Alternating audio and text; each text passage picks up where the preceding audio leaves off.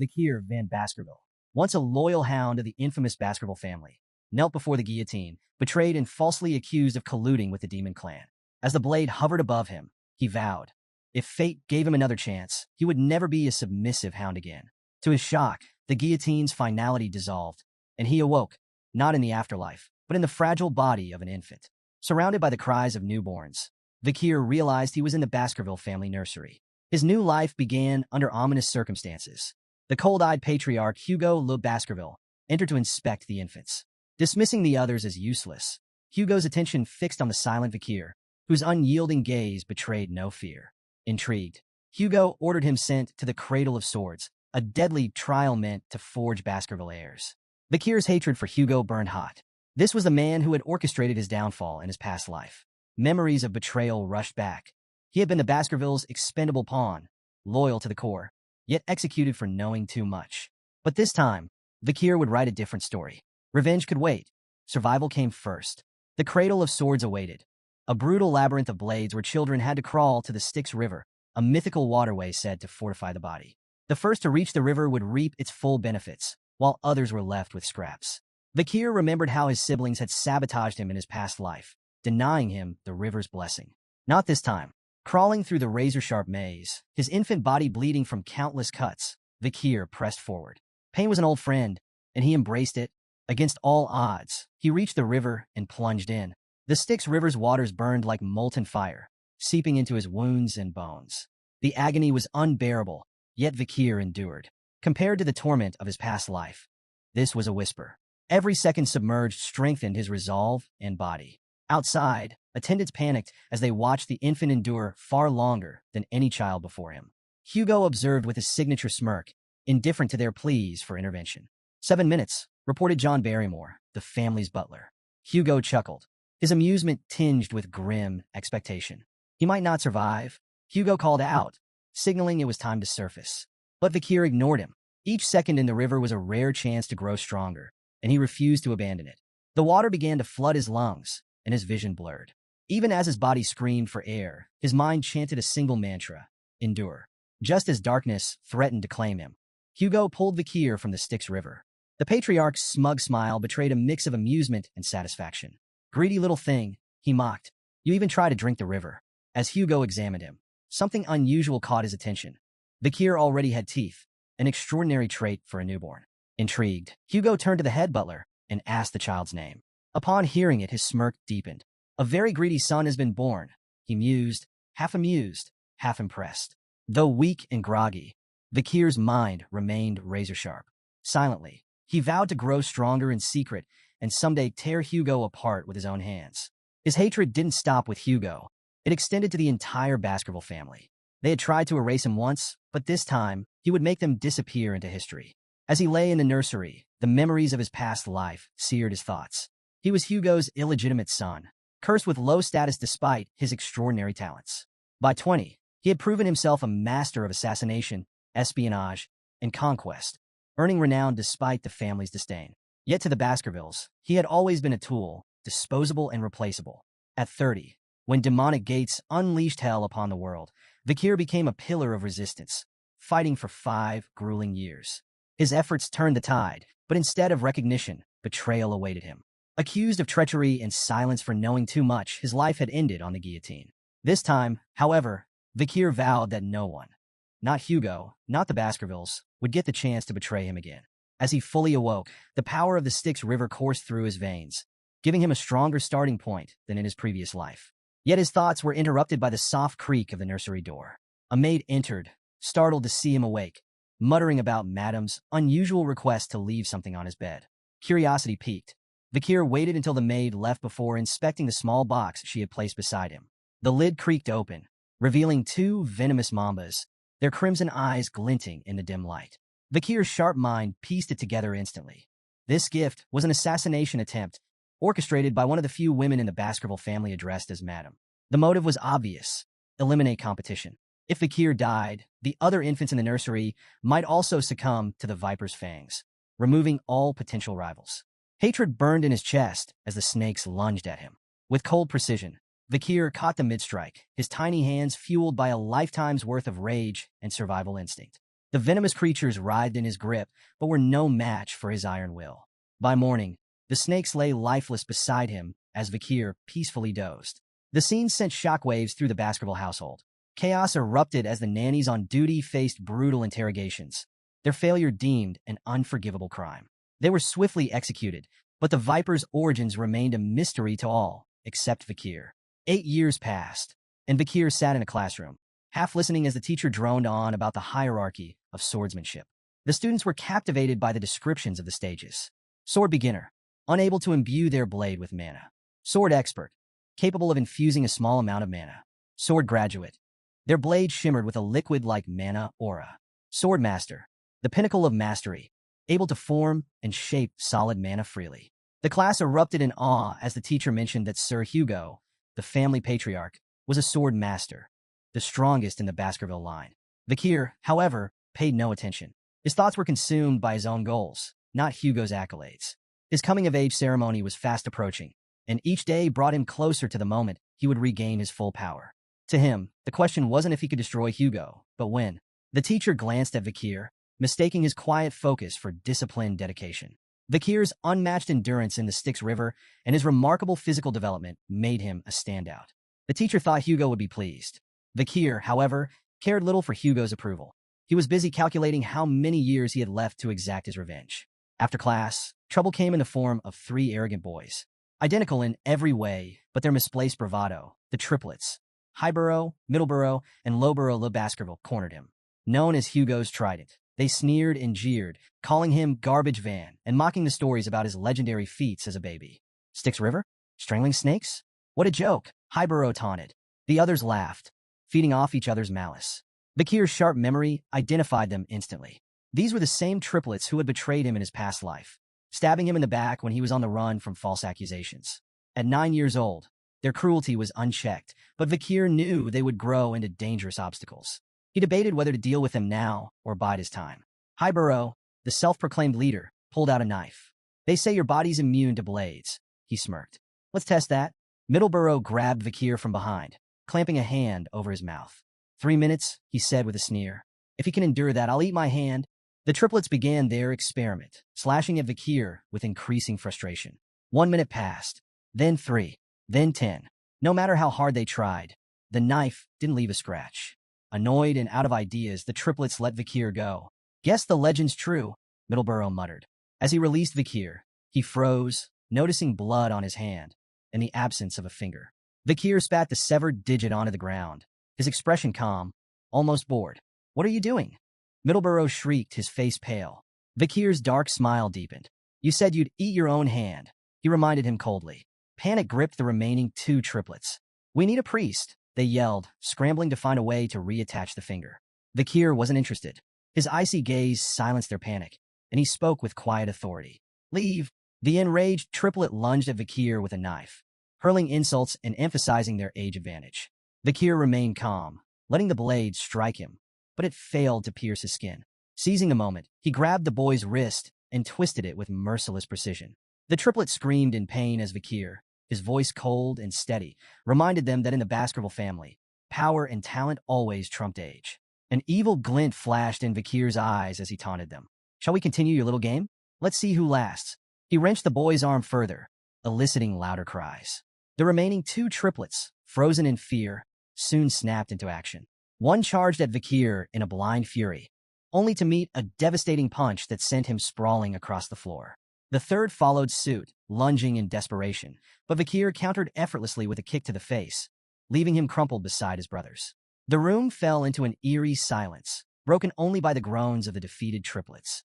Vakir stood over them, his gaze icy and unforgiving. With chilling detachment, he told them that while their wounds could be treated, they would have to endure their pain for now. Then, with a mockingly generous tone, he offered them a way out. One of you can leave the room, Vakir said. Relief flickered across the triplets' battered faces, and they quickly asked which one of them would be spared. In response, Vakir picked up the knife and tossed it onto the ground between them. Decide for yourselves, he said, his voice dripping with cruel amusement. As he turned to leave, he added one last taunt. Don't take too long. At least one of you should live, right?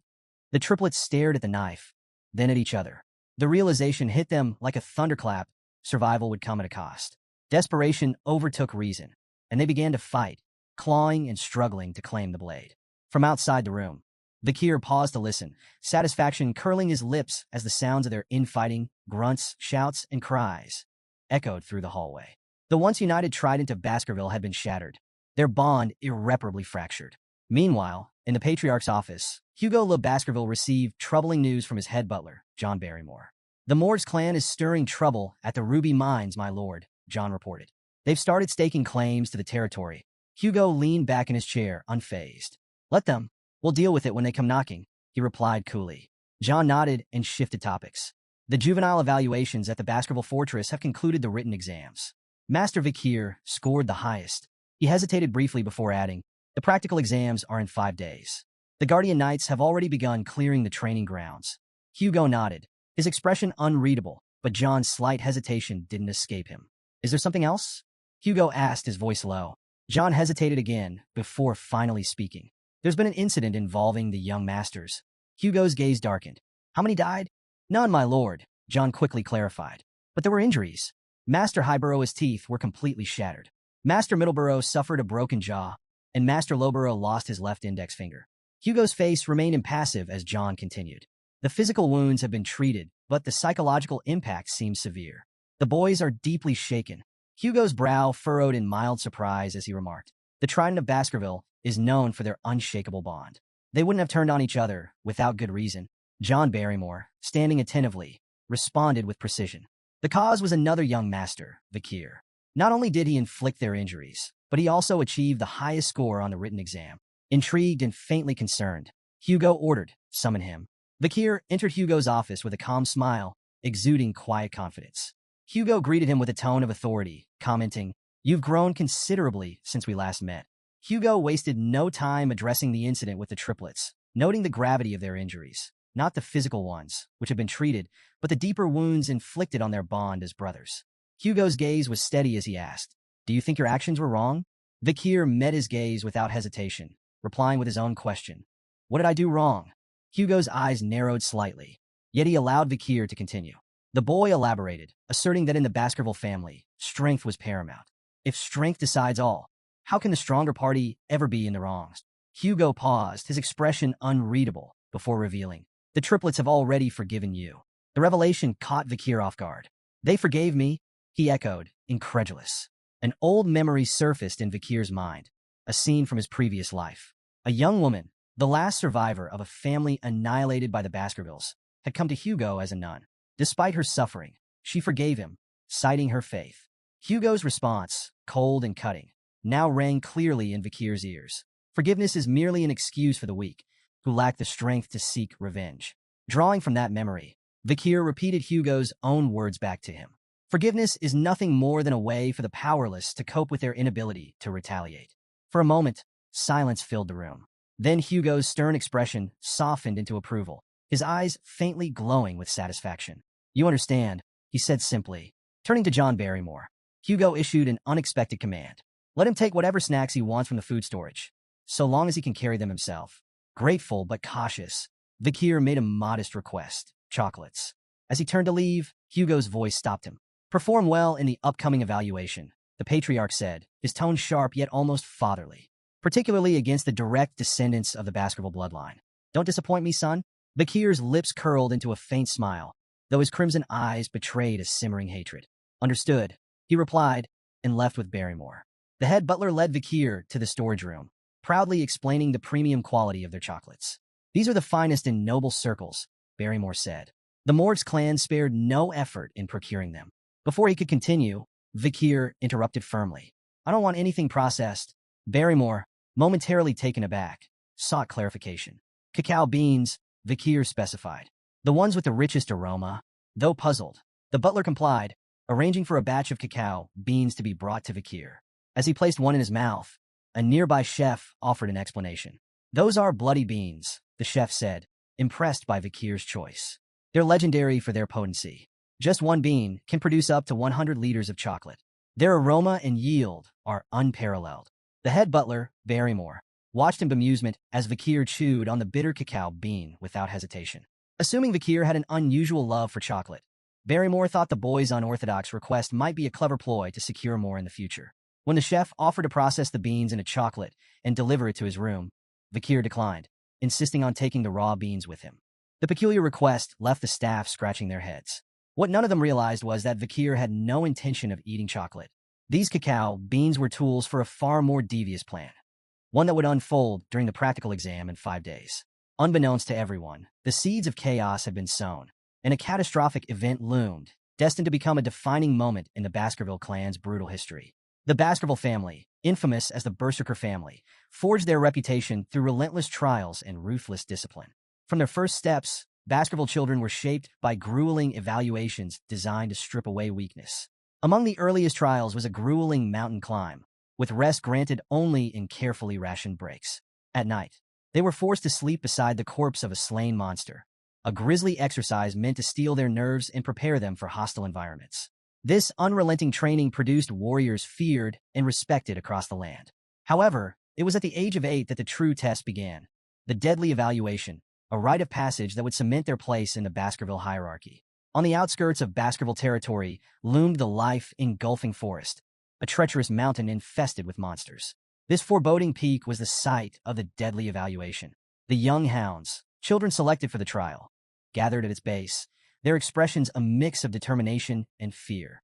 Standing before them was Shadow Dog Pavlov Van Baskerville, an instructor renowned for his sharp instincts and formidable aura. He laid out the rules of the exam with cold precision. The task was deceptively simple: survive for 1 month on the mountain while hunting strong monsters. The scoring system, however, demanded both strategy and ruthlessness. Survive the month, 10 points. Avoid permanent injuries, 30 points. Defeat a monster, 70 points. Eliminate a contestant, 50 points. Fulfill all conditions, 90 points. But no one could achieve a perfect 100. Sir Hugo had decreed that perfection bred arrogance, and arrogance was the path to ruin. Additional points could be earned by stealing the badge issued to each participant. However, death carried an unforgiving penalty, 0 points. Pavlov issued a grim warning: do not stray beyond the designated area. While the marked zones were dangerous, they were partially subjugated with monitored monster populations. Beyond these areas lay the mountain's forbidden zones, where unknown horrors prowled. The shadow dogs, acting as examiners and covert supervisors, would observe the participants and minimize casualties where possible. Killing was not forbidden but carried penalties, and the instructors aimed to prevent unnecessary deaths. Yet in the Baskerville family, the line between survival and slaughter was perilously thin. As the young masters gathered at the base of the mountain, anticipation crackled in the air. Whispers rippled through the group, with many casting furtive glances at Vakir. His legendary endurance in the Styx River and the rumored incident with the triplets were hot topics of conversation. Vakir, as composed as ever, remained indifferent to their murmurs, his thoughts focused on the mountain before him. He had been to Le Rouge et Le Noir before and was no stranger to its dangers. Unlike the others, who saw only a brutal test, Vakir saw an opportunity. Nearby, the triplets stood together, their usual arrogance dampened. Beads of sweat glistened on their foreheads as they cast uneasy looks at Vakir. Their nerves betrayed them. It was clear the memory of their encounter with him still lingered. Shadow Dog Pavlov, standing tall and imposing, offered a brief wish for success before the sharp toll of the bell echoed across the mountain. The evaluation had begun. The group exploded into motion, scattering in every direction. Some pursued carefully planned strategies, racing toward areas they believed offered an advantage. Others played opportunists, trailing their peers to claim their badges, or their lives, when the moment presented itself. The triplets, however, were already arguing. Each insisted on their own plan, their voices growing louder as frustration took hold. Their bickering slowed them down, their movements clumsy and disorganized. Watching from a hidden perch, Pavlov's expression darkened. Though he hoped to keep casualties minimal, the disarray among the participants hinted at an inevitable bloodbath. One shadow dog, assigned to monitor Vakir, followed him closely, while the other candidates scrambled for safe zones or sought out weaker competitors to target. Vakir took an entirely different route. He strode confidently toward the restricted zone, a place forbidden even to many of the instructors. The shadow dog's curiosity was piqued. Who was this boy? Rumored to be a prodigy, Vakir had already distinguished himself through his feats. His boldness in venturing into the restricted zone intrigued the seasoned observer, who followed silently, eager to see how Vakir would fare in the uncharted wilderness. Vakir stopped at a massive tree, scanning his surroundings with calm precision. The soft ground beneath the tree seemed like the perfect place to set up camp. To the Shadow Dog's surprise, Vikir began preparing to rest. While the other candidates battled monsters or plotted to steal badges, Vikir busied himself with mundane tasks, gathering wood, digging small holes, and practicing with a wooden stick. When night fell, he slept peacefully under the tree, completely unbothered by the chaos erupting elsewhere on the mountain. The Shadow Dog grew impatient. Was this boy truly a genius, or just a fraud avoiding the real competition? His so-called strategy seemed like nothing more than camping and cooking. Frustrated by the lack of action, the Shadow Dog eventually decided to abandon his watch, muttering to himself as he left to observe more interesting candidates. As soon as the Shadow Dog was gone, a sly smile crept across Vikir's face. He had been waiting for this moment. Without the observer breathing down his neck, he could finally focus on his real plan. Tossing a handful of bloodied beans into the fire, Vikir leaned back against the tree, reminiscing about the old days when camping like this was second nature. A quiet chuckle escaped him as he muttered to himself, "Finally, that nosy dog is gone." The flames crackled, releasing the potent aroma of the beans into the air. Vikir's preparations were complete.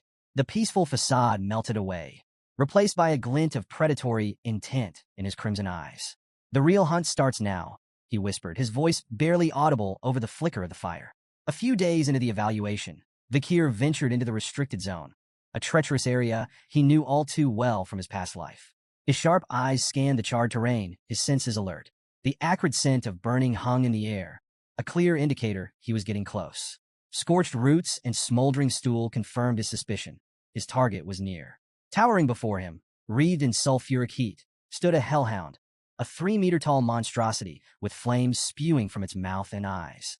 The beast radiated terror, its very presence capable of incinerating anything in its path. Known for its relentless brutality, the hellhound burned its victims until nothing but ash remained. With a risk rating of B+, it was a living disaster, a nightmare brought to life. For a brief moment, doubt flickered through Vikir's mind. In his past life, he had barely survived an encounter with one of these creatures at 18. Now, as an 8-year-old, facing it directly would be suicide. But Vikir hadn't come to fight the hellhound head-on. He had a plan. The hellhound lunged, flames flaring wildly as it snapped its massive jaws. Vikir sidestepped, narrowly avoiding its bite. He recalled the creature's first critical weakness. Hellhounds could only move in straight lines. Their immense size and speed made sudden changes in direction impossible. Seizing the opportunity, Vikir quickly poured water onto the ground, creating a shallow puddle. The hellhound skidded to a halt, hesitating as it calculated a detour. "Can't cross water, can you?" Vikir muttered with a smirk. Like most canine monsters, the hellhound was instinctively repelled by water, even in shallow amounts. This bought Vikir precious time to reposition himself. But the danger was far from over. The beast's bloodlust was unrelenting, and it lunged again, flames roaring. Vikir sprang into action, executing the final step of his plan. As the hellhound opened its massive jaws to roar, Vikir hurled a bloody bean directly into its throat. The beast staggered, its snarls turning to whimpers as its body trembled violently. It collapsed, immobilized and helpless. "Chocolate's toxic to canines," Vikir remarked, watching the hellhound writhe. The bloody bean, capable of producing 100 liters of chocolate from a single seed, acted as a concentrated poison, overwhelming the beast in moments. With the hellhound incapacitated, Vikir approached with deliberate calm. His crimson gaze locked on its weak point, a vulnerable spot near its kidney, where no ribs offered protection. He gripped his sword tightly, then plunged the blade into the hellhound's side with surgical precision. The beast's body convulsed before going still. A rush of energy, its karma, flowed into Vikir, fortifying his young body. His sword felt lighter, his movements sharper. Inch by inch, he could feel himself reclaiming the immense power he had once possessed before his regression, all while still in the body of an 8-year-old. Standing over the fallen hellhound, Vikir allowed himself a moment of satisfaction. He imagined the stunned expression on Hugo's face when he returned to the clan with the head of a B+ rank monster. With a flick of his blade, Vikir decapitated the hellhound and hoisted its massive head. The weight felt insignificant in his hands, a testament to his growing strength. As he gazed out over the charred forest, Vikir's smirk deepened. Victory was already in his grasp. He knew that this kill had all but guaranteed him first place in the practical exam. Vikir's triumph was short-lived. A low, menacing growl shattered the silence, and he turned to see a group of hellhounds emerging from the shadows. Their flaming eyes locked onto him, filled with vengeful fury. It was clear they had come for their fallen comrade. Despite the odds, Vikir remained calm. He gripped his sword tightly, mentally calculating his resources. He had enough bloody beings to exploit their weakness, and he knew their patterns and limitations. Victory wasn't impossible, but before the hellhounds could attack, something unexpected happened. The pack began to whimper, their flaming eyes darting nervously as they shrank back. This sudden display of fear immediately caught Vikir's attention. Hellhounds never back down, even when facing certain death. What could terrify them? Vikir murmured, his heart pounding as he turned to face the source of their fear. His eyes widened in shock. Towering above him was a Cerberus, the legendary three-headed guardian of the underworld. The beast was colossal, 7 meters tall and radiating an aura of unmatched menace. Its 3 heads snarled and snapped, each mouth spewing fiery embers. With a risk rating of A+, Cerberus was leagues beyond the hellhounds in strength and ferocity. Vikir's mind raced. What is a Cerberus doing here? The monstrous creature was supposed to reside on the 7th ridge of life engulfing forest, far beyond the exam's designated area. Then he noticed something critical. Cerberus was injured. The creature's massive body bore several deep wounds, and arrows jutted out from its flesh. Blood trickled down its dark fur, and its movements were slower than usual. It was clear someone or something had been hunting it, driving it to this lower ridge. Realizing the opportunity before him, Vikir quickly assessed his options. An injured Cerberus was still a massive threat, but it was far more vulnerable than usual. This was a once-in-a-lifetime chance. With steely resolve, Vikir charged forward, his body moving with precision honed from years of battle in his past life. His blade flashed in the dim light as he landed several strikes on the massive beast. Each blow was calculated, targeting weak points exposed by its injuries. The Cerberus roared in pain, its fiery breath scorching the ground as it lashed out in retaliation. Vikir dodged with agility, his movements sharper than ever thanks to the strength he had gained from the Styx River. An injured Cerberus. This is doable, Vikir thought, his determination burning as brightly as the flames around him. But his confidence was short-lived. In a moment of carelessness, the Cerberus struck with lightning speed. Its first swipe shattered Vikir's sword, the blade exploding into fragments that scattered across the forest floor. The second blow hit him with tremendous force, sending him flying through the air like a ragdoll. Vikir's flight ended abruptly as his body slammed into a tree trunk with a sickening crack. The impact left him crumpled on the ground, motionless and battered. Blood spilled from his mouth, pooling beneath him as silence descended. For a moment, nothing moved. Then, Vikir's eyes fluttered open. Pain shot through his body, sharp and overwhelming. Panic flared as he noticed the unnatural angle of his left arm. His first thought was that the Cerberus had torn it clean off, but to his relief, it was still attached, though badly mangled. He grimaced, forcing himself to sit up. The Styx River's blessing saved me, he realized, though the protection came with limits. He wouldn't survive another direct hit.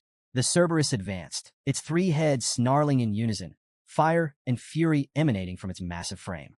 Vikir's instincts screamed at him. Brute force was no longer an option. Survival demanded a different strategy. Sometimes the wisest move was to retreat and live to fight another day. Swallowing his pride, Vikir turned and ran. His mind raced as he scanned the terrain for an escape. The beast's roars thundered behind him, its footsteps shaking the ground with each stride. Then he saw its salvation. A weathered iron fence loomed just a few yards ahead, marking the edge of the restricted zone. If he could cross it, he'd be closer to the safe haven he had prepared before the battle. Summoning every ounce of strength, Vikir sprinted toward the fence. The Cerberus lunged, its massive jaws snapping inches from his back. With a final burst of speed, he threw himself through the gate, crashing onto the other side. Relief surged through him, but there was no time to waste. The beast's pursuit was relentless, and Vikir had to move fast. He scanned the forest, his eyes locking onto the trap he had set days earlier, a deep pit camouflaged beneath thick foliage. As the Cerberus charged, Vikir led it straight to the concealed pit. Timing his move perfectly, he dived out of the way just as the beast lunged forward.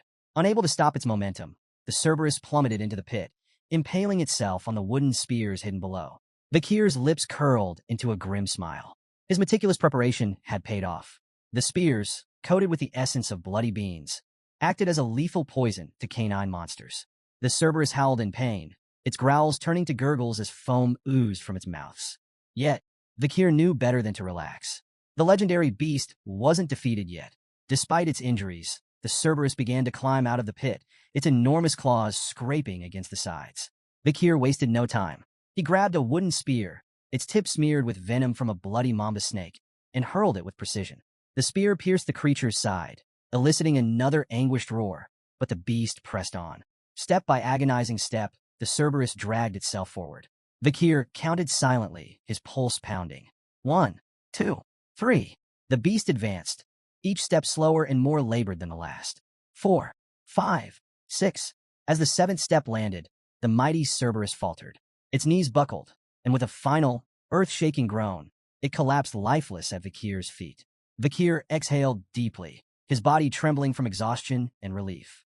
The venom of the bloody mamba, true to its legend, had ensured the creature couldn't take more than 7 steps after being struck. He had hidden the spear long ago, a precaution for the most dire of circumstances. Today, it had saved his life. The immense energy of the defeated Cerberus surged into Vikir, strengthening his body further. His muscles felt lighter, his reflexes sharper. Power coursed through him, and he marveled at how close he was to reclaiming the strength of his former life. He turned to the massive corpse of the Cerberus, a testament to his victory. Its 3 heads alone would be proof enough of his feat, but there was a problem. The poisoned spears and venomous effects would be obvious upon examination. Rumors could spread, undermining his achievement. Vikir considered his options. Transporting the entire corpse was impossible alone, and while the heads were portable, he needed a witness to corroborate the kill. His thoughts drifted to the guardian knight, who had seen him carving the wooden spears days earlier. Perhaps they could vouch for him. A new thought ignited in Vikir's mind.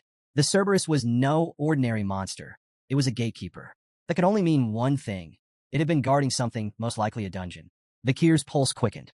Dungeons were lairs of powerful creatures, brimming with rare artifacts and untold riches. The chance to uncover hidden treasure was too tempting to ignore. Before venturing further, Vikir took a calculated precaution. Scooping up a handful of the Cerberus's foul-smelling feces, he smeared it on his body. The stench was revolting, but it served a purpose, masking his scent from smaller predators that might cross his path. Survival before dignity. Following the Cerberus's trail through the forest, Vikir's experienced eyes spotted the signs. A path of dried soil, rotting leaves, and disturbed roots. Recognition struck him like a lightning bolt. This dungeon, he muttered to himself. In his past life, this place would be discovered a decade from now. By then, it would have already been plundered, its treasures long gone. But now, it was untouched. The air around it practically hummed with mana, an unmistakable sign of its vitality. The dungeon's entrance loomed before him, shrouded in oppressive darkness. Vikir approached cautiously, his crimson eyes faintly glowing with anticipation. One wrong step could mean death. He stepped inside, the silence broken only by the soft echo of his footsteps. The further he descended, the more the dungeon revealed its wonders. Veins of ruby minerals streaked the walls, their faint glimmers lighting the way. Vikir deduced they were connected to the nearby Red All Mountain, famous for its precious gems. His excitement grew as he pressed deeper into the labyrinth. Then, a glimmer of light ahead caught his attention. Quickening his pace, he entered a massive, brightly lit chamber and stopped in awe. At the chamber center stood a colossal ruby mounted atop a stone pillar, its intense, otherworldly glow illuminating the room. This wasn't just any jewel. Vikir could tell at a glance that the gem was infused with mana, its brilliance far surpassing anything he had ever seen. For a moment, he simply marveled at the treasure before him. But his awe was short-lived. Nearby, a skeleton lay crumpled on the ground. As he approached, the signs of violence became apparent. Deep stab wounds marred the brittle bones, and dried blood stained the floor around it, a silent testament to the victim's gruesome fate. Vikir knelt beside the remains, his sharp mind piecing together clues. Lying next to the skeleton was a weathered letter, its edges worn with age. Curiosity piqued, he picked it up and began to read. The writer introduced himself as Cain, but notably avoided providing his full name. The handwriting struck a chord of recognition deep within Vikir. His crimson eyes narrowed. This is Baskerville handwriting, he murmured, his suspicions growing. The letter detailed a harrowing tale. Cain and his brother, Abel, had stumbled upon this legendary chamber, a place spoken of in Baskerville lore for generations. Together, they had navigated countless trials and slain powerful monsters to reach this fabled location. But their journey ended here. The letter revealed they had been trapped by the dungeon's final trial, imprisoned in this chamber for 3 agonizing years. Vikir's thoughts churned as he absorbed the weight of Cain and Abel's grim tale. What treasure could possibly justify such suffering? His attention returned to the massive ruby at the chamber's center. Its mesmerizing glow seemed to call out to him, and Vikir knew instinctively it held the key to the dungeon's final challenge. Approaching cautiously, he read the riddle inscribed on the stone aloud. When entering, it's 1. But once inside, it's 2. When leaving, it's 1. The cryptic words hung heavily in the air, their meaning elusive. Vakir recalled Cain's letter, where the brothers had wrestled with this very puzzle. Cain and Abel, twins separated at birth, had believed the riddle required them to become one again. This interpretation led to tragedy. Cain, driven by desperation, had killed Abel in a futile attempt to solve the riddle. Yet even after his brother's death, the treasure remained inaccessible. Racked with guilt, Cain had abandoned the dungeon empty-handed, his letter warning future adventurers of its cruelty. He called it the Devil's Den, a place designed to prey on human greed, offering despair instead of salvation. Vakir reread the riddle, refusing to succumb to the same despair that had broken Cain. The answer wasn't about people, it couldn't be. His sharp gaze scanned the chamber, noting every detail. The ruby's light, the skeleton's silent testimony, and the phrasing of the riddle itself. 1, 2, 1. Suddenly it clicked. The answer wasn't about twins or sacrifice. It was about shadows. Vakir stepped toward the ruby, his thoughts crystallizing. In the dark passage leading to the chamber, he had cast no shadow. Upon entering the ruby's glow, he became two, himself and his shadow. And when the light disappeared, the shadow would vanish, leaving only one again. It was simple, too simple for Cain and Abel, blinded by their assumptions. Vakir gripped his weapon and struck the ruby with a precise blow. The gem shattered into fragments, its brilliant light extinguished in an instant. The chamber lit up with a final, blinding flash as the ruby crumbled. Then, as silence returned, the treasure the dungeon had guarded was revealed. Vakir's breath caught. At the center of the newly exposed chamber stood a sword embedded in a stone. Its sinister aura filled the air, heavy with malice and power. The blade exuded a dark, otherworldly energy that sent shivers down Vakir's spine. Approaching cautiously, he read the inscription etched into the stone. "Only those with Baskerville's blood may claim me." His eyes widened. This wasn't just any weapon. It was the fabled Beelzebub. The name stirred memories buried deep within him. As a child, he had seen illustrations of the gluttonous fly, Beelzebub, in an old picture book. The monstrous entity was said to devour all in its path, an insatiable glutton tied to ancient legends. The stories of Beelzebub were more than legends. They were warnings. Known as one of the seven calamities, Beelzebub was part of the devil's holy constellation, a force of destruction so immense that 7 great families, including the Baskervilles, had risen to combat them. Each family had faced a fragment of their power, sealing the remnants within their lands. The first patriarch of the Baskerville family had battled Beelzebub, sealing its essence within their territory. Many dismissed these tales as myths, but as Vakir stood before the ominous blade radiating Beelzebub's malevolence, he knew the truth. The sword's existence was undeniable proof that the legends were real. Vakir stared at the blade, its dark aura flickering faintly like the dying embers of a fire. This weapon was more than a tool of destruction. It was a symbol of his family's cursed legacy. Yet, it also represented unparalleled power. He thought of the blood-soaked history tied to its edge. Beelzebub's sword, once wielded by the demon clans, had left countless human lives in its wake. The weapon was both a prize and a threat, but one thing was clear. It could not fall into the wrong hands. "This sword is mine now," Vakir declared, reaching for the hilt. The moment his fingers closed around it, an intense surge of energy shot through his body, forcing a gasp from his lips. The blade reacted instantly, vanishing from sight only to reappear moments later, fused to his hand. Vakir held his breath as the sword materialized again, emerging directly from his palm as if it had always been part of him. Its faint, ominous aura pulsed in rhythm with his heartbeat. He stared at the weapon in awe. The sword wasn't just a relic. It was a fragment of the devil's holy constellation, imbued with potential that made his blood race. A grin spread across his face as he marveled at the power it could unlock. With such a weapon, his path to vengeance grew clearer. After thoroughly exploring the dungeon and finding nothing else of value, Vakir decided to leave. But as he approached the exit, a sudden wave of nausea overtook him. His vision blurred, his legs buckled, and he fell to his knees, clutching his stomach. At first, he thought it was his own hunger, but the sensation was strange, foreign. Then he understood. It wasn't his hunger. It was the sword's. Beelzebub's insatiable appetite was now linked to him, its hunger coursing through his veins. Stumbling out of the dungeon, Vakir felt the blade tugging at him, pulling in a specific direction. Unable to resist, he followed its guidance. It led him back to the Hellhound's corpse, still steaming from its earlier battle. Confused but compelled, Vakir extended the blade toward the body. His eyes widened as the sword came alive, voraciously absorbing the Hellhound's blood. The once dark blade pulsed with crimson light as it fed, its hunger satiated at last. As the feeding ended, the sword let out a strange, satisfied sound, like a child after a hearty meal. Vikir's own hunger faded, replaced by a gnawing frustration. The blade was unpredictable. Its needs a burden he hadn't anticipated. Yet, its power was undeniable. Examining the weapon, Vikir noted its intricate design, slots embedded within the blade, faintly glowing. He recalled the stories about Beelzebub's inherent ability, gluttonous flies. The sword could absorb not only the blood of its victims but their skills, adding them to its arsenal. This ability made Beelzebub a weapon of limitless potential, but also one of chaos. Many of its past wielders had overindulged its appetite, allowing it to absorb so much that even their most fearsome opponents had been rendered powerless. I won't make the same mistake, Vikir muttered. He resolved to limit the sword's consumption to 3 abilities at a time, no more. Any more would risk making the blade unmanageable, and himself its victim. The barren trees and dried soil of the mountain took on a new meaning as Vikir reflected on the blade's gluttony. He suspected Beelzebub had been the cause of this desolation, its insatiable hunger draining life from everything around it. Inspecting the first slot, Vikir noted the newly absorbed skill, Hemorrhage Hellhound B+.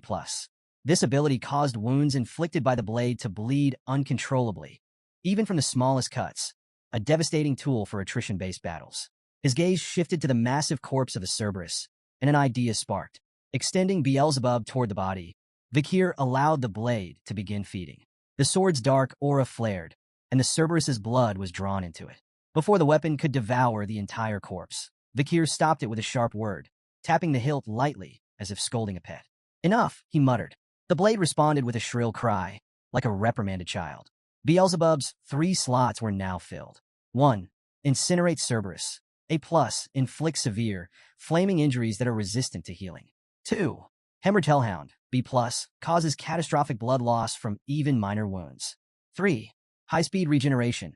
F. A minor healing ability absorbed from a crushed sewer rat. Vikir smirked, noting the high-speed regeneration skill. While not as impressive as the others, it could still prove useful in emergencies. He glanced at the squashed rat beneath the Cerberus's corpse and felt a mix of amusement and practicality. Reflecting on Incinerate Cerberus, Vikir marveled at its raw destructive power. Thermal injuries, he knew, inflicted far more agony than hemorrhage. With his preparations for the exam complete, Vikir chose to remain near the Cerberus's remains until the evaluation officially ended.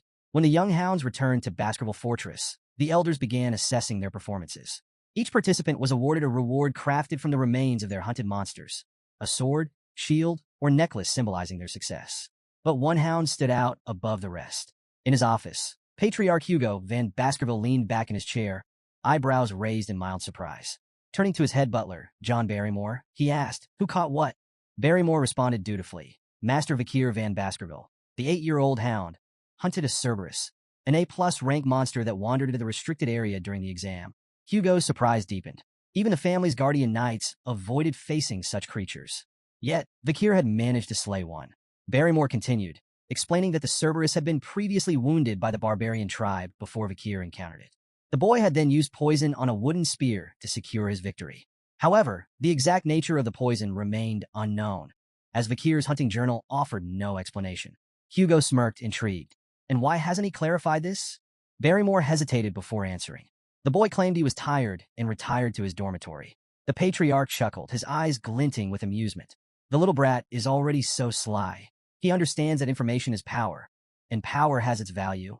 Barrymore nodded, though his astonishment lingered. It's remarkable that such talent comes from a hound named Van, rather than Lon.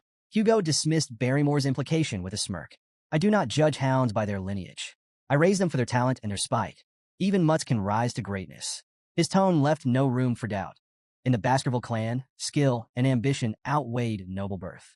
Barrymore hesitated, his mind drifting briefly to Hugo's second son, who was undergoing isolation training. He wondered if Hugo's indifference masked concern, but chose not to voice his thoughts. Instead, he bowed slightly and apologized for his earlier comment. Hugo waved it off. Enough of that. Bring me something to lift my spirits. Shall I summon Master Vikir? Barrymore offered immediately. Hugo nodded, and the butler departed. When Vikir entered the Patriarch's office, his composed, self-assured demeanor didn't escape Barrymore's notice. Hugo, ever direct, wasted no time questioning him about the Cerberus hunt. How did you manage it? Hugo asked. With calm precision, Vikir revealed his use of chocolate as a poison, exploiting its lethal effect on canine monsters. Hugo's eyes briefly widened in surprise, quickly piecing together the implications. The boy's earlier request for chocolate hadn't been a whim. It had been a carefully laid strategy. Barrymore, standing nearby, was equally astonished but kept his focus on the subtle tension between the two. The lack of formal greetings struck him as unusual. Was this how a father and son truly interacted? As the conversation continued, Hugo shifted gears. Why didn't you explain this to Barrymore earlier? Vakir's reply was curt but deliberate. The butler is not my master. Hugo raised an eyebrow, intrigued. Then who is your master? I belong to the clan, Vakir said without hesitation. The master of the clan is my master as well. Hugo smirked faintly, leaning back in his chair. Well said. He congratulated Vakir on his performance during the practical exam and declared that the Cerberus's corpse and all associated materials would belong solely to him. Hugo then announced an additional reward. As the highest scorer, Vakir was entitled to a special privilege, the opportunity to make a wish. Vakir's eyes gleamed at the prospect. Without hesitation, he requested access to the 10,000-book library, one of the largest and most prestigious repositories of knowledge in the Empire. Deep within the Baskerville clan's territory, the library housed forbidden techniques and secrets, accessible only to the Patriarch, the second-in-command, and their direct descendants. Hugo's eyebrows rose at the request. He reminded Vakir of the strict rules governing access, emphasizing that illegitimate children were barred from entry. Vakir, undeterred, replied coolly, if access is denied, I'll accept the decision. Inwardly, however, he was already devising plans to sneak in if necessary. To his astonishment, Hugo granted permission. You may enter, Hugo said, his tone calm but unreadable. Vakir was momentarily speechless, but quickly recovered.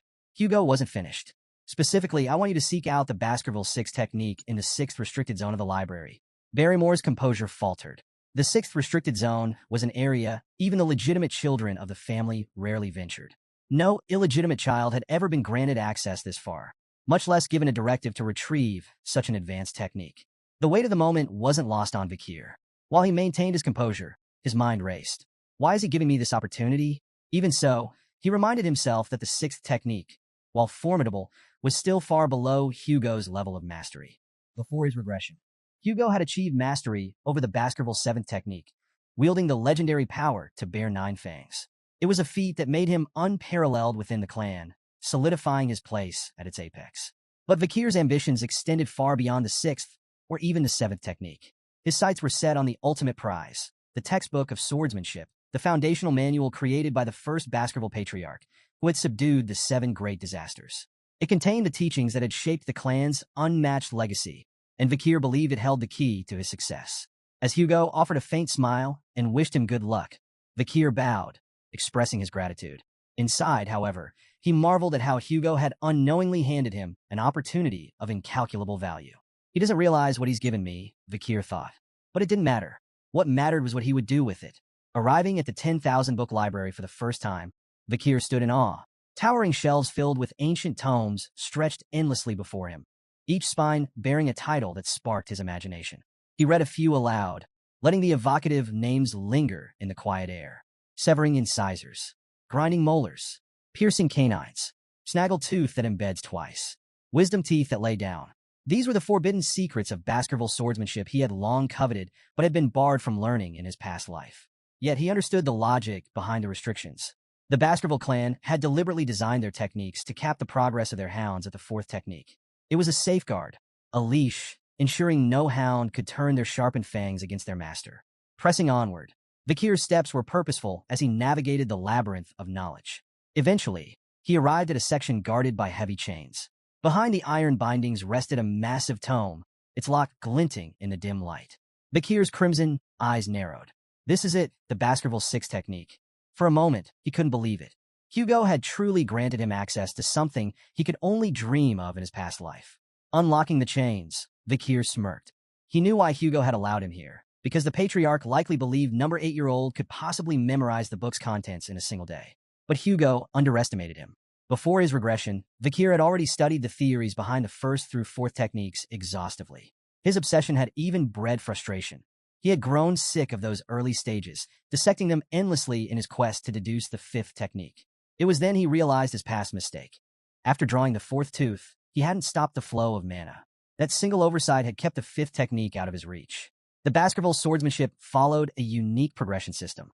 Each technique corresponded to a specific number of fangs. The 1st technique bore 1 fang, the 2nd 2, and so on. With each stage, a distinct red sword energy manifested, a visual representation of the user's mastery. The sixth technique, with its immense power, was a treasure Hugo likely thought Vikir could glimpse but never truly grasp. But Vikir's focus wasn't on the sixth technique itself. He wasn't here for what Hugo expected. His goal was far more audacious: to find a way to transcend his current limitations entirely. Leaving the swordsmanship section, Vikir caught the guards off guard. They stared at him in disbelief. "You're already finished reading?" one asked, incredulous. Another guard, clearly impressed, offered to retrieve more advanced texts from the deeper sections of the library.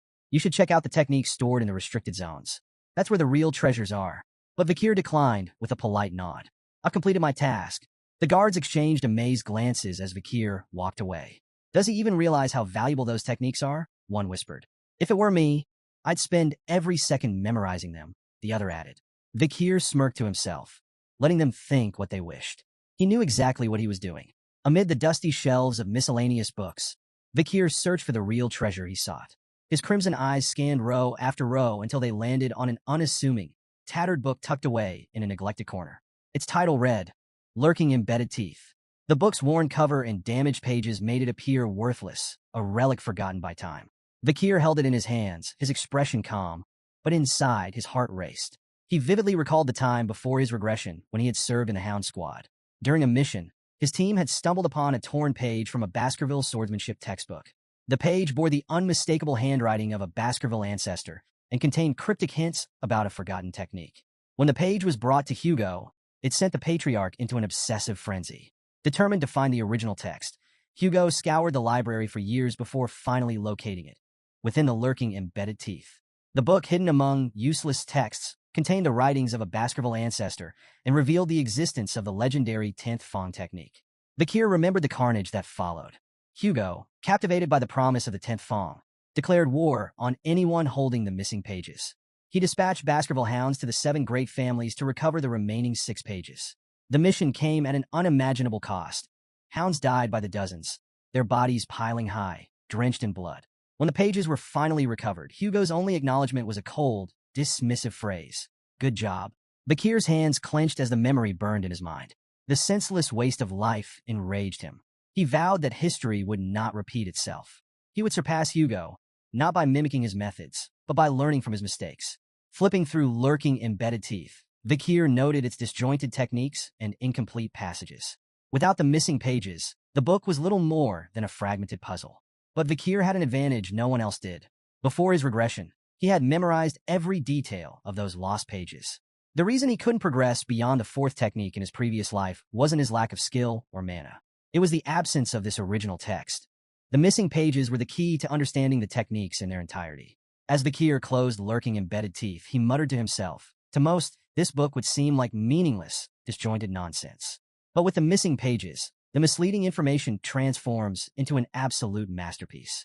He marveled at the text's brilliance, understanding that its true genius emerged only when the blanks were filled. Before his regression, Vikir had reached the pinnacle of graduate aura and mastered the highest level of the 4th Fong technique. Now, armed with this knowledge, he was confident he could surpass it. This time, however, he vowed to avoid the mistakes of his past. Before he turned 15, he would reclaim all the power he had lost, and more. Engrossed in the book, Vikir lost track of time. By the time he finished, dawn had broken. The realization of how much he had achieved filled him with pride. He had memorized every word, every nuance of the text. Glancing around the library, he noticed the absence of the Guardian Knights. The silence emboldened him. Though his young body wasn't yet capable of drawing all 10 fangs, he was certain the elusive 5th Fong technique, which had eluded him in his past life, was finally within reach. Approaching a nearby statue, Vikir steeled himself, his mind focused and his heart resolute. He began executing the Baskerville sword techniques, unleashing every ounce of power he could summon.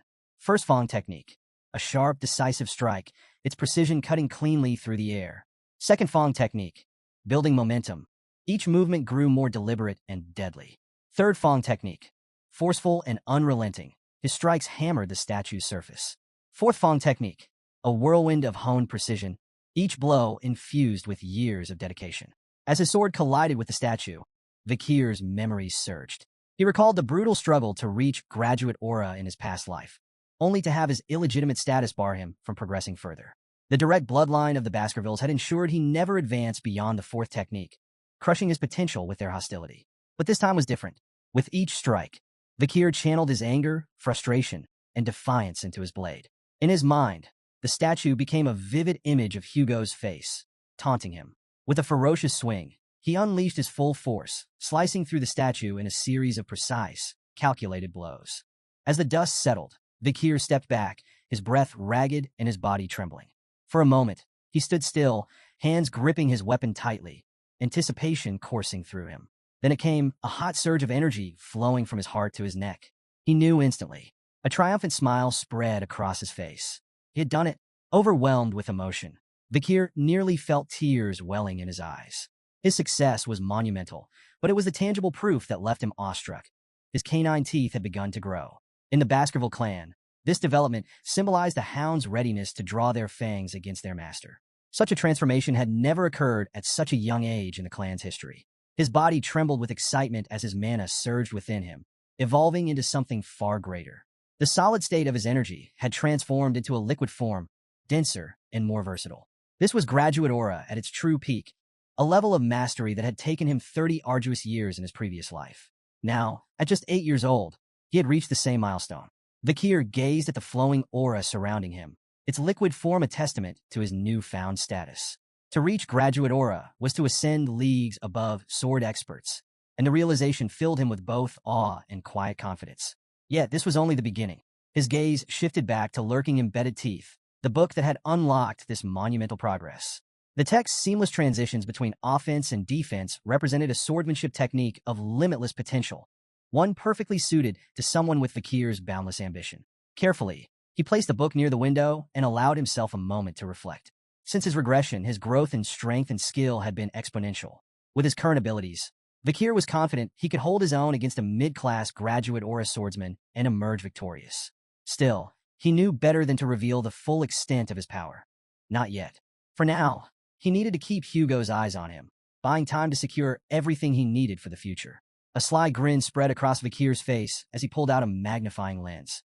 Positioning it over the book, he allowed the sun's rays to converge, igniting the pages in a small, controlled fire.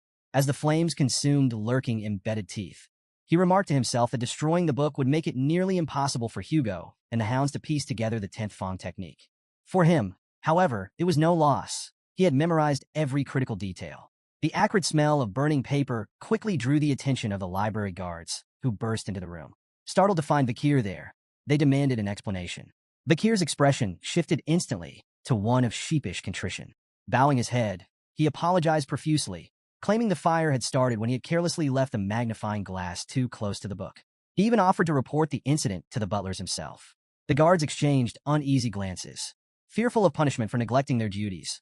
One finally suggested that the blame lay with them for failing to monitor the library properly. "We're just lucky it happened in this section," one guard muttered, glancing at the ashes of what they deemed useless books. Seizing the moment, Vikir subtly steered the conversation. He mentioned their preoccupation with the Morg's clan and the disturbances at the Ruby Mines, suggesting this might explain their absence. The guards nodded in agreement, grateful for the excuse and eager to bury the matter. They promised to keep the incident a secret if Vikir did the same. As he left the library, Vikir apologized again, thanking the guards for their understanding. Once he was out of sight, a mischievous grin spread across his face.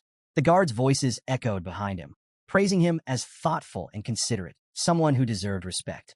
Vikir relished their naivety, knowing he had orchestrated the situation perfectly. Later, in Hugo's office, the patriarch leaned back in his chair, his piercing gaze fixed on Vikir. "So," Hugo began, "did you learn anything enlightening from the libraries?" Vikir replied cryptically, "Something warm, sharp, soft, and viscous." Hugo and Barrymore exchanged startled glances. The implications of Vikir's words hit them simultaneously. He might have achieved aura. Aura was the hallmark of a swordsman's true awakening, signifying their official entry into the world of the blade. Even among the most talented Baskerville hounds, reaching this milestone before the age of 15 was unheard of. Hugo, visibly skeptical, reminded himself that Vikir was only 8 years old. Shaking his head, he demanded, "Prove it. Show me what you've learned." Vikir nodded without hesitation, his crimson eyes glinting with quiet determination. In the heart of a massive Colosseum-like structure, Vikir stood alone at the center, his sword steady in his grip. Surrounding him, rows of young hounds looked on, their faces filled with confusion and curiosity. Beside Hugo, the head butler leaned in, his voice low. How do you plan to test the boy's skills? Hugo's smirk was both calculated and unsettling. By releasing a monster, the butler's eyes widened in disbelief. A monster? For an 8-year-old? Hugo confirmed with a nod, his smirk deepening. Hungry and feisty too, the gates before Vikir creaked open, and a chained orc was led into the arena by a guard. The massive, green-skinned creature snarled, its bulging muscles rippling with barely contained rage. Razor-sharp tusks jutted from its mouth, and its beady eyes darted around the Colosseum, assessing its surroundings with animalistic intelligence. A collective gasp rippled through the audience of young hounds. "That's overkill," one whispered. "Do they really need a monster like that to test him?" murmured another. Some muttered their concerns aloud. If things spiraled out of control, would the Guardian Knights have to intervene? But while the crowd buzzed with doubt, Vikir stood calm and composed. His sharp eyes fixed on the orc, he showed no sign of fear. His body was still, his blade poised, as Hugo gave the signal. The orc's chains fell away with a deafening clatter. With a feral roar, the beast charged, its massive bulk hurtling forward with terrifying speed. Vikir remained motionless, timing his move with surgical precision. As the orc lunged, he swung his sword in a blinding arc. The strike was fluid and flawless, severing the creature's arm in a single motion. The orc stumbled back, roaring in pain and confusion. Before it could recover, Vikir closed the distance with terrifying speed. Another precise strike followed, this time severing the orc's leg. The monster collapsed, growling in agony, its body writhing helplessly on the arena floor. The Colosseum was frozen in stunned silence. How? How did he do that? One young hound muttered. Did he even use mana? Another asked, incredulous. From his vantage point, Vikir noted the orc's confusion. Its bleeding wounds failed to regenerate, a hallmark of its species. Vikir smirked. He knew why. It wasn't just the severed limbs. Hemorrhage Hellhound, the ability imbued in his blade, was preventing the orc's famed regeneration from activating. A C-class monster like the orc was powerless against the lingering effects of a B-class Hellhound's curse. From the sidelines, Hugo watched intently, his face unreadable. But Vikir recognized the look. His father wasn't just evaluating the fight. He was deciphering what Vikir had learned in the library. Vikir decided it was time to give him an answer. Hugo's eyes began to glow faintly, a sign of heightened interest. Beside him, the head butler gasped, his voice trembling. That's an aura blade. In the arena, Vikir's sword began to radiate a brilliant red light. The energy was sharp and visceral, a manifestation of his mastery over aura. The orc, still struggling, roared weakly. But it was too late. Vikir charged forward, his blade slicing cleanly through the air. With a single, devastating strike, he decapitated the orc. The monster's massive head tumbled to the ground, its body crumpling lifelessly as the red glow of Vikir's blade faded into the silence of the Colosseum. The Colosseum erupted in astonishment. The young hounds could barely process what they had just witnessed. Murmurs rippled through the crowd, growing louder as disbelief turned to admiration. Beside Hugo, the head butler turned, his voice trembling with excitement. It's the aura of a low-class sword expert. We've just witnessed the birth of a genius. There will never be another like him across all the families in the Empire. But despite the head butler's praise, Hugo's sharp gaze remained fixed on the pool of blood spreading beneath the orc's lifeless body. The creature's famed regeneration had been utterly nullified. He only won because the orc was weak, Hugo said flatly, though his tone carried an undercurrent of intrigue. Before Hugo could say more, Vikir's calm voice cut through the murmurs. Is there anything stronger than this orc? The Colosseum fell silent. An 8-year-old, asking for a stronger opponent after defeating an orc? Even the doubters in the audience were struck speechless. Vikir's reasons were clear. He wanted to demonstrate his progress, not just to Hugo but to the entire clan. A performance like this might earn him recognition. Perhaps they'd send him to a prestigious academy, or even dispatch him to a remote area, away from Hugo's direct control. Hugo leaned back in his seat, his curiosity piqued. A faint chuckle escaped him. It seems the orcs I brought from afar are not enough to satisfy my son's hunger. Turning to the head butler, he asked, do we have anything stronger? Something suitable from the creatures captured during the barbarian raid. The head butler hesitated, clearly uneasy. There is one left, my lord. Hugo's smirk widened. Bring it in. The massive gate creaked open again, its echoes amplifying the tension in the Colosseum. All eyes were glued to the entrance as the ground began to tremble with heavy footsteps. A collective gasp spread through the audience as a troll emerged, bound in heavy chains. Vikir stood calmly in the arena, his crimson eyes fixed on the towering creature before him. The troll, with its twice-human size, rippling muscles, and ferocious presence, was a creature designed to instill terror. Vikir turned toward Hugo, seeking silent approval. The patriarch gave a slight nod. The troll's chains clattered to the ground, and the beast roared, the sound reverberating through the Colosseum. It lunged forward, its massive fists swinging down in a punch that could crush a boulder. But Vikir was faster. With almost inhuman agility, he sidestepped the attack, the troll's fist smashing into the ground with a thunderous impact. Dust and debris flew into the air as the crowd gasped at the sheer force of the blow. Moving with calculated precision, Vikir slipped behind the troll, exploiting its momentary confusion. From the audience, a young hound shouted, "That's the perfect moment to attack. Why didn't he take it?" Hugo's calm, instructive voice cut through the murmurs. Trolls have extraordinary regenerative abilities. Only fatal attacks are worth it. Anything less is a waste of effort. A proper plan is essential to hunt a troll. The troll charged again, its massive frame lumbering forward with raw power but sluggish movements. Vikir moved with grace, effortlessly evading every swing, swipe, and stomp. Each step was calculated, each dodge precise. The audience watched in awe as the 8-year-old displayed remarkable poise. Yet their curiosity grew with every second. "Why isn't he fighting back?" someone muttered. "He's probably trying to tire it out," another speculated. "No," whispered a third. "He's waiting for the perfect moment to strike." Minutes of evasion stretched on, and even Vikir began to feel the tedium of the exchange. Enough, he thought. Time to act. Fully aware that he could end the fight swiftly with his full strength, Vikir deliberately chose a more calculated approach. His goal wasn't just victory, it was to make his progress seem plausible, not overwhelming. As the troll launched another heavy attack, Vikir seized the moment. With a single, precise swing, he sliced deep into the troll's arm, nearly severing it from its shoulder. Gasps rippled through the Colosseum as the audience believed the fight was over. But their astonishment turned to unease as they watched the troll's wound heal before their eyes. The severed tissue reconnected rapidly, and within moments, the arm was as good as new. Vikir frowned slightly. He had expected the troll's regeneration to kick in, but seeing it firsthand confirmed the challenge he faced. The hemorrhage skill of Beelzebub could nullify this, he thought, but he couldn't rely on such an obvious technique. It would reveal too much. From the sidelines, Hugo's sharp voice rang out. "Enough, Vikir. Stop before this gets out of hand." But Vikir's response was calm, resolute. "I'm almost done," he replied. "If I can't finish it with the next attack, I'll give up." The troll roared, its beady eyes blazing with rage as it prepared another charge. Vikir's mind raced, his plan falling perfectly into place. He knew exactly how much power he was willing to reveal. This will look like a breakthrough, he thought, smirking inwardly. A moment of growth under pressure. The move would impress Hugo and the audience while concealing the true extent of his strength. The crimson glow of Vikir's sword flared, its fiery aura blazing brighter than before.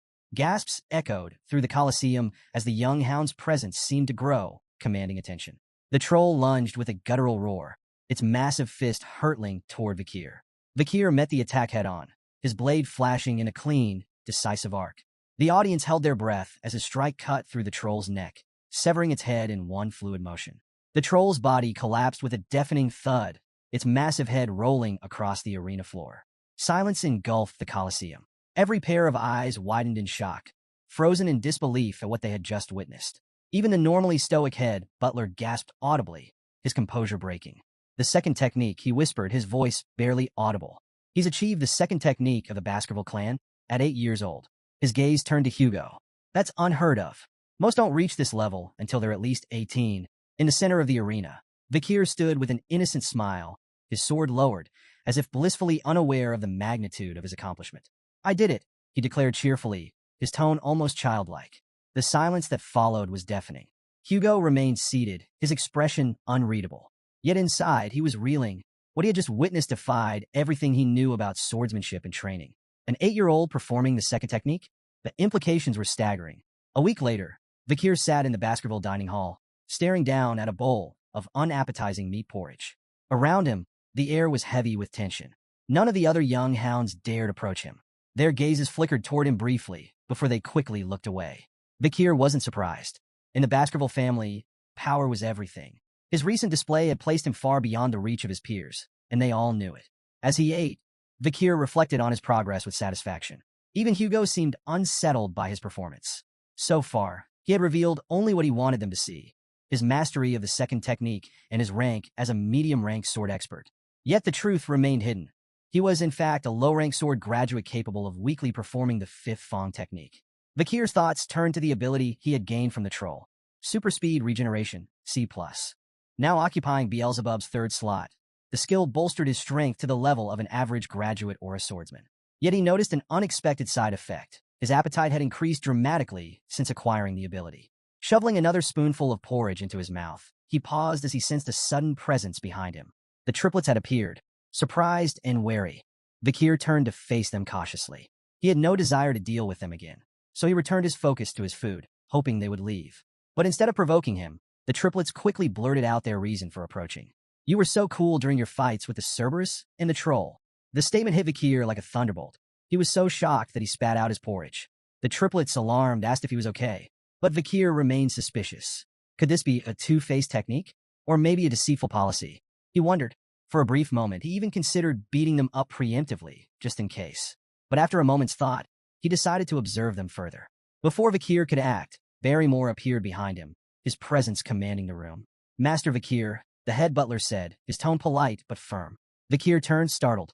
It wasn't often that the butler sought him out in the dining hall. "The Patriarch has summoned you to his office immediately," Barrymore informed him. Intrigued, Vikir quickly finished his meal and stood. The triplets shuffled aside, their sudden admiration for him still puzzling. With a nod to Barrymore, Vikir made his way to Hugo's chambers, his mind racing with curiosity about what awaited him. In the Baskerville Patriarch's office, Hugo sat in his chair, exuding his usual air of authority. Across from him stood Adolphe Morgs, the Morgs clan's proxy patriarch. The Morgs clan, a prestigious mage family, had a long, intense history with the Baskervilles, an iron-blooded sword clan. While their philosophies clashed, the Emperor's decree bound them to conduct annual joint training sessions for children between the ages of 8 and 15. "It's been a while," Hugo said curtly. Adolphe nodded politely. "Indeed. I trust this year's event will proceed smoothly." Hugo's tone was casual, almost dismissive. "The joint training has always been handled without issue." Adolphe raised an eyebrow. "Without issue? Last year, 2 children, one from each family, were seriously injured." Hugo waved off the remark with a faint smirk. "A scratch. Nothing more. It seems the Morgs children are dramatic." Adolphe's lips twitched in irritation. "The Morgs children are noble and dignified, unlike some." His words carried a subtle but unmistakable sting. Once, the Baskervilles and Morgs had enjoyed a strong alliance. The past emperor had even declared that magic and swords complemented each other, fostering cooperation between the two clans. But everything changed with the discovery of a ruby mine along their shared border. The bloodshed that followed shattered their relationship. Now, the joint training sessions continued solely because of imperial command. Adolphe had arrived on behalf of his brother to ensure this year's event proceeded without complications. Turning to Hugo, he remarked, "I've heard there's a supernova in the Baskerville family. A rare genius, born once in a century. A blessing to the Empire, no doubt." Though secretly pleased, Hugo downplayed the compliment. "It's nothing extraordinary," Adolphe smirked, detecting the subtle pride in Hugo's tone. "We, too, have a genius in our family," he said, gesturing toward the door. Mort's clan head Raspine's daughter, Camus. The door opened, revealing a red-haired girl with a fiery demeanor. She strode into the room with confidence, her sharp eyes immediately locking onto Hugo. Adolphe began a formal introduction, but Camus interrupted, pointing an accusatory finger at Hugo. "Are you the thief who stole our ruby mine? Give it back." The room fell into a tense silence. Hugo's face darkened, his calm demeanor giving way to a sharp glare directed at Adolphe. "Thief?" he asked coldly. "Is that what you're teaching your kin now?" Adolphe looked startled. "I never said such a thing." Camus, however, was unfazed. Fixing Adolphe with a determined glare, she declared, "You did. An hour and 42 minutes ago, right before we got off the carriage, you called him that annoying chin beard who stole the ruby mine." Hugo's glare deepened further as Adolphe stammered, his composure crumbling. "Camus, you must have misheard. I said no such thing." But Camus stood her ground, arms crossed. "You definitely said it." Hugo's patience was wearing thin. "It seems the Mords clan struggles with teaching children proper etiquette," he remarked, his voice laced with irritation. Adolphe, scrambling to salvage the situation, tried to defuse the tension. "It's simply a misunderstanding, Patriarch Baskerville. Camus is young and spirited." Hugo's sharp gaze remained fixed on him. "There's no need to explain the Mords clan's problems with education to me," he said icily. Camus, undeterred, persisted. Crossing her arms, she repeated her demand, her fiery tone cutting through the air. "Our research is impossible without those stolen rubies." Adolphe's voice turned warning. "Camus," but she ignored him, stepping closer to Hugo. Hugo's patience finally snapped. His voice was sharp, tinged with barely concealed anger. "It seems the Mords don't teach manners at all. Adolf bristled at the comment, his composure cracking. And what do you plan to do? He retorted, his words biting. Threaten an 8-year-old girl? The insult struck a nerve. Hugo's proud Baskerville dignity prevented him from stooping to such behavior, leaving him momentarily speechless. Before the tension could escalate further, a calm but cutting voice sliced through the heated exchange. It seems the morgues don't teach their children not to envy what belongs to others. All eyes turned toward the speaker, Vakir. He stood in the doorway alongside the head butler, his composed demeanor stark against the tension in the room. The butler formally announced his arrival as Hugo turned to see his son, standing steady and unruffled. Adolf, startled by Vakir's sudden appearance, quickly connected the dots. This boy had to be the rumored Baskerville supernova. His thoughts were interrupted when he noticed something odd. Camus, who had been sitting beside him moments earlier, was no longer there. Camus had moved swiftly, now standing directly in front of Vakir. Her fiery demeanor was on full display as she demanded, "What did you just say?" Adolf called her name sharply, trying to stop her from causing a scene, but Camus ignored him entirely. Vakir, meanwhile, remained unruffled, studying her intently. As Vakir observed her, memories of Camus' future self surfaced in his mind. In time, she would rise as the Morgues clan's legendary iron-blooded empress, a figure revered and feared across the empire. Renowned as a genius of geniuses, Camus would create an era of unprecedented power for the Morgues clan. She was infamous for her ferocity, having eradicated the monsters and barbarians from life-engulfing forest to form the infamous border of blood and ashes. Her political acumen would even allow her to manipulate the imperial family, earning her the title Fire Goddess of Authority. But for now, Camus was just a child. A fiery, talented child, yes, but still far from the towering legend she would one day become. His musings were interrupted by Camus snapping. "Why does the ruby mine belong to you?" Remaining calm, Vakir countered, "Because it does. Your tantrum won't change that. Don't you think your behavior is childish?" Camus bristled at the remark, her irritation palpable. Without a word, she began casting a spell. Vakir instinctively prepared for an attack, but to his surprise, Camus conjured an intricate ice sculpture instead. She pointed at the sculpture, her tone defiant as she began explaining. "This is the joint security area," she said, using the sculpture as a visual aid. She pointed to a small cave carved into the icy representation. The mine entrance lies within Morgue's territory, but the vein itself runs beneath Baskerville land. This prevents you from claiming it entirely, but it also makes it impossible for us to mine freely without crossing into Baskerville territory. Her finger traced the icy veins with precision, her voice steady but laced with frustration. "We've offered, repeatedly, to pay rent for the use of the land, but your family rejects every proposal. You treat us like trespassers, interfering with our work." She turned to Vakir, her fiery eyes locking with his. "The ruby vein belongs to the Morgues clan," Camus declared firmly, "but your people keep claiming it's yours." Adolf nodded approvingly at Camus' explanation, his pride evident.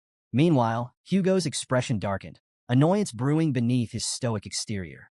Vakir, still calm and composed, interjected, "Rubies are common magic ingredients. The Baskervilles don't need them." Camus turned to him, her frustration evident. "Then why not rent your land if you don't need the rubies?" Vakir met her fiery gaze, his tone even. "The Baskervilles are fiercely protective of their land. We're uninterested in letting others profit from it. Entering Baskerville territory will bring losses, not gains, for your clan." Camus refused to accept his reasoning. With a determined glare, she placed her hand over the portion of her ice sculpture representing Baskerville land. "Then whose arm is this?" she asked defiantly. Vakir moved swiftly, catching her wrist in his grip. His confident smile returned. "It's my arm," he said coolly, "because it's in my land." Camus' face flushed crimson, caught off guard by his unexpected reply. She stammered, "What are you talking about? How could I belong to you?" Clearly amused, Vakir tilted his head, his grin turning mischievous. "Who said you're mine?" he teased, his tone ambiguous. Before Camus could respond, Vakir reached behind him and produced a knife. The sudden motion startled everyone in the room, Camus, Adolf, and even the head butler. Vakir's grin darkened, and his voice dropped. "What I'm saying," he said ominously, "is that your arm is mine." Camus froze, her fiery confidence shaken. "What?" she stammered, her voice trembling. Hugo, observing from his seat, broke into a cold sweat. The room grew thick with tension, the only sound Camus' faint, nervous hiccup. As Vakir moved the knife closer to her hand, Camus screamed, "Uncle, help!" Adolf appeared behind Vakir in an instant, his expression fierce. "Step away from my niece," he commanded, his voice full of protective fury. Camus seized the distraction to wrench her arm free, retreating quickly to Adolf's side. Shaken but defiant, She clung to her uncle's arm, glaring at Vikir. Adolphe turned his anger toward Hugo, his voice rising. What is going on here? Hugo, still sweating, turned his stern gaze to Vikir. You've gone too far with your joke, he said in a reprimanding tone. Vikir chuckled, raising the knife to reveal its harmless edge.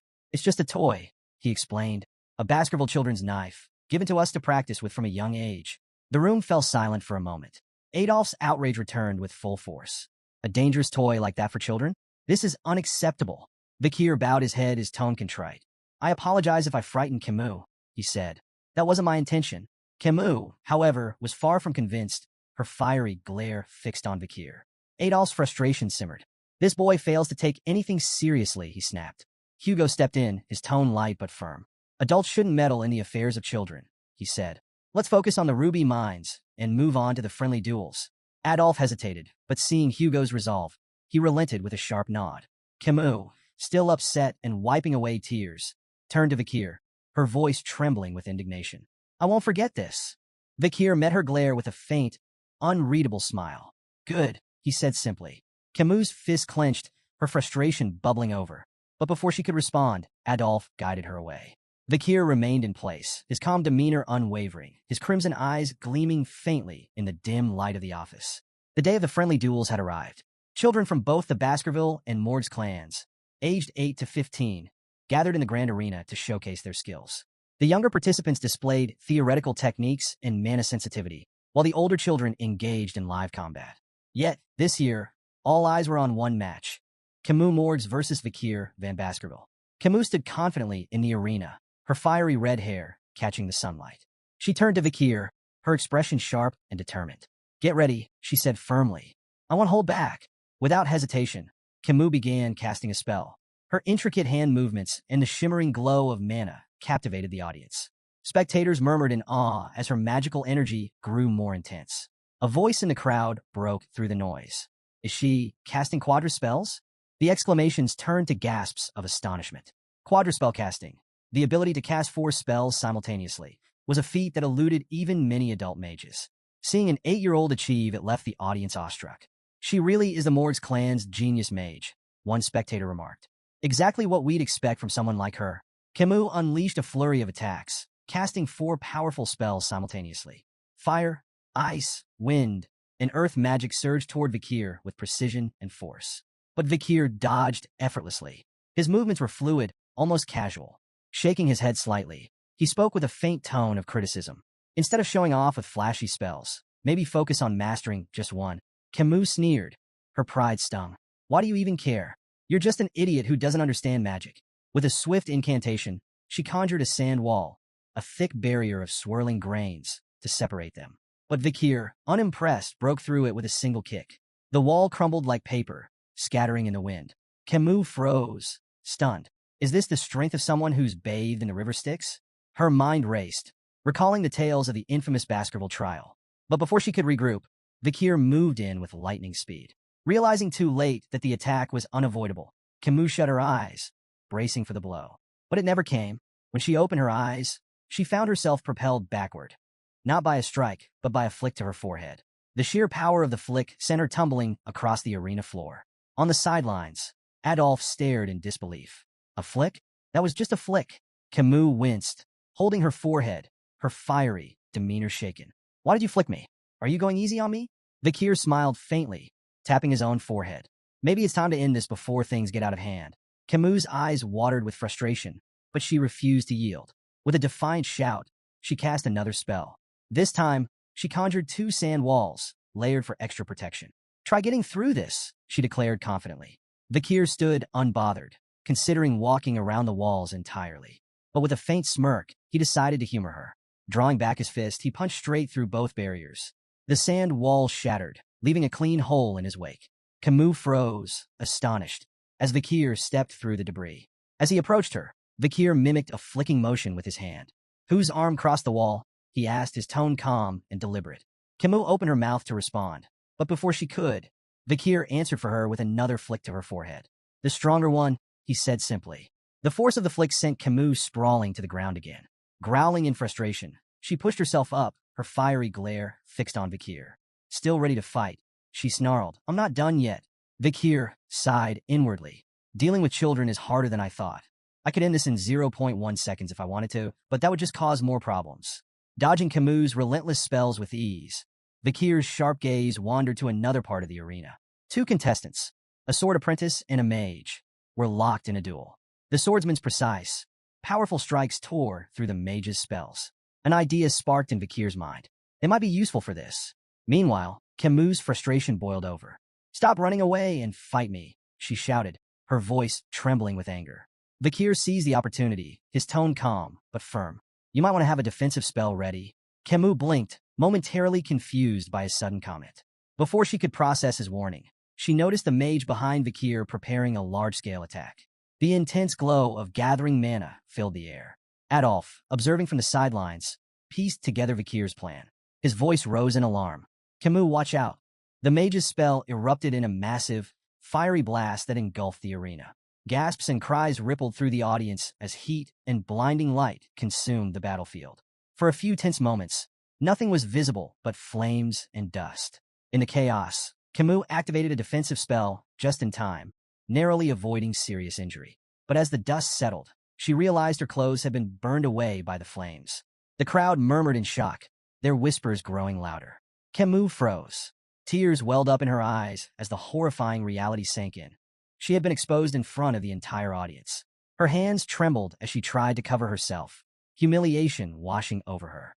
She heard her uncle Adolf calling her name, his voice filled with worry. How could this happen? She thought, her shame overwhelming. As the smoke began to clear, Vikir stepped forward. His calm figure emerged from the dissipating dust, unscathed and composed. The audience fell silent, their attention fixed on him. Vikir approached Camus, shrugging off his jacket as he reached her. To the crowd's surprise, he draped it over her shoulders. "You'll need this," he said simply, his voice steady. Camus stared at him in shock, her face flushed. "But you'll be exposed if you give me your only jacket." Vikir brushed off her concern with a faint smile, his tone light but resolute. "It doesn't matter." Camus, still reeling from the chaos, struggled to understand why her supposed rival would offer her kindness. Her confusion deepened when she noticed a thin line of blood trailing down Vikir's arm. "You're hurt," she said, pointing at the wound. Vikir glanced down, momentarily surprised. He hadn't expected his body, strengthened by the river Styx, to be scratched. Examining the cut more closely, he realized the swordsman's blade in the adjacent duel must have carried lingering aura. As the dust fully settled, the scene came into focus for the audience. Camus sat on the ground, wrapped in Vikir's jacket, her fiery demeanor momentarily subdued. Beside her stood Vikir, his shirtless figure revealing a small but noticeable wound on his arm. The crowd murmured in awe, their gazes drawn to Vikir's impressive physique. Despite his young age, his toned muscles and disciplined build stood as a testament to the brutal training of a Baskerville hound. Among the spectators, admiration for Vikir was growing. But for Camus, the situation was more complicated. Her cheeks burned with a faint blush as her gaze kept drifting toward Vikir. "Why am I feeling like this?" she wondered, her earlier anger replaced by an unfamiliar sensation. Even as her uncle Adolf pulled her into a protective hug, her thoughts remained on Vikir. Later, Vikir walked alongside Hugo down a dimly lit hallway, breaking the silence. Hugo's voice was calm but probing. "How was the battle with the Morg's girls?" Vikir answered thoughtfully. "It was interesting. I learned the purpose of the event once again." Hugo nodded slightly. "A battle with a mage is different from a duel between swordsmen. Why didn't you go for a decisive blow?" Vikir hesitated before admitting. "I wasn't sure how to handle a lady in battle." Hugo's expression hardened. "Letting your guard down will only lead to injury. Take this scratch as a lesson." The unexpected concern in Hugo's tone gave Vikir pause. This isn't the Hugo I remember, Vikir thought. The Hugo he knew had been strict, cold, and brutal, his emotions as unyielding as stone. Rumors whispered that Hugo's harshness stemmed from the loss of his first wife and eldest daughter, but such things had never been Vikir's concern. Yet now, hearing a faint trace of worry in Hugo's voice, Vikir felt a rare moment of unease. Seeking to shift the subject, Hugo asked, "What do you think we should do with the ruby mines?" Without hesitation, Vikir replied, "We should give control of the mines to the Morgs." Hugo's eyebrows shot up in surprise. "And your reasoning?" "The Baskervilles' primary focus is territorial expansion," Vikir explained. "The monsters and barbarians around the mines will be obstacles if we try to claim the region directly. By allowing the Morgs control of the mines, we can use them to minimize our losses. Their presence will draw the threats into that area, allowing us to handle everything at once." Hugo listened carefully, his sharp mind processing Vikir's words. Slowly, a smile spread across his face. Interesting, he said.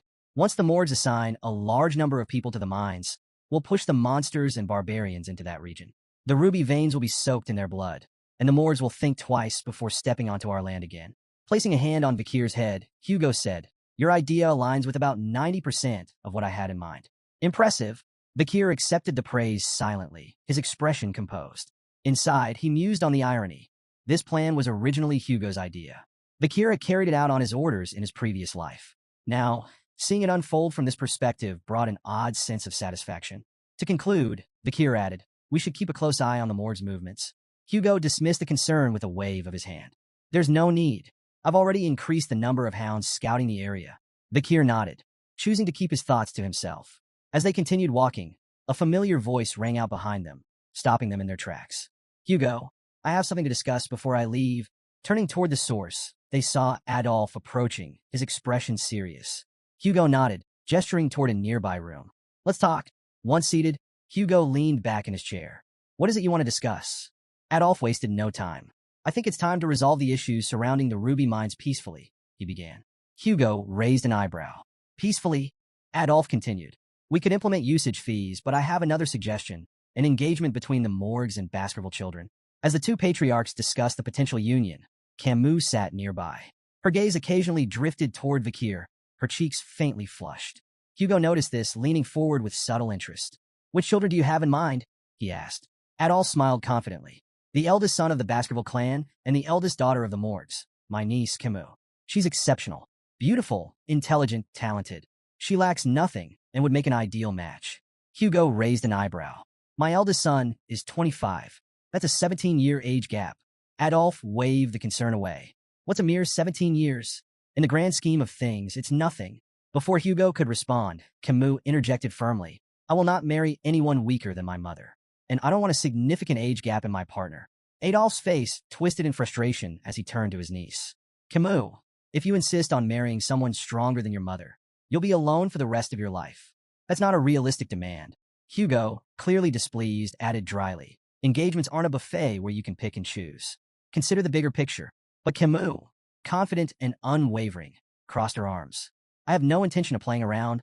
Suddenly, Camus' face flushed a deep red, and she looked away, drawing the attention of both Hugo and Adolf. Adolf followed her gaze, his eyes narrowing as realization dawned. She was looking at Vikir. Adolf's mind reeled. "No, this can't be happening. Not him." Leaning toward her, Adolf hissed in a harsh whisper, "Don't even think about it. Vikir is of the Van surname, not from the Lil lineage. He's a small fish in a big pond. This is absurd." Hugo, sensing the rising tension, sighed and decided to intervene. "The most important thing in an engagement," he said, "is the opinion of those involved. Let's hear what Vikir has to say." All eyes turned to Vikir. Camus looked at him expectantly, her blush deepening as the room fell silent. Meeting her gaze, Vikir's calm voice broke through the tension. "I accept." The room erupted into chaos. Adolf's face turned beet red. He opened his mouth to object, but before he could say a word, Vikir added, "To do as I'm told." Adolf's outrage doubled, his voice rising. "What kind of attitude is that toward the Morgs clan's daughter?" Camus, on the other hand, was completely flustered. Her face turned crimson as she tried to decipher Vikir's cryptic response. Is he shy? Does this mean he's secretly okay with the engagement? Her mind raced with possibilities, each more baffling than the last. Hugo, clearly amused by the situation, interjected with a composed tone. "In the Baskerville household, names and titles hold little meaning. Greatness comes from ability, not bloodline. Even those of Van descent can rise to prominence." Adolf's expression remained skeptical, his eyes narrowing as he turned to scrutinize Vikir. The young Baskerville stood tall, calm and unyielding under Adolf's piercing gaze. Internally, however, Vikir was assessing Adolf just as carefully. As a six-circle mage and one of the Mords clan's strongest supporters, Adolf was undeniably formidable. Breaking the silence, Adolf said coldly, "I don't think it's wise to rush this. We can't have just anyone become Camus' husband." Vikir reflected on the peculiar customs of the clans, where engagements often felt more like polite suggestions than binding agreements. Still, he couldn't help but wonder if Adolf, with his lofty standards, was dissatisfied even with the renowned genius of the Baskerville clan. Adolf's skepticism grew as he stepped closer, placing a firm hand on Vikir's shoulder. He applied pressure, clearly testing the boy. But to Adolf's surprise, Vikir didn't budge.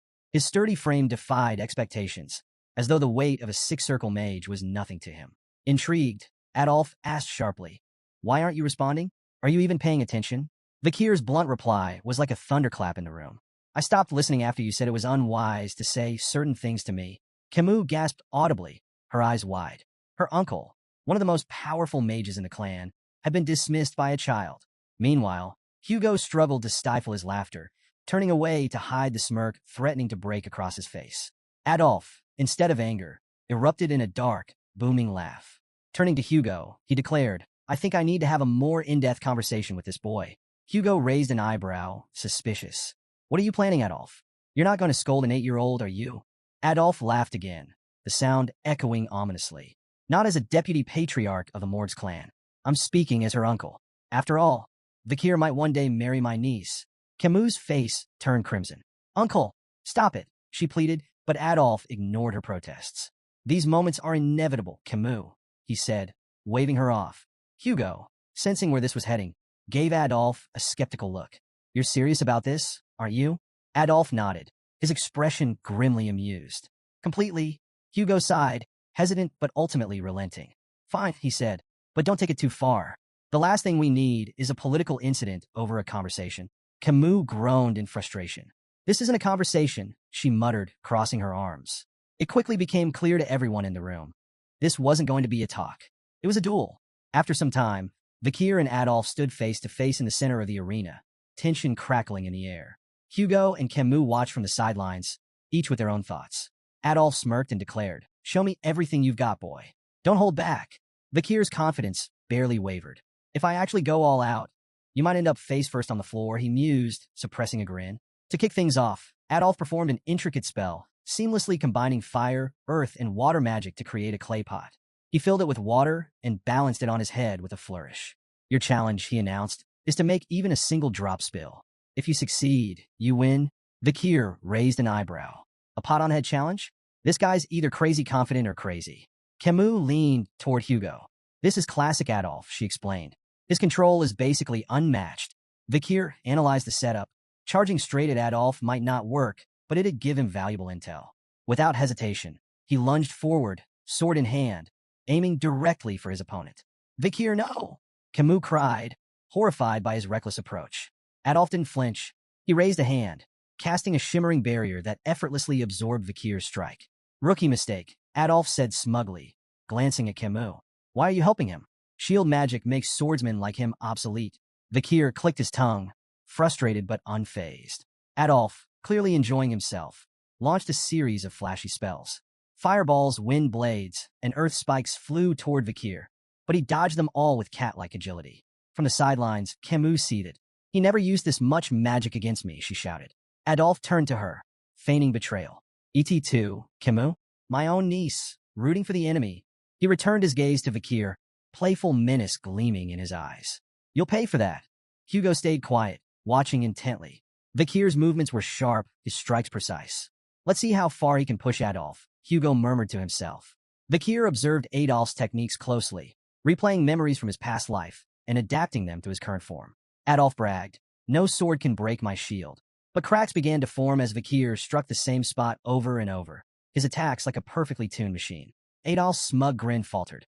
Persistent little, before he could finish, Vikir's sword shattered. Adolf immediately regained his composure.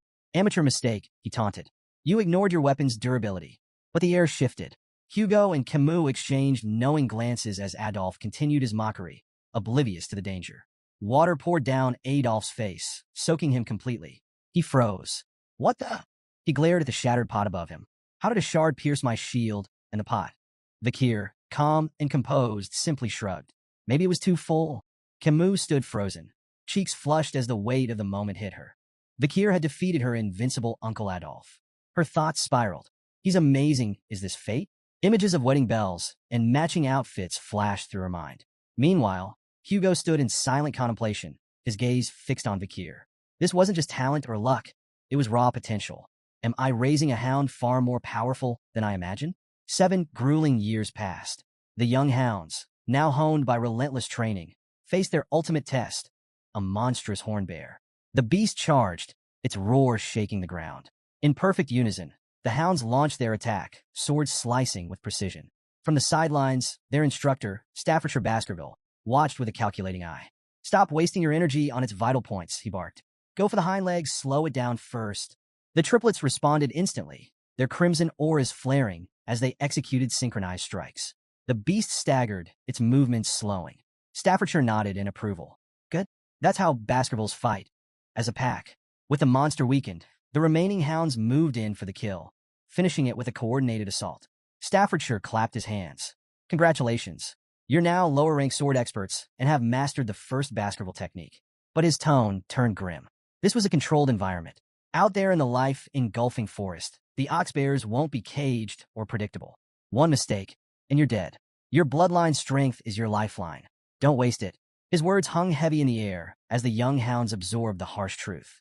Their 7-year training had officially ended, but their journey was only beginning. The newly minted hounds buzzed with excitement, discussing their futures. 2 of them debated their preferences for the Baskerville clan's 7 night orders. "I'm all about the Wolfhound order," the first said, puffing his chest. "Guarding the Patriarch? That's peak prestige. Wolfhound's cool," the second replied, "but I'm eyeing the Doberman, Pitbull, and Rottweiler orders. Assassination and all-out warfare? Now that's my vibe." Their banter shifted to a figure sitting atop the massive carcass of a slain oxbear, Vikir. "Who's that?" the second asked, intrigued. The first gestured toward Vikir. "That's the Vikir. Took down an oxbear twice the size of ours." He leaned closer, voice filled with awe.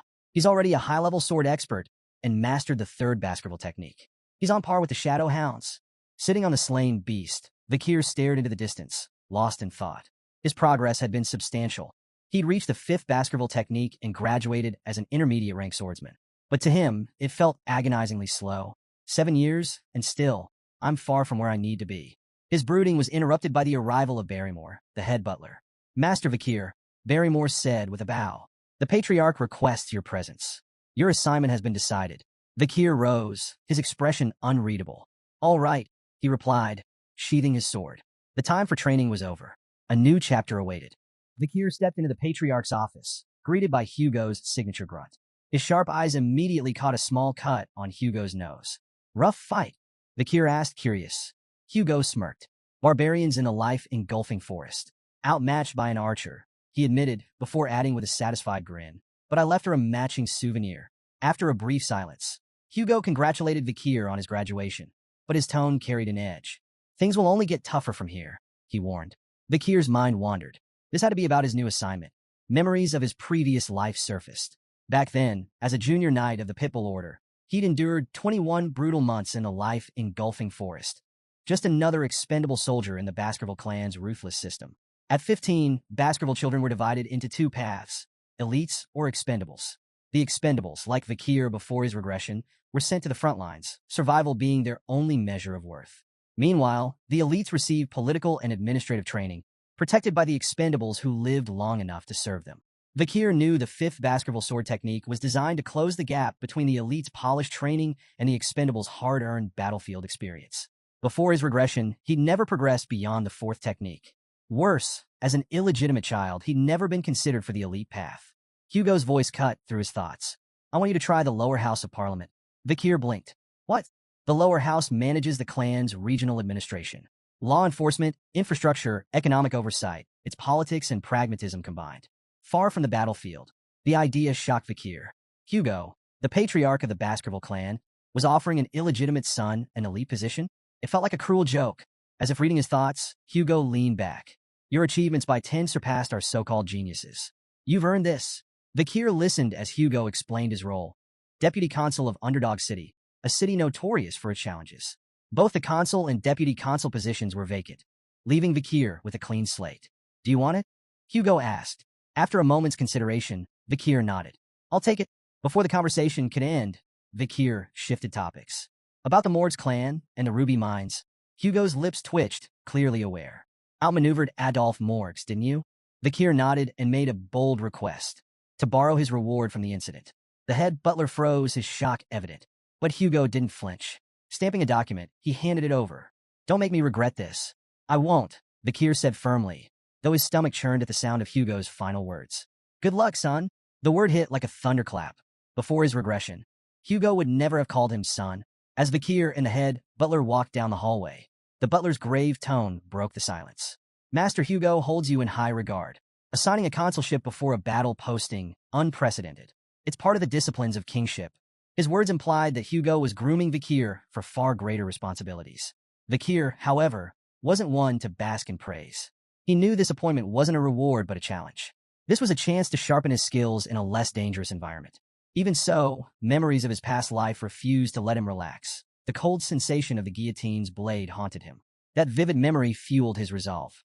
Someday, Hugo La Baskerville would feel the same icy despair. Meanwhile, in Underdog City, a bustling villa buzzed with activity. A bald man barked orders at two workers. The villa must be spotless by tomorrow. The new deputy consul arrives then. One worker, wiping sweat from his brow, muttered, "I hope he knows business."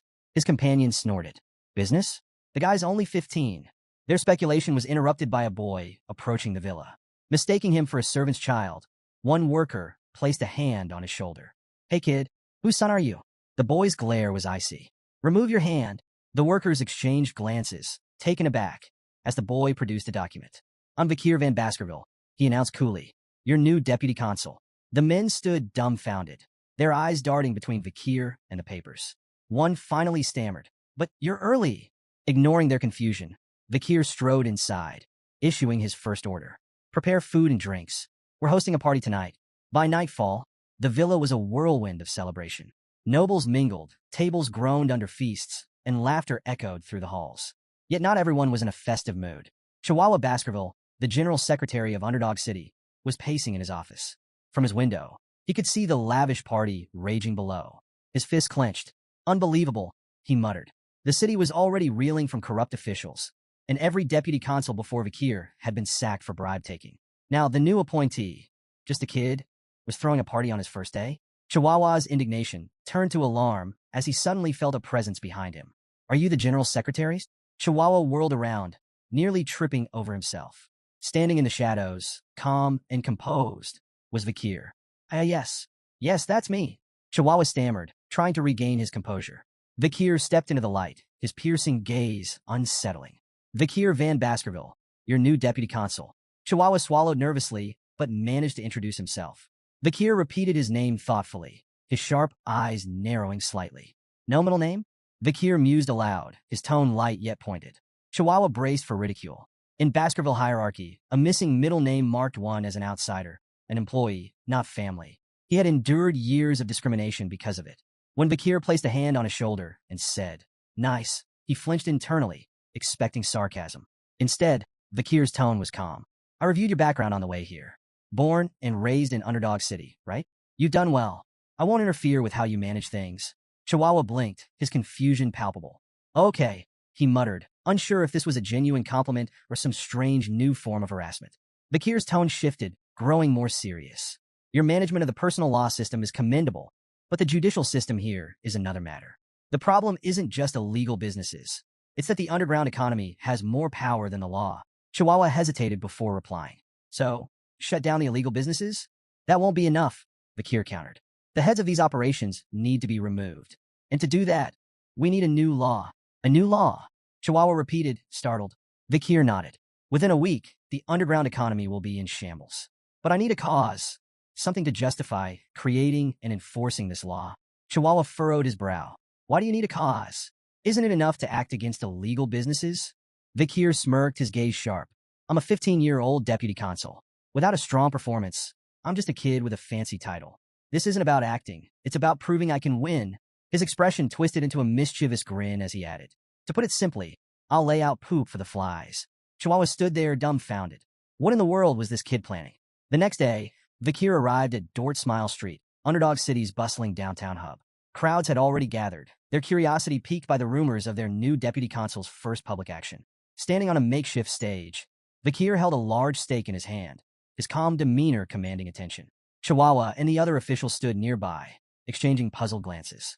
Since dawn, Vikir had been on that stage, silently biding his time. Finally, he stepped forward and introduced himself. "I am Vikir van Baskerville, your new deputy consul." The crowd buzzed with surprise, their whispers swelling like a tide. Many found it hard to believe that someone so young could hold such a high position. While a few onlookers murmured that Vikir was cute, Most questioned what someone his age could possibly achieve.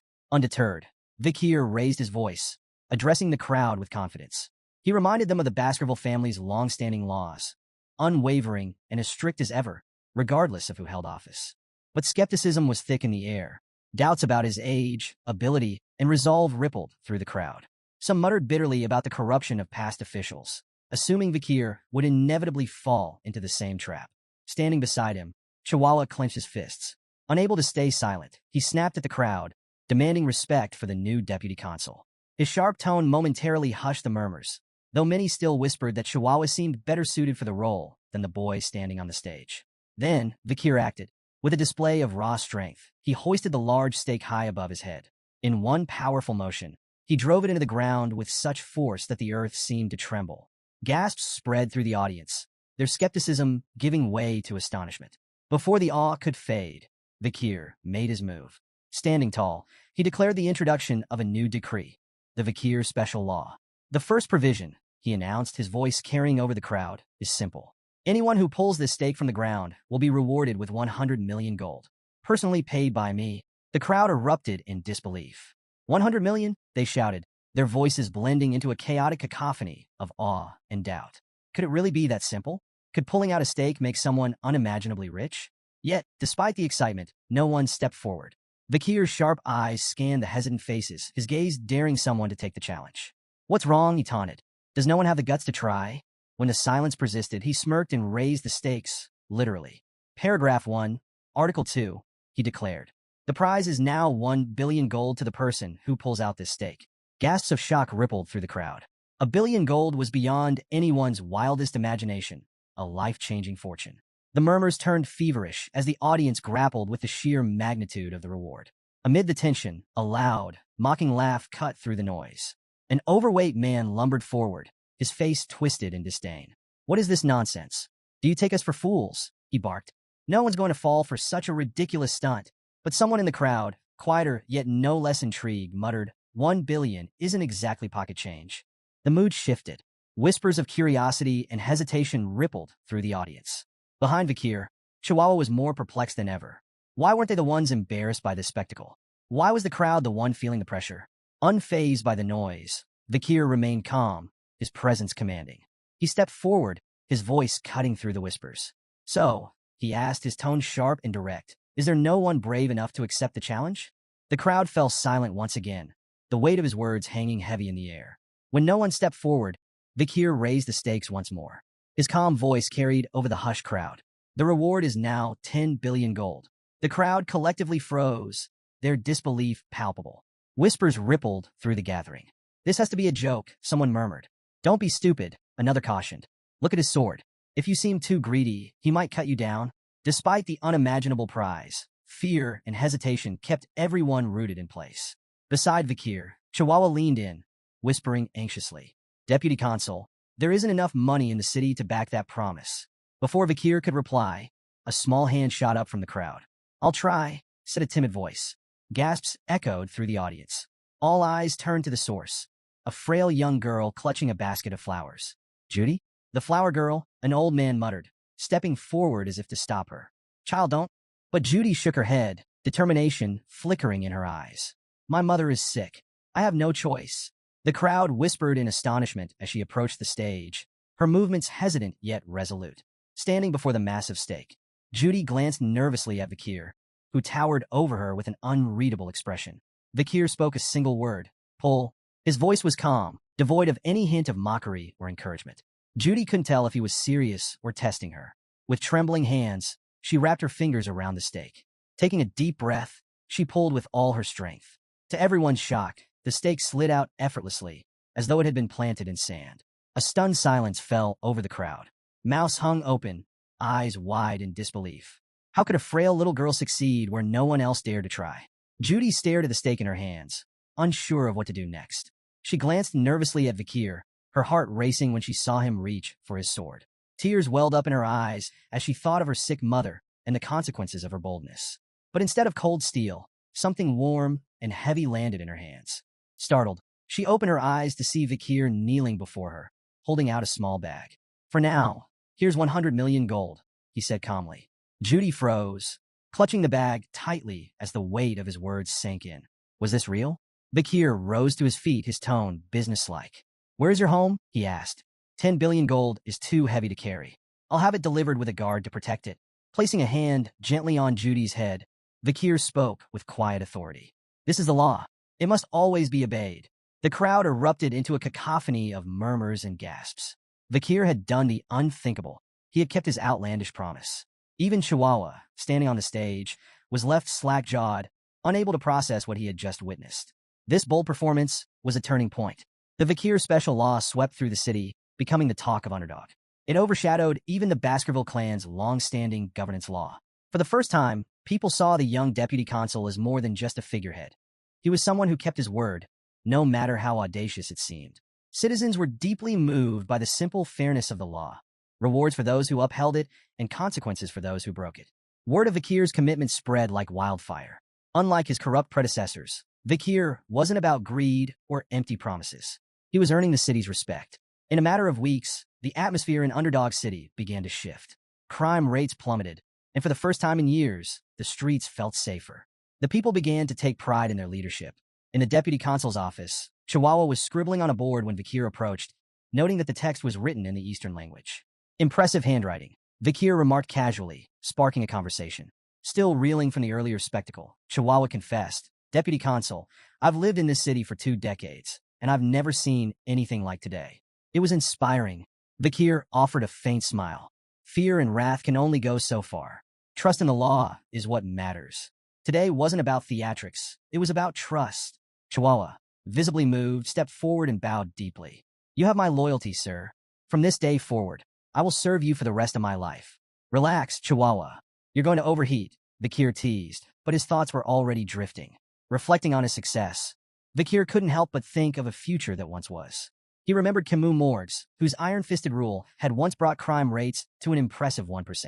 But her methods relied on fear, alienating the people she ruled. Bakir was determined to forge a better path, one that earned loyalty, not resentment. Turning to the map spread out on his desk, Bakir marked several locations. These were potential hideouts and operational bases for illegal groups. The real challenges are just beginning, he murmured. The 10 billion gold reward had already been spent. Now it was time to recover those funds. Pointing to the marked areas, he laid out his plan to monitor these locations and confiscate the dirty money fueling the city's criminal networks. Chihuahua leaned over the map, intrigued. How do you know these are their bases? With a smirk, Bakir tapped his nose. I can smell them. The truth, of course, was far less mystical. Bakir's memories from before his regression had provided him with precise knowledge of these operations. While Chihuahua marveled at his investigative prowess, Bakir kept his advantage to himself, confident that his next steps would tighten his grip on the city's underground economy. Their conversation was interrupted by a staff member bursting into the room. Deputy Consul, he announced, the Village Hall's Youth Autonomy Association has requested a meeting. Chihuahua didn't seem surprised. It's about time, he muttered. Bakir, however, scowled. Arrogant bastards, he said bluntly. What do they want? Chihuahua explained. The Youth Autonomy Association is made up of second and third generation members from Baskerville's 7 founding families. Despite the grand name, it's just a rowdy social club for entitled brats. He shrugged. They probably have opinions about the Bakir special law. Bakir's grin was sharp, his tone cutting. The dung flies have started to smell the bait. Both Chihuahua and the staff member blinked, momentarily speechless. Bakir's cold smirk deepened. Let's deal with the pests gnawing at the city's foundations. Meanwhile, deep within the burning suspension, a high-end club in Underdog City's most luxurious hotel, a raucous party was underway. In the VVIP lounge, rented for a staggering 10 million gold for just 6 hours, the 7 key members of the Youth Autonomy Association reveled in extravagance. These second and third generation heirs of Baskerville's most influential families were steeped in privilege. The room buzzed with laughter as they built a pyramid of glasses, pouring expensive wine over it and letting the liquid cascade dramatically across the table. The blonde ringleader of the group smirked as he turned to the waiters. Drink it, he ordered, gesturing to the wine pooling on the table. Without hesitation, the waiters complied, lapping up the spilled wine like obedient dogs. Thank you, sir, for the privilege, one muttered, wiping his mouth. Reclining on a plush sofa, the blonde man chuckled. No matter how recklessly I spend, my money always comes back to me, he bragged. One of his companions nodded, raising a glass. Thanks to the Baskervilles, of course. All that territorial expansion gives us an endless supply of barbarians to kidnap and sell as slaves. Another laughed. The Baskervilles' ambitions are a blessing. They're like our personal hunting dogs, always there to protect us. Protect us, the blonde man scoffed. They're just sword-wielding idiots we can manipulate. Leaning forward, he added with a grin, remember when we orchestrated that conflict between the Mesamadrano and Baskerville clans? The Baskervilles wiped them out without even realizing they'd been played. The group burst into laughter, toasting their cleverness. As the laughter died down, one of them brought up the new deputy consul. What about this Vikir van Baskerville? The blonde man sneered. Oh, never heard of him. The group shook their heads, equally unimpressed. Well, the blonde man said, his grin widening. How about we teach the boy a lesson? We'll invite him to a lavish party, ply him with expensive drinks and women, and then stick him with the bill. The group roared with laughter at the thought. Think about it, the blonde continued. The kid wouldn't dare report us. A 15-year-old deputy consul? He'd ruin himself trying to pay. As they finalized their plan, the waiter entered with a group of women in tow, their arrival announced with a flourish. The group's attention shifted immediately, their laughter giving way to eager anticipation for the night's indulgences. As the party raged on, one of the companions noticed an unfamiliar young man standing among the women. His brow furrowed. Who's that kid? He demanded. The waiter stammered nervously. He entered with so much confidence that no one stopped him. The young man stepped forward, and the room fell silent as recognition began to dawn. It was none other than Vikir himself. The blonde man, smirking to hide his unease, gestured for a waiter to handle the situation. The waiter grabbed Vikir by the hair, yanking him forward. Who do you think you are, barging in here? He snarled. Vikir's cold, glowing eyes froze the room. A tension so thick it felt like suffocating blanketed the space. Without a word, Vikir twisted the waiter's arm at an unnatural angle, eliciting a howl of pain that sent shivers through the group. The companions froze, staring in disbelief as Vikir calmly stepped forward. One of them, his voice shaking, stammered, Deputy Consul Vikir? Why are you here? Vikir's reply was short and cutting. You invited me. The blonde man forced a laugh, his tone overly jovial. Well, isn't this incredible? The Deputy Consul has graced our humble party. What an honor. Vikir didn't respond. He sat silently, his sharp gaze scanning the room as the blonde man leaned in to whisper to a companion. Their hushed tones weren't subtle enough to escape Vikir's trained ears. Let's move ahead with the plan, the blonde man murmured. Keep him here, and when it's over, stick him with the bill. The companion smirked. Let's see if he even tries to fight it. Vikir's patience snapped, slamming his hand down on the table. The entire surface exploded with a deafening crack, sending glass, drinks, and the champagne tower crashing to the floor. The room descended into chaos as the stunned partygoers struggled to process what had just happened. The blonde man's eyes widened in shock. He stared at the shattered remnants of the table, his mind racing. Did he use mana for that? The realization hit him like a blow. Vikir wasn't just a child. He was a trained Baskerville, one of the most dangerous warriors in the territory. One companion, trembling, whispered angrily, "We underestimated him." The blonde man snapped back, "Do something." But the companion shook his head, visibly terrified. "We don't stand a chance." Vikir leaned forward, his hand landing heavily on the shoulder of one of the companions. The man froze under his icy gaze, panic flooding his features. "Well, we'll pay for the drinks ourselves," the man blurted out desperately. Vikir's expression darkened. "Were you planning to make me pay for everything?" His voice was cold, each word a dagger of accusation. The companion's face shifted from panic to regret, realizing the depth of their mistake. Another companion nervously laughed, trying to diffuse the tension. Who would even dare think of doing something so ridiculous? The blonde man forced an awkward laugh, jumping in. "It's all a misunderstanding. We were just testing you, to see if you're strong enough to resist the city's corruption." "Exactly," another chimed in hastily. "And it looks like you've passed. You're just the kind of leader Underdog City needs." Vikir's piercing gaze silenced their excuses. Without warning, he lunged at the man sitting closest to him. In one swift motion, his palm struck the man's stomach with a claw-like grip, driving him backward with devastating force. The man gasped in pain as Vikir leaned in, his voice low but firm. "An owner can test their dog," he said coldly, "but a dog should never test its owner. Ever." The room plunged into an uneasy silence as Vikir's icy gaze swept across the group. His voice was calm, but razor-sharp. "Have you grown so complacent with your wealth and power that my actions don't move you?" His eyes narrowed. "You have no idea what real fear looks like." Without hesitation, he threw the man beneath his grip to the ground and stomped on his face. The sickening crunch reverberated through the room. Vikir straightened and looked back at the others. "Do you even know why I'm doing this? If not, perhaps you all need the same lesson." The blonde man's face turned deathly pale. Stammering, he insisted, We understand perfectly. There's no need for more." Vikir's expression darkened. If you really understood, you'd already know what's coming next. He delivered a sharp kick to the down man, eliciting a groan of pain. Tension boiled over. The blond man spat. "You bastard." Another sneered, his voice dripping with scorn. "Do you really think you can get away with this?" In an instant, Vikir closed the distance between them, standing mere inches from the second man. His voice was cold and unyielding. "You're guilty of abduction, kidnapping, illegal slave trafficking, and insulting Baskerville authority." The room froze. The companions' faces contorted in shock. How could Vikir possibly know the details of their crimes? Before they could react, Vikir's fist collided with the second man's face, sending him sprawling to the ground. "Animals don't learn until they're taught," Vikir said, his tone dripping with disdain. His lips curled into a sinister grin. "And now, I'll teach you disobedient creatures what happens when you defy the law." In the dim confines of a prison cell, two figures stood in stark contrast. Vikir, calm and composed, regarded the scene with indifference, while General Secretary Chihuahua looked visibly shaken. Before them, the blond man, his face swollen and bloodied, screamed profanities. His voice echoed harshly off the stone walls. "You think this ends here?" The blond man snarled, venom in his tone. "The moment I'm out of here, I'll have both of your heads on spikes. My father will never forgive this." Chihuahua, unnerved by the outburst, turned to Vikir. "Deputy Consul," he began cautiously, "did you really have to go this far?" Vikir glanced at him, his faint smirk betraying no remorse. "Do you think I overdid it?" Chihuahua's response was emphatic. "Yes. Look at him. He's barely human anymore. You've turned him into a meat bag."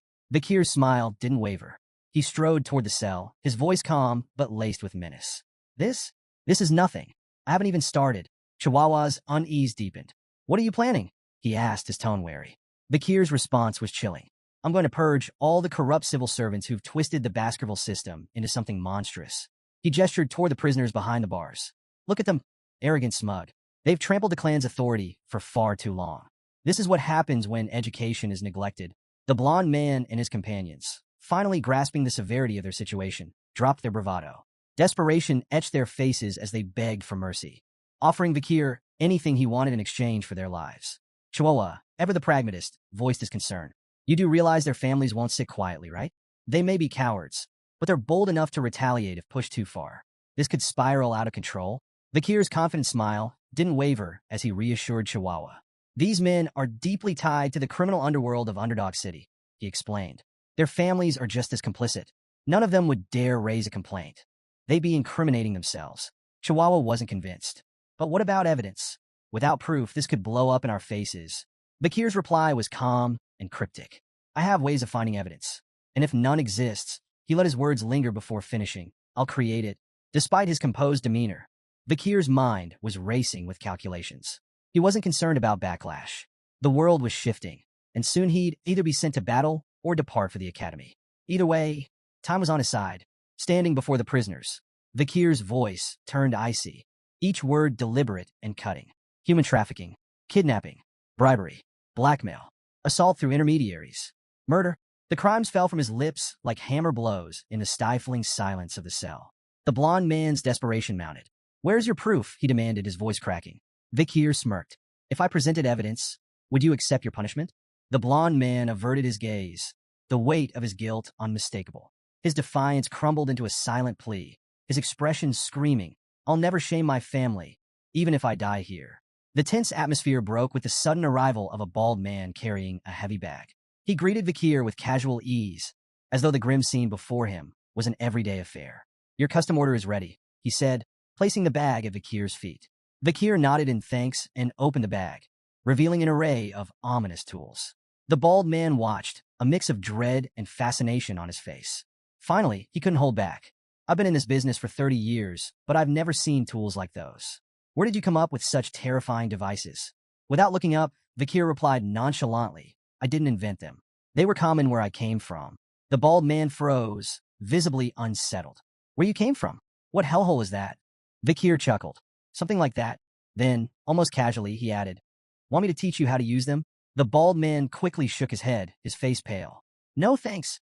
If I watch what you're about to do, I'd lose everything I've eaten this week." Vikir smirked, but didn't respond. He turned his focus back to the tools, methodically arranging them as his mind drifted to darker times, the era of destruction. Memories of breaking Demon Clan prisoners resurfaced, the era when interrogation techniques reached horrifying heights in sophistication and cruelty. Opening his coat, Vakir revealed a series of tools strapped to his body. The blond man's defiance shattered. His bravado dissolved into a high-pitched squeal as sheer terror gripped him. Vakir's expression was cold and unreadable. "What happened to your confidence?" he asked mockingly. "Where's all that tough talk about never confessing?" Buttoning the cuffs of his sleeves with deliberate calm, Vakir added, "Don't say anything just yet. Let's savor this moment. It's nostalgic." The blond man couldn't hold back anymore. Tears streamed down his face, his body trembling uncontrollably as fear consumed him. Rumors of the arrests of the 7 wicked gangs spread like wildfire through Underdog City. In every corner of the city, taverns, markets, and alleys, the topic dominated conversations. At a dimly lit tavern, a group of patrons argued over the shocking news. "Good riddance," one man spat. "Those gangs treated ordinary folks like pests." Another, more skeptical voice chimed in, "Don't get your hopes up. The new deputy consul might make some noise, but he'll release them soon enough. They're too tied to the native families." "But the charges are serious this time," a third patron countered. "They might actually be executed." The room fell into uneasy murmurs as patrons debated whether the children of the native families could truly face such dire consequences. One man leaned in, his voice low but resolute. "Don't underestimate Vakir. This is the same man who burned 10 billion gold just to make a point. If anyone will follow through, it's him." Others scoffed, dismissing the arrests as a political ploy. "It's all for show," a patron said, waving a hand. "The native families will apologize, and the gang members will walk free. It's how things have always been." At first, it seemed those predictions might hold true. The Mablank, Pyre, Luib, Chanel, Daragamu, Hermes, and Prada clans, families tied to the 7 wicked gangs, issued formal apologies to Deputy Consul Vakir. But the apologies fell on deaf ears. In the heart of the city's central square, 7 severed heads hung grotesquely from iron spikes. Salt preserved their twisted expressions of agony, a chilling reminder of the suffering they endured before death. Above the heads, a public notice detailed their crimes and punishments under the Baskerville Family Autonomy Constitution, a set of laws infamous for its strict and unforgiving penalties. Clause 1. Banning illegal brothels. Punishment: tattooing the word sex across the criminal's face. Clause 2.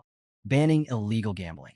Punishment: wrist amputation, repeated 72 times, 1 for each offense. Clause 3. Banning illegal private loans. Punishment: eye removal. This penalty was suspended after pleas from victims. Clause 4. Banning illegal lobbying. Punishment: exile. Since the criminals were already dead, their headless bodies were discarded outside the city walls. The crowd stood frozen, staring in silent horror at the grisly display. The severed heads of the 7 wicked gangs and the brutal enforcement of the laws left the city in shock. In his office, Vakir addressed Chihuahua, who was visibly shaken. "There's no need to look so surprised," Vakir said, his tone cold. "These laws have always existed. The only difference is that this is the first time the so-called native families are facing the consequences." Chihuahua swallowed hard, struggling to process what had just unfolded. "Do you really think this will work?" Vakir turned his gaze to the window, watching the flickering torches of the central square below. "This is only the beginning," he said. "This enforcement will spark a chain reaction. Underdog City is on the brink of a violent shift." His voice grew darker. "When the destruction begins, this city will become a bloodbath." Turning back to Chihuahua, Vakir's tone sharpened. "Brace yourself. You're joining me for the next step of the plan." Chihuahua blinked, clearly rattled. "Me? Why do I have to?" "You're part of this now," Vakir interrupted, his voice leaving no room for argument. Chihuahua let out a resigned sigh, his face pale as the weight of what lay ahead settled over him. The scene shifted to a dimly lit tent buzzing with anticipation. Chihuahua, now donning a sinister mask that only made him more jittery, stood among a crowd of similarly veiled figures. Turning slightly, he whispered nervously to a figure caged behind him. Vakir, exuding his usual unbothered confidence. "Are you sure this plan isn't insane?" Chihuahua asked, his voice barely audible. Vakir's crimson eyes locked onto him. "Have I ever let you down?" Chihuahua's silence spoke volumes. He adjusted his mask, feigning composure as more masked individuals filed into the area. This was no ordinary gathering. It was the infamous underground slave auction in Underdog City, a lawless pit nestled at the edge of Baskerville territory. Under the cover of night, a sprawling tent had risen from the barren wasteland, its garish lights luring in luxurious carriages like moths to a flame. Inside, a grim marketplace awaited, where lives were bartered like commodities. Kidnapped barbarians, disgraced nobles, and commoners alike. The Baskerville family, oblivious to this atrocity on their outskirts, remained conspicuously absent. At the entrance, The auctioneer greeted arrivals with exaggerated cheer. His tone shifted slightly upon noticing Chihuahua's group, recognizing the telltale insignias of the Mablin clan, one of the auction's most esteemed customers. "You're here as sellers this time," the auctioneer remarked, glancing at their credentials. "I trust you've brought something to impress. Last time, the clan wasn't exactly thrilled with our offerings." Chihuahua's lips curled into a nervous smirk beneath his mask. "No complaints here. Quality is never a problem." The auctioneer's gaze fell on Vakir, trapped in a cage among the other merchandise. His striking black hair and piercing crimson eyes drew the man's attention like a shark to blood. "Now that's a rare gem," he murmured, his greedy eyes glinting. "I'll make sure he fetches a premium." Feigning agreement, Chihuahua nodded and let the auctioneer handle the rest. The man bowed theatrically before disappearing, leaving Chihuahua to stew in the chaos of the tent. Inside, the atmosphere was electric. The crowd of criminals and elites buzzed with anticipation, swapping whispers about the night's offerings. From exotic slaves to tragic nobles, everyone had their preferences, though all shared the same ravenous hunger for novelty. The auctioneer took the stage, his flamboyant energy rivaling that of a carnival barker. "Ladies and gentlemen," he boomed, "our first item, a beast straight from the nightmares of hell itself." With a dramatic flourish, he unveiled an A-rank monster, the Mercy Lego. The crowd gasped as the towering creature, part cow, part devil, growled menacingly. Its 19 hearts made it nearly impossible to kill, a fact the auctioneer didn't fail to exploit. "Every part of this beast is valuable," he announced, listing its leather, meat, bones, and even intestines. "The bidding starts at 100 million gold." Excitement rippled through the audience as the bids climbed. 140 million, 200 million, 250 million. "Sold for 250 million gold," the auctioneer bellowed, slamming his gavel with a theatrical bang. The crowd erupted into applause, eager for the next spectacle. As the auction continued, a variety of bizarre and horrifying products paraded across the stage, each commanding the audience's morbid fascination. However, the crowd's murmurs hushed when a worker approached the auctioneer, whispering in his ear. A wicked grin spread across his face. "Ladies and gentlemen," he announced, his voice laced with excitement, "we have a special addition to tonight's lineup. From the savage tribes of the life-engulfing forests, a warrior of unparalleled ferocity." The girl was dragged onto the stage, her fierce glare defiant even as the chains bit into her wrists. The auctioneer wasted no time hyping her up as a wild beast begging to be tamed, urging the crowd to prove their dominance. "Bidding starts at 5 million gold," he declared, his voice booming. Silence. "All right, 3 million," he tried, his enthusiasm wavering. The crowd exchanged uninterested glances. "Fine, 1 million gold.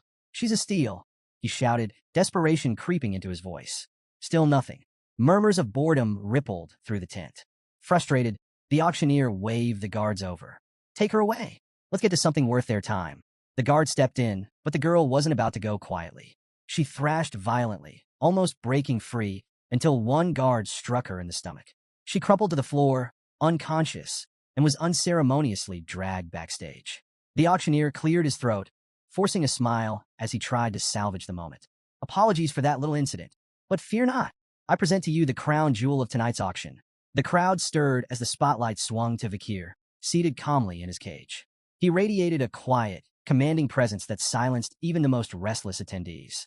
"Behold," the auctioneer proclaimed, "a pure blood with striking black hair and crimson eyes, beauty, strength, and obedience in one perfect package." Before the bidding officially began, a woman in the crowd, smitten by Vakir's striking appearance, raised her hand. 600 million gold. The auctioneer blinked, momentarily caught off guard. "We haven't even announced the starting price." 800 million. Another bidder cut in, a gruff man with an imposing presence. The woman whirled on him, her tone sharp. "Why would you need him?" The man smirked. "I'll make him a gladiator. He'll be worth twice the price by the time I'm done." The two traded barbs as the bids climbed rapidly. 900 million, 1 billion. The tent buzzed with energy until a new contender, masked and silent, raised their plate. Number 99. 6 billion gold. The masked bidder said coolly, silencing the room in an instant. Gasps rippled through the crowd.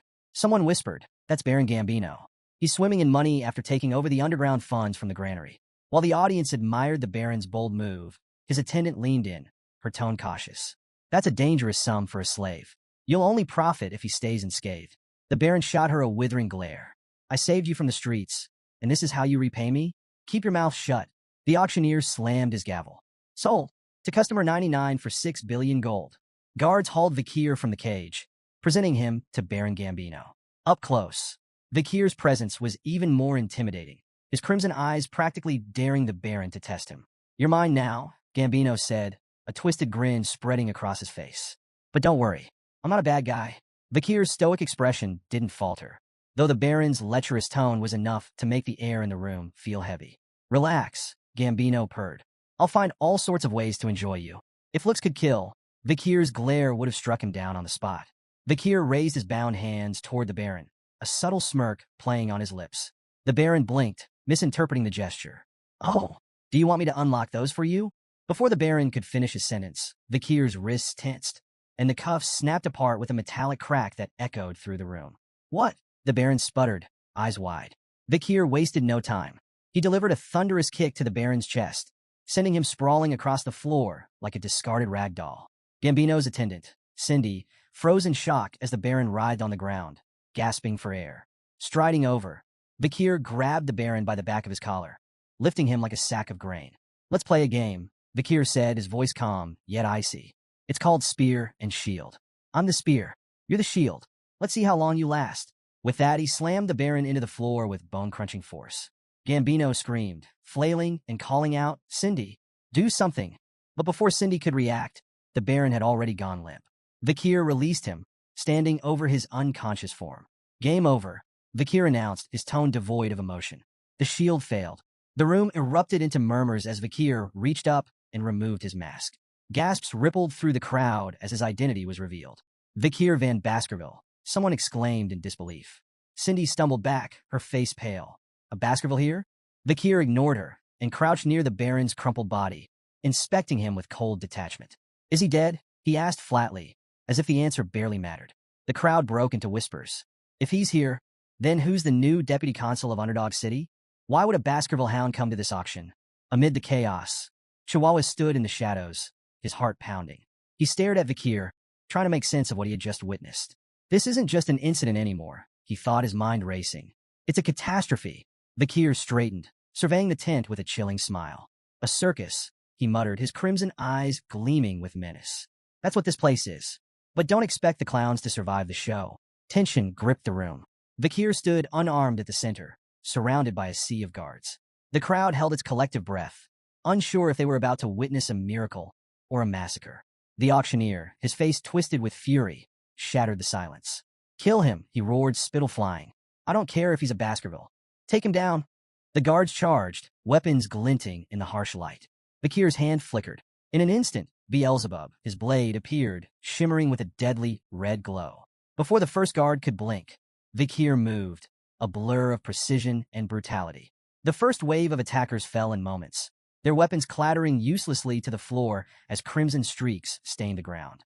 The crowd recoiled in horror. A guard wielding a massive chain, an iron ball swung it with all his might, the heavy weapon whistling through the air. Vikir sidestepped smoothly and, in one clean motion, severed both the chain and its wielder in a single stroke. The auctioneer's confidence crumbled. His lips trembled as realization dawned. This wasn't just any warrior. It was a graduate, one of the elite Baskerville hounds. "We don't stand a chance," the auctioneer thought, dread washing over him like a tide. From the shadows, Chihuahua muttered under his breath, his eyes wide as he watched Vikir carve through the guards like a force of nature.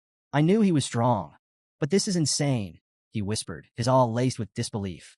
Then, chaos shifted gears. A chilling laugh echoed through the room, halting the remaining murmurs. Vikir turned sharply to see the auctioneer holding Chihuahua hostage, a knife pressed tightly against his throat. "Drop your weapon and surrender," the auctioneer barked, his voice trembling with desperation, but full of venom. "Or I'll cut his throat right here and now." All eyes turned to Vikir, waiting for his next move. Vikir stood motionless, his gaze fixed on the auctioneer. His calm demeanor only served to agitate his opponent, who pressed the blade closer, drawing a thin line of blood on Chihuahua's neck. "Deputy Consul," Chihuahua spoke, his voice steady despite the danger. "Don't worry about me. Just do what you need to do." The auctioneer snarled, silencing Chihuahua with a rough shake. But his words had already struck their mark. Vikir's lips curled into an amused smile. "You got guts, Chihuahua," he said lightly. The tension thickened as Vikir reached down, producing a simple flute strapped to his leg. The auctioneer's confidence faltered for a moment, his brow furrowing. "What's that? Some kind of trick?" Ignoring the taunt, Vikir brought the flute to his lips. The high-pitched note that followed sliced through the air like a razor, its intensity rattling the very walls of the auction hall. The crowd clutched their ears, howling in agony as the sound reverberated, unrelenting and merciless. When the noise finally ceased, the room fell into an uneasy silence. The crowd exchanged confused, fearful glances. The auctioneer, sweating but outwardly unaffected, forced a grin. That's it? A cheap scare tactic? He chuckled nervously. Even a graduate can't. His words stopped abruptly. A thin blade pierced his throat from behind, slicing through flesh and bone with terrifying precision. Blood sprayed in an arc as his head rolled to the ground, his lifeless eyes still wide with shock. Behind him stood a hooded figure, their crimson-streaked blade gleaming under the dim lights. Chihuahua froze, unable to process what he had just witnessed. A guard, attempting to regain control, charged at the hooded figure. But the intruder barely moved, flicking their sword with casual ease. The guard's body shredded mid-stride, collapsing in a lifeless heap. As panic spread, more hooded figures emerged from the shadows, dozens of them. They moved with an eerie, synchronized grace, their auras radiating power and malice. Their eyes, cold and unfeeling, swept across the terrified room, freezing everyone in place. "Who are they?" a trembling guard whispered, his voice barely audible. Cindy Wendy, still clinging to the edges of composure, gasped as her eyes locked onto the distinctive insignia on their chests, a pair of razor-sharp teeth. Her face turned pale as she whispered, "The Pitbull Order, the Baskerville Clan's elite, the Annihilation Experts." A wave of dread swept through the crowd as the reality sunk in. Everyone in the room knew the legend of the Pitbull Order, an unstoppable force of graduates trained to kill without hesitation, their loyalty only to the Baskerville Clan. Cindy froze as one of the Pitbull Knights materialized behind her, his blade poised to strike. Her heart thundered in her chest, panic seizing her thoughts. "I can't die here, not like this." But just as the knight's sword began to fall, Vakir's voice cut through the chaos. "Leave her alive." The knight halted instantly, lowering his weapon and kneeling in deference to Vakir. Cindy gasped, her chest heaving as relief washed over her. Vakir's gaze swept coldly across the room. "Rip the rest of them to shreds," he ordered, his tone sharp and unyielding. "But spare those lying still. If anyone flinches, kill them without hesitation." The knight nodded and vanished into the shadows like a specter. The hall erupted into a cacophony of screams as the Pitbull Knights carried out their master's commands with ruthless precision. Blades flashed, flesh tore, and pleas for mercy were silenced in an instant. Amid the slaughter, one trembling man lay prone, desperately willing himself to stay motionless. "Don't move. Don't breathe. Just stay down and maybe, just maybe I'll survive this." A knight loomed over him, an imposing figure radiating lethal intent. "I'll wear the cuffs. I'll do whatever you want," the man sobbed, clutching at the last strands of his life. The knight's voice was cold and devoid of empathy. "We don't carry cuffs." The man stammered, confusion breaking through his terror. "Then, what will you do to me?" The answer came without hesitation. The knight's blade flashed, severing the man's legs in a swift, brutal motion. The man's screams echoed through the hall as the knight moved on, uninterested in his suffering. "Those sentenced to execution don't need legs," he muttered flatly. Meanwhile, a figure puffing on a cigar stepped up beside Vakir. It was Boston Terrier Le Baskerville, the formidable commander of the Pitbull Knights. He took a long drag, his sharp gaze appraising the young warrior. "So, what do you think of the Pitbull Knights?" Boston Terrier asked, his tone casual but laced with pride. Vakir gave a curt nod. "They're effective." Boston Terrier smirked. "If you need anything else, just say the word." As he studied Vakir, his thoughts churned.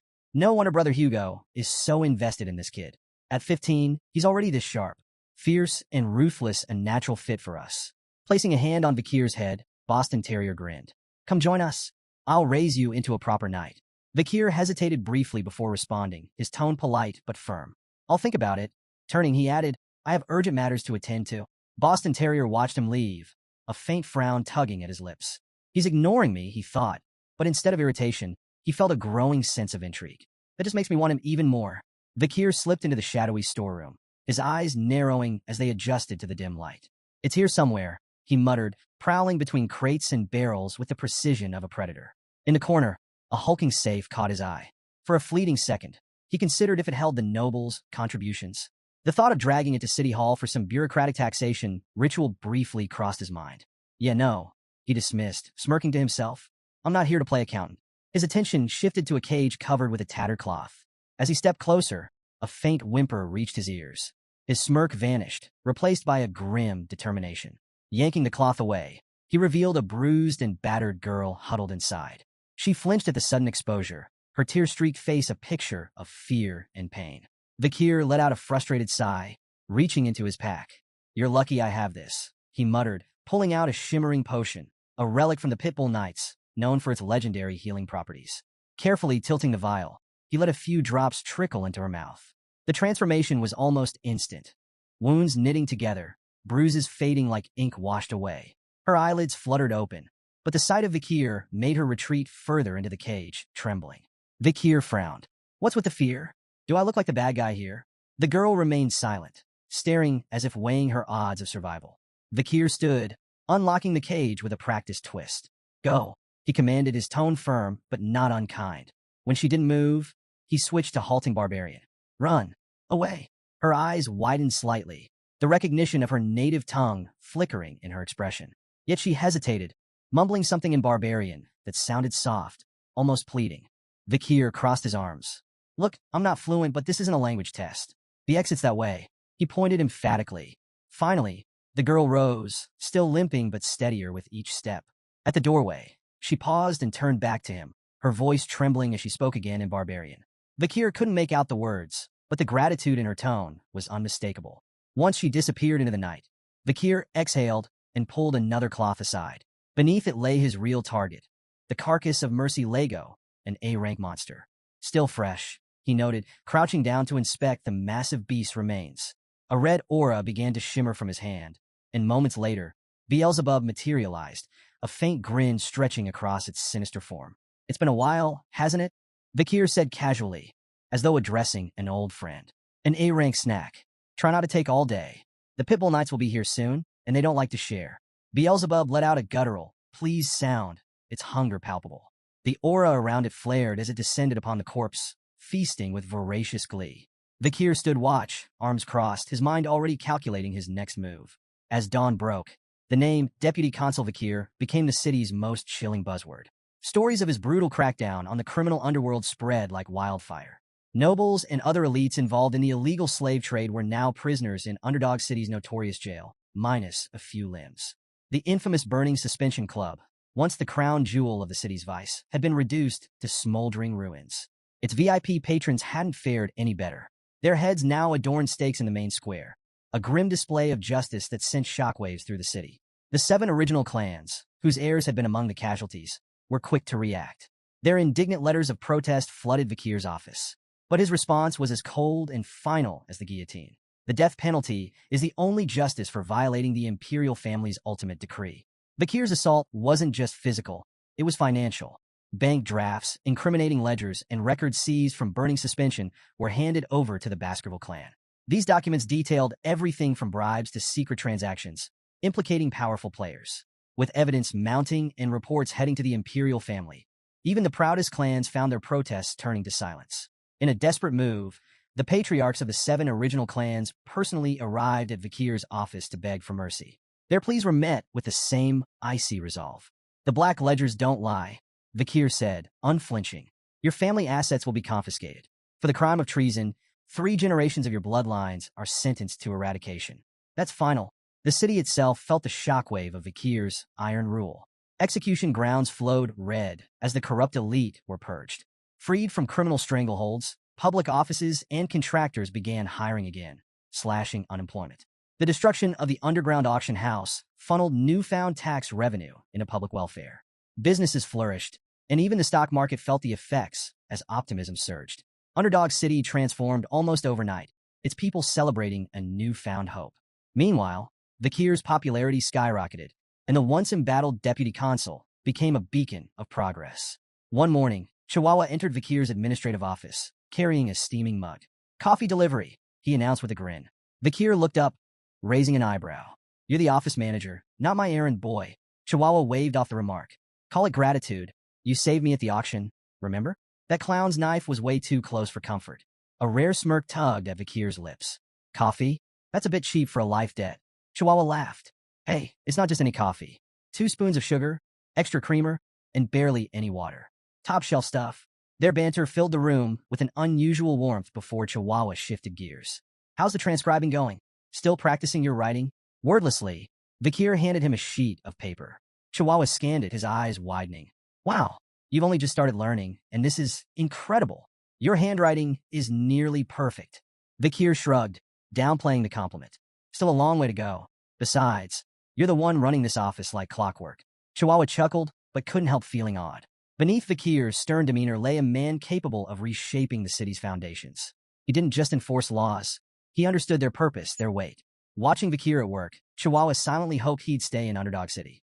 With Vikir at the helm, it felt like the city was finally on the verge of something extraordinary. Under the pale glow of the moonlight slipping through iron bars, Vikir stood in the shadows of a prison cell. Opposite him, Cindy Wendy, Baron Gambino's former attendant, sat bound and blindfolded, her defiant posture stark against the cold walls. Breaking the silence, Vikir spoke, his tone apologetic yet distant. I should have come sooner, but duty kept me. Cindy Wendy, isn't it? She ignored the question, her voice cutting through the air like ice. Why did you spare me? Vikir stepped forward, removing the blindfold with deliberate calm. Their eyes met, his crimson gaze steady. Because I need answers. Her lips twisted into a bitter sneer. So that's it? You only kept me alive to interrogate me. Ignoring the jab, Vikir began pacing slowly, his words precise. Baron Gambino's meteoric rise wasn't natural. A nobody doesn't climb the ladder that fast without help. That help was you. Your talent for generating wealth made him untouchable. If you'd chosen a different path, you could have been a respected merchant, maybe even a banker. He stopped in front of her, dragging a chair noisily across the floor. Sitting down, he locked eyes with her. Let's keep this simple. Answer my questions honestly, and you'll walk free. Refuse, and his voice trailed off ominously, leaving the alternative to her imagination. Cindy's eyes narrowed as she bit her lip, wrestling with her anger before spitting out a reply. Fine, I'll answer. Vikir leaned back, his first question direct and unsettling in its simplicity. How would you rate my performance as a law enforcer? Her laugh was sharp and mocking. A shining beacon of justice in Underdog City, she quipped, sarcasm oozing from every word. Unmoved, Vikir leaned forward. Mockery's a dangerous game, Cindy. Play along, or the deal's off. With an exasperated sigh, she dropped the act. Fine, you're doing well. Happy. Vikir's demeanor shifted instantly, his grin sudden and wolfish. Rising, he closed the distance between them, gripping her chin. His voice dropped to a chilling tone. Why do you think I'm doing well? Cindy stiffened, sweat beading on her brow as his crimson eyes bored into her. Releasing her, Vikir returned to his chair, gesturing for her to speak. Grinding her teeth, Cindy finally relented. Because you enforce order with fear. People listen, but not because they respect you. They're terrified. You crush criminals and boost your authority, but you're planting seeds of hatred at the same time. That hatred will grow, and one day, it'll burn everything you've built. She paused, her gaze hardening. And the Baskerville clan? They won't tolerate your rise. They don't like threats to the throne, and you're becoming one. Vikir's face remained unreadable, absorbing her words like a stone soaking in rain. After a moment, he asked, What's your solution then? How would you navigate this? Cindy locked eyes with Vikir, her voice calm but firm. If you want to survive, return all your authority and accomplishments here to the Baskerville clan and its leader. Keeping the spotlight on yourself will only make you a target.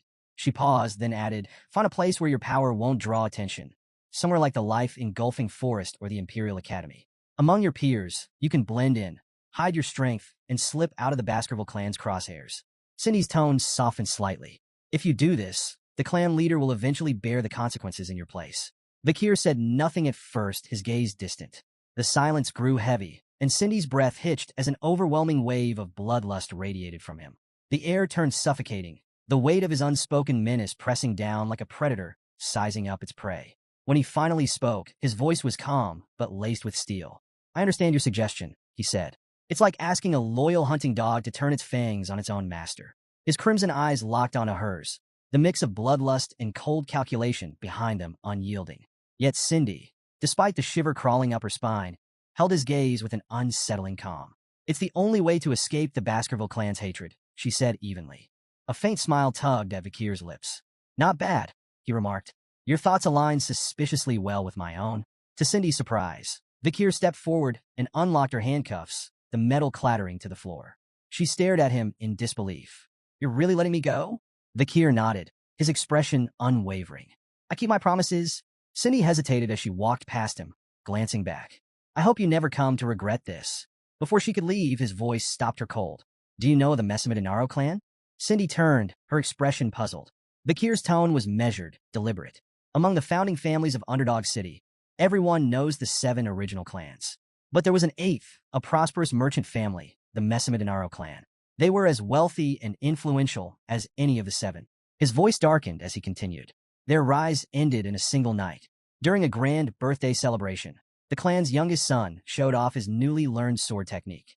It stunned the onlookers because it was the secret Baskerville sword art, knowledge that only bloodline members of the Baskerville family are allowed to possess. Cindy's body tensed as she listened. Bakir's words carried the weight of history and bloodshed. The Baskerville clan leader deemed it a betrayal of the highest order. Their response was swift and merciless. The hunting dogs were unleashed, and the Messamidinaro clan was erased from existence.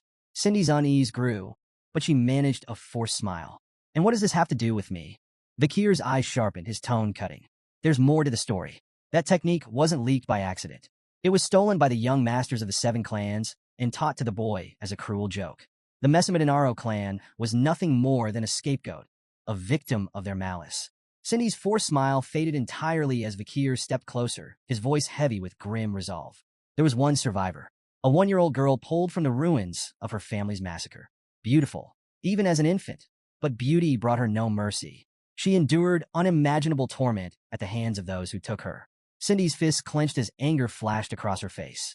I don't want to hear any more of this, she snapped, turning away and striding toward the exit. But Bakir's voice cut through the silence, stopping her in her tracks. The story doesn't end there, he said, his tone measured but unrelenting. A new deputy consul uncovered the truth and brought justice. The 7 young masters who orchestrated the fall of the Messamidinaro clan were captured, interrogated, and forced to confess. His expression darkened, the weight of his words pressing into the room. Before they died, they showed remorse. Their final words were, "We're sorry for committing such a heinous crime." Cindy froze, tears streaming down her face as she turned to face him. Her voice trembled as she asked, "Who are they apologizing to?" Bakir met her gaze with calm resolve. "They were apologizing to the sole survivor of the Messamidinaro clan," he said. "To the girl who took the name Cindy Wendy." Cindy staggered, her tears falling faster. "How am I supposed to believe that?" she demanded, her voice raw with pain. "You tortured them. How can I trust that their apologies were genuine?" Without hesitation, Bakir grabbed a nearby torch. "There's only one way for you to believe me," he said evenly. "See it for yourself." He led Cindy through the dim halls to a desolate prison cell. Stopping before the door, he gestured toward the ground. "Look." Cindy's eyes widened as she took in the horrific sight. On the cold stone floor, written in dried blood, were the prisoner's final, desperate words. "We brought devastation upon the Messamidinaro clan. Forgive us for our crimes." The pitiful plea was raw and haunting, a message scrawled in their final moments of terror. Cindy's knees buckled as the weight of it all hit her. Overcome, she clutched her stomach and retched, tears streaming down her cheeks as she trembled. Bakir stood behind her, his voice steady but laced with an edge of cold purpose. Even though they suffered and died, the vengeance of the Messamidinaro clan isn't finished. There's still one more clan that must pay for what they've done. He knelt slightly to meet her gaze, his crimson eyes burning with intensity. "Hate the Baskervilles. You have every right to despise us. As a survivor of the Messamidinaro clan." Cindy wiped her mouth with the back of her hand, her tears refusing to stop. "Why are you doing this?" she asked, her voice hoarse. "Why are you helping me? You're a Baskerville yourself." Bakir's lips curled into a faint smirk. "You're asking the wrong question." Cindy pushed herself to her feet, brushing off the dust as she steadied her shaking frame. Without another word, she began to walk away, but at the door, she paused and turned back to him. Her expression was calm now, her voice steady. "I understand," she said quietly. "Bakir Van Baskerville, I owe you a debt." Her tone grew firm, conviction lining every word. "No matter where life takes you, you'll never have to worry about money again. That's my promise." With that, she disappeared into the shadows of the hallway. Bakir stood in silence, watching her go until her footsteps faded into the distance. Then, almost to himself, he muttered with a faint smirk, "I'll hold you to that promise." The next morning, Chihuahua burst into Bakir's quarters, full of energy. "Deputy Consul, it's time to..." He started but froze mid-sentence. The scene before him was something out of a nightmare. Blood-soaked sheets and lifeless bodies scattered across the room. Bakir stirred, stretching lazily before rubbing his eyes. "Good morning," he greeted casually, as though nothing were amiss. Chihuahua's jaw nearly hit the floor. "Good morning. What about?" "All the corpses," he shouted, pointing wildly. Bakir glanced around at the carnage, his expression nonchalant. "Oh, those?" Looks like I killed them in my sleep, he replied with a shrug. Chihuahua stared, utterly horrified. Are you serious? Vikir chuckled lightly. Relax, I'm kidding. As they made their way down the hallway, Chihuahua shot him a wary look. Deputy Consul, I have to ask, what was your childhood like? Vikir smirked, amusement dancing in his crimson eyes. Didn't find my joke funny? That's not what I meant, Chihuahua muttered, exasperated. Vikir's tone turned thoughtful, almost distracted. Lately, I've had some inconveniences. Poison arrows, acid snipers, arson attacks, 2 near misses with runaway carts, the usual. Think I've caught someone's attention? Chihuahua stared at him in disbelief. You're insane. Ignoring the comment, Vikir's mind drifted to Beelzebub, the weapon fused to his arm. His latest skill, Hellish Buffalo's Tough Life, obtained from the illegal auction, had proven incredibly effective despite its risks. With Beelzebub's slots now filled by Burn Injury Cerberus, Hemorrhage Hellhound, and Tough Life Hellish Buffalo, Vikir's body was enhanced beyond recognition. Combined with the River Styx's modifications, his skin had become so resilient that even elite assassins had failed to harm him. But while the power was satisfying, the relentless attempts on his life were becoming more than just an irritation. I need to figure out who's behind these attacks and deal with them, Vikir muttered, his tone sharp. Chihuahua, still processing Vikir's casual recount of near-death experiences, nodded nervously. That sounds like a good idea. As they approached the courtyard, both noticed a carriage waiting nearby. The flag it bore was unmistakable, the Baskerville crest. They've sent someone from the main family, Vikir said, his tone growing serious. The carriage door opened, and a figure stepped out. Chihuahua immediately began sweating bullets, his posture stiff as he whispered to himself. No way. It's really him. Vikir, by contrast, remained calm, his crimson gaze steady. The figure descending from the carriage was none other than John Barrymore, the legendary head butler of the Baskerville household. John greeted Vikir with a warm smile. It's been quite a while, hasn't it? Vikir inclined his head politely. You look well, head butler, he replied. The butler chuckled as he approached. Do I? I've always believed you'd do well since leaving the main residence. Just luck, Vikir replied modestly, his expression betraying little. Nearby, Chihuahua was awestruck. John Barrymore wasn't just a servant. He was the servant, a man who had faithfully served the fearsome Baskerville family for 4 generations. Meeting him was like standing in the presence of a myth. Breaking the moment, Vikir addressed John directly. What brings you here, head butler? John's ever-present smile didn't falter as he delivered his message. The patriarch has been following your progress and is pleased. He's ordered you to return to the main residence. Vikir blinked, momentarily thrown. Hugo is pleased, he thought, struggling to picture such a concept. In his mind, he imagined his stern Uncle Hugo smiling, an image so absurd he almost laughed out loud. At the Baskerville estate, Hugo Le Baskerville, the clan patriarch, sat at his desk, his piercing gaze fixed on a newspaper article with a peculiar headline. The most beloved figure among underdog citizens, Vikir. The piece listed several awards Vikir had earned. Most trusted by merchants, most loved by farmers, most respected by children and scholars, most targeted by assassins.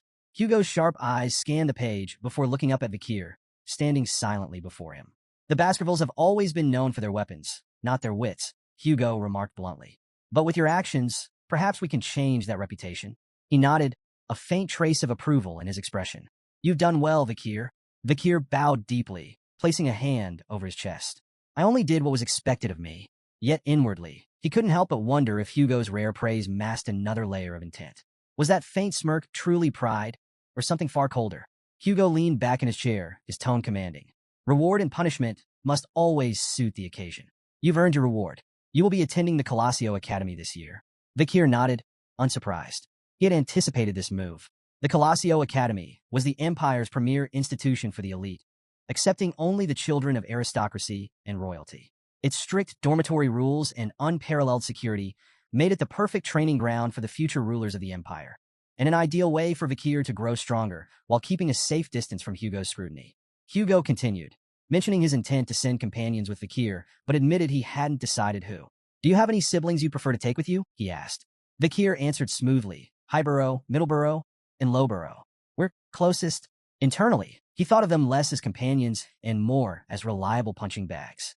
Hugo nodded, seemingly satisfied. Done. He then asked Vikir if he recalled a plan they had discussed when he was just 8 years old. Vikir's mind immediately went to their joint training with the Morgs. You're referring to the plan to lend the ruby mines to the Morgs and use them to wipe out the barbarians? A smirk spread across Hugo's face. Exactly. And it worked. Intrigued, Vikir pressed for details. Hugo explained that the morgues, seeking Baskerville support for a joint raid, had approached them with humility. The alliance was already yielding promising results. Switching topics, Hugo added one final task before Vakir's departure. Inspect the territory. Ensure the laws you implemented are being upheld. It will be educational. Vakir bowed once more. I'll follow your orders, Patriarch. The next day, Vakir and Chihuahua stood at the city gates. Tears streamed down Chihuahua's face as he waved frantically. Deputy Consul, I'll do my best to manage everything while you're gone. Vakir turned slightly, glancing back at the emotional Chihuahua. Though he said nothing, he silently noted that this parting was likely permanent. As Vakir and his small group traveled farther from the city, the quiet was broken by his voice, sharp and commanding. Come out, now. In an instant, dozens of figures dressed in black emerged from the surrounding trees and rocks, encircling the group. One of them stepped closer to Vakir, removing his head covering to reveal his face. The man stepped forward, removing his hood to reveal a sharp face and an air of confidence. Staffordshire Baskerville, he introduced himself. Knight of the Pitbull Order. Vakir nodded in acknowledgement. Thank you for waiting. I wanted the departure to proceed in an orderly fashion. Staffordshire waved off the apology. No trouble at all. Our mission is to safely escort you to the morgue's family's juvenile fortress. Vakir's expression remained calm as he asked, Any word from my uncle, Boston Terriers? Staffordshire chuckled. He's doing well, but he's been relentless about trying to recruit you into the Pitbull Order ever since the slave auction incident. A faint smirk tugged at Vakir's lips. Internally, he couldn't help but feel uneasy about his uncle's obsession. It bordered on fanatical. The group eventually reached a hilly region where farmers worked the land with quiet diligence.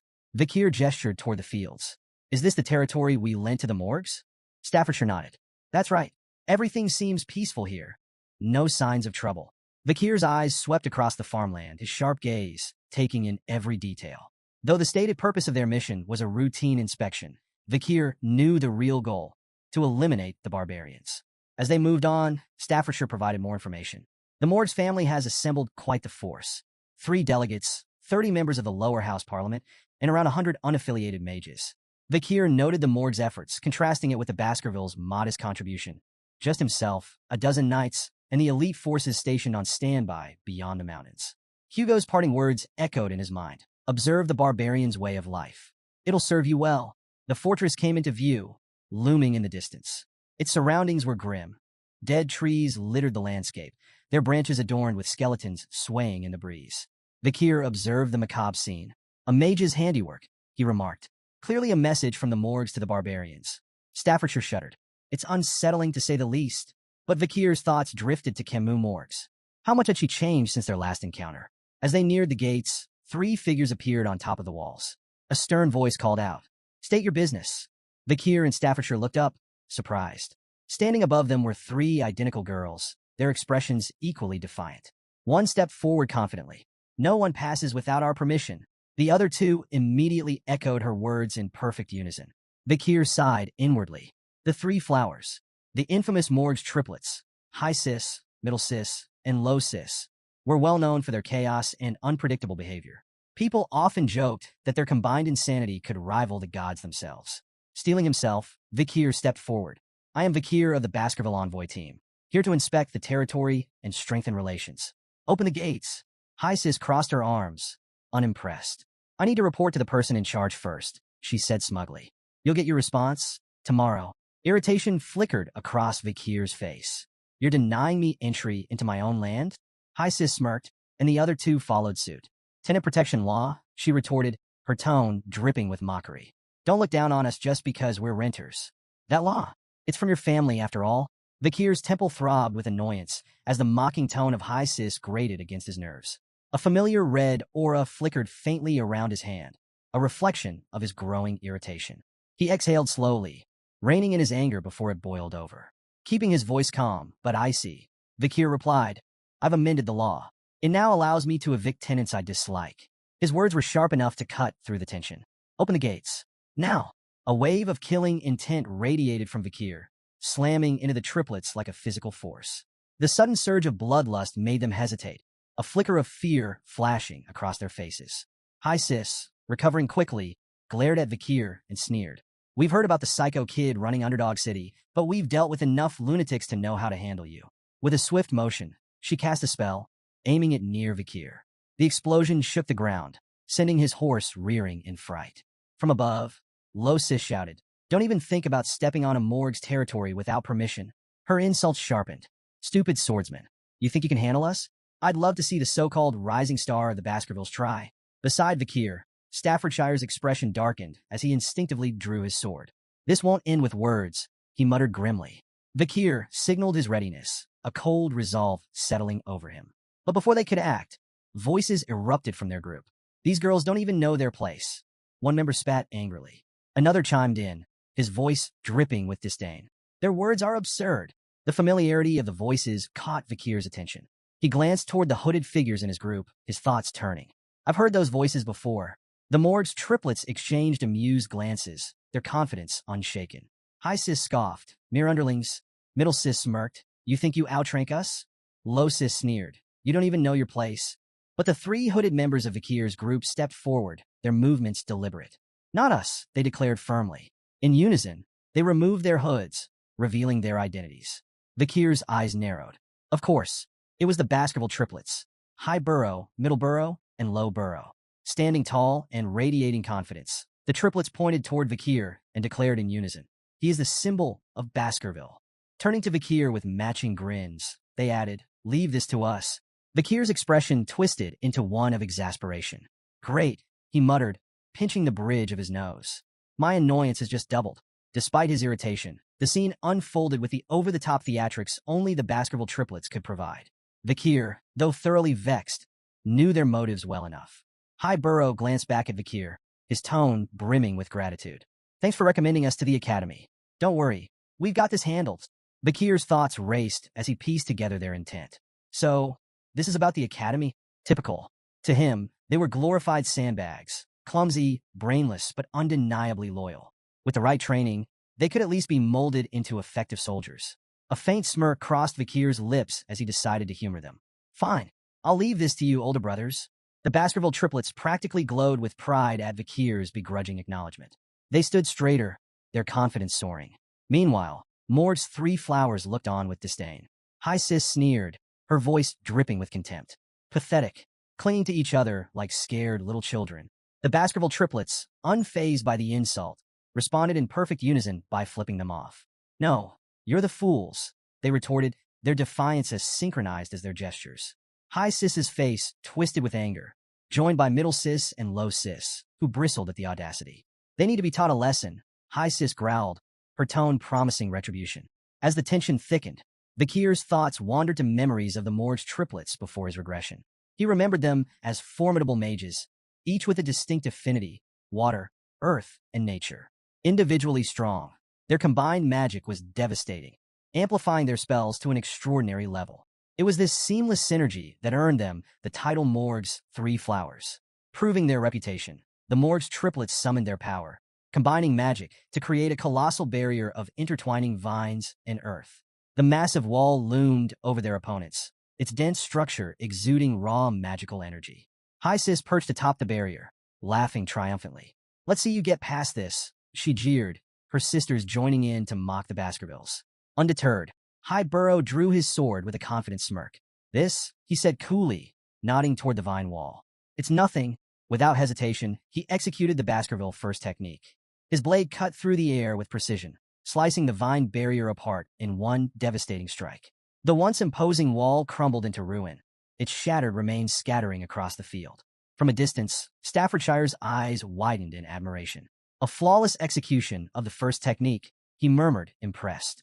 But High Burrow's victory was short-lived. Before he could fully recover, a vine whip lashed out with blinding speed. He managed to block the strike with his sword, but the force sent him staggering backward. High Burrow, Middle Burrow, and Low Burrow shouted in alarm, rushing forward to assist as their brother struggled to regain his footing. Perched atop the wreckage of her barrier, Low Sis smirked down at the Baskervilles. "Your pathetic swords will never reach us," she taunted, her voice brimming with confidence. The Baskerville triplets' expressions darkened, their anger flaring like hunting hounds scenting blood. The air between the two groups grew heavy with unspoken tension, the promise of further violence thick in the atmosphere. Staffordshire turned to Vakir, observing his calm demeanor amidst the chaos. "Enjoying the show?" he asked, a trace of amusement in his tone. Vakir raised an eyebrow, unimpressed. "What exactly do you mean by show?" Staffordshire gestured toward the clash. The age-old debate. Magic versus swordsmanship.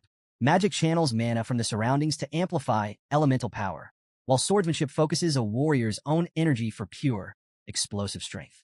Watching the two collide, it's fascinating, don't you think? Vakir sighed, his crimson eyes narrowing in exasperation. If you put it like that, I'm part of this debate too. Staffordshire smirked knowingly. True, but let's face it, you've already left everyone else in the dust. Vakir, however, was far from entertained. His expression hardened with frustration as he glanced at the ongoing clash. They're all wasting my time. If only they'd wipe each other out and save me the trouble. I've got more important things to deal with than refereeing a squabble between overgrown children. His thoughts drifted to his mounting responsibilities. Between managing the chaos of Underdog City and finding a capable supervisor, his patience for pointless bickering had long since worn thin. A fiery explosion erupted across the battlefield, silencing the chaos in an instant. A commanding voice, filled with anger, cut through the smoke and flames. What are you fools doing in front of my territory? High Burrow, momentarily distracted, tried to seize the advantage against High Sis, but the battle's tide shifted dramatically as a massive wall of fire surged forth. The blast shook the ground, leaving everyone momentarily stunned. Staffordshire tensed at the overwhelming display of magic, while Vakir stood unfazed, a faint smirk on his lips.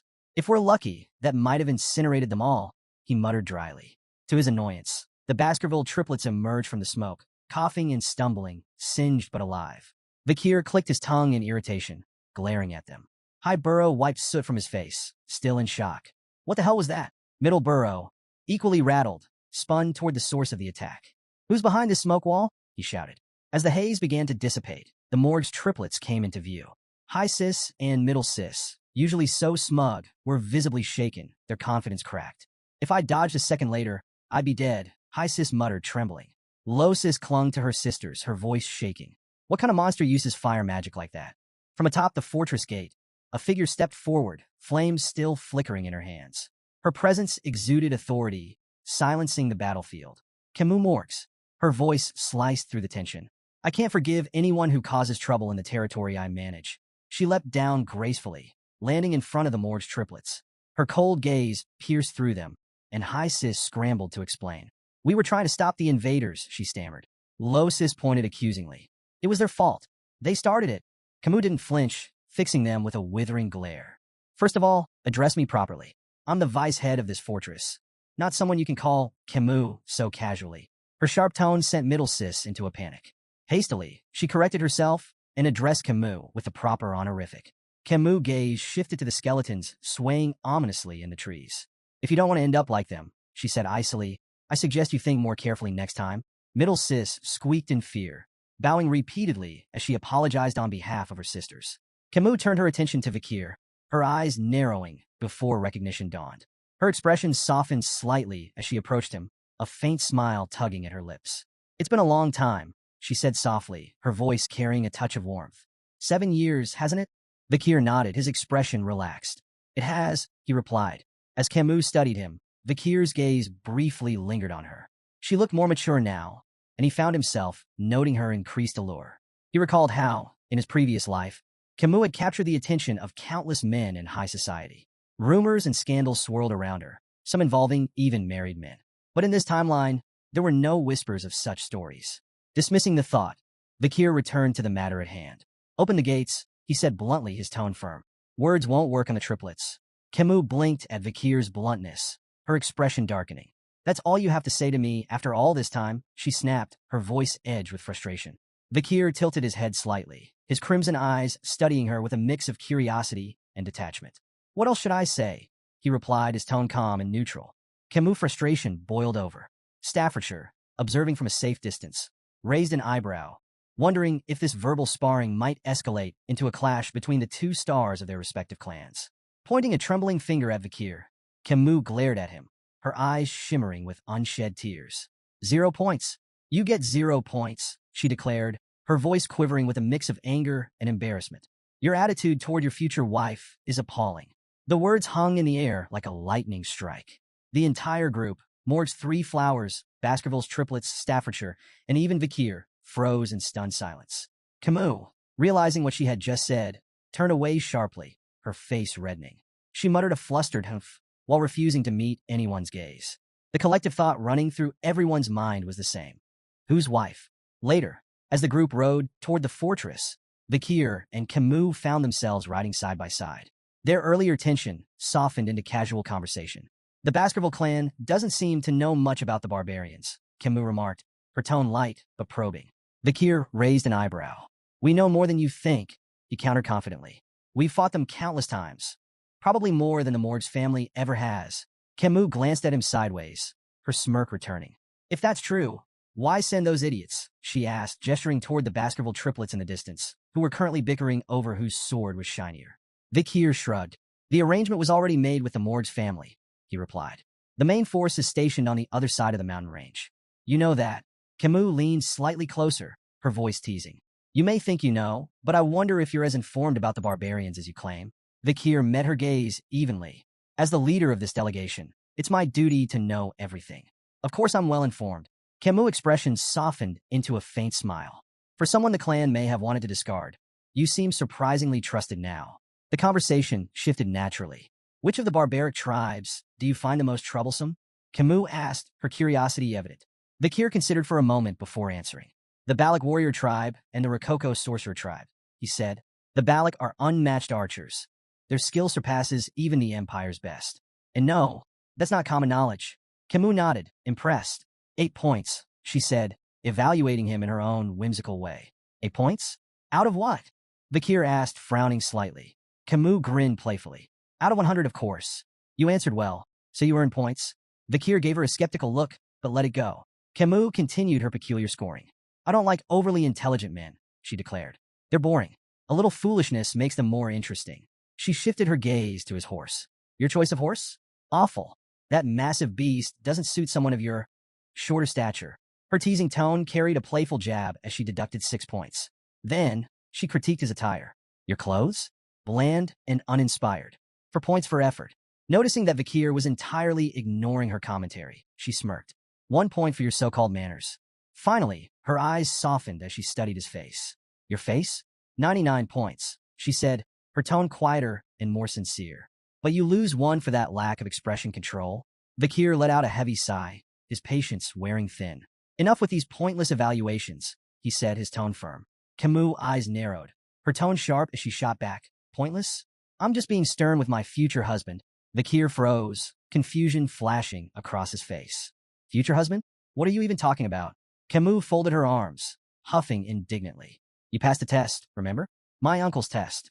That duel was to determine if you were worthy to be my husband. Vikir's eyes narrowed as realization set in.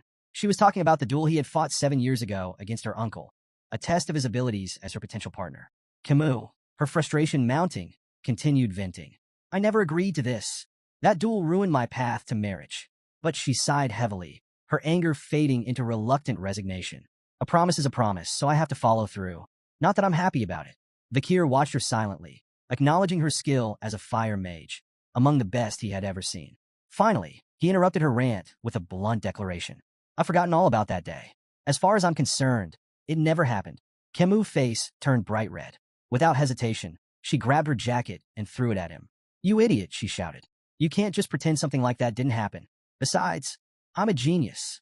I never forget anything I see. Vikir caught the jacket and stared at it, recognizing it instantly. It was the same one he had given her after their duel, 7 years ago, when her clothes had been burned. Camus, still blushing furiously, turned away with a huff. Don't read too much into it, she muttered, and stop saying such nonsense. Vikir examined the jacket more closely, smirking faintly. She returned it unwashed. As they reached the outskirts of the fortress, Camus pointed toward a distant wall. The barbarians ambushed the ruby mine, she explained. They've been pillaging crops and capturing indigenous slaves to sell elsewhere. She gestured toward the massive wall, a towering structure of earth and iron. We had our mages construct that in just 1 month. Vikir studied the wall, his eyes narrowing in appraisal. Impressive. It would have taken several hundred workers over a year to build something like that. Camus nodded, pride evident in her expression. Naturally, but Vikir's gaze lingered on the wall's flaws. Several large holes gaped in the structure, their edges jagged and burned. His expression darkened. Those were they caused by Balak arrows? Camus' expression turned grim. Yes, their arrows are imbued with a strong aura. We've suffered heavy casualties, especially during night guard duty. Those arrows can pierce walls 2 to 3 meters thick. She hesitated before adding, even my uncle wasn't spared. One of their arrows broke through his magic shield and struck his chest. He survived, but his pride didn't. Vakir's brow furrowed as he recalled a similar incident with Hugo, the Baskerville patriarch. A Balak arrow had grazed Hugo's nose bridge, leaving him seething with fury. Do you know who's behind these attacks? Vakir asked, his voice serious. Camus hesitated, her tone uncertain. It's hard to say. Their faces are painted black, so identifying them is nearly impossible. But I think it's a woman. Their conversation was cut short as a mage hurried toward them, addressing Camus with urgency. Vicehead, we've captured a reconnaissance member of the barbarians. Please come quickly. Vakir and Camus exchanged a glance. Curiosity and concern mirrored in their expressions. Following the mage to a large tent, they found a disheveled barbarian restrained and surrounded by guards. Vakir's sharp gaze swept over the captive. After a brief moment, he spoke with certainty. This one's from the Rococo sorcerer tribe. Camus turned to the mage, her expression firm. Have you been able to extract any information from him? The mage shook his head, frustration evident. He's uncooperative. His sorcery makes him resistant to psychic magic. We haven't been able to read his mind. Camus' eyes hardened as she directed her attention to the captive. Tell me about the ambush on the Mords clan's fortress. How many people did you take? The barbarian remained silent, his expression unreadable. Camus' voice sharpened with anger. Among those taken was Rose, a daughter of the Morgs. She's my sixth cousin. Tell me, what have you done with her? A twisted grin spread across the barbarian's face, and he muttered something in his native tongue. Camus frowned, turning to the mage. What did he say? Is there anyone here who can translate? The mage shook his head again. We don't have anyone available who understands his language. Vakir's calm voice broke the tension. I know a little Rococo. Camus raised an eyebrow, surprised. Is there anything you don't know? I'm not fluent, Vakir replied, his tone measured. But I understand the basics. Camus nodded, her voice steady but strained. Then ask him. Ask him where my cousin is. She's 12 years old, with red hair, red eyes, and white skin. Vakir stepped forward, his voice firm, as he questioned the barbarian in his native tongue. The barbarian's grin widened, and he replied curtly, his tone dripping with mockery. Vakir's expression turned grim. He closed his eyes for a moment before looking at Camus. Your cousin is dead, he said quietly. Camus' face contorted with fury and grief, her hands balling into fists. She straightened, her voice cold and resolute. With the senator of the audience hall recovering and the senator of the temple away, the decision falls to me. She took a deep breath and declared, I, Camus Morgs, a member of the Middle House and the vice head of this fortress, issue the verdict. Immediate execution. Without hesitation, a sharp spike shot through the barbarian's body, followed by a torrent of flames that consumed him entirely. As the fire raged, the barbarian cried out in his language, his voice weak and filled with venom. Camus' voice was icy as she dismissed his final words. After this war, your language will only be spoken in hell. The barbarian's screams faded into silence as the flames reduced him to ashes. Nearby, another restrained barbarian watched in silent terror, his wide eyes reflecting the flames. Camus, her rage still smoldering, turned abruptly to Vakir. Follow me, she ordered, her tone leaving no room for argument. As Vakir exited the tent, he spotted Camus some distance away. Her shoulders trembled, and muffled sobs escaped her as she cried openly. Despite her formidable exterior, Vakir was reminded that she was still just a 15-year-old girl. He approached her slowly, his voice soft. Were you close with your cousin? Camus nodded, her tears falling freely. Very close. She was so pure, nothing like the rest of us. Unlike the cold-hearted Morgs, she didn't belong in a place like this. Vakir hesitated before offering comfort. I believe she left this world peacefully. Camus turned to him, her tear-streaked face clouded with doubt. Don't lie to me, she said, her voice trembling. I'm not stupid. I'm a genius. I understood a little of what he said. Her voice cracked as she pressed him. Tell me the truth. What did he really say? Vakir froze, unsure of how to respond. He had hoped she hadn't caught the barbarian's chilling words. We ate her. Camus' knees buckled, and she fell to the ground, her cries raw and full of anguish. I couldn't protect her, she whispered, guilt consuming her. I'm so sorry, Rose. Vakir stood silently, his expression unreadable as he watched her grief unfold. For a moment, he extended a hand toward her, but then he hesitated, pulling it back. Camus' heart-wrenching cries echoed through the air, and Vakir remained lost in thought, contemplating the weight of the moment. After a while, Camus managed to steady herself. Wiping her face, she stood and took a deep breath, her composure returning. This isn't a bad thing, she said, her voice steady despite the lingering tremor. If anyone had given me half-hearted sympathy, I'd have killed them on the spot. She turned to Vikir, her tear-streaked face now filled with resolve. This isn't the time to mourn. I need to focus. I need to prepare for revenge. Vikir studied her steely determination, a faint glimmer of admiration surfacing in his mind.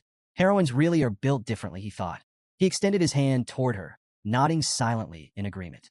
Before Camus could take his hand, a loud, bell-like sound rang across the fortress, shattering the moment. Vikir frowned. What's that? Camus stood up abruptly, her expression serious. It's the signal for a barbarian attack. Vikir smirked faintly. Seems your time for revenge has come sooner than expected. Outside the fortress, a group of barbarian girls astride massive white wolves prepared for battle. Each was armed with a bow, their leader standing at the front. The leader, her face painted black, knocked an arrow. Drawing it back, she aimed toward the guards on the fortress walls and released. The arrow struck its mark with deadly precision, detonating in a fiery explosion that sent guards scattering in disarray. She raised her voice, commanding her companions. Attack! The barbarian girls launched into battle, their wolves charging with terrifying speed. The massive beasts tore into soldiers with relentless ferocity, while the barbarians themselves struck with brutal efficiency. Ropes flew through the air, lassoing soldiers by the neck and dragging them down with startling precision. The fortress descended into chaos. Vikir arrived at the scene, his sharp eyes scanning the battlefield. The gruesome sight before him, a storm of blood, smoke, and bodies, was something he had seen countless times before. Did I get here too quickly? He wondered, assessing the chaotic scene. His focus sharpened as he prepared to enter the fray. Suddenly, a rope shot toward Vikir, wrapping tightly around his neck before he could react. His crimson eyes narrowed as he turned his gaze forward, spotting two barbarian girls expertly holding the ends of the rope. In their native tongue, one of them grinned and said, "We've caught a good one. This hunt for husbands is going well." Vikir immediately understood their intention. The barbarians were capturing men to breed stronger offspring for their tribe. Without missing a beat, Vikir grabbed the rope with one hand and yanked it forcefully, sending the two girls flying through the air. "Sorry," he said dryly, "but I'm not available. I might already be engaged." The barbarian girls crashed to the ground with a heavy thud, eliciting shocked gasps from the male barbarians nearby. "What? Who is this guy?" one of them muttered in disbelief. The others quickly readied their arrows, uncertainty flickering in their eyes as they debated whether Vikir was friend or foe. Despite the tension, Vikir remained calm. Hugo's warning rang in his mind. Avoid engaging in battle before meeting up with the main force. Vikir hesitated briefly, considering whether to hold back, but his decision came swiftly. Drawing his sword, he strode forward confidently, unbothered by the arrows flying toward him. With precision and agility, he cut through the barrage with ease, each strike precise and deadly. His movements were fluid, almost mesmerizing, as he deflected every projectile aimed at him. The barbarians' shock turned to panic. "How is that possible?" they whispered among themselves. Their awe, however, was short-lived. A wave of fire suddenly erupted across the battlefield, engulfing the barbarians in searing heat. Cries of pain echoed as flames consumed their surroundings. Camus stepped forward, flames crackling in her hands, her expression fierce and unyielding. "These barbarians will burn," she declared, her voice dripping with fury. Vikir turned to her in astonishment, realizing she had transformed the battlefield into an inferno. Camus glanced at him, her sharp eyes narrowing. "Are you using liquid aura?" she asked, a rare note of acknowledgement in her tone. Her words carried weight. "You're the only man I could ever recognize." Vikir responded calmly. "I received orders from the Patriarch to avoid battle until regrouping with the main force." Camus scoffed, undeterred by his explanation. As she began casting more spells, her voice rang with defiance. "An order from the Baskerville Patriarch? Do you think that will stop me?" The intensity of her flames increased as she stepped forward. "A Baskerville should refrain from intervening," she said coldly. "I'll handle this myself. Every last barbarian here will burn." Camus unleashed a series of devastating fire spells, setting the battlefield ablaze.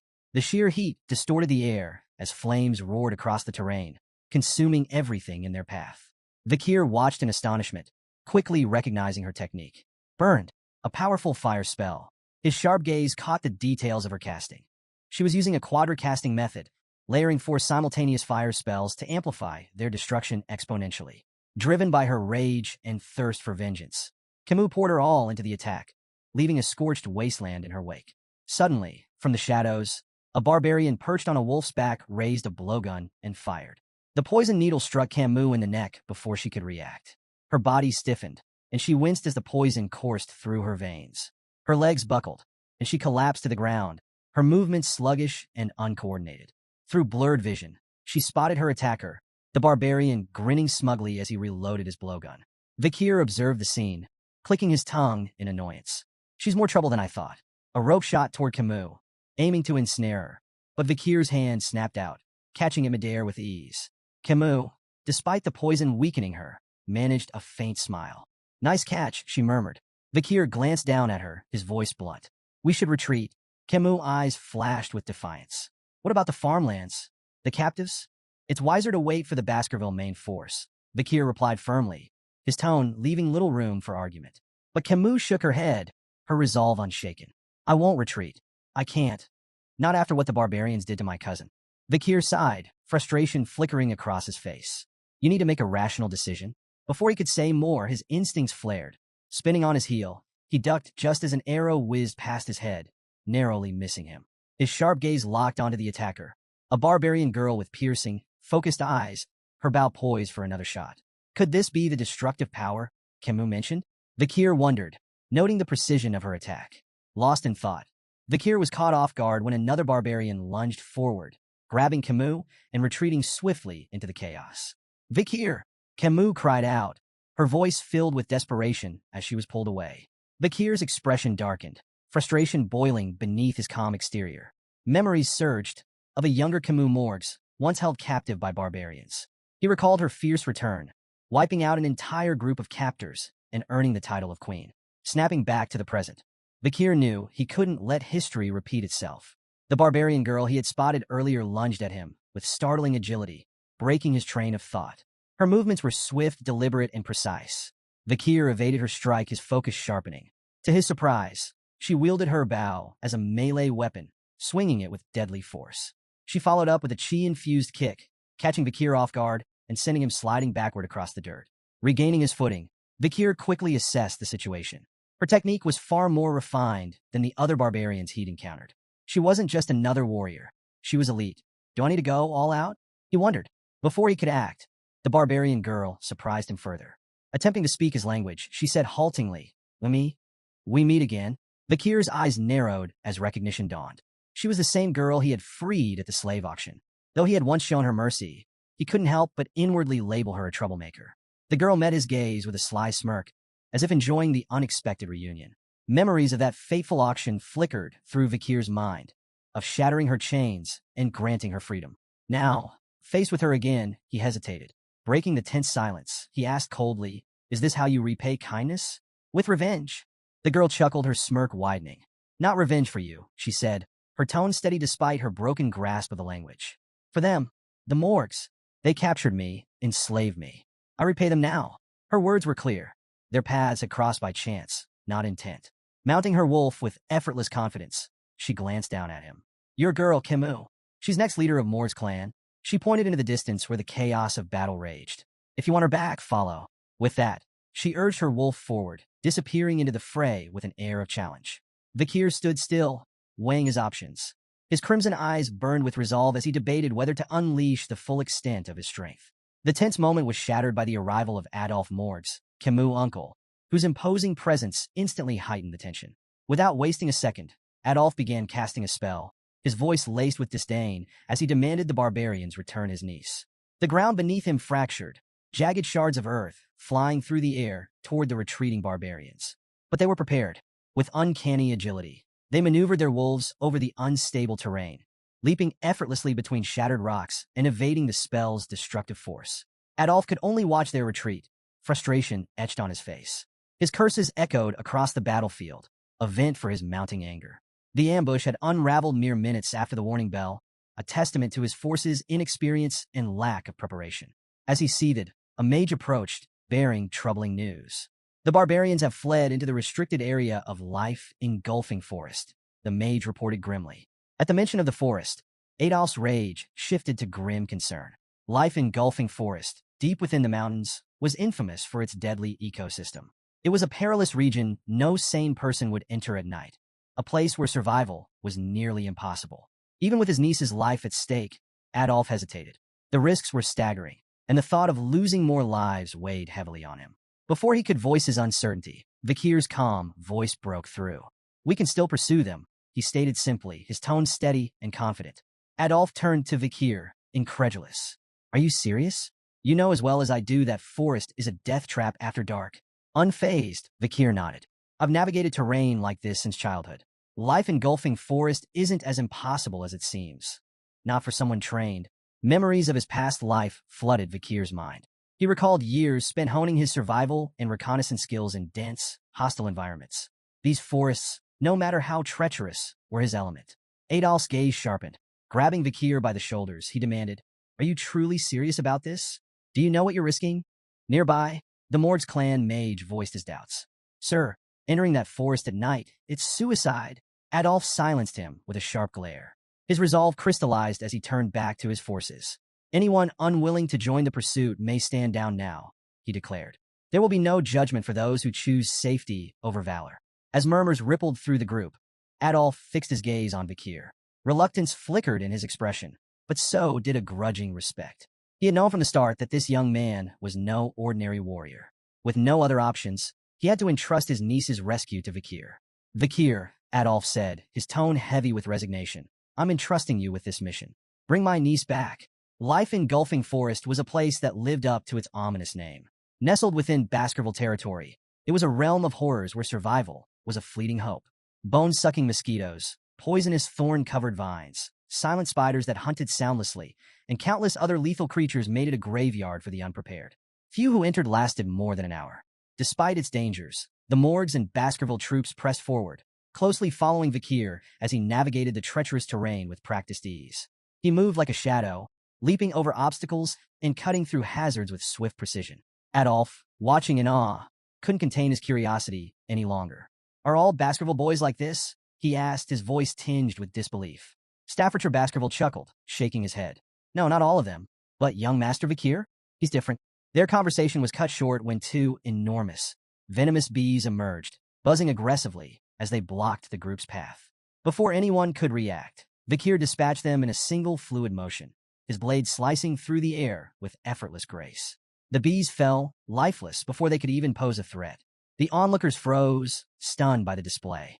He's so cool, the Baskerville triplets whispered in unison, their admiration practically glowing. Suddenly, Vikir stopped behind a large tree and raised a hand, motioning for the group to halt. He pointed ahead, where faint flickers of light pierced through the dense canopy. They're close, Vikir said, his voice low. The barbarians haven't gone far. He added a warning, his tone grave. Balak hunters scatter dry leaves around their camps to detect pursuers. From here on, every step needs to be taken with extreme caution. Before the group could react, Adolf stepped forward, casting a spell. Silence. He intoned, the magic targeting Vikir. Vikir shot him a questioning look, but Adolf quickly explained.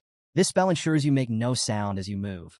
Adolf smiled, a hint of his confidence restored. I'll take it from here. Thank you for your help, nephew-in-law. Vikir's brow furrowed. Nephew-in-law? He thought, puzzled. What is he talking about? Not far ahead, the barbarians had set up camp in a clearing. A fire crackled at its center, casting flickering shadows on the surrounding trees. Camus was tied tightly to a tree, her wrists and ankles bound with thick ropes. Her fiery spirit, however, remained unbroken. You're all going to burn to ash the moment I get out of here, she shouted, her voice filled with fury. I'll make you regret capturing me with my special fireball. Her captors paid her no mind, likely unable to understand her language. Nearby, two barbarian girls chatted casually. One spoke of her interest in the man they had encountered earlier, while the other lamented her lack of success in husband hunting. Camus gritted her teeth, her frustration mounting.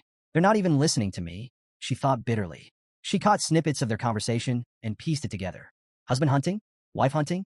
Realization dawned. Is that why they've been ambushing us this whole time? Her thoughts were interrupted as the male barbarian who had captured her approached. Smirking, he addressed Camus in his native tongue. An excellent catch like you. Every male in our tribe will want you. Camus glared at him, her fiery spirit undiminished. You perverted bastard, she shouted. If that's your plan, just kill me now. The barbarian scratched his ear lazily, feigning confusion. I don't understand what you're saying, he said with a mocking grin. Then, with unsettling cruelty, he grabbed her chin, forcing her to meet his gaze. But I can tell you're talking back just by looking into your eyes, he sneered. Camus struggled, her anger boiling over as she spat. Touch me again, and I'll burn you alive. Ignoring her, The barbarian raised an arrowhead in his hand. Slowly, deliberately, he licked its tip, his intentions clear.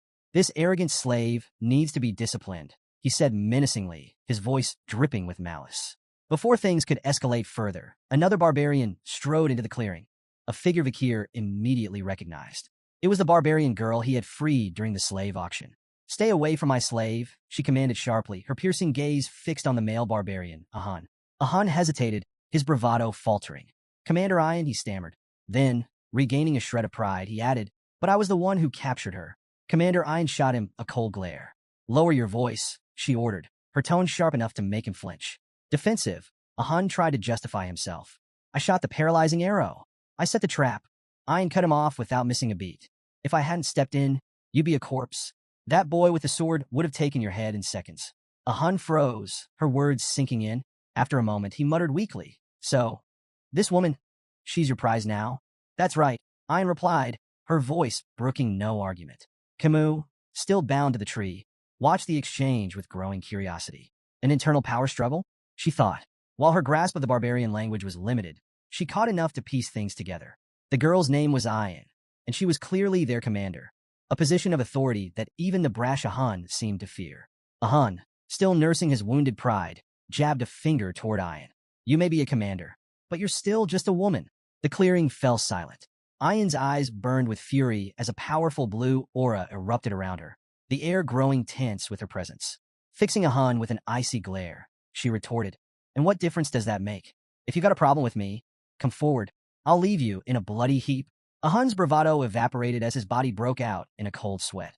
Raising his hands in surrender, he stammered, "I'm not angry. Do as you please." He turned and retreated hastily, thoroughly cowed. Camus watched the scene, taking note of the respect or fear that Ian commanded. "She's definitely in charge here." Commander Ian turned her attention to Camus, her gaze appraising. "Good eyes, strong physique, as expected from the future leader of the Morg's bloodline," she said, almost to herself. But her tone darkened as she delivered a sudden, sharp kick to Camus' side. Camus winced, anger flashing in her eyes as Ian continued bitterly. "You Morg's bastards sold me into slavery. If not for a stroke of kindness, I'd still be rotting in chains. But you won't be so lucky." Leaning closer, Ian's voice dropped to a menacing whisper. "I'll tame you. You'll feel it in your very bones and soul. Menial tasks, like licking the space between my toes, will become your new routine." Camus' fiery spirit flared as she gritted her teeth. "You think I'll break that easily? Dream on." Before Ian could respond, a piercing scream shattered the tension. A barbarian behind her burst into flames, his agonized cries echoing through the clearing. "What is this? An explosion?" Ian snapped, spinning around to assess the situation. The burning barbarian collapsed as the fire spread, and the remaining warriors scrambled to arm themselves. "It's an ambush," one of them shouted, panic creeping into their voices. From the roaring inferno, a lone figure emerged. The firelight framed him like an avenging specter, his silhouette cutting an imposing figure against the chaos. "Barbarians," the figure called out, his voice sharp and resolute. "You'll pay for what you've done." Camus' face lit up with relief and joy as she recognized the voice. "Uncle Adolf," she exclaimed, her hope renewed. Amidst the burning wreckage, Adolf Morg stood with flames dancing in his hands, his presence commanding and unyielding. His booming voice cut through the battlefield. "Release my niece immediately, or face annihilation."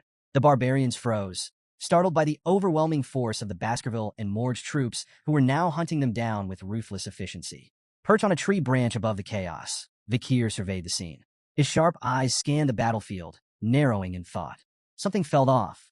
The Balak hunters, renowned for their precision and tactical ambushes, were now scattered and in complete disarray. Below, barbarian girls astride their wolves voiced their frustration, barking orders to one another as they struggled to regroup against the relentless onslaught of the Morgs and Baskerville forces. Adolf's voice thundered once more as he spotted several barbarians attempting to flee. "No one escapes. Eliminate every last one of them." Camus, still tied to a tree, watched the pandemonium unfold with a smug grin. They deserve this, she thought, satisfaction gleaming in her eyes. But her moment of amusement was cut short. A rustling sound behind her caught her attention, and she turned her head sharply, her eyes widening in surprise. "Vikir," she exclaimed, her voice far too loud for the circumstances. Emerging from the shadows behind her, Vikir placed a finger to his lips, signaling for silence. Her loud reaction prompted a sigh of exasperation. With a swift motion, Vikir cut the ropes binding her to the tree and helped her to her feet. You came to save me. Camus beamed, her happiness radiant. Vakir, slightly irritated, replied curtly, do you not understand the meaning of silence? Before they could retreat further, Commander Ian stepped out from the shadows, blocking their path. Her sharp eyes gleamed with anticipation as she regarded Vakir. I expected you to come, Ian said, her voice calm yet brimming with authority. She studied him intently, her words carrying a weight that demanded attention.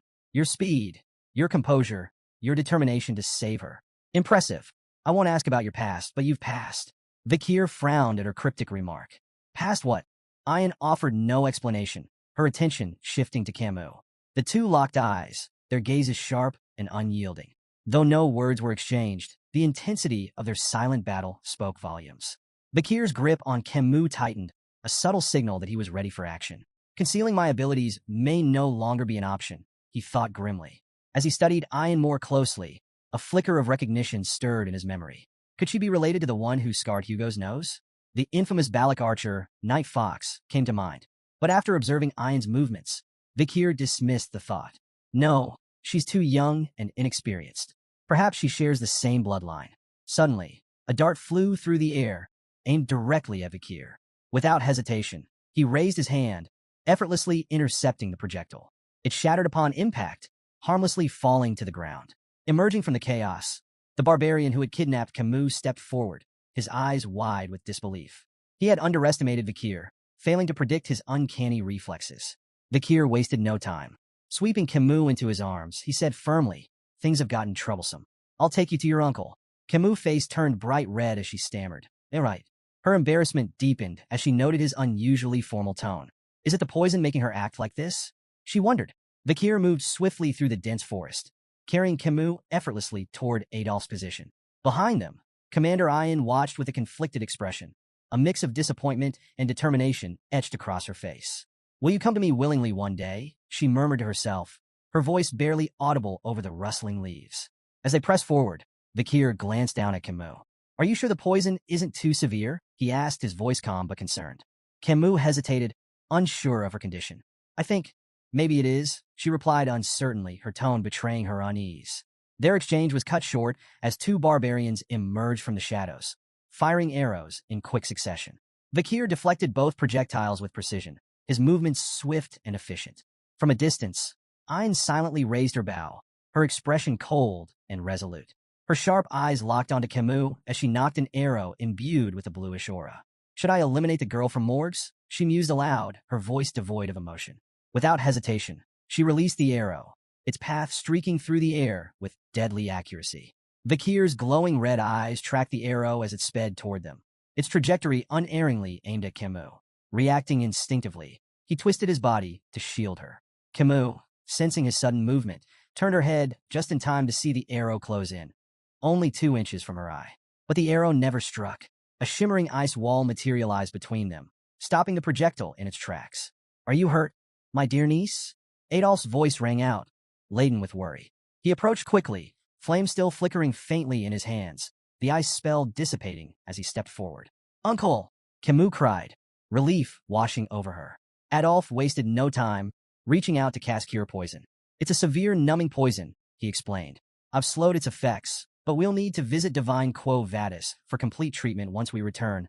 But before the spell could fully take effect, Camus pushed his hands away. Let go for a moment, she demanded, surprising Adolph.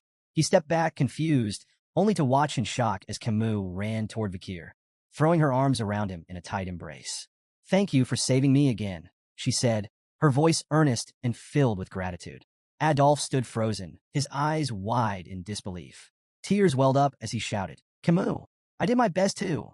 Camus turned to him, her expression indignant. And yet, you show up now? She snapped. I'm telling Mother about this. Before Adolph could muster a response, a rope shot through the air, wrapping tightly around Vakir's neck. Commander Ian stepped forward, holding the rope firmly. Come with me willingly, she demanded, pulling with all her strength. It'll be easier for both of us. I don't have much time. Despite her efforts, Vakir remained unyielding, his feet firmly planted. Ian's frustration grew as she struggled to comprehend how he could resist so effortlessly. Camus gasped, her recognition immediate. It's you again, she exclaimed, her disbelief evident. Vakir remained calm, his focus unwavering. Gripping the rope with one hand, he broke it effortlessly, snapping it like a twig. Ayan flinched at his strength, but held her ground. Her words, however, lingered in Vikir's mind. No, Tom, what does she mean by that? He wondered, sensing a deeper urgency behind her actions. A sudden, overwhelming wave of killing intent swept through the forest, suffocating the air. Birds burst from the treetops in panicked flight, their cries fading as an oppressive sense of dread settled over the area. Ayan's face turned deathly pale as her eyes darted upward, horror etched across her features. Her trembling voice cut through the eerie silence. "It's noticed us," she whispered, each word quivering with fear. Vikir frowned, confused, until a sharp, buzzing sensation radiated from his hand. He glanced down to see the red lines etched into his skin, glowing ominously. Beelzebub, the hidden blade coursing through his arteries, was issuing an intense and unmistakable warning. "She's coming," Ayan murmured, her voice barely audible, yet heavy with dread. Vikir's expression hardened. "She? Who's she?" he asked, his instincts sharpening. Ayan's cold sweat betrayed her terror as she uttered a single name, her voice barely a whisper. "Madam Eight Legs." From the heart of the forest, a towering pillar-like structure emerged, its form cloaked in darkness and pulsating with an eerie purple aura. The barbarians froze in place, their expressions twisted with fear. "It's the madam! The madam is here!" they screamed, their voices trembling. Camus, still recovering from the earlier events, squinted at the strange structure. "Is that just a pillar?" she asked, her tone uncertain. Vikir's sharp gaze remained fixed on the ominous form.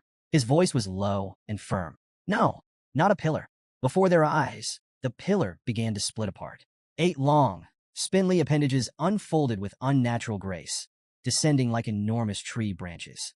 The massive legs anchored themselves into the ground, creating an unholy silhouette that towered over the forest. Adolf, his usual composure shattered, muttered in disbelief. How could something so monstrous have been hidden here all this time? Vikir's face turned grim as the pieces clicked into place. This was Madam Eight Legs, a name that carried weight and terror. A creature ranked as an S-tier threat, capable of leveling entire cities in mere hours. The spider stood on its 8 grotesque legs, its massive frame casting a shadow over the trembling group. It let out a piercing scream, an ear-splitting wail that sent shivers down every spine and rooted the onlookers in place. Camus opened her mouth to speak, but Vikir was faster. Placing a hand firmly over her mouth, he leaned in and whispered urgently, "Stay quiet. Madam Eight Legs has poor sight, but heightened touch and hearing." Vikir's mind raced as fragments of an old native legend surfaced. He had once dismissed it as a terrifying campfire story, a tale of the Madam of Eight Legs, a monstrous entity that haunted the depths of forbidden forests. But now, standing face to face with the legend, it felt all too real. He recalled the Empire's monster dictionary, its several revisions still failing to fully account for this nightmare. Madam Eight Legs, a name that struck fear into even the bravest warriors. The creature screamed again, louder this time, before spewing a stream of greenish liquid from its gaping maw. The acidic substance rained down in a deadly cascade, hissing and crackling as it melted through trees and rocks alike. Vikir moved swiftly, dodging the falling poison with calculated precision. Beside him, Adolf reacted just as quickly, flames flickering at his fingertips. He conjured a shimmering barrier that shielded himself and Camus from the deadly rain. The forest floor sizzled as the acid ate away at everything it touched. Not far away, a Hun screamed in terror as drops of the green poison landed on his hair. Panicking, he grabbed a knife and hacked off the affected strands, collapsing to his knees as he panted in fear. Ayn shot him a cold glare, her voice sharp and cutting. "Stop screaming in front of Madam Eight Legs." Her eyes flicked briefly toward the monstrous spider, her tone growing darker. "If you weren't the shaman's grandchild, I'd kill you myself." Turning back to the other barbarians, Ayn barked her orders with steely resolve. "Retreat, all of you." On the other side of the chaos, Adolf, cradling Camus in his arms, echoed the sentiment in a quieter tone. "Make a run for it," he instructed, his voice brooking no argument. The oppressive presence of Madam Eight Legs seemed to pulse through the forest, suffocating any thoughts of resistance. There was no choice but to flee. Madam Eight Legs emitted strange, mocking noises, as if reveling in the chaos. As the various groups scattered, the Balik barbarians splintered into smaller clusters, while the Baskerville and Morg's forces retreated in a more organized formation. The creature's twitching appendages seemed to consider its options before abruptly charging after the Baskerville and Morg's forces. Adolf scowled in frustration, muttering under his breath. "Why is it chasing us?" One of the Morg's mages, brimming with misplaced confidence, stepped forward. "Leave it to me," he declared boldly. Fire attacks are a bug's greatest weakness. The mage began chanting, summoning a massive fire spell. Flames erupted in a brilliant explosion, engulfing Madame Eight Legs in a sea of fire. For a fleeting moment, the mage turned to Adolf with a triumphant grin, ready to boast of his success. But his victory was short-lived. Without warning, one of Madame's massive legs shot through the air, impaling the mage beside him. Blood splattered across the confident mage's face as his expression froze in sheer terror. The fire spell hadn't even scratched the monstrous creature. Madame Eight Legs let out another deafening screech, her massive legs slicing through the terrain as she pressed forward. Adolf, Camus, and Vakir continued their retreat, the forest a nightmare of crashing trees and searing acid. Camus, her voice trembling, stammered, "How is something like that even real?" Meanwhile, Vakir's sharp mind raced. He stopped suddenly, his eyes narrowing as a realization struck him. Without warning, he turned to face Madame Eight Legs, his unexpected movement causing the group to halt in alarm. "Vakir, what are you doing?" Staffordshire shouted, his voice filled with panic. Vakir's tone was firm and unyielding. "If no one acts, we'll all be annihilated." His eyes locked on the monstrous spider. "Someone has to tie down her legs to buy time." Staffordshire immediately volunteered, but Vakir cut him off with a blunt question. "Do you really think you have what it takes to restrain those legs?" Turning to Adolf, Vakir's voice carried urgency. "We can't let Madame Eight Legs follow us back to the territory. If she does, everyone there is as good as dead. I'm the best person for this job." He tightened his grip on his sword, his crimson eyes burning with resolve. Facing Adolf, he added, "There's no time left. Make the call." Camus' voice cracked as she called out to Vakir. "You can't do this." Ignoring her plea, Vakir urged the group to flee. "Run," he said firmly. "Leave this to me." Adolf hesitated, clearly torn. Finally, his expression hardened. "We run," he ordered, signaling the retreat. Camus struggled against him, tears streaming down her face.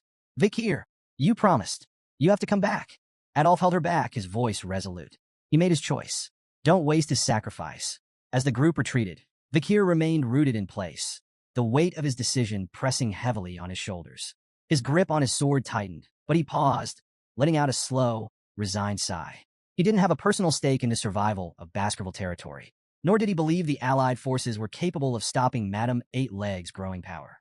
Yet, amidst the chaos, he saw an opportunity. "If I can feign my death here," Vakir thought, "I'll finally slip out from under Hugo's watchful eye." This deception could buy him the time he needed, time to master the elusive 10th technique. The unrefined skill lingered in his mind like an itch he couldn't scratch, a secret weapon waiting to be perfected. With mastery of the 10th technique, Vakir could refine his control over his power, burying it so deeply that even Hugo would fail to sense it. Then, when the moment was right, he would return to the clan, not as a hound, but as something far more dangerous. A crimson aura radiated from Vakir's hand as Beelzebub emerged, the weapon's menacing energy reflecting his steely resolve. He knew this battle might truly be his last. If he failed to wield every ounce of strength, skill, and cunning at his disposal, Madame Eight Legs would crush him. His crimson eyes burned with intensity as he committed to unleashing everything. The vast mana reserves gifted by the River Styx, the ethereal energy reserved for the highest-ranking Baskerville techniques, and the raw, unrelenting power of Beelzebub. The demonic sword pulsed in his grip, its blade cloaked in a violent red aura. With calculated precision, Vakir dashed toward Madame Eight Legs, his movements swift and deliberate. The monstrous spider loomed above him, her massive form radiating malice. Vakir leaped high into the air, the red glow surrounding him intensifying with each passing second. For a brief moment, he hovered above the creature, locking eyes with Madame Eight Legs. She let out a piercing, otherworldly scream, her legs twitching in agitation. Channeling the Baskerville 5th technique, Vakir descended with blinding speed, his blade aimed at the creature's head. The air around him vibrated with the sheer force of his attack. Madame Eight Legs struggled violently, but her limbs seemed inexplicably rooted to the ground. Vakir's attack slammed into her head with devastating force, driving it deep into the earth. From afar, a radiant red light burst into the sky, illuminating the entire forest like a second dawn. Adolf, clutching Camus tightly, and the Baskerville triplets fled the scene with tears streaming down their faces. The deafening explosion of energy rattled the trees, and Camus, watching the clash unfold, felt a surge of raw emotion. A single tear slipped down her cheek as she screamed, "Vakir!" In the aftermath, silence blanketed the forest.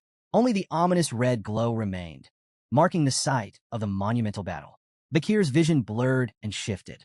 He was no longer in the forest. Instead, he found himself kneeling before a guillotine.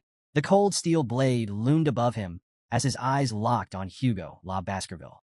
Hugo stood motionless under the moonlight, his face expressionless. Slowly, he raised his hand, signaling the blade to fall. Bakir's cold gaze didn't waver as the blade descended. He watched as his own head rolled to the ground, his final sight the cold, indifferent gazes of the onlookers. Hugo turned and walked away, his back framed by the pale glow of the moon. In the end, Hugo did it, Bakir thought bitterly. But before the thought could take root, his eyes snapped open. Bakir awoke to the sight of an unfamiliar ceiling, his mind clouded with confusion. He lay on a thin mattress, his body wrapped in heavy bandages, and one eye completely covered. Scars crisscrossed his flesh, and a rope was wound tightly around his neck, its rough fibers biting into his skin. Where am I? He wondered, his thoughts sluggish as he tried to make sense of his surroundings. Fragments of the battle against Madame Eight Legs surged to the forefront of his mind. The blinding explosion that had stunned the monstrous creature lingered vividly, possibly the sole reason he was still breathing. Attempting to sit up, a jolt of searing pain shot through his body, forcing him to stop. Every muscle screamed in protest, his veins felt stretched to their limits, and his bones throbbed with fractures. There wasn't a part of him untouched by the brutal encounter. The memory of Madame's final, devastating attack made the rope around his neck feel like a trivial annoyance in comparison. Yet, ironically, it was that very trap, set during the chaos of battle, that had saved his life, anchoring him just out of reach of certain death. Bakir closed his eyes briefly, evaluating his situation.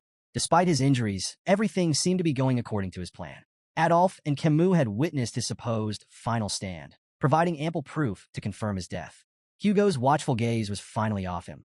Dragging himself out of the room, Bakir surveyed his surroundings. Barbarians moved about the camp with purpose. Children practiced archery while slaves hurried under harsh commands. The chilling realization hit him. Gulak, the Balak camp. He was deep within the territory of the Baskerville clan's sworn enemies. His eyes scanned the area, noticing something unsettling. Among the slaves were captured soldiers bearing the insignias of both the Baskerville and Mord's clans. Why am I still alive? He wondered.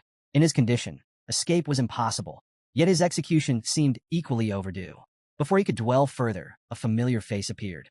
A Hun, the barbarian who had kidnapped Camus, sauntered over with a smirk plastered on his face. You should be grateful, a Hun sneered, looking down at him. If you weren't the commander's pet dog, you'd already be boiling in a pot. Pet dog. The phrase echoed in Bakir's mind, igniting a deep, simmering rage. Memories of Hugo flashed before him, of chains, humiliation, and subjugation. A surge of killing intent radiated from Bakir, catching a Hun off guard. Startled but defensive, a Hun lashed out, his fist connecting with Bakir's already battered body and knocking him to the ground. Arrogant bastard, a Hun spat, his frustration evident. With a dismissive glare, he added, Follow the rope, dog. Your owner's waiting. Bakir lay still, his body racked with pain from the fall, his rage boiling beneath his calm exterior.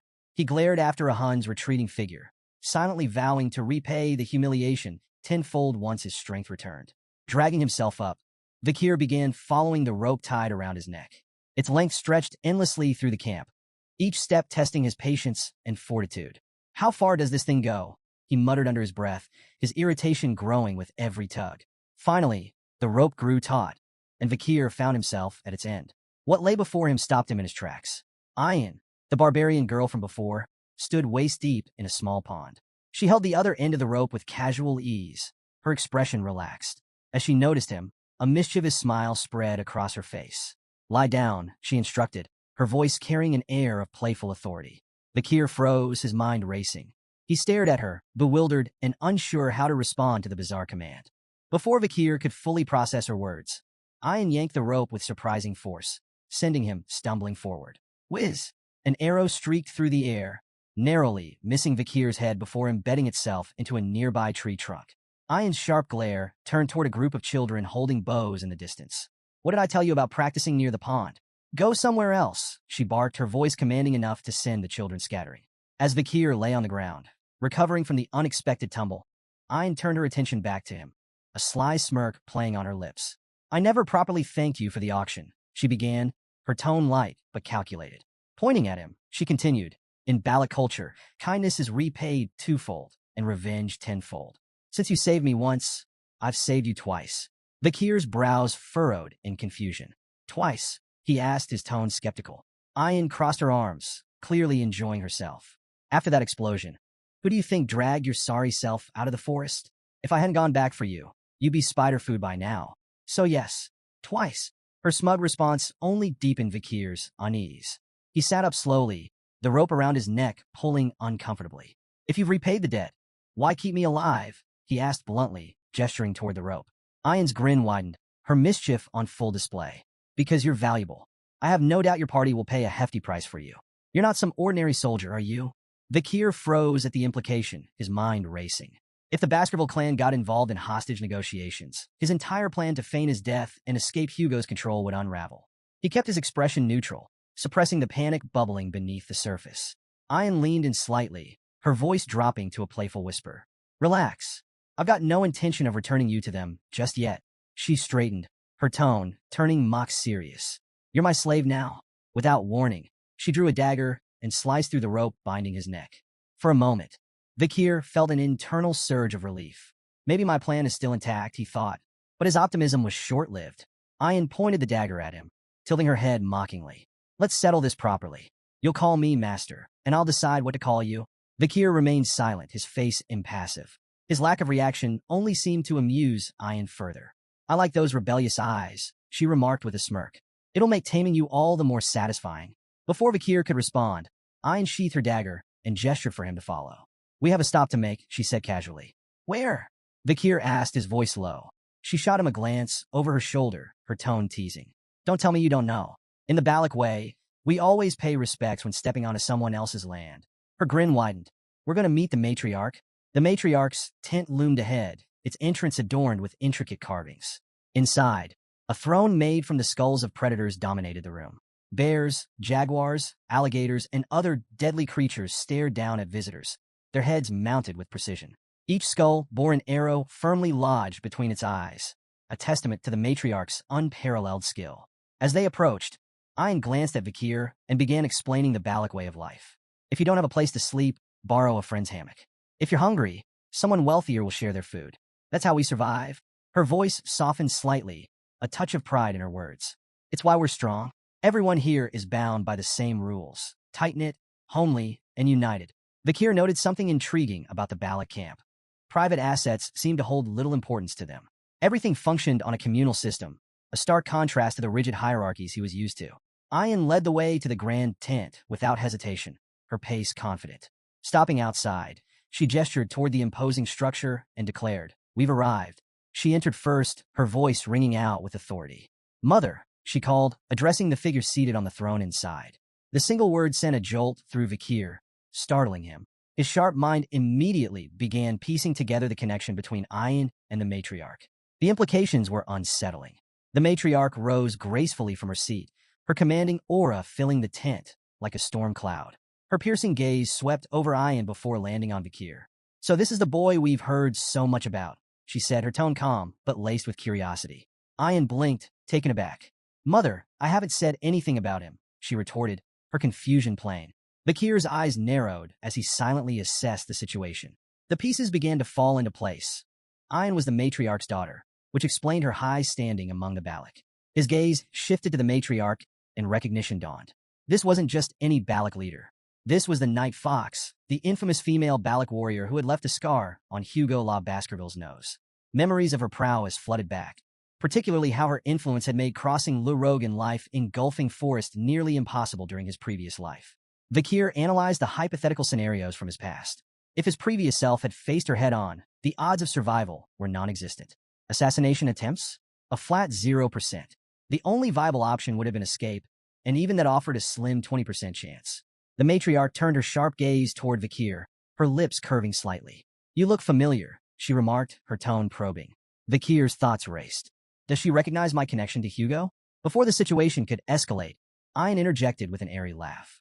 Most imperial men look alike, mother, she said dismissively. The matriarch tilted her head, unconvinced but unwilling to press the matter. Her attention lingered on Vikir, and she addressed her daughter with a question that carried an undercurrent of disdain. What are your plans for this stray dog? Ayan straightened, her voice firm. With proper care, he could prove useful, she said confidently. He played a key role in the attack on Madame Eight Legs. The matriarch's expression turned cold, her tone biting. You should understand your place before acting so impulsively, Ayan. There are consequences for overreaching. Her gaze shifted back to Vakir, appraising him once more. It doesn't matter what state his body is in, as long as the seed remains intact, she said coolly. The room fell silent, tension crackling like a live wire. Ayan, clearly flustered, interrupted quickly. No, that's not why I brought him, she blurted, her usual confidence faltering. The matriarch raised a brow, amused by her daughter's sudden change in tone. Ayan cleared her throat and hastily clarified. I need a slave to assist me during hunts, she said, her voice a touch too loud, as if trying to convince herself as much as her mother. The matriarch let out a soft chuckle, stepping closer to gently pat Ayan on the head. The owner decides how to use their slave, she remarked. Ayan's cheeks tinged faintly pink as she cast a shy glance toward Vakir. Standing at the center of the tent, Vakir maintained a calm exterior, though his mind remained razor-sharp. His eyes briefly wandered to the tent structure, studying the beams and supports. Escape options, he noted inwardly, his focus momentarily drifting from the tent's exchange.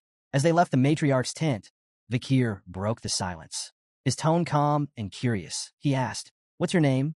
Ayan stopped abruptly, her eyes wide with disbelief. Whirling around, she glared at him. How dare you ask such a question, slave? She snapped, her voice brimming with indignation. Vakir, unfazed by her outburst, explained evenly, I don't intend to call you master. I asked for your name, so I can address you properly. His straightforwardness caught Ayan off guard. A faint blush crept up her cheeks, and after a moment of flustered silence, she huffed. It's Ayan, she muttered reluctantly. Vakir, he replied with equal composure, introducing himself. Now, what's your first order? Ayan's face reddened further, and she stomped her foot. You're not supposed to call me by my name, she shouted, though a smirk soon curved her lips. She took a step closer and declared her command with mock seriousness. Build a house. That'll be your new home, slave. She couldn't hide the satisfaction in her voice. Let's see this imperial swordsman figure out something so far removed from his training, she thought smugly. To her surprise, Vakir smiled. Sounds enjoyable, he said simply. Hours passed, and Ayan stood staring at the results of Vakir's labor, her jaw practically hitting the ground. Before her stood a perfectly constructed tent, its structure seamless and sturdy. Her disbelief grew as she glanced at the crude tools she had provided him, tools that now seemed laughably unnecessary in his skilled hands. Vakir worked quietly nearby, adding finishing touches with calm efficiency. Ayan finally blurted, How did you do this? Vakir didn't look up, his tone even as he replied. During difficult times, relying solely on swordsmanship is a death sentence. To survive, you learn other skills. Ayan's gaze shifted to the expertly crafted drains surrounding the tent. They were flawless, designed to redirect water effectively. Even the drains are perfect, she muttered, more to herself than to him. Vakir, however, shifted the conversation. The matriarch's tent, he began, has a structural issue. Ayan blinked, taken aback. What are you talking about? Vakir explained, the central pillar isn't stable. During the rainy season, the ground beneath it will shift, leading to water leakage. Ayan narrowed her eyes. And you have a solution, I assume? Mix lime-rich dirt with gravel from the nearby hill to make bricks, Vakir said matter-of-factly. Reinforce the bricks with oil and fire them. They'll stabilize the structure. Ayan crossed her arms, trying to mask her growing admiration. Fine, she said curtly. Do it. Methodically, Vakir gathered materials, shaping bricks with precision and drying them over a fire. Ayan accompanied him to the matriarch's tent once the repairs were ready, explaining the plan to her mother. The matriarch watched with skepticism as the repairs were made. But when the work was completed, she examined the tent with astonishment. All these years, she muttered, her voice tinged with frustration. So many failed attempts, and it was the central pillar all along. Turning to Ayan, the matriarch's expression softened into a rare smile. You've chosen well, she said approvingly. This male is useful. Ayan's cheeks flushed as she tried to maintain her composure. He's my slave, she mumbled, though her tone lacked its usual edge. The matriarch addressed Vakir directly, her voice commanding. From now on, you're responsible for handling all such tedious matters in the barracks. By the water's edge, Vakir rinsed clothes methodically, his movements calm and deliberate. Ayan approached, her tone casual, as she struck up a conversation. Doesn't all this slaving away exhaust you? She asked, gesturing at the laundry. You could always consider becoming an official member of the tribe. You know, without missing a beat, Vakir replied, it's not so bad. Internally, though, he reflected on how this simpler life, mundane as it was, offered a reprieve from the chaos and treachery he had endured. Whether in the backstabbing politics of the Baskerville clan or the corrupt streets of Underdog City, peace had been a rarity. Ayan observed him for a moment, her gaze appraising. You're surprisingly disciplined, she remarked. Guess it's hard for someone like you to complain, huh? Vakir maintained his calm demeanor. It really isn't that bad. Ayan snorted in disbelief. No way. Tough, tedious work is never easy, no matter how you spin it. As they walked back toward the camp, Ayan nudged him lightly. You should stop with this complacent attitude, she said. Follow my lead. I'll help you figure out how to survive among the Balak people. Who knows? If you do well, maybe I'll even untie that rope around your neck. Vakir glanced at her curiously. What do you want me to do? Ayan smiled slyly, clearly pleased with his directness. Now we're getting somewhere. She paused for dramatic effect. I want you to go on a hunt and bring back some big prey. Intrigued, Vakir pressed her for details. Ayan explained. The warriors haven't brought in anything substantial recently. The kids are growing, and they need meat. If you manage to catch something impressive, it wouldn't be crazy for your title to change from slave to commoner. Playfully slapping him on the back, Ayan added with a grin. You should feel honored to serve as the slave of the Balak's esteemed hunting commander. Vakir winced slightly at the force of her slap, but remained composed. After a brief moment of consideration, he nodded. Fine, I'll do it. Ayan's face lit up with a smile, and for a fleeting moment, a faint blush colored her cheeks. What's with the look? Vakir asked, noticing her expression. Her demeanor shifted immediately. What look? She snapped, quickly turning away. You're imagining things. Unbeknownst to them, a pair of jealous eyes watched from the shadows. Ahan glared at Vakir, his teeth clenched and his fists trembling with rage. Seeing Ayan happily engaging with the outsider stoked a fire of envy and resentment within him. Disgusting bastard, Ahan muttered under his breath, his eyes fixed on Vakir. At the tribe's central gathering, the Balak shaman, a human, began a traditional hazing ceremony. Standing before a pot of glowing charcoal, he withdrew his hands slowly, his face solemn. Gesturing for the hunters to line up, a human's voice carried across the clearing. Step forward to receive the blessing, he intoned, his words heavy with authority. Without it, your hunt will fail. Refuse, and you invite misfortune upon yourself and your kin. One by one, the hunters approached, bowing their heads as the shaman smeared the charcoal across their faces in intricate patterns. Ayan, standing beside Vakir, leaned closer to explain. The markings conceal the hunters from the god of death, she whispered. It's a gesture of guilt, our way of asking forgiveness for taking the lives of our prey. Vakir observed the ritual in silence, noting the presence of a shaman even among the fiercely independent Balak warriors. Nearby, a barbarian girl whispered skeptically to her companion. The shaman's always nagging, she muttered. The boy shrugged, replying, let it go. A human has to make himself seem important somehow. The girl frowned. His blessings don't work anyway, she added. The only time the tribe even bothers with him is for rare hunts or big ceremonies. Vakir absorbed their words quietly. Even in this remote tribe, hierarchies, doubts, and cynicism were no strangers. Just another version of what he had seen across the empire. Later, Ayan approached Vakir, her face adorned with charcoal markings that were noticeably uneven. Vakir raised an eyebrow, fighting the urge to laugh. You look ridiculous, he said flatly, though a hint of amusement crept into his voice. Ayan flushed, furiously wiping her face. I don't get along with the shaman, okay? She snapped, flustered by his teasing. In her embarrassment, she shoved the collar into his hands. Vakir held it up with a deadpan expression. Is this a dog collar? Ignoring his tone, Ayan fastened a similar collar around her own neck. These protect our necks from being bitten during hunts, she explained matter-of-factly. Vakir eyed the collar, muttering. I've fought enough monsters to know they rarely aim for the neck. But as he watched her effortlessly adjust to the collar, he realized it was just another part of adapting to life among the Balak. Ayan and Vakir rode together on a wolf, the large beast moving swiftly through the forest.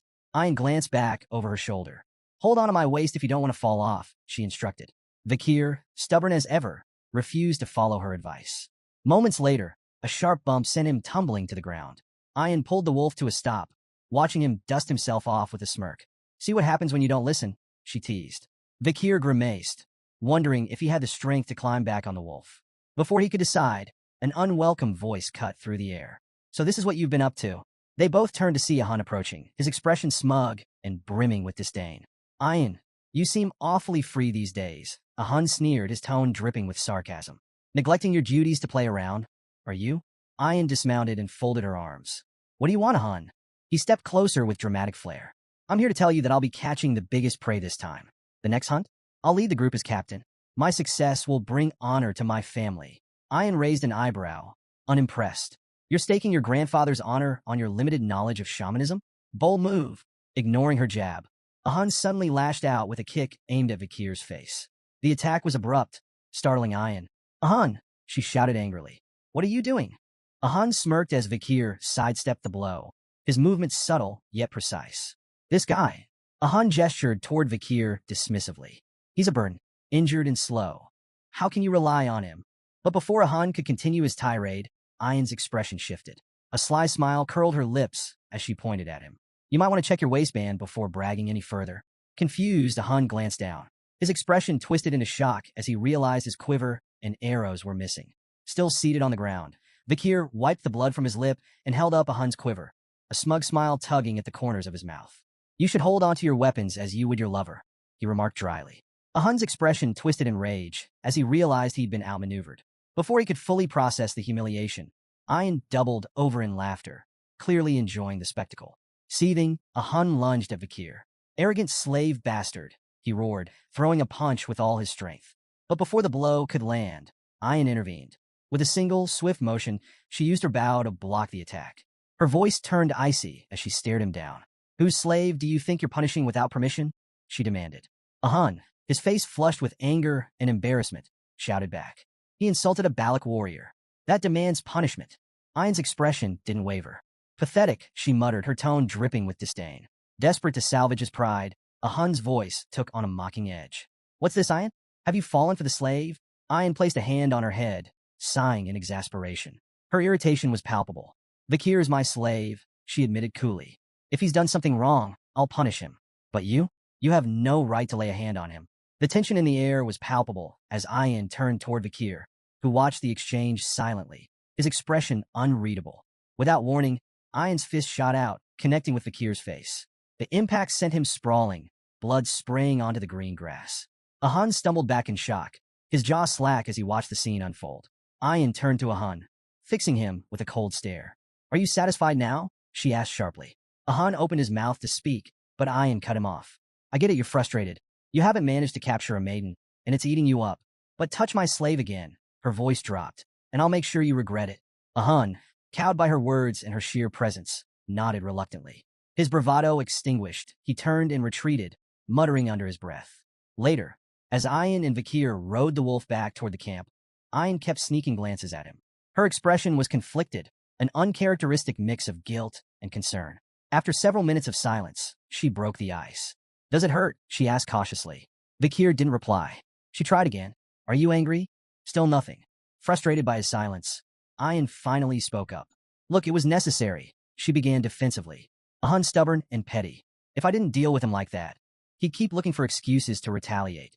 When Vikir remained unresponsive, Ayan sighed heavily. Why aren't you saying anything? Finally, Vikir spoke, his voice calm, but tinged with a hint of dry humor. It hurts? Ayan froze. Then, with surprising agility, she twisted in midair, landing backward on the wolf to face him. Her hands cupped his face as her eyes filled with worry. Does it hurt a lot? Is it bad?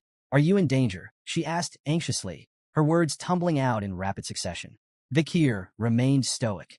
It hurts to talk, he replied plainly. But it's not the first time. Before he could finish, Ayan leaned forward, her lips suddenly meeting his.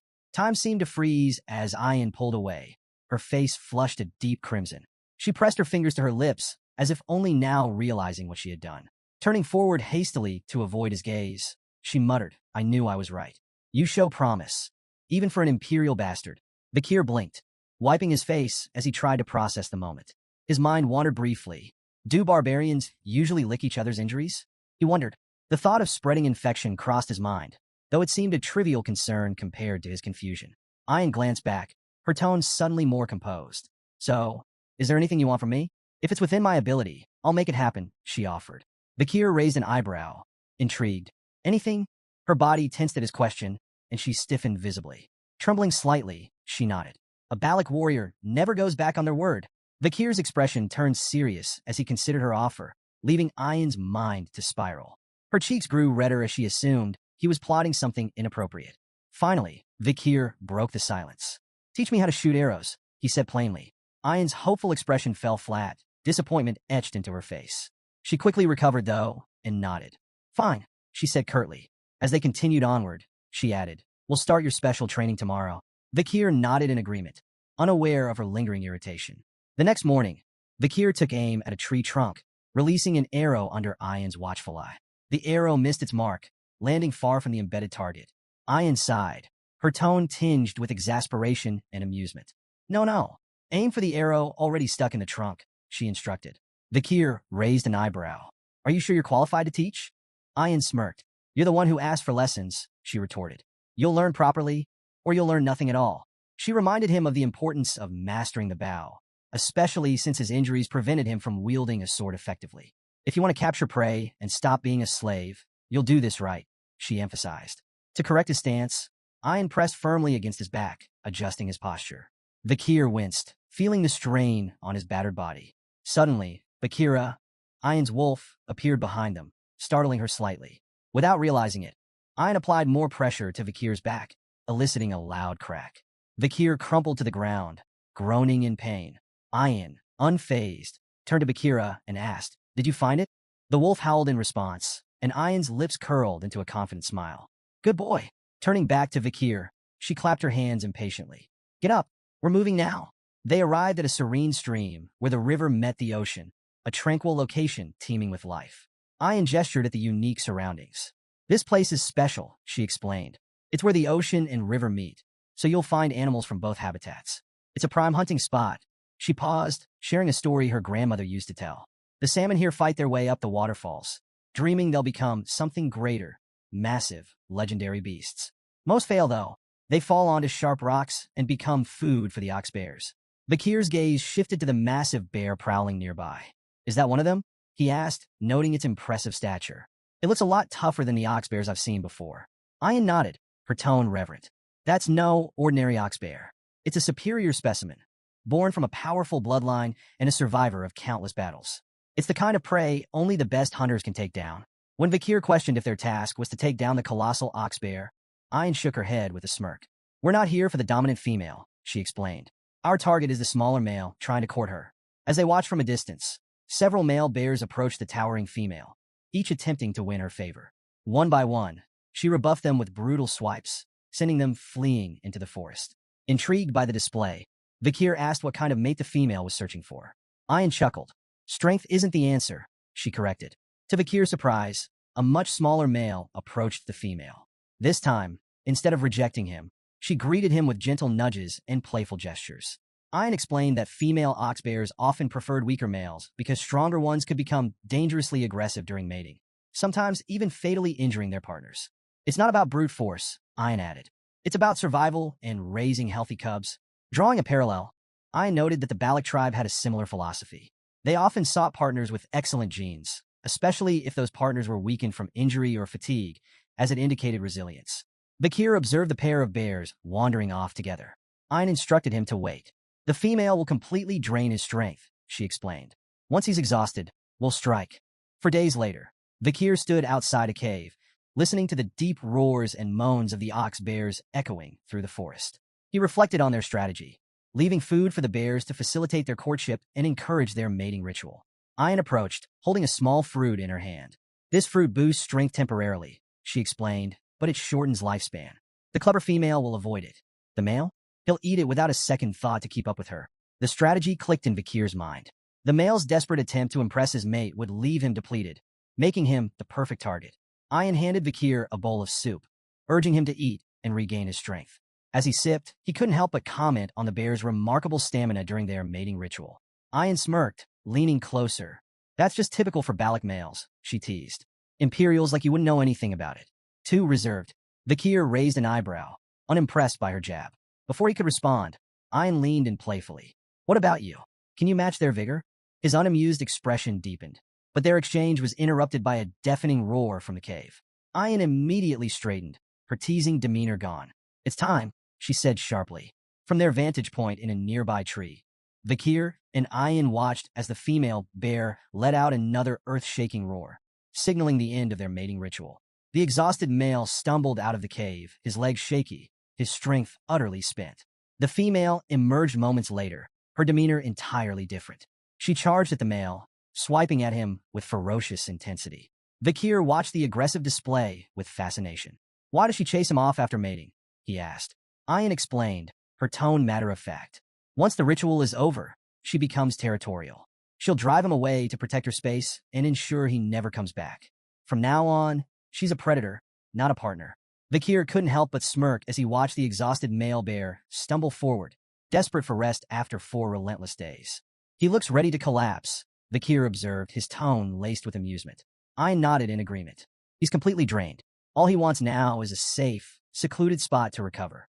That's where we'll strike. The two tracked the bear deeper into an unforgiving, icy terrain. The cold air stung Vakir's skin, the frost cutting deeper than he anticipated. He noted the bear's resilience and commented on its remarkable endurance. Ox bears aren't just brutes, Ein explained. They're smart. They know how to survive. This one came here deliberately to avoid blood-sucking insects. It's calculated, choosing its recovery spot wisely. As the chill seeped further into Vakir's body, his movements became stiffer. Though he tried to hide his discomfort, Ein noticed immediately. She paused and offered a solution. We need to share body warmth, she said, matter-of-factly. If your muscles stiffen, you'll slow us down. Vakir hesitated, reluctant to agree, but the biting cold left him little choice. With a resigned sigh, he relented and hugged Ein from behind. Caught off guard, Ein's face turned crimson. She stammered, quickly rationalizing the situation. This is just a practical decision. I have to keep you healthy. As your master, it's my responsibility. Vakir remained quiet, unsure whether to tease her or let it slide. Their awkward moment was interrupted when Bakira, Ein's wolf, stopped abruptly, his growl low and menacing. The pair froze, their focus sharpening. The tracks, Ein whispered, her tone tense. They've disappeared. Before she could finish her thought, a thunderous growl shattered the silence. The ox bear, having set a trap of its own, lunged from a hidden spot with terrifying speed. Meanwhile, back at the Bala camp, a group of barbarians gathered around a massive boar, its size so impressive it overshadowed anything else brought back that day. A female barbarian, holding 3 modestly sized rabbits, stared at the boar in awe. I thought these would be enough, she said, glancing down at her catch. But compared to that, a male barbarian stepped forward, addressing a Hun with visible admiration. This is incredible, he said, gesturing toward the boar. You've outdone yourself, a Hun. Another chimed in, suggesting that a Hun should be made the tribe's new hunting commander. Even Ein can't handle every Hun alone, he added.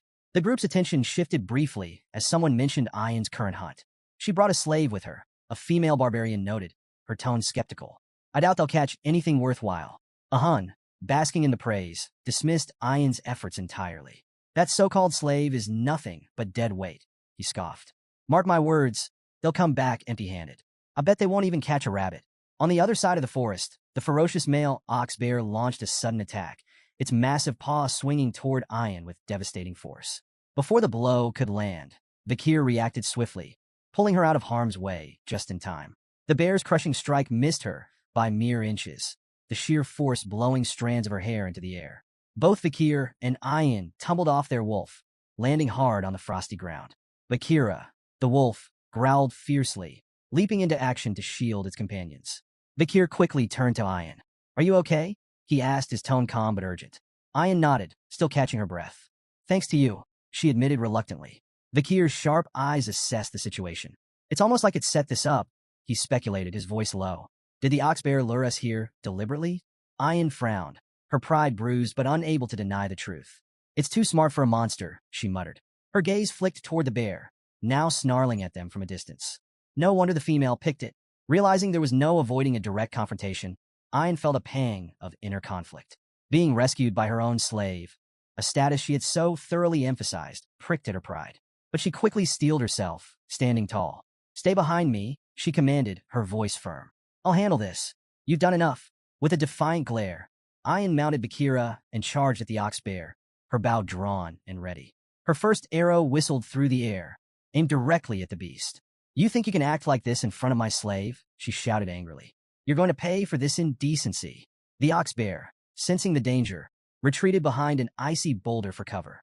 Ein pulled another arrow from her quiver, her tone sharp with confidence. There's nowhere you can hide from me, she declared. She loosed the arrow, which embedded itself harmlessly in the boulder. The ox bear growled in defiance, thinking itself safe. But the moment the bear let its guard down, a surge of blue energy erupted from the embedded arrow. The aura-infused blast pierced through the boulder, striking the bear in the stomach with pinpoint precision. The ox bear roared in agony as blood spewed from its wound, its massive frame staggering forward. Vakir, watching from the sidelines, was momentarily awestruck. Ayan's archery was a masterful display of skill and precision. The way she infused aura into her arrows with such finesse left him impressed. In that moment, he thought that purely in terms of archery, Ayan might even surpass Camus Morgues. The wounded ox bear emerged from behind the shattered boulder, its bloodshot eyes blazing with rage. It charged directly at Ayan, undeterred by the injury. Ayan's hand moved with practiced speed, another arrow nocked and ready. She fired at the bear's eye, but the beast's fury drove it onward, ignoring the projectile entirely. Undeterred, Ayan prepared a final shot. Her voice rang out confidently. An arrow filled with sincerity can pierce even a castle wall, she declared, releasing the arrow with perfect form.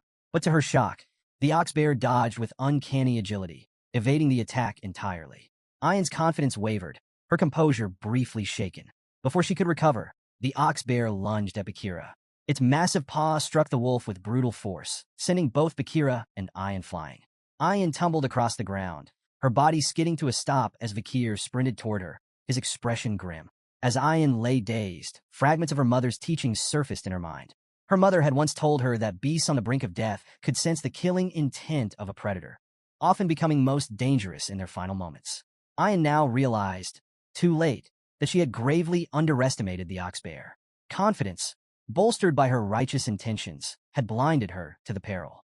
The ox bear, now a towering menace, advanced with drool dripping from its massive jaws. Its mouth opened wide, ready to deliver a fatal bite. Paralyzed by fear, Ayan closed her eyes and braced for the inevitable. Instead of the crushing jaws of death, however, a familiar voice cut through the chaos. "Are you done demonstrating a master's dignity?" Her eyes flew open, and she saw Vakir standing before her, positioned squarely between her and the ox bear. His calm yet commanding presence sent a shiver down her spine. With a deliberate step forward, Vakir spoke with quiet confidence. "It's my turn now." Thrusting his glowing red hand toward the beast, Vakir summoned Beelzebub, the demonic blade igniting in a blaze of fiery energy. Flames infused with the power of Cerberus roared forth, engulfing the ox bear's head in a hellish inferno. The beast reared back, letting out an agonized roar as the searing heat overwhelmed it. Ayan, frozen in place, could only watch in awe. The sheer ferocity of Vakir's attack left her speechless, her heart racing at the raw display of power. The ox bear staggered, its charred form collapsing lifelessly to the ground. The battle was over. The flames subsided, revealing Vakir's frame. The intense heat had burned away the bandages covering his injuries, exposing his fully healed body, including his once bandaged eye. Ayan's cheeks flushed a deep crimson as she marveled at his strength, her gratitude and amazement impossible to hide. "You saved me again," she murmured softly, her voice barely audible over the crackling of the fire. But her joy quickly turned to concern as Vakir's expression twisted with pain. She rushed forward as he admitted, "I might have overdone it." His legs gave out, and he collapsed to the ground. "Vakir!" Ayan cried, her earlier awe replaced by panic. She knelt by his side, frantically calling his name and trying to rouse him. The memory of his unwavering determination lingered in her mind as she desperately sought a way to help him. Later that night, the Balak tribe gathered around a roaring bonfire, celebrating the success of the hunt. The tantalizing aroma of roasted meat filled the air, and a massive pot of stew bubbled cheerfully over the flames. The villagers danced and sang, their jubilant cries echoing into the night. Off to the side, Ayan and Vakir sat together, each wearing traditional Balak hats. Ayan's voice carried a mix of pride and excitement as she explained the significance of their victory. "The ox bear wasn't just any prey," she said, her chest puffed with pride. "It was both strong and intelligent, a worthy opponent.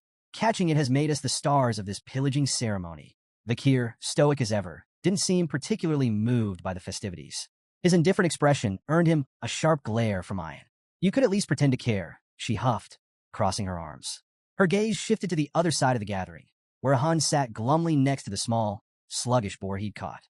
The sight filled Ayan with satisfaction, and a faint smirk tugged at her lips.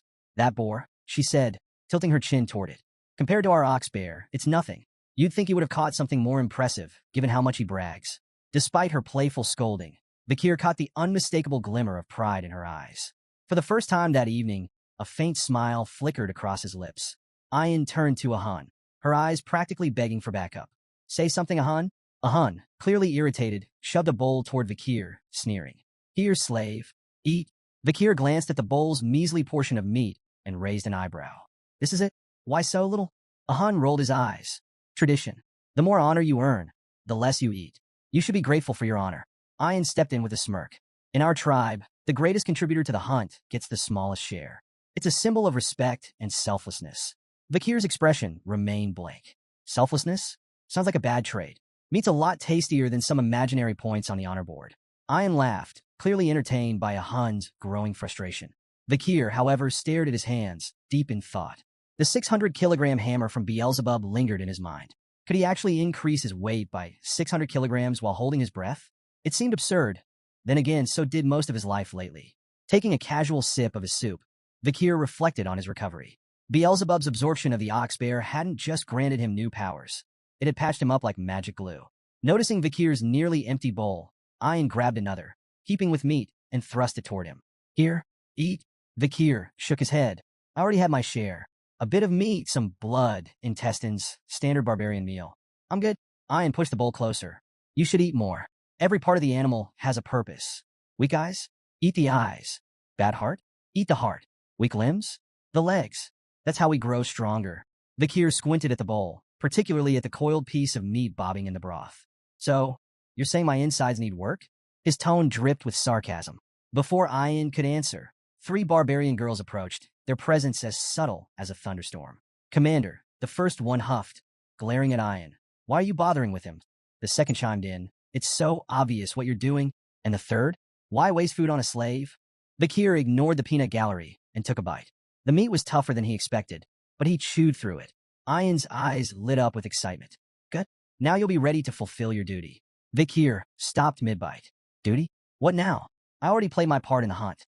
At dawn, Vakir found himself near a massive tree trunk, its top sliced clean off. He noticed faint scorch marks at the edges and recalled something Ian had mentioned last night. While standing at this very spot, he'd seen slabs of prime meat laid on the trunk. He questioned Ian about wasting such quality food, especially during a shortage. It's an offering, she had explained, her tone reverent. To Madam Eight Legs. It's how we ask for permission to live here. Ah yes, the village's 8-legged landlord. Vakir had taken a moment to digest this, realizing how deeply the Balik people respected and feared the creature. Now, staring at the offering site in the cool morning light, Vakir muttered, what an annoying monster. As Vakir approached his hut, a peculiar scene stopped him in his tracks. A line of barbarian girls, chattering like eager festival-goers.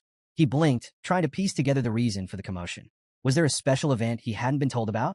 One girl proudly announced she'd been in line since dawn. Another gloated about snagging a spot near the front. A third bragged about staying up all night to ensure a place. Amid the chatter, a few speculated about the previous day's hunt. Maybe a village woman will be chosen as Vakir's wife, one suggested starry-eyed. After all, he did take down an ox bear. Before Vakir could back away unnoticed, Ian appeared, a freshly hunted deer slung over her shoulder. Spotting the crowd, her expression soured. What's this nonsense? She barked. Go home. He's already spoken for. The girls gasped and immediately began protesting. You can't claim him just because you fed him stew, one argued. Yeah, that's unfair, another chimed in. You should have shared with us. Ian narrowed her eyes. If you're so hungry, why don't you catch something yourself? Set some traps. Prove you're worthy. The girls groaned in defeat, explaining they had tried and failed. We even went as far as the Empire's border, one muttered wistfully. But there's no one like him out there. Then keep going. Ian snapped, her tone sharp. Try hell while you're at it. Her glare was enough to send the girls scattering, their excitement evaporating like morning mist. As they disappeared, Ian muttered under her breath, annoyed yet wary. Those sneaky girls might try something while Vakir's still recovering. Her irritation turned into a self-assured smirk. After all, she had fed him the ox bear stew that made her claim indisputable. A sudden shift in the air made her glance sideways. There, not 10 feet away, stood Vakir, arms crossed, watching the entire scene unfold. Ian froze. Oh, I didn't realize you were standing there, she stammered, visibly flustered. Vakir's face twisted slightly as realization dawned. So that's what I ate yesterday. Sensing his discomfort, Ian scrambled to change the subject. Anyway, my mother held a meeting with the elders last night. You'll be called before her soon as the honorable hunter. When the time comes, make sure to ask for what I'll suggest. It's important. Later, in the matriarch's tent, the atmosphere was charged with quiet reverence. On one side, the elders sat stoically. Opposite them, the younger prodigies gathered in silent awe. Vakir knelt, bowing his head respectfully. The matriarch, the famed night fox of Aquila, greeted him with a warm yet commanding nod. "You've brought great honor to our village by hunting the ox bear," she said. "Because of you, we feasted well." Vakir replied humbly, "I only did my duty." The matriarch smiled, her gaze sharp yet kind. "You've healed quickly, proof of both your resilience and the tribe's care," she noted. As Vakir observed her, he felt a flicker of respect. Despite her reputation as a fearsome archer who had once terrorized even the Empire, she carried herself with an almost maternal warmth. He couldn't help but compare her to Hugo, both commanding figures, but her demeanor was far more approachable. The matriarch rose gracefully, her voice commanding as she addressed the gathering. "Vakir's deeds have proven his worth. From this day forward, he is no longer a slave, but a member of the Balak family." The room buzzed with a mix of murmurs and hushed whispers. While many nodded in agreement, a few elders, notably a human, the tribe's shaman and Ian's grandfather, exchanged skeptical glances. A human cleared his throat loudly, his disapproval evident. The matriarch ignored the undercurrent of dissent, her tone steady. "As a member of our family, you have earned a reward. Speak your desire." She paused, her lips curling into a teasing smile. "Perhaps a maiden to share your life? I would gladly bless such a union. Or, if that's not your interest, perhaps a loyal servant instead?" Ian, standing nearby, subtly gestured to Vakir with discreet hand signs. Her message was clear. Stick to the plan. Vakir locked eyes with her briefly, before closing his own in thought. When he reopened them, his voice was calm, yet firm as he spoke. "I request to bathe in a hero's spring." A heavy silence blanketed the room. The weight of his words hung in the air like a thundercloud. The matriarch's playful demeanor vanished, replaced by a sharp, calculating expression. Her gaze bore into Vakir. "Do you understand what you're asking?" she asked, her voice cold. Before Vakir could reply, a human stood abruptly, his voice booming with anger. "Such arrogance! Do you truly believe yourself worthy of the hero's spring?" He turned to the matriarch, his tone seething. "This place is sacred, reserved for the strongest warriors of the Balak. His request is nothing but an insult." The room erupted in murmurs as other elders chimed in. One elder slammed his fist on the ground. "The hero's spring is not for outsiders. This is a privilege for our finest warriors, not some commoner." But Ian stepped forward, her voice cutting through the commotion. "Enough," she declared. "Vakir has proven himself more than worthy. None of you can deny his strength. He captured the ox bear during the pillaging ceremony, a feat even our most seasoned warriors have failed to achieve." The room quieted as her words resonated. The matriarch's piercing gaze shifted to Vakir. "Do you truly understand the significance of the hero's spring?" Without hesitation, Vakir nodded. "I do. It is no ordinary shrine. Its waters can heal wounds, internal and external alike. Only the mightiest warriors are granted access to its power." The matriarch listened, her expression unreadable. Around her, the elders resumed their debate. "The hero's spring must remain exclusive," one elder argued fiercely. "To allow an outsider to touch its waters is to insult generations of our warriors." Another elder, however, countered, stroking his beard thoughtfully. "This could be a chance to inspire him further. If he holds such potential, granting him this honor might benefit the tribe." The arguments volleyed back and forth. Some elders feared tarnishing the spring's legacy, while others acknowledged Vakir's feats and the value of rewarding his contributions. The matriarch's expression tightened, her frustration flickering. She wanted to honor Vakir's bold request, but could feel the weight of tradition and a human's staunch opposition pressing down on her. Just then, a sudden bell rang out, cutting through the tense atmosphere like a blade. Vakir's eyes narrowed as his gaze darted toward the sound. "What's the meaning of that bell? An attack?" Ian shook her head. "No, that signals a guest's arrival. Not a threat." The matriarch seized the opportunity to end the heated debate. "This meeting is adjourned. Return to your duties," she commanded, rising gracefully and exiting the tent. As the elders filed out, a human lingered, his expression dark and brooding. His disapproval was palpable, the faint click of his tongue like thunder in the quiet. Watching the matriarch leave, his unease simmered beneath the surface, a storm waiting to break. Vakir's attention shifted to the growing commotion outside. "Is that the guest you were talking about?" he asked Ian, gesturing toward the group setting up nearby. She nodded. "Merchants from beyond the forest. They visit a few times a year, bringing goods we can't make ourselves. The tribe always looks forward to their arrival." Vakir's sharp gaze fixed on a symbol emblazoned on one of the merchant banners. Recognition flashed in his eyes. "The bourgeois family," he muttered, his voice low. Ian glanced at him. "You know them?" "More than I'd like," he replied, his mind racing. The bourgeois family was one of the 7 most powerful merchant clans in the empire. Their presence in such a remote region was unusual, almost suspicious. The only way to reach Balak territory was through lands controlled by the Baskerville or Morge families, neither of whom would allow safe passage to outsiders. Vakir's thoughts turned dark.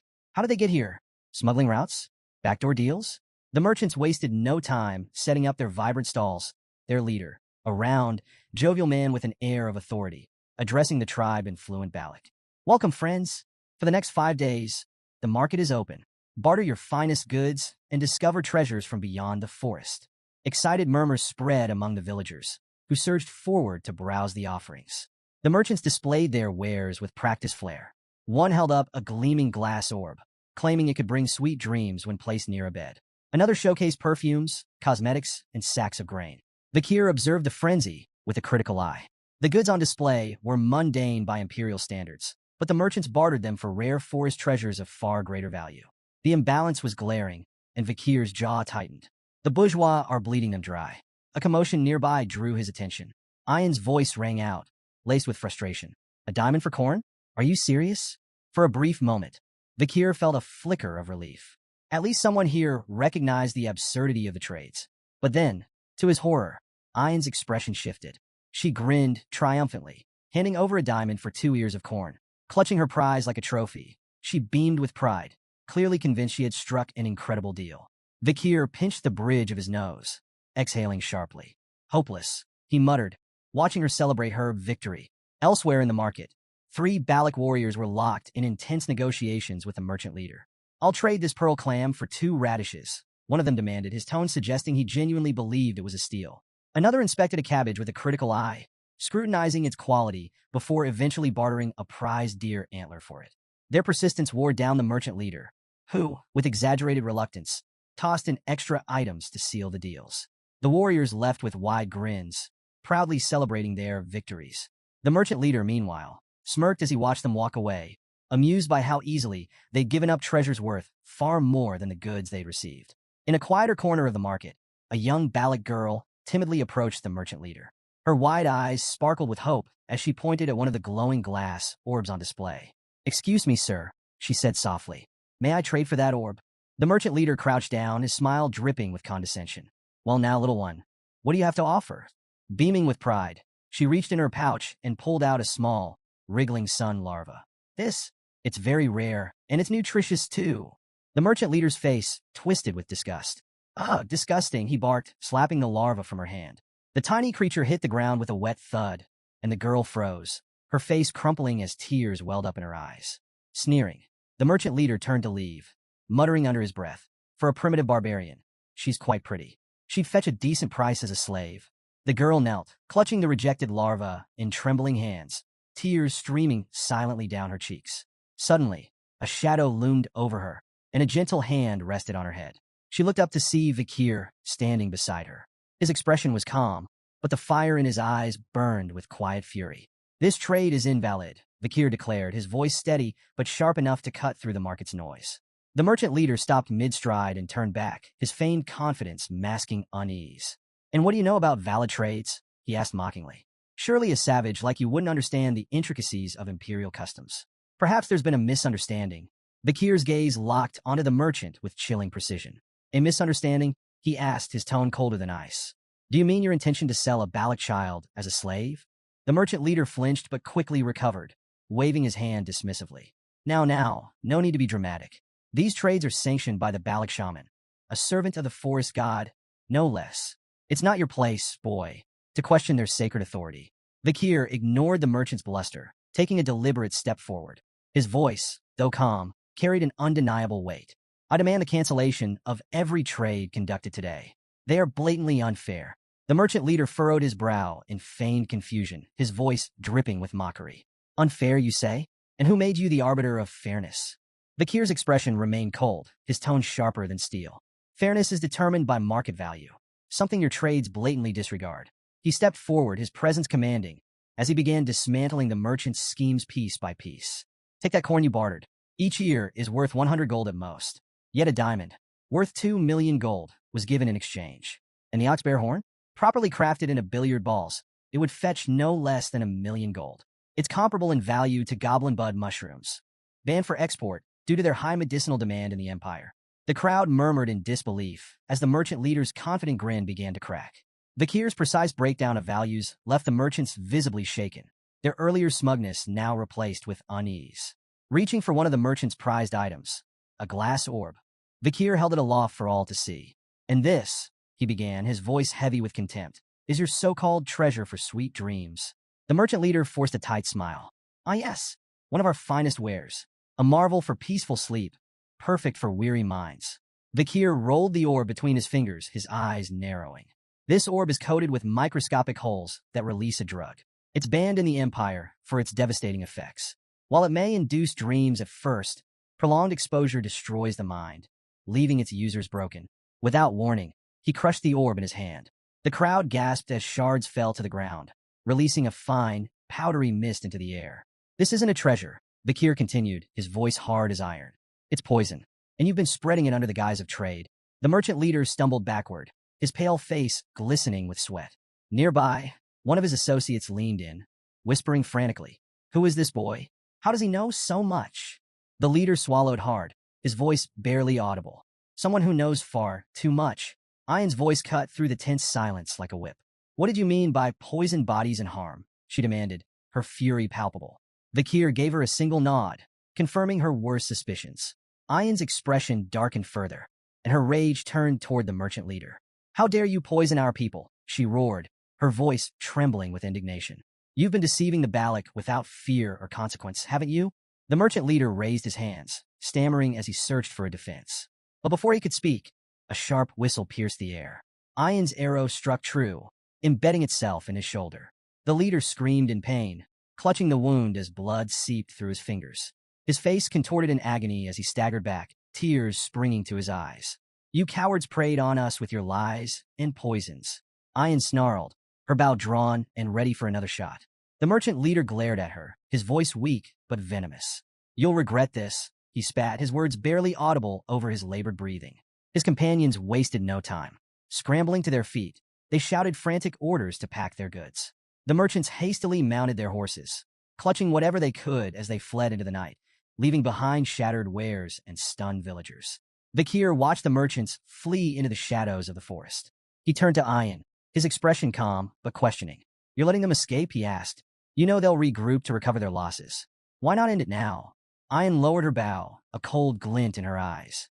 "Sometimes you don't kill the beast outright," she said sharply. "You wound it, let it run, and it'll lead you back to the pack. Then you take them all down in one strike." Vikir considered her strategy, his gaze shifting back to the fading silhouettes. The merchant leader, still clutching his bleeding shoulder, cursed and spat promises of revenge as he stumbled deeper into the forest with his group. The merchants eventually reached a hidden mercenary camp nestled in the woods. The firelight cast flickering shadows over the assembled fighters, their sharp weapons glinting ominously. The merchant leader, now seething with a mix of pain and humiliation, wasted no time ranting. "Those savages," he roared. "They humiliated us. They stole everything." The mercenary leader leaned lazily against a tree, his piercing eyes shining in the light of the campfire. Lighting a cigarette, he smirked. "Sounds like words won't get you far with that lot," he drawled, exhaling a cloud of smoke. "You hired us to handle your dirty work, didn't you? So we'll handle it. Either we wipe them out or drag them back in chains. It's your call." The merchant leader hesitated, his earlier bravado now tempered by the reality of the Balak's strength. "You don't understand," he said, his voice wavering. "The Balaks aren't ordinary. You'll need everything you've got to defeat them." The mercenary leader chuckled, flicking ash from his cigarette. "If you're that scared, why'd you bother hiring us in the first place? You're paying for results, so let us do our job. And remember," he added, his tone darkening, "our deal still stands. We get a cut of your profits. If things go south, we'll help ourselves to the spoils." Reluctantly, the merchant leader nodded. "Fine, just make them pay for what they did." The mercenaries began preparing for their ambush, whispering strategies under the cover of night. One passed a matchstick to his companion, who lit a cigarette, then handed it to a third man eager to do the same. "Hold up," the second man warned. "Only two to a match. You know the superstition. Third man gets bad luck." The third mercenary scoffed, lighting his cigarette anyway. "Superstitions for fools," he muttered. The words barely left his lips when an arrow whistled through the air, striking him clean through the forehead. He dropped like a stone, cigarette still smoldering between his fingers. "What the second man began, but his words were cut short as a second arrow slammed into his skull. The camp erupted in chaos, but the mercenary leader remained oblivious. He continued regaling the merchant leader with stories of past exploits, boasting about how many Baloks he had captured and sold into slavery. The merchant leader's horrified expression brought his tale to an abrupt halt. He turned just in time to see an arrow embed itself squarely into his forehead. The mercenary leader collapsed without a sound, his life ending mid-sentence. Panic spread through the camp like wildfire. The merchant leader, shaking with fear, screamed at the remaining mercenaries. "Put out the fires! Extinguish your cigarettes! They can see us!" From a hidden vantage point, Ayn lowered her bow, her expression fierce and unrelenting. "Aim for their heads," she ordered her warriors, her voice calm, yet deadly. The Balak archers obeyed with chilling precision, each shot delivering swift and silent retribution. Vakir surveyed the chaos, his expression betraying a rare flicker of surprise. Turning to Ayn, he asked, "How are your warriors hitting their marks so perfectly in this light?" Ayn smirked. "Balak eyes are sharp, even in the dark. The glow of their cigarettes and firelight makes them easy targets."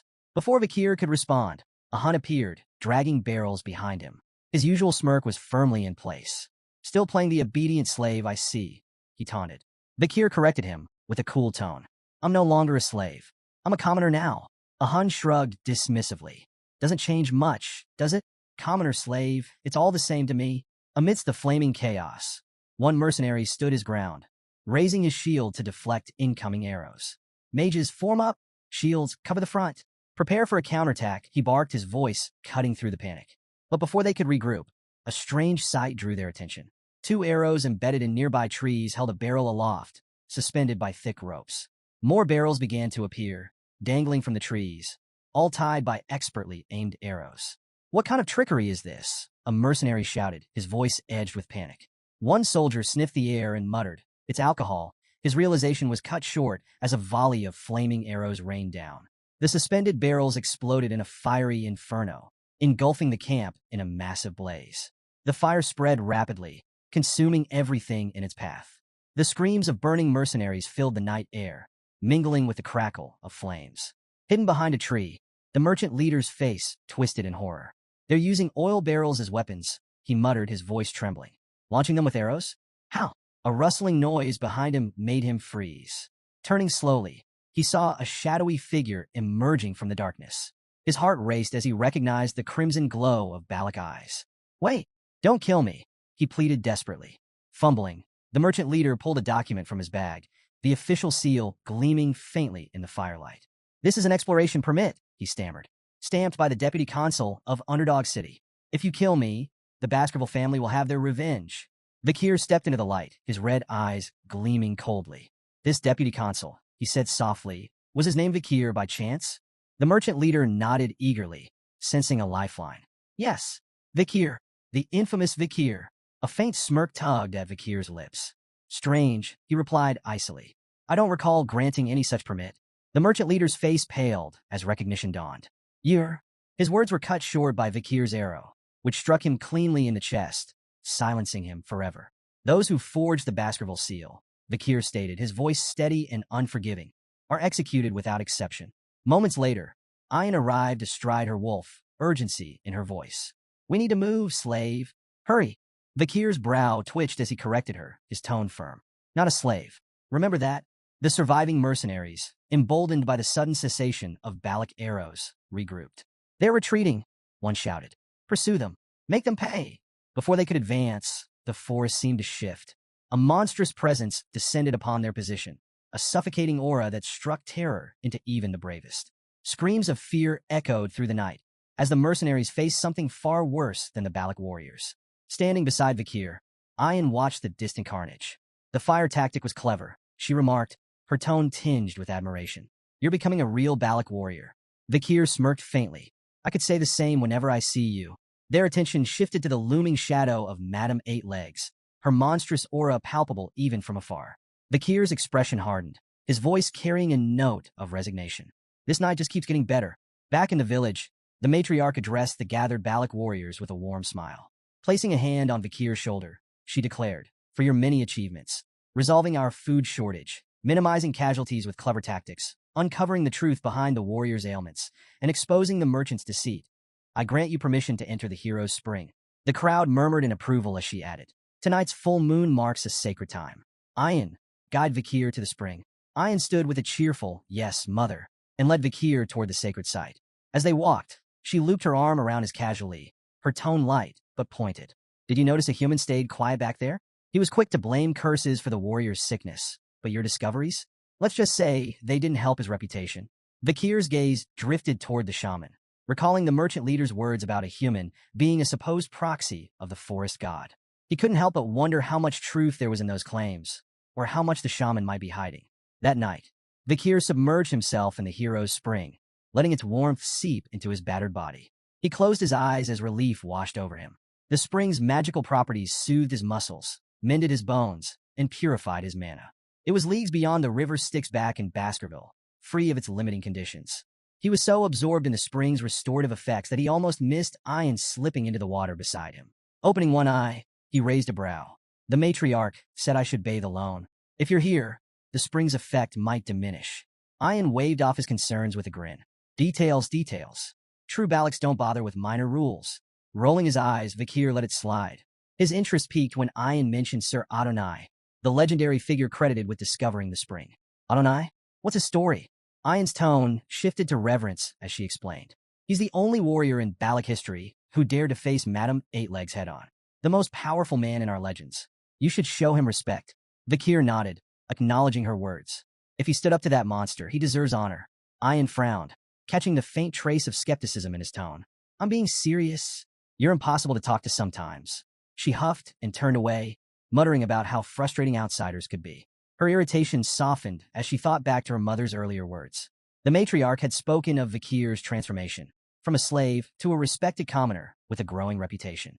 With the hero's spring aiding his recovery, her mother had said, he might become the man he's destined to be. He wouldn't make a bad husband. Ayan's face flushed as she stole a glance at Vikir, her resolve strengthening. Today, I'm going to make him mine, she thought with determination. Breaking the silence, Ayan shifted the conversation, trying to mask her embarrassment. You know, I was aware of those merchants' shady profits, she said confidently. If you hadn't stepped in, I would have handled it myself. Vikir smirked knowingly, which only flustered her further. Her cheeks burned as she blurted, I really do know the price difference between diamonds and corn in the Empire. Curious to test her claim, Vikir asked Ayan to explain the actual exchange rate of diamonds to corn in the Empire. 20 corns per diamond, she declared confidently, only to falter at Vikir's silent stare. Quickly revising, she added, fine, 30 corns. Final answer. Vikir raised a brow before calmly revealing the truth. The staggering amount of corn 1 diamond could fetch. Ayan's jaw dropped. That's insane, she exclaimed, quickly clapping a hand over her mouth. Trying to save face, she mumbled, well, the Empire's logic is just weird. What could they possibly need all those shiny rocks for anyway? Unmoved by her evasions, Vikir shifted the focus. None of that matters. What does matter is this. Choose how you address me. My name or slave. I don't like ambiguity. Ayan blinked at his seriousness, her demeanor softening. Standing, she moved closer to him, her piercing gaze locking onto his. You don't like ambiguity, huh? She said softly. Gently, she took hold of his chin, tilting his face to meet hers. Her playful smirk turned intent as she leaned in closer. Then I won't call you slave, and I won't call you Vikir, either. Her voice dropped to a whisper, teasingly. What I want to call you is... Suddenly, their moment was shattered by the splash of children joyfully diving into the spring. Commander, they shouted as they ran toward Ayan, completely ignoring the tension in the air. Vikir's brother. Vikir. Ayan spun around, startled.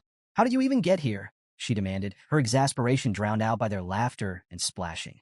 Vikir glanced at the commotion, only half listening. Her unfinished words lingered in his mind.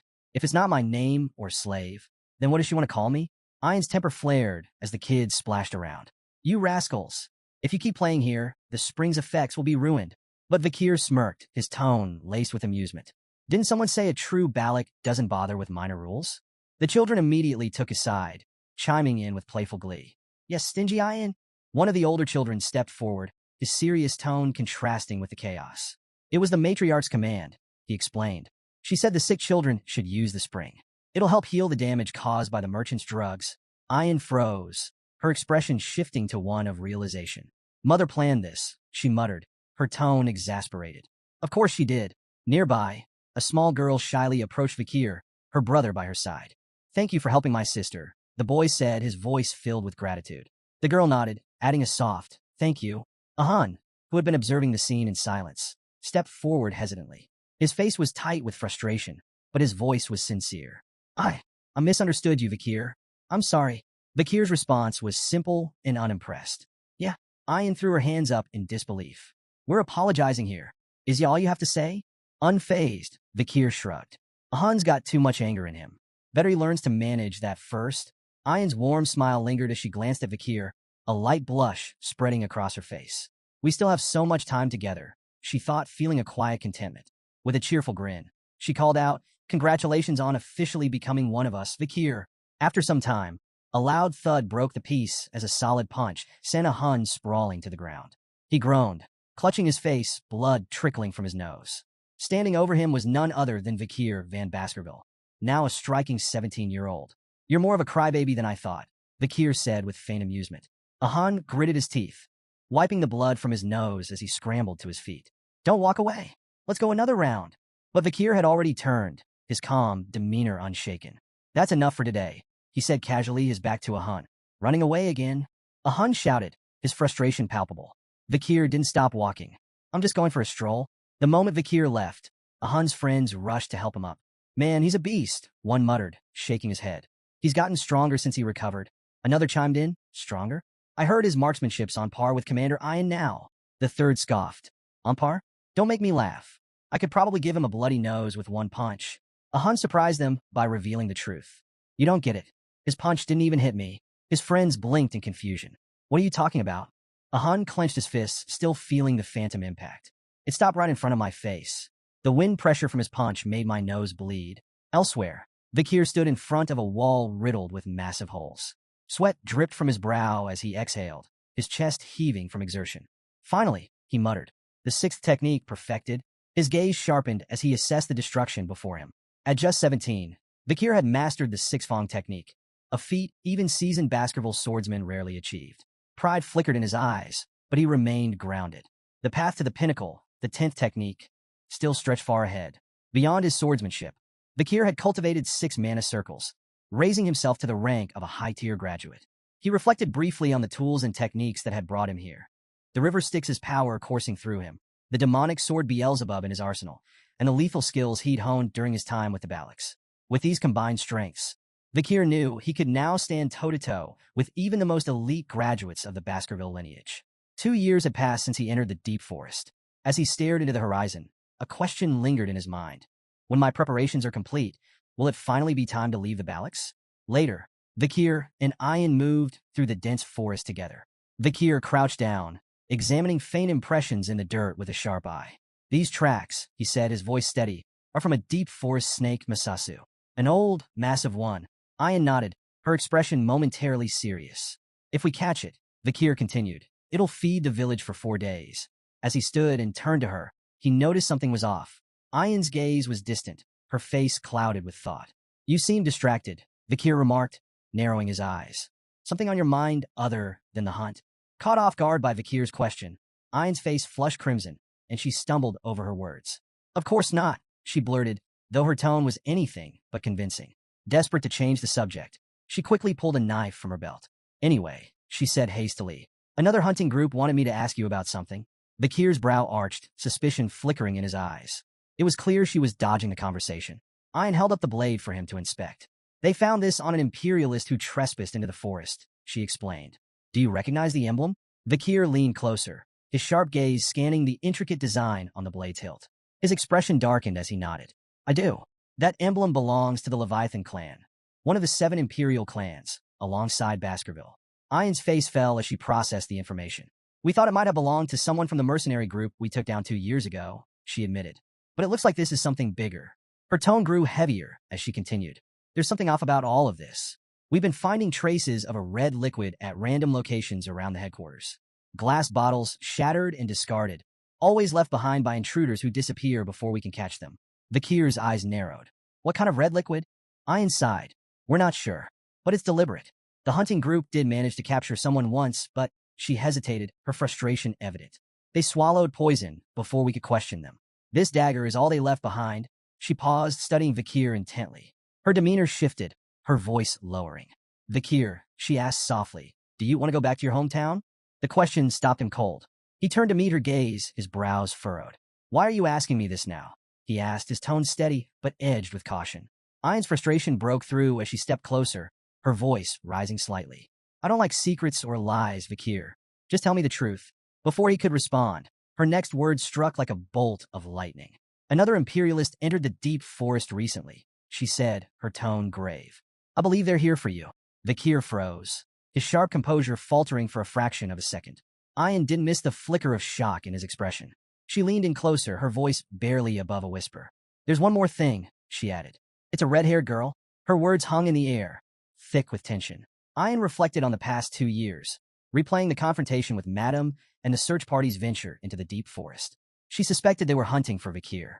The question burning in her heart could no longer be suppressed. Would Vakir leave with this girl? The thought tied her stomach in knots. What if he was furious she had kept this from him? Worse, what if he left? Could tribal laws stop him? Or would her protests be useless? Vakir, ever composed, answered firmly. He wasn't going back. Ayan, though still skeptical, pushed him. Did he mean it? His resolute confirmation brought her relief. Her radiant smile lit up her face as she hugged her wolf companion, joyfully declaring that Vakir was staying. Vakir, however, turned his thoughts inward.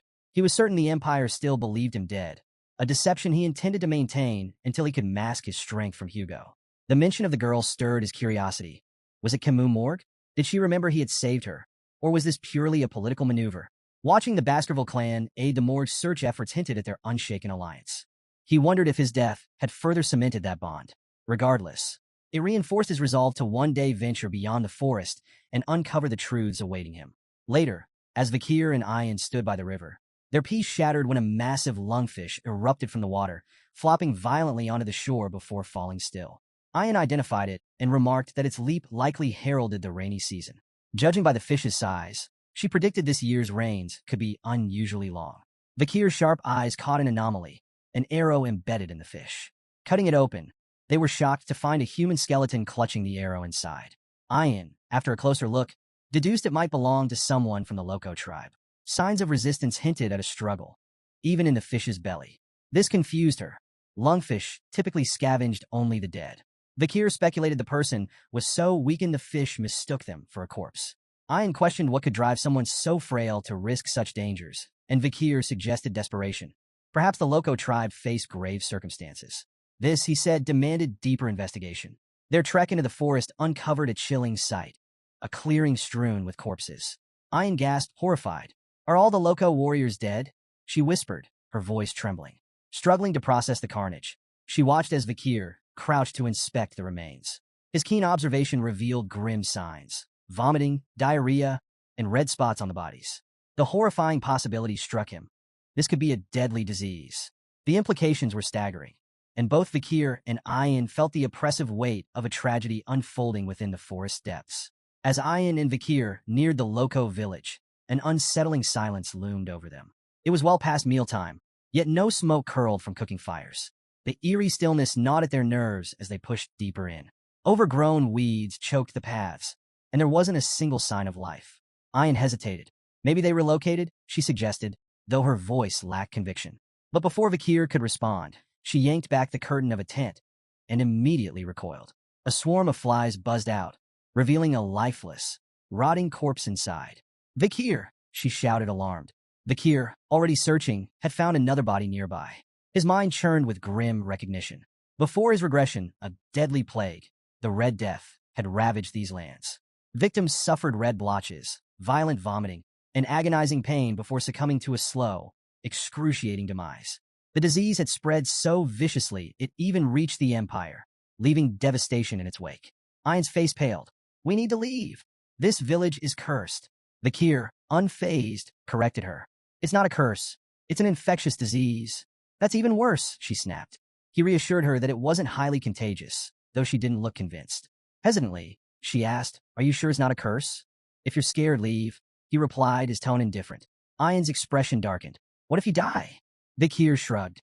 "Then I die." She gaped at him. "How can you say that so casually?" Vakir ignored her outrage, analyzing the scene instead.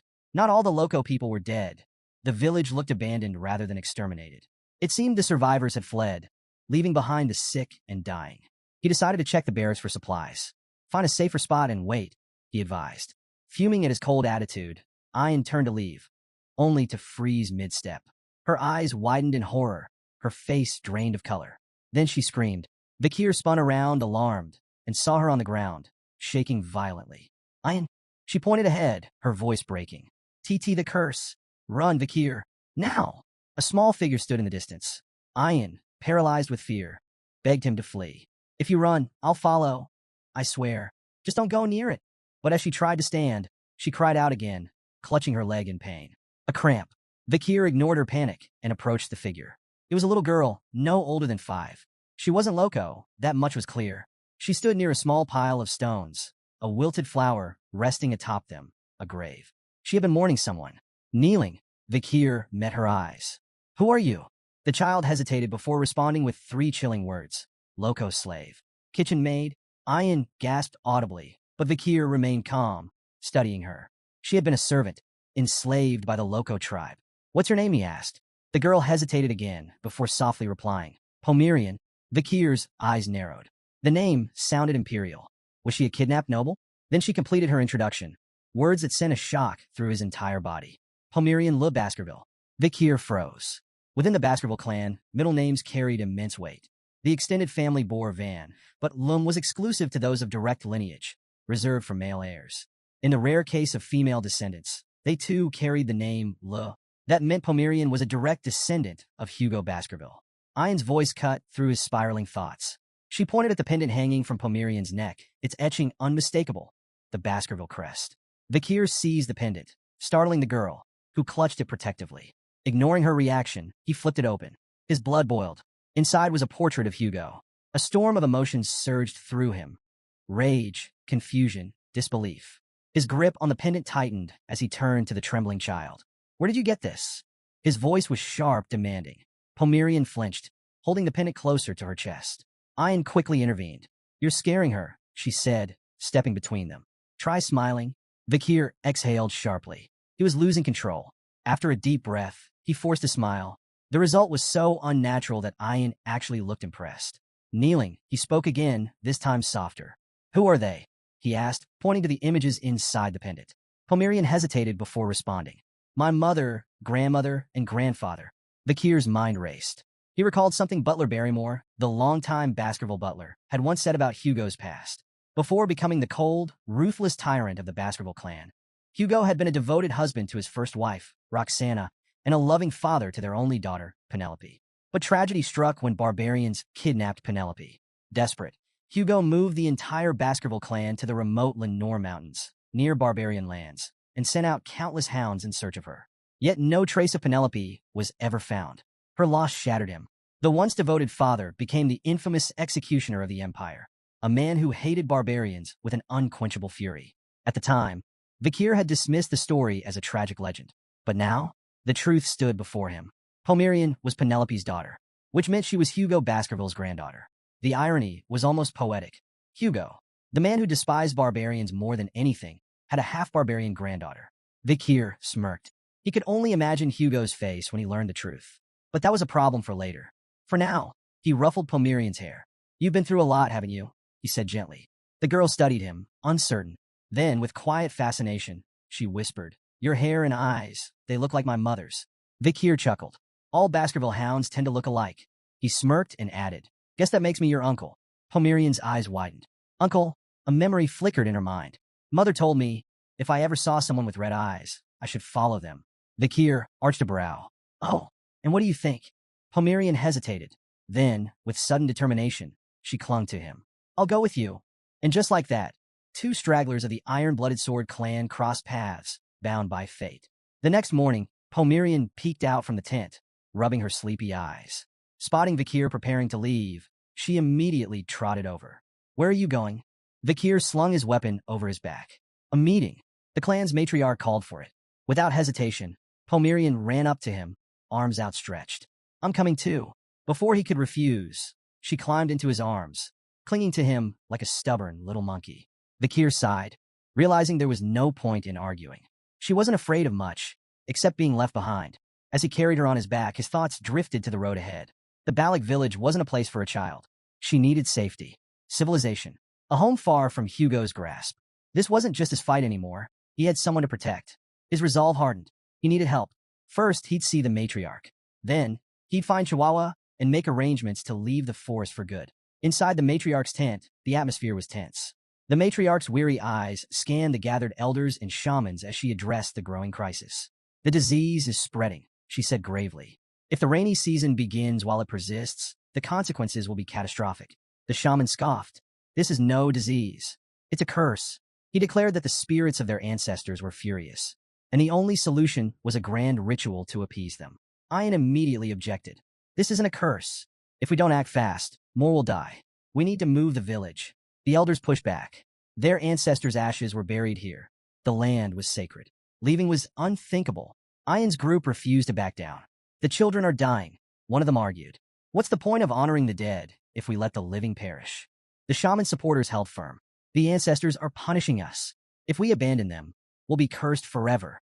Meanwhile, Ian's group speculated about the true cause. Tainted mushrooms, parasites, or a contagious infection. Voices rose in frustration. The debate became a battlefield of faith versus logic. Eventually, all eyes turned to the matriarch. The room fell silent, awaiting her verdict. She hesitated. This wasn't just about survival. It was about their identity. Did I in the back? Vakir observed quietly, piecing together the truth. He had seen this before, the Red Death. It was as ruthless as the Black Death that had once devastated the Empire. Two figures had once played key roles in stopping its spread. Camus Morgue, who created a massive firewall to contain the infection. Dolores, the saintess of Quo Vadis, who purified the afflicted with divine power. But their aid had only extended to the Empire. The barbarians in the Lenore Mountains had been left to rot. Most perished, and the Baskerville clan had benefited greatly from their extinction. With fewer barbarians, low-tier monsters overran the region, wreaking havoc on civilians. The Empire funneled more resources into Baskerville hands to manage the threat, allowing Hugo to consolidate his power. Vakir clenched his fists. This wouldn't become another stepping stone for Hugo's rise. Suddenly, he raised his hand. The matriarch's gaze snapped to him. The entire tent fell silent. Then, with quiet confidence, Vakir made his declaration. I know how to stop the Red Death. Vakir's method was put to the test. A goblin, bound and suspended upside down, was submerged in water drawn from an infected source. Seconds passed. When they pulled it out, horror rippled through the crowd. Red spots bloomed across its skin, the telltale mark of the Red Death. Without hesitation, the barbarians threw the writhing creature into a fire. Better to burn it than risk the disease spreading. Ian turned to Vakir, her expression shifting between shock and realization. Every goblin exposed to the contaminated water had shown symptoms. So it really spreads through water, she muttered. Vakir nodded. Boiling the water will neutralize it. That's our best defense. To verify his claim, they escalated the experiment. Ian suggested testing boiled water safety, so they dropped a goblin directly into the boiling pot. It died instantly. Ian winced. Well, that didn't work. Vakir, unfazed, replied, let's try cooled, boiled water instead. After adjusting the test, 2 goblins were submerged in cooled, previously boiled water. This time, no red spots appeared. The gathered barbarians murmured in awe. Boiled water was safe. The matriarch, watching the results unfold, finally spoke. You've given us hope, Vakir. Despite their breakthrough, Vakir remained cautious. The Red Death doesn't just spread through water. It can be transmitted through breathing, eye contact, and exposure to mucous membranes. Stay vigilant, especially during the early morning fog. Ian smirked, casting a smug glance at the shaman. Funny, I remember someone insisting it was a curse. The shaman scowled but quickly fired back. And how do you plan to avoid rain? The river will flood. The humidity will rise. You can't fight water forever. Vakir didn't argue. The shaman was right. The rainy season would spread the infection faster than ever. The Lenore River would overflow, drowning the forest in contaminated water. So he made a bold decision. We need to relocate. The elders stiffened in outrage. You already know the answer to that. One snapped. We cannot abandon the graves of our ancestors. Vakir remained unfazed. Then we won't abandon them. We'll adapt. As the rainy season arrived, the Lenore River swelled, turning the deep forest into a treacherous swamp. Normally, the Balak village would have been washed away. But this time was different. Under Vakir's direction, the barbarians worked tirelessly, constructing elevated platforms, rope bridges, and reinforced barriers. 2 warriors pulled massive support beams into place, securing them high in the towering trees. Others wove thick rope walkways to link their new homes above the floodwaters. When the work was done, the village no longer stood on the ground. it thrived above it. As the storm raged and rivers overflowed, the Balak remained untouched. A barbarian, staring down at the flooded forest below, whistled in admiration. Even with these rains, we haven't lost a single home. Another, beaming, clapped Vakir on the back. We owe this to you. Vakir didn't respond, just gazed up at the towering trees. If the Balak territory hadn't been so naturally blessed, none of this would have worked. Pomerian, crawling out of the hut, rubbed her sleepy eyes. I want to stay with you, she murmured, clinging to Vakir's leg.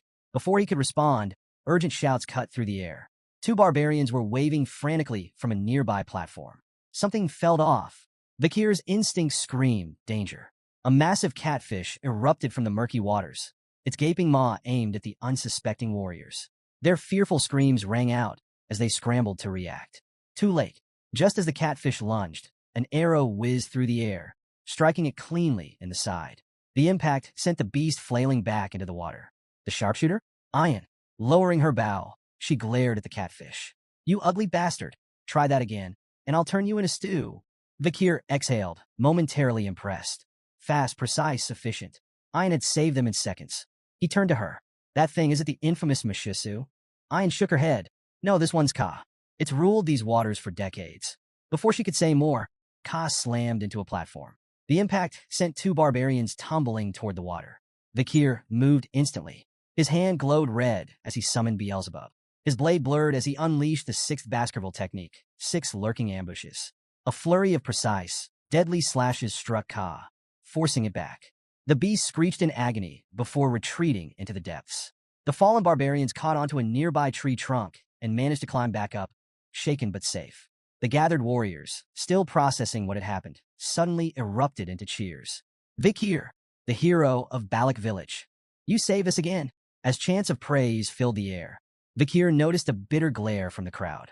The shaman, watching from a distance, clicked his tongue in irritation. Meanwhile, Ayan smirked, giving Vakir a thumbs up.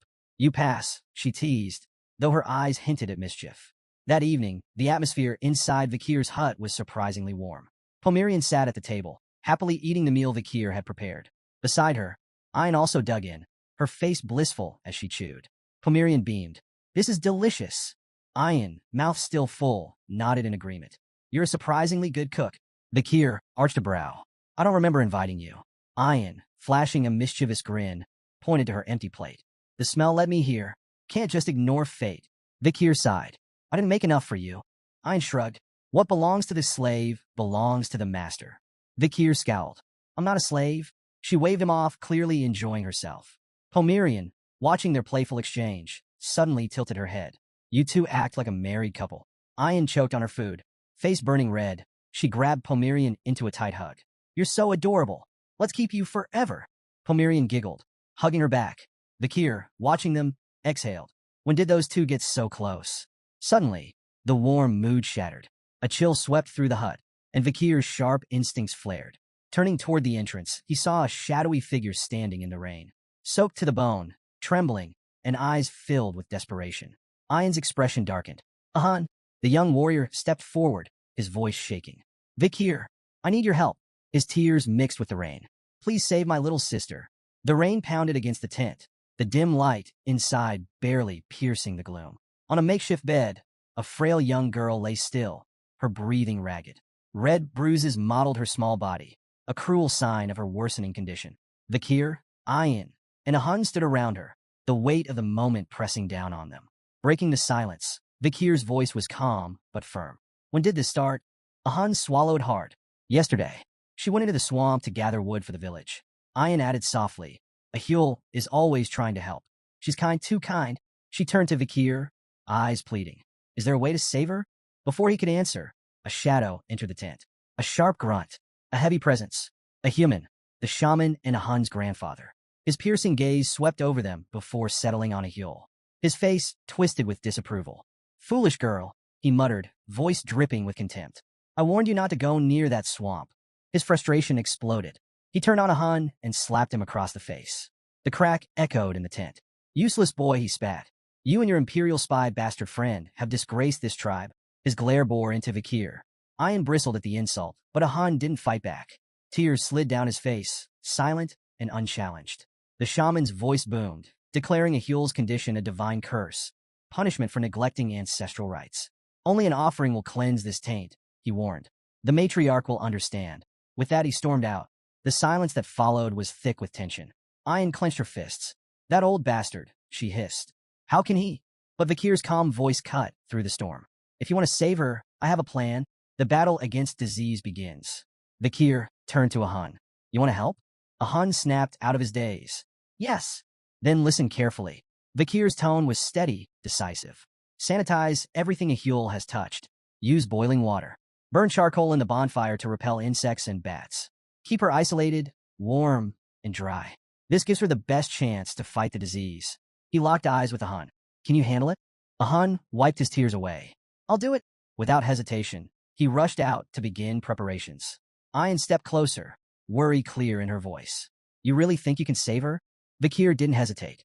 I can, but I need your help. She straightened. What do you need? Vakir's answer shocked her. I have to leave the forest. I need medicine. Ayan stiffened. You know that's impossible. Though Vakir had earned a place in Balak, leaving the territory was strictly forbidden. The matriarch, Ayan's mother, would never allow it. Vakir nodded. I know. That's why I won't ask her. Ayan's breath hitched. If you and the others keep this secret, I can leave and return before anyone realizes. His red eyes met hers. Will you let me go? Ayan froze. Caught off guard. She struggled for words, but none came. The rain poured harder, flooding the forest, washing over everything in its path. Vakir pressed forward, leaping across floating planks in the rising water. Then he stopped. He glanced back. Ayan was following him. His voice cut through the storm. Why are you following me? You agreed to let me go. Ayan's expression remained firm. Then let's go together. Vakir's brow furrowed. You'll slow me down? She didn't budge. At least tell me where you're going. No. Her frustration flared. Then why are you taking Pomerian? Vakir fell silent. Ayan hesitated, then spoke the truth she had buried. I've noticed things about you, Vakir. Your sword that comes from your arm. Your knowledge of the Red Death. But I never asked. She clenched her fists. I was afraid. Her voice trembled. I was afraid that if I pushed for answers, you'd disappear. She looked away. Finally, she whispered, You'll come back, right? Eyes shut. She braced herself for an answer she didn't want to hear. A moment passed. Then his calm voice reached her. I will come back. She opened her eyes. He was gone. Rain blurred her vision as she muttered softly. You'd better keep your promise. The deputy consul's office was a disaster zone of paperwork. General Secretary Chihuahua sat at his desk, drowning in documents. No matter how much he worked, the pile never shrank. He sighed, rubbing his temples. Back when the deputy consul was alive, things were just as exhausting, but at least they felt meaningful. Nostalgia settled over him. His late superior's memory weighed heavily on his heart. I miss him. Then, a face appeared outside the window. Upside down. Deadpan. Did you call for me? Chihuahua's soul nearly left his body. He stumbled back, eyes wide, sweat forming on his forehead. His mind refused to process what he was seeing. Vakir gracefully flipped down, landing at the window. A faint smirk played on his lips. How have you been, General Secretary Chihuahua? He asked, sipping tea as if nothing was amiss. Chihuahua's brain short-circuited. Vakir, the man he thought was dead, was sitting across from him, completely unfazed. His mind flooded with questions. Had Vakir fought some monstrous entity in the deep forest? Had he been gravely injured? Had he been living among barbarians? Yet, as Vakir calmly sipped his tea, completely at ease, Chihuahua's confusion only deepened. Finally, Chihuahua found his voice. You're really alive? His voice wavered between disbelief and relief. You're not some ghost haunting me, right? Vakir chuckled. You've been frozen in shock for a while now. Chihuahua swallowed hard. You little... His voice cracked before he could finish. Tears welled up in his eyes. He didn't care how or why Vakir was alive. Damn it, he muttered, wiping his face. You have no idea how relieved I am. But as his eyes landed on Pomerian, his relief turned into something else. His brows furrowed. Wait a minute. He leaned in, squinting at the child. Red eyes, dark hair, uncanny resemblance. His face paled. Vakir, is this your daughter? Clearing the misunderstanding. Vakir sighed, already expecting this. She's not my daughter, he said bluntly. We just share the same bloodline. Chihuahua exhaled in relief. Oh, thank God. I thought you'd. He stopped, realizing there was still a lot of new information to process. Still, with his emotions finally settling, he wiped his face and shifted into business mode. Vakir's expression grew serious. I need you to take care of Pomerian while I'm gone. Chihuahua's eyes widened. She's a Baskerville. I need her to receive a proper education, Vakir continued. Chihuahua straightened, taking the request seriously. It's been a while since you've given me a direct order, he mused. Don't worry, I'll handle it. However, Vikir had another concern. Can you handle the city alone? Chihuahua sighed. I won't lie. It's been hell. Vikir nodded. Then get help. Try Cindy Wendy, Mrs. Sam, or Mag Juno. Chihuahua flinched at the first name. Cindy Wendy? He grimaced. That criminal you let go 2 years ago? I don't even know where to find her. Vikir smirked. You will. He reminded Chihuahua about the flower girl Judy. I gave her 10 billion before disappearing. She had no other support, so she's likely still in the city. If Cindy Wendy stayed with her, you'll find her there. Chihuahua rubbed his temples. You're telling me to track down a crime lord through a random flower girl? If Cindy refuses to help, Vikir added, tell her I'm alive. Chihuahua's brow arched. You think that'll work? Vikir leaned back. She owes me a favor. She won't refuse. A grin spread across Chihuahua's face. I like this plan. A promise left unfulfilled. As the conversation wrapped up, Chihuahua hesitated. When will you be back? Vikir gave a faint smile. When my mission is done. He turned to the rainy city skyline, deep in thought. There was still a promise he needed to keep. And if his hunch was correct, the cure for the Red Death could be found with just a single drop of holy water from a certain clan. Pomerian stirred awake, blinking groggily. Then, spotting Chihuahua's beard, she reached out and tugged. Ow! Ow! Hey! Chihuahua yelped, flailing in surprise. Pomerian giggled, unfazed. Vikir, standing near the window, barely glanced back. His mind was already elsewhere. His next destination was set, the holy city of Quo Vadis. At the gates of St. Mecca, 2 guards stood watch, their spears crossed in vigilance. From the distance, a carriage rumbled forward. The driver, Sir Joseph, was a familiar face, the manager of the first-floor oil shop. State your cargo, one guard ordered. Joseph sighed dramatically, waving a document. Oil, as usual. The guards weren't convinced. One stepped forward. We need to inspect the barrels. Joseph's jaw clenched. You see me every week. Do we really need to? Orders from higher up. A bead of sweat slid down Joseph's temple. As the guards moved to open a barrel, he silently prayed. Please, not that one. Fate was cruel. The guard picked the worst possible barrel. Joseph held his breath as the lid creaked open. Oil. Nothing but thick black oil. The guard, satisfied, closed the barrel. You're clear. Joseph exhaled, barely suppressing his relief. Welcome to St. Mecca. Move along. As the carriage rolled into the city, Joseph made his way to a secluded alley. Glancing over his shoulder, he checked the barrels once more. Then, in a low whisper, he murmured, It's safe. A shadow emerges. A metallic clink rang through the silence. Joseph's heart nearly stopped. The same barrel the guards had inspected suddenly lurched. The dented lid clattered to the ground. And from inside, a figure slowly emerged.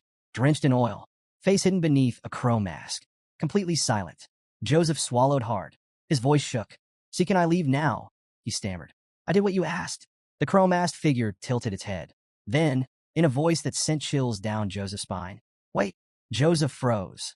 The figure handed him a bag. Inside were 3 tokens, ox, bear, and canine. Joseph's relief was immediate. Thank you, he stuttered. But the mysterious figure was already gone, disappearing into the alley shadows. Joseph stood there, still gripping the bag. Then, a thought crept into his mind. This man had stayed submerged in oil for 2 hours. His expression twisted into unease. Was that guy even human? Under the dim glow of the crescent moon, the masked crowman stood atop a towering spire, observing the city teeming with life below. Pulling off the mask, he revealed himself as none other than Vikir. The memory of his unorthodox infiltration lingered, immersing himself in oil for hours to mask his scent. It had been a trial, reminding him of the river Styx, though far less grim. Despite the discomfort, his plan was successful. He was now within the heart of the Quo Vadis clan stronghold. St. Mecca, the sanctum of the Quo Vadis clan, housed 160,000 devout souls. Bound by stringent religious laws, its citizens renounced material desires and maintained an eerie discipline. Even if gold littered the streets, they would pass by without a glance. This facade of harmony, rooted in rigid control, struck Vikir as oppressive. The solemn toll of a bell shattered his musings. High above, the bell tower stood as a silent sentinel. At its signal, the bustling city froze. Citizens halted mid-stride, bowed their heads, and shut their eyes in unison, uttering prayers as the air grew heavy with reverence. Their white garments seemed to glow in the evening light, a sea of purity that hid any individual expression. Weaving through the immobile crowd, Vikir felt like a shadow slipping between statues, his mind preoccupied with the suffocating devotion that gripped this city. As darkness fell, he approached a secluded well.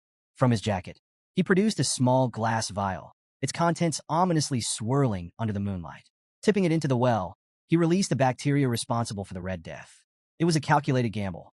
In a city as devout and disciplined as St. Mecca, the outbreak would force authorities into swift containment, avoiding a catastrophic death toll. The Red Death's chaos, however, would sow the seeds of distrust and division. The sound of soft footsteps jolted him from his task. 3 children stood a short distance away, their wide eyes fixed on him. Whispering among themselves, they debated whether to approach or run. Vakir's sharp gaze pinned them in place, and a cold fear crept over them. "Stay away from the well," he commanded, his voice low and foreboding. "It's cursed. Anyone who drinks from it will be claimed by death." The children's faces turned pale, and with a shared scream, they bolted into the night, convinced they'd encountered a ghostly specter. Satisfied they wouldn't return, Vakir added a theatrical touch. He hurled a dagger near the well, murmuring that it bore the marks of the Leviathan clan, known for their mastery of poisons and treachery. As the blade lodged into the ground, Vakir's mind raced. The Leviathan clan's presence in the spread of the Red Death was plausible. Their enmity with the Kovades clan made them prime suspects, and the resulting blame could ignite tensions into a full-blown war. A slow grin crept across his face. The board was set, and the first pieces were moving. With his groundwork laid, Vakir turned his attention to his next objective. The hour was near for the city's sacred ritual involving holy water. His destination? A meeting with Saintess Dolores herself. Under the pale moonlight, a grand mansion shimmered like a beacon, drawing hopeful souls to its gates. A restless crowd gathered, their voices a chorus of desperation and reverence. Rumors swirled. Within these walls resided the Saintess, a healer of miracles. The sick, the wounded, and the desperate all yearned for her divine touch. Suddenly, a calm yet commanding voice echoed from within. "Why have you come at this hour?" The crowd hushed instantly, recognizing the voice of the Saintess. A ripple of excitement spread as nobles and merchants pushed forward, each eager to flaunt their wealth and influence, hoping to secure an audience. A young noble from the Dortsmile region, heir to the Jonathan clan, boasted of his family's military prowess and ties to the Alphonse clan. Another man, an overseer of the Ibsen Guild, flaunted his control over lucrative trade routes, proudly name-dropping Count Boston Le Baskerville. But the grandest offer came from an aging noble who, in desperation, promised a granary, a beachfront villa, and even an exclusive fleet of carriages, all in exchange for her blessings. But the Saintess remained unmoved. Her voice, unwavering, dismissed them. "Wealth and status do not grant you the right to disturb me." Disheartened but obedient, the crowd gradually dispersed into the night. Yet one figure remained. Vakir. The glow of his crow mask shimmered under the moonlight as he stood in quiet contemplation. Memories resurfaced, visions of the Saintess in his past life. On a battlefield soaked in blood, she had walked among the wounded, her pristine white robes stained crimson, yet her divine light never wavered. Unlike the nobles who sought her favor now, she had always despised wealth and power, standing apart from the corruption that plagued the elite. Then, her voice broke through his thoughts once more. "You, who are you?" Vakir knelt, his voice steady yet reverent. "I am but a lost lamb seeking guidance." A pause. Then, with a slow creak, the door opened, and golden light poured out, illuminating the darkness. "Enter," she commanded. Stepping inside, Vakir was met with a breathtaking sight. The grand hall glowed with a warm, celestial radiance. At its center, an ornate fountain stood, adorned with an angelic statue, its water shimmering like liquid gold. The Saintess's voice resonated from the fountain itself. "Tell me, lost one, how did you lose your way?" For a brief moment, Vakir considered the possibility that the Saintess would refuse to meet him in person. Given his masked appearance, it wasn't an unreasonable assumption. Still, he remained composed and carefully placed a leather pouch on the fountain's edge. "The slums are plagued by an epidemic," he stated plainly. "This water, it's tainted with a dark energy." He stepped back, waiting. If the Saintess truly possessed divine power, she would sense the malevolence within. But the chamber remained eerily silent. Then her voice cut through the air like a blade. "You lie." The accusation barely settled before the chamber filled with the sound of approaching footsteps. Knights emerged from the upper level, positioning themselves like sentinels above him. The atmosphere turned heavy, their leader stepping forward with an air of cold authority. "Your words are far too bold for someone claiming to be a lost lamb," he remarked, his gaze sharp. "Who are you really?" Vakir remained silent, but recognition flickered in his eyes. Pietro Kovades, an old comrade from his past life, known for his unshakable sense of justice and ruthlessness in pursuit of it. Pietro had mastered interrogation techniques so brutal that demons might have taken notes. Vakir himself had learned a thing or two from him, enough to break the infamous 7 young masters of Underdog City. Finally, Vakir spoke. I didn't expect to see you here. Pietro's eyes narrowed, but he showed no sign of familiarity. Instead, he acknowledged the epidemic report with skepticism. And yet, here you stand, masked like a thief in the night, he countered. Remove it. Show your face. That is the proper way to meet the Saintess. Vakir ignored the demand and turned toward the exit. My task is done, he said, moving to leave. A blur. Something sliced past him, grazing his mask before embedding into the ground. Vakir halted, his eyes flicking to Pietro, who now held an open book in his hand. His voice was calm, but firm. I can't let someone so suspicious walk away. Vakir's mind raced. The attack, it wasn't just paper. Pietro had infused the scripture itself with divine energy, turning sacred verses into weapons. The ingenuity of it intrigued him. Holy pages as projectiles? Now that's creative. Before he could dwell on it further, Pietro moved. In one fluid motion, he leapt from the upper floor, landing directly in Vakir's path. These pouches of tainted water, Pietro said, eyes locked onto him. You could be the one spreading the disease. Vakir let out a low chuckle. If that were true, why would I report it? Pietro remained unfazed. A smokescreen, a way to lure the Saintess out. Vakir kept his face unreadable, but inwardly, he had to admit, Pietro wasn't wrong. Without warning, another flurry of scripture-infused pages shot toward him. Vakir moved instantly, twisting through the assault with precise, calculated steps. Pages cut through the air, glowing with divine radiance, yet not a single one touched him. He landed lightly on the opposite side of the chamber, his eyes assessing Pietro. Fast, tactical, as sharp as ever. He considered activating his aura to shift the battle in his favor. But the moment he did, the truth would be undeniable. He was a Baskerville. And that wasn't a secret he was willing to reveal. Not yet. Vakir saw an opening and took it. Launching off the wall, he propelled himself forward, his foot swinging in a powerful kick aimed straight at Pietro. The knight barely had time to raise his arm guard, reinforced with his holy book as a shield. The impact sent a shockwave through the floor, cracking the stone beneath him. Pietro staggered, his eyes widening in disbelief. That strength! How does he have such monstrous power in such a small frame? But Vakir wasn't done. Using the rebound, he pushed off Pietro's guard and flipped backward, landing gracefully. He smirked. 600 kilogram stability. A technique he had developed 2 years ago after taking down the legendary Oxbear. This was its first real test in battle, and judging by the cracked floor and Pietro's shaken stance, it worked beautifully. Not giving Pietro a chance to recover, Vakir shot forward, unleashing a relentless barrage of punches. Pietro blocked with his book, deflecting the blows, but the sheer speed and force behind them made it impossible to counter. Pietro clenched his jaw. This lost lamb isn't weak at all. Then, Vakir raised a hand, and with a flick of his wrist, Cerberus flame ignited. A surge of fire erupted toward Pietro, consuming his book in an instant. Flames licked at his hands, searing his skin.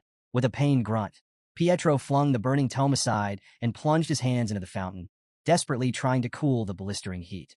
Vakir remained composed. Do you want to keep going? Pietro, despite his obvious pain, wasn't ready to back down. Gritting his teeth, he lunged forward. You use sorcery. You stand against the divine. Vakir sighed. Then, without hesitation, he kicked the burning book straight at Pietro's face. The knight recoiled, momentarily blinded. That was the opening. Vakir moved like a shadow, closing the distance instantly. His fist slammed into Pietro's chest with devastating force. A sickening crack echoed through the room as Pietro's armor shattered. The sheer impact sent him hurtling backward, crashing into the grand fountain. The angelic statue collapsed in a spray of water and stone before Pietro slammed into the far wall, blood spilling from his mouth. Silence. The knights above stared in frozen disbelief. One whispered, "Is this a dream?" Another stammered, "Pietro lost?" The fallen knight lay crumpled amidst the rubble, his breath ragged. Slowly, his comrades moved, forming a defensive formation with shields raised and swords drawn, ready to face Vakir. Vakir exhaled, adjusting his stance. "If you want to continue, A voice cut through the tension like a blade. Enough! The air in the room shifted. The knights immediately stepped aside, bowing as she entered. Vakir turned his gaze to her. Saintess Dolores. She took in the scene, the shattered fountain, the wounded Pietro, the knights bristling with tension. Then, her sharp eyes settled on Vakir. So, she mused, her voice laced with amusement. You're the lost young lamb? Vakir met her gaze. That's what I said. A small smile played on her lips. You look more like a puppy than a lamb. A small, stubborn puppy, covered in bruises. One night flared with anger. He's no puppy. He's a bloodthirsty wolf. The saintess waved off the remark with a chuckle. Be a dear and fetch some tea. What? Tea. The knight hesitated, but ultimately obeyed, clearly confused. Meanwhile, Dolores turned and began walking away. She glanced back at Vikir, her expression unreadable. Come, she said. We need to talk. Vikir sat across from the saintess at an ornately set tea table, his posture relaxed, but his senses alert. Behind her, Pietro stood like a sentinel, his sharp gaze locked onto Vikir, ever watchful. Vikir studied Saintess Dolores Quo Vadis. Despite appearing no older than 16, her name carried immense weight. During the war against demons, she had worked tirelessly on the front lines, healing the wounded when all seemed lost. To soldiers and marshals alike, she was a beacon of hope, a symbol of compassion in an age of despair. Even Vikir, hardened by battle, had once regarded her with a degree of reverence. Then, unexpectedly, she sighed. I've been really stressed lately. Vikir blinked. That was not what he expected. The saintess continued, seemingly unfazed by his silence. I just got back from the Imperial Academy of Colosso. I'm on break, but family matters have kept me busy. Vikir narrowed his eyes. What was she playing at? Why shift the conversation to something so mundane? She turned her gaze to the window, watching the moonlit city below. Nobles and merchants are relentless. They demand my presence at all hours, but most of their problems are self-inflicted. She swirled her tea absent-mindedly. Narcotics, personal misadventures, things they call urgent, but are really just the consequences of their own indulgence. Very few of them are actually suffering from serious illnesses. Taking a slow sip of her tea, she exhaled softly. People rarely care about justice, righteousness, or equality. They only focus on their immediate needs. Her words hung in the air, an unspoken challenge for Vikir to reflect on them. Vikir, ever composed, responded evenly. Theology is essentially the process of understanding humans, so such things are inevitable. The saintess's eyes flickered with intrigue. Asmo's Old Testament, chapter 6, verse 9. For the first time, genuine surprise flashed across her face. I never thought I'd meet someone who still remembers that passage. Vikir said nothing, merely taking a sip of his own tea. This woman was sharper than most gave her credit for. Still, there were more pressing matters. He placed a pouch of contaminated water on the table. There's an epidemic in the slums of St. Mecca, he stated. It's spreading fast. The saintess's demeanor shifted instantly, her light-hearted tone vanishing. Are you certain? Vikir nodded. See for yourself. She studied the pouch carefully, but did not immediately take it. Her gaze flickered back to him. Did you have anything to do with this? Vikir met her eyes, unshaken. If I did, why would I be telling you? Pietro, ever the skeptic, tensed. Silence settled over the room as the saintess continued scrutinizing him. Vikir could almost hear her calculating the risks, the possibilities. Then, slowly he raised his hand. Pietro moved instantly. In a blur, he stepped between them, reaching for his weapon. Saintess stepped back, but there was no attack. Instead, a radiant golden glow enveloped Vikir's hand. I dislike harming innocent people, he said simply.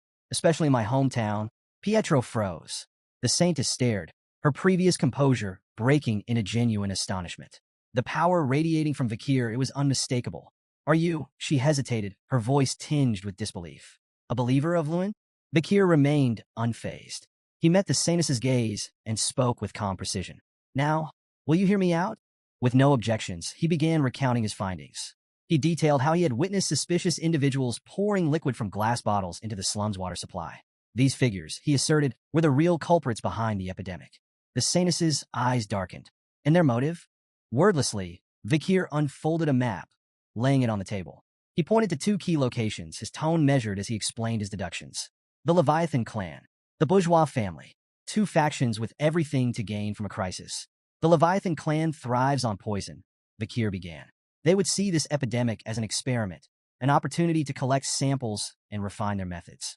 If the Quo Vadis clan collapses, their influence will spread unchecked. The saintess's lips pressed into a thin line. She knew of the Leviathan clan's long-standing enmity with her own. But Vikir wasn't finished. He tapped another point on the map. The bourgeois family. They don't need poison. They profit from disaster. His voice was sharp, cutting through the tension. When an epidemic sweeps through, the poor die first. Landowners go bankrupt. Factories shut down. Stores close. That's when the bourgeois family steps in, buying up land, seizing assets, expanding their empire. The saintess and Pietro exchanged stunned glances. It all made too much sense. Bakir leaned back. The Leviathan clan sets the fire. The bourgeois family waits for the ashes to settle. And to mask their scheme, they blame the native tribes of the deep forest. Silence. Pietro looked like he'd just swallowed glass. The saintess, normally composed, found herself genuinely shaken. Bakir had pieced together an insidious conspiracy with alarming clarity. Finally, she exhaled. Just who on earth are you? Bakir smirked. Call me Night Bloodhound. Pietro scoffed. Blasphemous. His gaze flicked to Bakir's dark attire, his torn cloak, the faint traces of blood still staining his boots. That name suits you far too well. The saintess, however, remained thoughtful. Even if your name is ominous, your words hold weight. She stood. Pietro, we're going to the slums? Pietro straightened. Understood. They would investigate the epidemic firsthand and report their findings to the Quo Vadis leadership. Bakir observed the saintess in silence. She acted swiftly and decisively, a rare trait among nobles. Meeting her had been fortunate. With her involved, the truth wouldn't stay buried for long. As she prepared to leave, the saintess glanced back at him. There was something about him that unsettled her. His small frame, battered from battle, seemed at odds with the sheer power he had displayed. His presence carried a storm of emotions: blood, oil, steel, violence, and fury. Yet beneath it all, there was sadness. A sadness so deep, so ancient, that she found herself wondering, who was this man before he became the Night Bloodhound? When they arrived at a small church deep in the slums, the air was thick with desperation. The moment the saintess stepped inside, the sisters rushed to her, their faces streaked with tears. Saintess, please, save them. The sight that met her eyes was devastating. Rows of infected lay writhing in agony, their bodies marked by the telltale signs of the disease. Their groans of suffering filled the sacred space, mixing with the scent of damp straw and fevered sweat. The saintess's hands trembled. Night Bloodhound was right. The epidemic was real, and it was spreading. Bakir stood beside her, his expression unreadable. Guilt gnawed at him. He had set this chain of events in motion, knowing innocent people would suffer. It was a calculated risk, but it didn't make it any easier to watch. Still, one thing brought him relief. There were no children among the afflicted. His earlier deception, the cursed well, had worked. The children had stayed away. At least some lives had been spared. But this was no longer his battle. Now, it was her turn. The saintess stepped forward, her presence radiating warmth and sorrow. My people, she whispered, her voice heavy with emotion. God's love is boundless. His light will heal you. She knelt, clasping her hands together, and began to pray. Her voice wavered, raw with emotion, calling upon the divine. Her life, her fire, her soul. She pleaded for the suffering to end. A single tear slipped from her cheek, striking the cold stone floor. And then, light, a golden radiance erupted from the tear, spreading like wildfire. It poured through the room, seeping through every crack, flooding the church with an ethereal glow. The windows shimmered. The wooden pews hummed with divine energy. Then, the miracle unfolded. An elderly man, once gasping for breath, suddenly stilled. His ragged breathing steadied. The red lesions on his skin faded, disappearing like a bad dream. Around the room, the same transformation took place. Fevered bodies cooled. Pain-ridden groans turned to gasps of awe. The disease was lifting. The sisters wept with joy, falling to their knees. Their prayers of desperation became prayers of gratitude. Bakir watched in silence. Even after all he had seen, the wars, the bloodshed, the horrors, this was something different. The saintess truly was a miracle incarnate. And if her power could do this, it could change the fate of the deep forest. Late into the night, Saintess Dolores sat alone in her study, her face illuminated by the flickering candlelight. Before her, a map lay open, marked with precise notations. Her thoughts were razor-sharp. Her divine power had stabilized the afflicted, but it wasn't a cure. More cases would surface unless the true source of the epidemic was eradicated. Her gaze shifted to a glass tube filled with an infected patient's bodily fluids. A nightmare in liquid form. Short incubation. Slow, agonizing death. A disease designed not just to kill, but to prolong suffering. Her grip tightened. This wasn't natural. After careful deliberation, she reached a conclusion. Purifying the deepest well in the slums was the key. If she concentrated her divine power into a single, potent drop, it could neutralize the contamination at its source and put an end to the outbreak. A deep breath, a sense of renewed purpose washed over her. There were still people to save, but as she stood, a sudden pain lanced through her skull. She staggered, gripping the edge of her table. A headache, sharp, unrelenting. Was it anemia? Exhaustion? The strain of overusing her divine power? She clenched her teeth, pushing the pain aside. There was no time for weakness.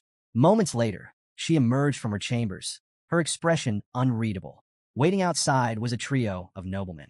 One of them, overly enthusiastic, lit up at her arrival. Saintess, what perfect timing. Dolores raised an eyebrow. Why were they here? Another noble, practically beaming with self-importance, stepped forward. We couldn't possibly allow someone as noble as yourself to venture into the filth of the slums alone, he declared. So we took the liberty of gathering some relief supplies. With a flourish of his hand, he gestured to 3 wagons stacked high with goods. Food, medicine, blankets, the works. The poor souls in the slums have truly hit the jackpot today, he chuckled, nudging his companion. Dolores studied them. Their smiles were too wide. Their voices dripped with self-satisfaction. This wasn't charity. It was theater. They weren't here for the sick. They were here for themselves. With a serene smile, Saintess Dolores walked past the noblemen, their exaggerated pledges of loyalty trailing behind her. It is a gentleman's duty to protect a lady, one declared dramatically. We swear to assist you in every way possible, another added, his eyes practically sparkling as if expecting praise. Her presence clearly captivated them, their hearts racing as if they were knights in a chivalric ballad rather than men about to enter a disease-ridden slum. Ever composed, Dolores offered them a gentle nod. I trust you will handle everything with great care, she said, her tone light yet distant. Their enthusiasm lasted all of 5 minutes. As they stepped deeper into the relief zone, the air grew thick with decay. The stench of sickness, filth, and human suffering assailed them like a physical blow. The first noble gagged, clutching his silk handkerchief over his nose. By the heavens, this stench. My limited edition shoes are going to be ruined. The second noble froze in place, eyes darting around in panic. Wait, what if we catch it? Shouldn't we be keeping a safe distance? The third, less subtle than the others, turned to a nearby priest. Clear this mess at once. And while you're at it, treat me first. Dolores watched them without surprise. Their discomfort was inevitable. Men who acted for image would always falter when faced with true suffering. True empathy wasn't about performance. It was about grace, kindness, and sacrifice, a lesson these men had yet to learn. Her thoughts were interrupted as she turned her gaze toward a nearby tent. A heavy, ominous aura lingered around it. Inside lay the most critical patients, those fighting not just the disease but despair itself. The suffering within that tent was unimaginable. Without hesitation, Dolores approached. Forgive me for not coming sooner. She pulled back the curtain and stepped inside. I am here now, she declared softly. Let me help. Inside the critical care tent, the moment she entered, she was met with urgency. A commanding voice rang out. More saline now. Dolores turned her head, expecting to see a priest or healer. But instead, her eyes landed on something shocking. A doctor, one who moved with efficiency, precision, and expertise. A priest nearby stared in disbelief. His mouth opened as if to speak, but no words came out, because he recognized something impossible. The doctor wasn't just any doctor. It was Night Bloodhound. Dolores's breath caught. Vikir. For hours, he had been working tirelessly to treat patients. But what truly stunned everyone was his method. Using a small clinical knife, he made a careful incision at the infection site. Then, with just 2 fingers, he pressed against the wound, channeling divine power directly into it. The infection vanished on the spot. The priest, watching this unfold, felt his worldview shatter. Unlike the usual surface-level blessings used by the clergy, Vikir's technique forced divine power directly into the source of the illness. A technique no priest had ever considered. Dolores stood frozen, watching in silent awe. Vikir, this man with the aura of steel, blood, and fire, was healing people. After curing the infection, he administered medicine, ensuring the patient's recovery. His movements were efficient, measured, and above all, purposeful. This wasn't just skill. This was a man determined to save lives. Vikir placed both hands on the patient's chest, channeling divine power into their body. He understood the mechanics behind divine power well. It was typically granted through prayers to a god. The stronger the faith, the greater the return. 1 unit of devotion equaled 1 miracle. 10 units equaled 10. But Vikir knew better. There existed a loophole, a method that allowed 10 miracles with just 1 unit, and 100 miracles with 10. His mind drifted back to the Great Fall, a time of war and chaos, when hordes of monsters flooded the battlefield, and the wounded piled higher than prayers could reach. The clerics, their power reserves rapidly depleting, faced a grim realization. They didn't have enough divine energy to save everyone. So, the rules were rewritten. A divine decree altered the system. Miracles first, consequences later. Instead of strict calculations, clerics could now draw divine power without an immediate limit. The catch: the excess power came with an invisible cost, an interest to be paid later. This phenomenon became known as advanced divine power, and it wasn't limited to clerics. Anyone, even non-believers, could harness it, provided they had purged enough evil. Vakir, with a soul steeped in karmic energy from his past, could tap into this power naturally within the sacred grounds of Saint Mecca. It was this ability that made his miracles so efficient, allowing him to perform feats others deemed impossible. Just then, a child's sobs broke through the silence. A young girl knelt beside her unconscious mother, shaking her weak form. "Mama, wake up, please." Vakir, having finished his previous treatment, approached her with calm assurance. "She'll wake up soon," he said softly. He reached into his pocket, pulling out a gold coin. Pressing it into the girl's small hand, he instructed her, "Use this for food, firewood, whatever she needs to recover." Before the girl could respond, a priest quickly intervened. "Wait, we cannot give material assistance," he objected, his tone firm. "Monetary demands never end. If you start now, you'll give away everything before you realize it." Vakir, still composed, tilted his head slightly. "If demands are endless, then what defines their limit?" The priest blinked. Vakir's voice was even as he continued. "What truly is limitless?" Silence. The priest had no answer. Meanwhile, the little girl's quiet sobs softened. She clutched the coin tightly, her small fingers wrapped around it as if it were the first bit of hope she had ever held. Vakir watched her, his eyes unreadable. Then he spoke again, this time more softly. "I could give away all the money in my pocket right now. That much is true." His gaze fell upon the sick mother, her frail form barely moving. Then he apologized. "I'm sorry," Saintess Dolores observes. Dolores, watching from a distance, felt something shift within her. Why? Why would someone as calculating as Vakir, as strong, as composed, apologize? She turned his earlier words over in her mind.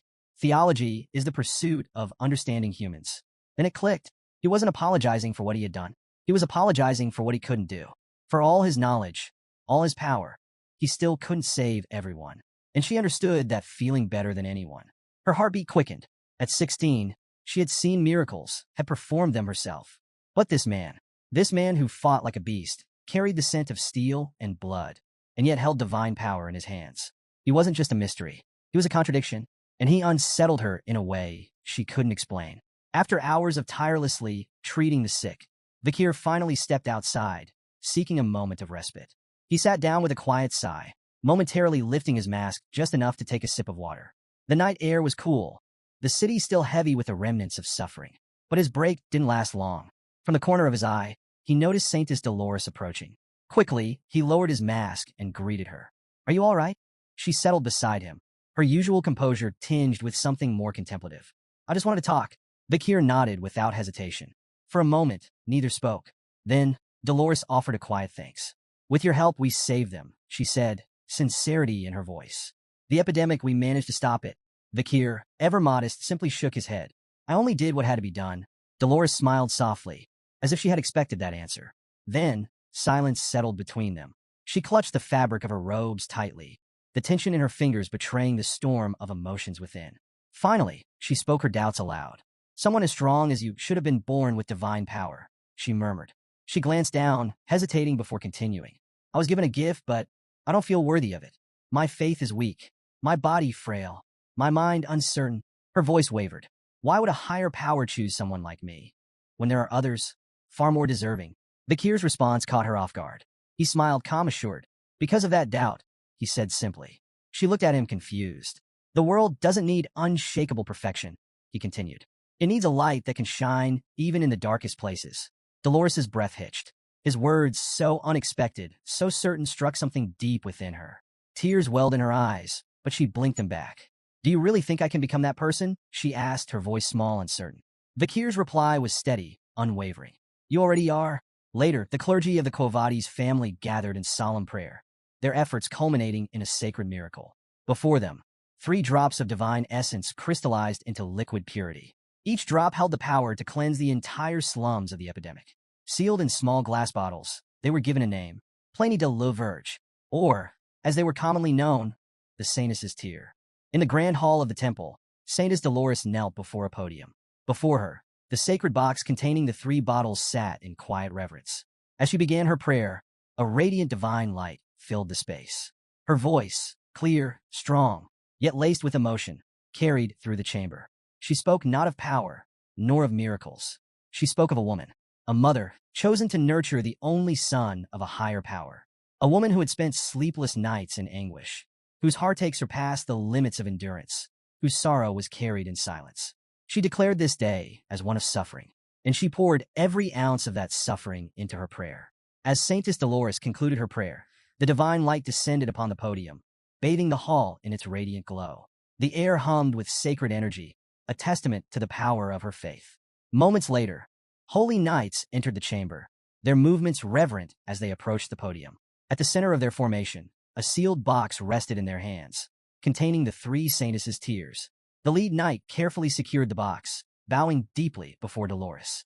Saintess, your offering is a blessing upon this land. The tears shall be stored safely in the basement vault. Dolores nodded, entrusting them with this solemn duty. She watched in silence as they departed, their figures fading beyond the heavy doors. Finally alone, she allowed herself a brief moment of contemplation. What came next? Nearby, a priest knelt in prayer before a statue of the goddess, his focus unwavering. Dolores approached quietly. Father. The priest lifted his head. Cardinal Humbert Lon Quo Vadis, a towering figure within the Loon Church. His presence was both commanding and warm. His eyes softened as he looked at Dolores, greeting her with affection. My fairy, my daughter, he murmured, placing a firm but gentle hand on her shoulder. Come closer, child. She obeyed, bowing her head slightly. With a smile, the cardinal praised her efforts. The offering you have made this time is remarkable, fitting of your station. Dolores humbly accepted his praise, her tone measured. Your generosity knows no bounds, Father. The cardinal gestured for her to continue. Tell me, what have you learned of this plague? Dolores began outlining their plan. We will use the saintess's tear to purify the contaminated waters beneath St. Mecca. At this, the cardinal leaned forward, interest sharp. Have you identified the source? We have, Dolores confirmed. She explained. An unregistered well in the slums. Rumors had spread among the children. A spirit's curse. But upon investigation, they had found more than superstition. From beneath her robes, Dolores unwrapped a cloth bundle, revealing several objects placed before the cardinal. A dagger, a glass bottle, and an emblem. The cardinal's expression darkened. He picked up the emblem, his fingers tightening around it. Leviathan, bourgeois, two insignias etched into cold steel. The atmosphere shifted instantly. A surge of holy aura erupted from the cardinal, crackling with righteous fury. His voice boomed through the chamber. Blasphemy, a defilement of the sacred. These vermin dare insult divinity itself. His rage was uncontainable. With burning resolve, he declared holy war. The poison addicts and misers will answer for their sins. The cardinal's verdict. Dolores remained calm and composed, unfazed by the cardinal's outburst. Until his voice sharpened. The night hound. Dolores's breath hitched, her eyes flickering with surprise. He is a prime suspect, the cardinal continued, his tone commanding. Find him. Capture him. We will extract everything he knows. Dolores clenched her fists beneath her robes. Vakir, Night Bloodhound, was now a target. The cardinal's eyes widened in shock as Saintess Dolores abruptly raised her voice, her usual composure breaking for the first time. The Night Hound is innocent, she declared. The room fell into a stunned silence. She pressed on, her voice unwavering. He worked tirelessly to treat the sick. Without him, countless more would have died. A man who saves lives is not a man of evil. The cardinal's expression darkened. For a moment, he said nothing, studying her. Then he smiled. Not warmly, not kindly. It was the smile of a man who believed he understood something no one else did. I see what's truly happening. Dolores stiffened. His cryptic words unsettled her. Then he raised his hand toward the heavens. No matter your protests, the truth remains. His voice rang with divine authority. The Night Hound is to blame. Dolores clenched her fists. This was the first time she had ever openly opposed him. And to the cardinal, that defiance was proof enough. With a final gleam in his eye, he declared his verdict. I will personally interrogate the Night Hound, and I will uncover everything. Then, a wave of overwhelming pressure burst forth from Cardinal Humbert, rippling through the cathedral. A radiant beam of divine light shot skyward, piercing the night like a holy decree. The entire city of St. Mecca was bathed in its glow. Dolores gasped, staggering back. The intensity of his power was suffocating. The cardinal turned to her, his tone final. Your opposition is meaningless. Then came the words that made her blood run cold. The paladins have already been dispatched. At a modest inn where Vakir had been staying, a group of holy knights surrounded his room. Their movements were precise, calculated. Using a series of silent hand signals, they coordinated their approach. One knight exhaled sharply, then raised his foot. Bang! The door splintered open. Knight Hound, you are accused of orchestrating the Red Death. Their declaration rang through the room, but there was no response. No shadow moved. No figure stirred. The knights exchanged looks. The room was empty. The cure was gone. The stolen Sainus' tear. Back at the cathedral, a priest rushed in, breathless. The cardinal turned, unshaken. Speak. The priest hesitated, then delivered the news. One of the Sainus' tears is missing. Dolores felt a bead of sweat trickle down her temple. Had this been the real reason for the Night Hound's presence in St. Mecca? Had he been after the tear all along? Far above the city, atop a watchtower overlooking St. Mecca, a lone figure stood beneath the moonlight. Vikir. In his gloved hand, the missing Saintus' tears shimmered under the pale glow. A faint smirk crossed his lips. Tucking the bottle securely into his pouch, he murmured a quiet, amused thanks. A generous gift. Then he vanished into the shadows. Ayan stood perched on the edge of a jagged cliff, her bow drawn tight as she faced off against a monstrous Cerberus.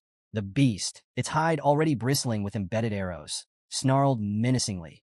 Each of its 3 heads locked onto her with unnerving precision. Nearby, a barbarian attempted to draw its attention with a thunderous shout, but the Cerberus remained fixated on Ayan, forcing her into a desperate retreat.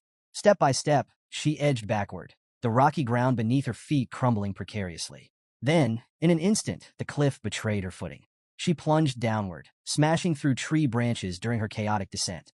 The brittle limbs offered no salvation, snapping one by one as she hurtled toward the forest floor. With a bone-jarring crash, she landed, her body racked with pain. Moments later, she stirred, her consciousness returning in a haze. Faint voices reached her ears, muffled and unintelligible, as her vision slowly adjusted. 2 figures stood nearby, men who appeared to be traveling merchants. One of them regarded her injured form with indifference, while the other bore a predatory smile, his eyes betraying a dangerous curiosity. Time passed, and Ayan awoke to find herself in a far grimmer scenario. Her trembling hands clutched a sword, the rough wood of a barricade pressing against her back. There was no way out. Encircling her was an unruly crowd of masked spectators, their jeering voices merging into a thunderous chorus. Their energy fed the suffocating tension in the air as her opponent stepped into the fray, a towering figure, his body marked by scars that told of countless battles. His sinister grin promised a fight that would end badly for her. With a chilling crack of his knuckles, he signaled the beginning of their brutal confrontation. The man charged at Ayan with a roar, his movements fueled by overconfidence. Though fear gripped her, Ayan's instincts kicked in. She dodged his initial assault with a nimble leap and struck back, the edge of her blade slicing into his shoulder. Her brief success, however, was met with indifference. Barely registering the wound, her opponent retaliated with raw, overwhelming strength.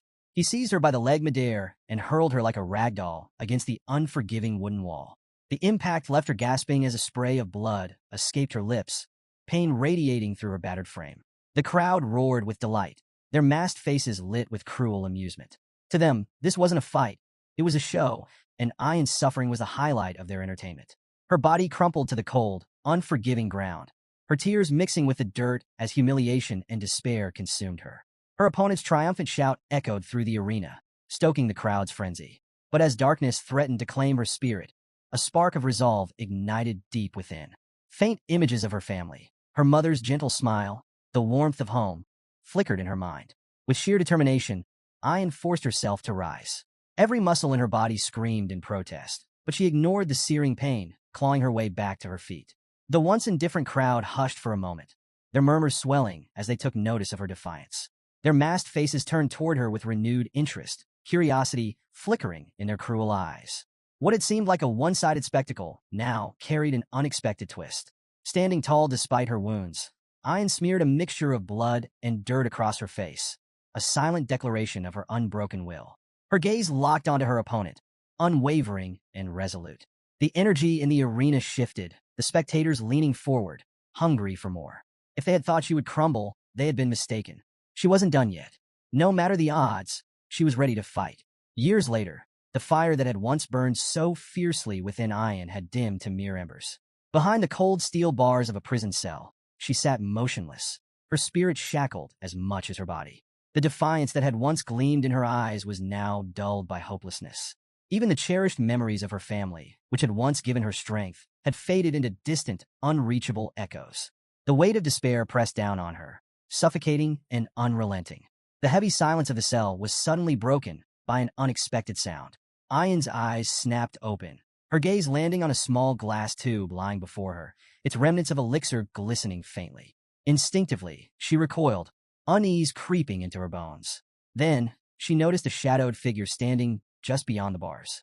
As he stepped closer, recognition struck her like a thunderbolt. It was Vakir. Without hesitation, he unlocked her cell door. His voice, rough and commanding in the barbarian tongue, carried a simple order: leave. Ayan awoke with a gasp, her chest heaving as she was pulled from the depths of the nightmare. Tears streamed down her face, the lingering weight of her torment pressing heavily upon her. But as she blinked away the remnants of the dream, she realized she wasn't in a prison. Instead, she lay cradled in her mother's lap, the warmth of the matriarch's presence anchoring her to reality. With gentle concern, her mother asked if she had been dreaming. She mentioned that even in her sleep, Ayan had called out for Vakir. But the nightmare was not the only thing haunting her. Trembling, Ayan confided in her mother, her voice breaking under the weight of her suffering. A deep, unrelenting pain burned within her chest, her body racked with an agonizing dryness that felt as though it was suffocating her from the inside. Fear crept into her words as she admitted the terrible thought that had taken root in her mind. Was she afflicted with the Red Death? Through choked sobs, she confessed the unbearable truth. The pain was so overwhelming that it made her regret ever being born into this world. The matriarch's expression softened with sorrow, yet her touch remained steady and reassuring. Placing a comforting hand on her daughter's trembling form, she began to speak, her voice gentle and soothing, weaving a tale meant to mend the cracks in Ayan's wounded spirit. The matriarch's voice softened as she delved into a story from long ago, a memory woven with both joy and sorrow. She spoke of a time when she and Ayan's father had planted a tiny seed together. He had buried it in the soil, while she had diligently watered it each day. Before long, the seed sprouted, growing into a vibrant, beautiful flower. When the time came, they harvested the blossoms, extracting their sap and smoking it. What followed was a blissful euphoria, a fleeting moment of pure happiness. And it was during this time of joy that Ayan had come into their lives. But as the matriarch continued, the warmth in her tone faded. The story took a darker turn. Because of a grave misdeed, Ayan's father had faced a terrible fate, executed at the hands of her own grandfather. The matriarch paused, watching as pain flickered across her daughter's face. Struggling with both her illness and the weight of her emotions, Ayan could no longer hold back her despair. The suffocating agony inside her made her question everything. Sensing this, the matriarch smiled gently, reminding her that life was unpredictable, a journey filled with both hardships and triumphs. She urged Ayan to endure, to hold on to hope, and assured her that Vakir would return with a cure. But Ayan, lost in hopelessness, rejected the comforting words. She voiced her doubts, convinced that Vakir would never come back. Just as the words left her lips, a sudden shout echoed from outside, piercing through the heavy atmosphere. The message was clear. Vakir had returned, and he had brought the much-needed medicine. The matriarch's expression brightened instantly, a knowing smile playing on her lips. She turned to Ayan, ready to tell her that her faith in Vakir had been justified. But before she could speak, Ayan was already gone, having bolted out the door. Slightly exasperated, the matriarch muttered to herself, wondering if her daughter truly had the Red Death after all. Ayan sprinted through the settlement, her heart pounding with a mix of hope and urgency. Her thoughts raced back to the past, to the moment Vakir had rescued her from a life of slavery. She remembered the fearless way he had stood against Madame Eight Legs, the unshakable strength he had displayed. Through his actions, he had taught her a valuable lesson, the power of facing one's fears head-on.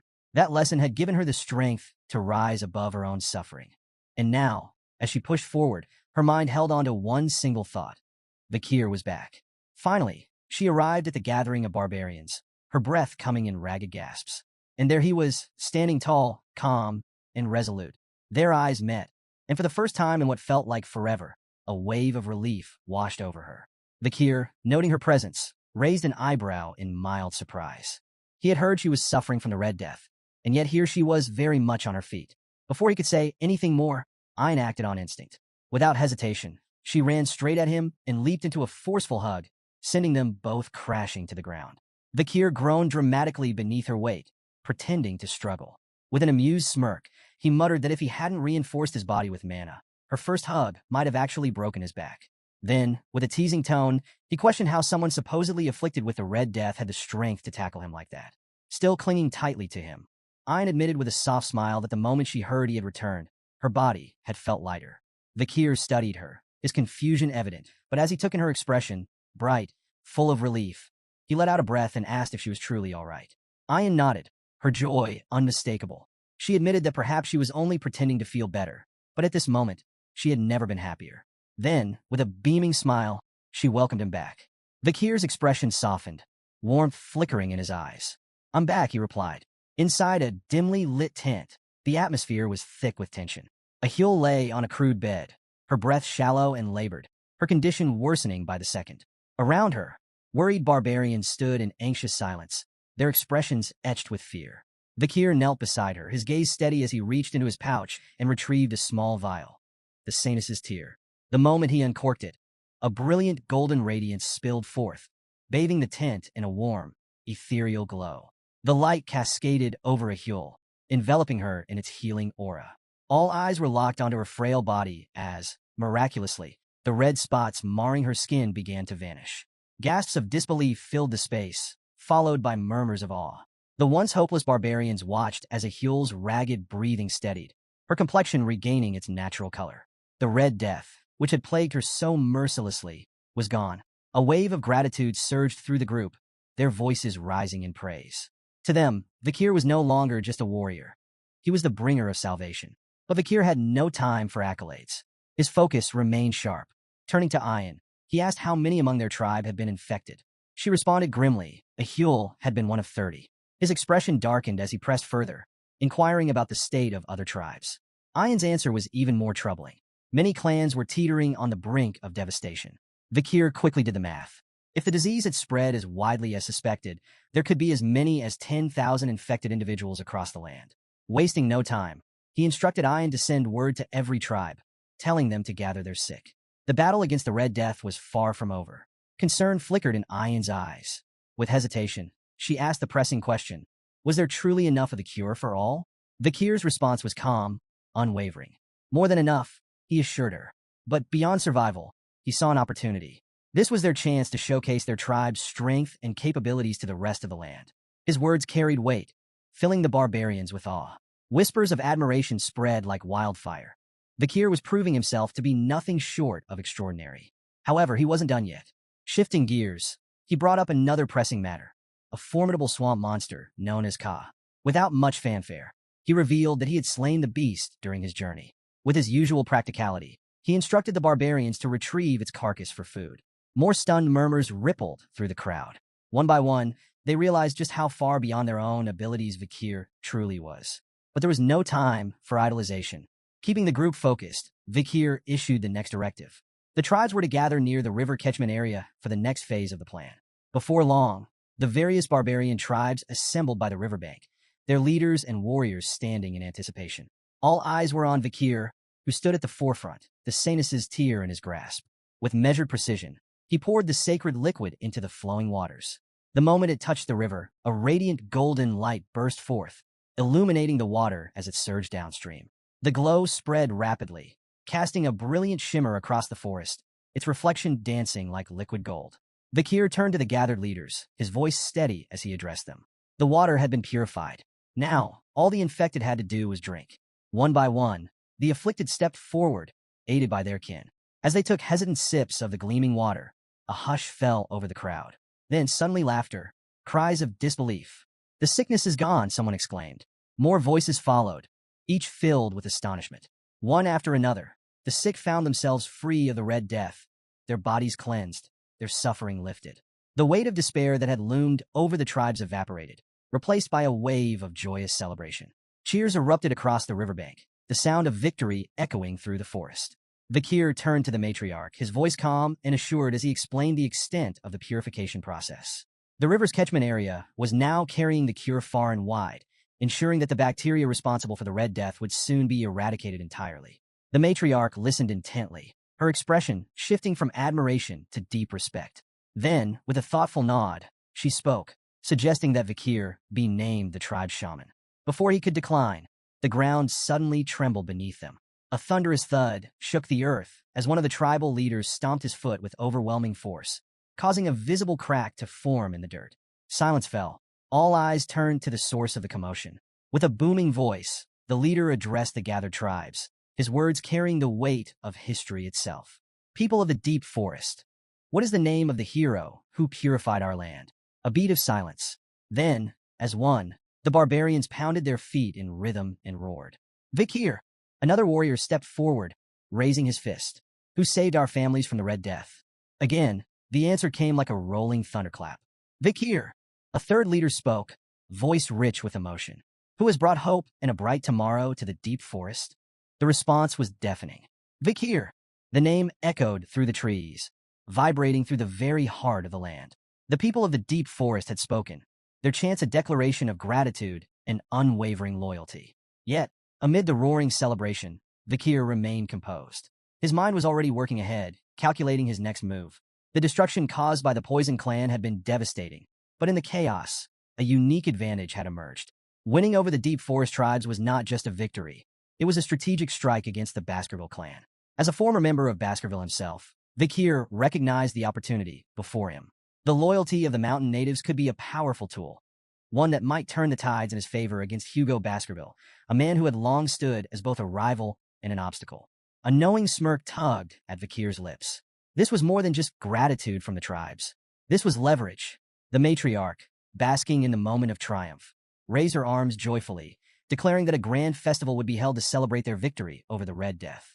But before the cheers could swell, Vikir raised a hand, his voice steady but commanding. There's still one last matter to resolve. The matriarch and Ayan turned toward him, their joyous expressions fading into curiosity. Vikir's eyes darkened. We need to find the one responsible for poisoning the forest. Far from the revelry, deep within a shadowy cave, a man named a human sat, reveling in his own wicked brilliance. A slow, satisfied chuckle rumbled from his throat as he imagined his scheme playing out exactly as planned. By now, he believed, the people of the deep forest should have been on the verge of collapse, their bodies succumbing to the poison he had so carefully spread. His lips curled into a sneer, all because of that imperial brat. The thought of the imperial smugglers forced his expression into something twisted, a mixture of resentment and amusement. He had been forced into dealings with them, but he would turn the situation to his advantage. A human had crafted the perfect deception.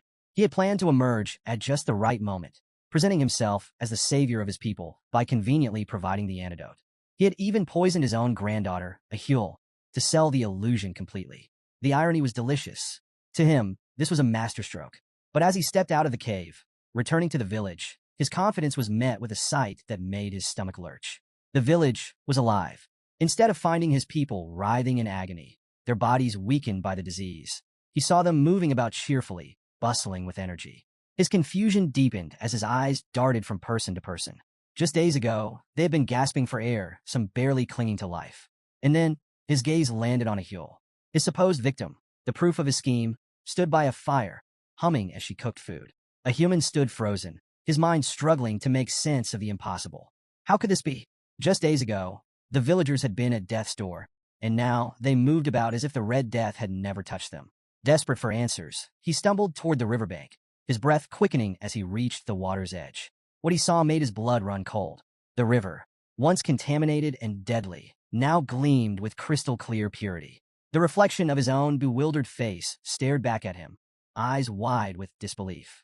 The fish, which should have perished in the poisoned waters, swam freely beneath the surface. A human's jaw clenched, despair creeping into his features as the weight of reality pressed down on him. His carefully laid plan ruined. Before he could process his spiraling thoughts, a voice shattered his daze. Clear water, isn't it? The casual remark came from behind him. A human spun around, his heart hammering in his chest. Standing there, watching him with a knowing smirk, was Vikir. A sharp hiss of frustration escaped a human's lips. You imperial bastard, he spat, masking his unease with venomous words. His mind raced. When had Vikir arrived? And more importantly, how much did he know? His unease only grew when he realized Vikir wasn't alone. Behind him stood a group of barbarians, their expressions grim and unreadable. Their silence carried weight, their stances unwavering. Then he saw it in Vikir's eyes, absolute certainty. The truth crashed down on a human like an avalanche. He knows. Memories from his past life surged through Vikir's mind. In his previous existence, There had been whispered tales of an old man from the deep forest who had orchestrated a horrifying tragedy. A man who had poisoned his own people under the guise of heroism, offering them salvation with a cure he never truly had. His plan had backfired spectacularly, leading to the deaths of nearly everyone in his tribe. Now, standing face to face with a human, Vikir realized the old legend was no myth. The villain of that story was right here, right now. A human, still clinging to his unraveling confidence, let out a hollow chuckle. Ah, has everyone come to greet the old shaman? His voice dripped with forced amusement, a desperate attempt to maintain control. But the barbarians weren't fooled. Their silence was deafening. Their eyes, once filled with respect for their elder, now held something far more dangerous, doubt. The weight of their scrutiny pressed down on a human, and for the first time, his mask began to crack. Vikir remained calm, his presence exuding quiet menace. He didn't need to say a word.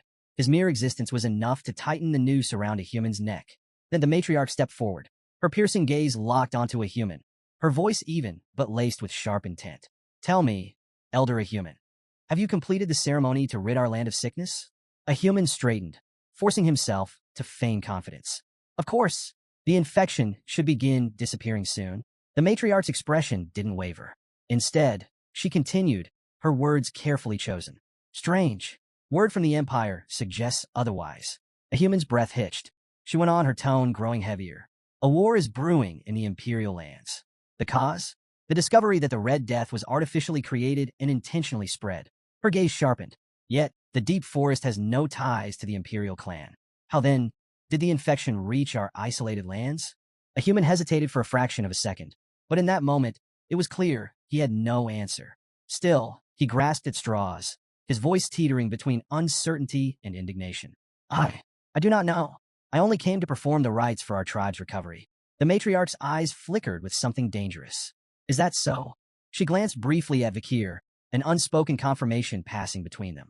She had suspected a human's involvement before, but now she knew he was lying. Then her voice cut through the air like a blade.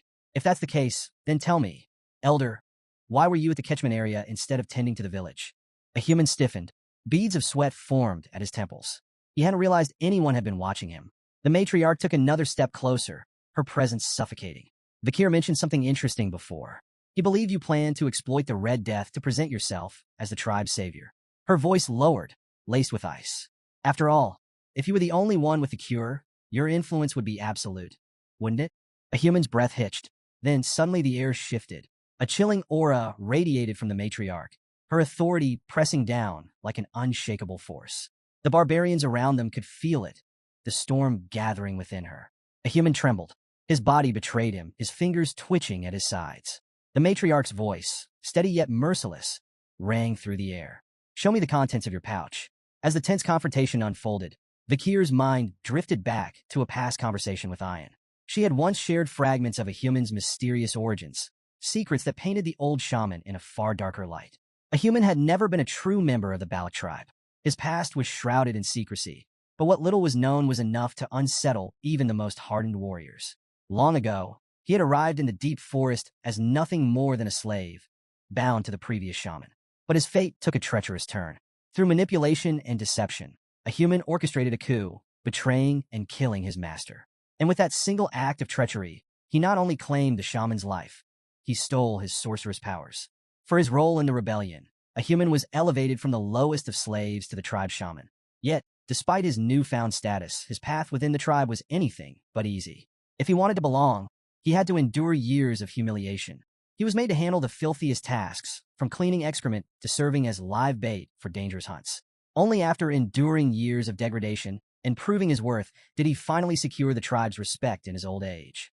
Now, standing before the trembling shaman, Vikir wondered, had those years of suffering twisted a human into what he was today? Had his desperation for power driven him to defy even the matriarch, scheming to claim control over the entire forest?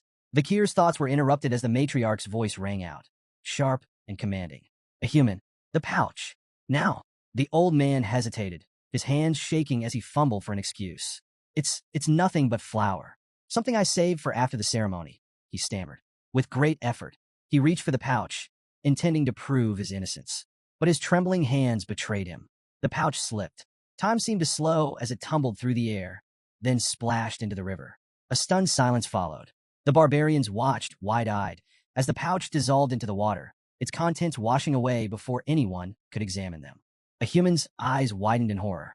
Panic flashed across his face before he forced himself into a nervous laugh, attempting to wave off the incident. On my old man's tremors. A foolish mistake, he muttered, though the unease in his voice was unmistakable. But it was too late. No one believed it was an accident. The matriarch's gaze hardened as she turned to him. Strange, she mused, her voice cool and deliberate. Why would you throw it into the river? A human's breath hitched. Vakir remained unfazed. Unfortunate, he remarked casually. Without the pouch, we can't verify its contents using conventional means. A human's face twisted with anger. His calm facade crumbled, and in a desperate attempt to shift the blame, he pointed an accusing finger at Vakir. This is a setup, he snarled. You've been scheming against me from the start. Matriarch, I demand you punish this imperial wretch for disrespecting an honorable shaman. The matriarch regarded him with an unreadable expression. Then, after a pause, she spoke, her tone eerily calm. You are right, human. Accusations without proof cannot be acted upon. A human's lips curled into a smug grin. She continued, since you are so certain of your innocence, then I will ensure your honor and pride remain intact. A human straightened, believing he had successfully turned the situation in his favor. But his confidence shattered when the matriarch uttered two simple words. Call the Iliad. A ripple of murmurs spread through the gathered barbarians. A human's stomach dropped. The Iliad, a sacred ballad tradition, a trial by combat, invoked when words alone could not settle a dispute. In an Iliad might determine truth. The victor was deemed competent and righteous, while the loser was proven unworthy, either exiled in disgrace or in some cases executed for their failure. Ayan, standing to the side, smirked. You always stress the importance of tradition, don't you, a human? She remarked, her voice laced with quiet mockery. Now's the perfect time to uphold it. A human clenched his fists, cursing his misfortune. He had no choice but to accept. But then an idea struck him. Time. He needed time to prepare. He cleared his throat and forced a nod. Very well, he conceded, masking his panic. Let us hold the Iliad in 4 days, on the night of the full moon. Vakir's voice cut through the air like a knife. No. A human stiffened. Vakir's lips curled into a knowing smile. Tradition states that the challenger has the right to set the date. His gaze locked onto a human, like a predator eyeing cornered prey. I choose now. The barbarians erupted in gasps and murmurs. A human paled. Vakir's plan had worked flawlessly. He had maneuvered a human into a trial he couldn't escape, and with no time to scheme, no allies to call upon, and no tricks left to play, the old shaman was trapped. Near the summit of the mountain, the Balak tribe gathered beneath the watchful gaze of their ancestors. The warriors' circle had been drawn, marking the sacred battleground where justice would be decided. At its center stood the matriarch, her presence alone enough to command absolute respect. With a solemn tone, she declared the commencement of the Iliad, reminding all present that any attempt to flee would be met with swift execution by the warriors stationed nearby. Behind her loomed the mighty Warriors' Mountain, where the graves of their forebears rested. She called upon the spirits of the ancestors, urging both combatants to fight with honor and prove their righteousness in battle. The crowd buzzed with anticipation, their voices swelling as they cheered for Vakir. Ayan, her eyes gleaming with excitement, cupped her hands around her mouth and shouted, Finish him in one strike, Vakir. Her enthusiasm spread like wildfire, and soon the entire tribe echoed her sentiment, chanting his name with fervor. On the opposite side of the circle, a human clenched his jaw, resentment boiling beneath his skin. The complete lack of support stung more than he cared to admit. Gritting his teeth, he bit his finger, letting droplets of blood fall to the earth. At once, 3 skeletal warriors clawed their way out of the ground, their hollow eyes burning with eerie light. A human ordered them to cover his blind spots, ensuring he would always be aware of Vakir's movements. Armed with a bow and arrow, a human allowed himself a smug smile. To him, Vakir was still an outsider. He had only lived in the forest for 2 years, while a human had survived in its depths for a lifetime. The terrain was his ally. The moment Vakir revealed himself, he would take him down with a single, well-placed shot. But a human had made a fatal miscalculation. Vakir had no intention of playing by his rules. Hanging upside down from a high tree branch, Vakir watched a human from above, his presence undetected. His breathing was steady, his gaze calculating. The ability that made this possible, Silent Heal, was one he had acquired after defeating the master of the swamp. A technique perfected by assassins. It allowed him to move without making a single sound. Even the faintest breath of disturbed air was erased, rendering him a shadow among shadows. Below him, a human remained blissfully unaware, still lost in his own overconfidence. Then, with the precision of a striking serpent, Vakir moved. He dropped silently into the midst of the skeletal warriors, his blade already in motion before his feet even touched the ground. Red arcs of light followed his strikes, each one precise and deadly. Bone shattered and splintered, the undead warriors reduced to lifeless fragments in mere seconds.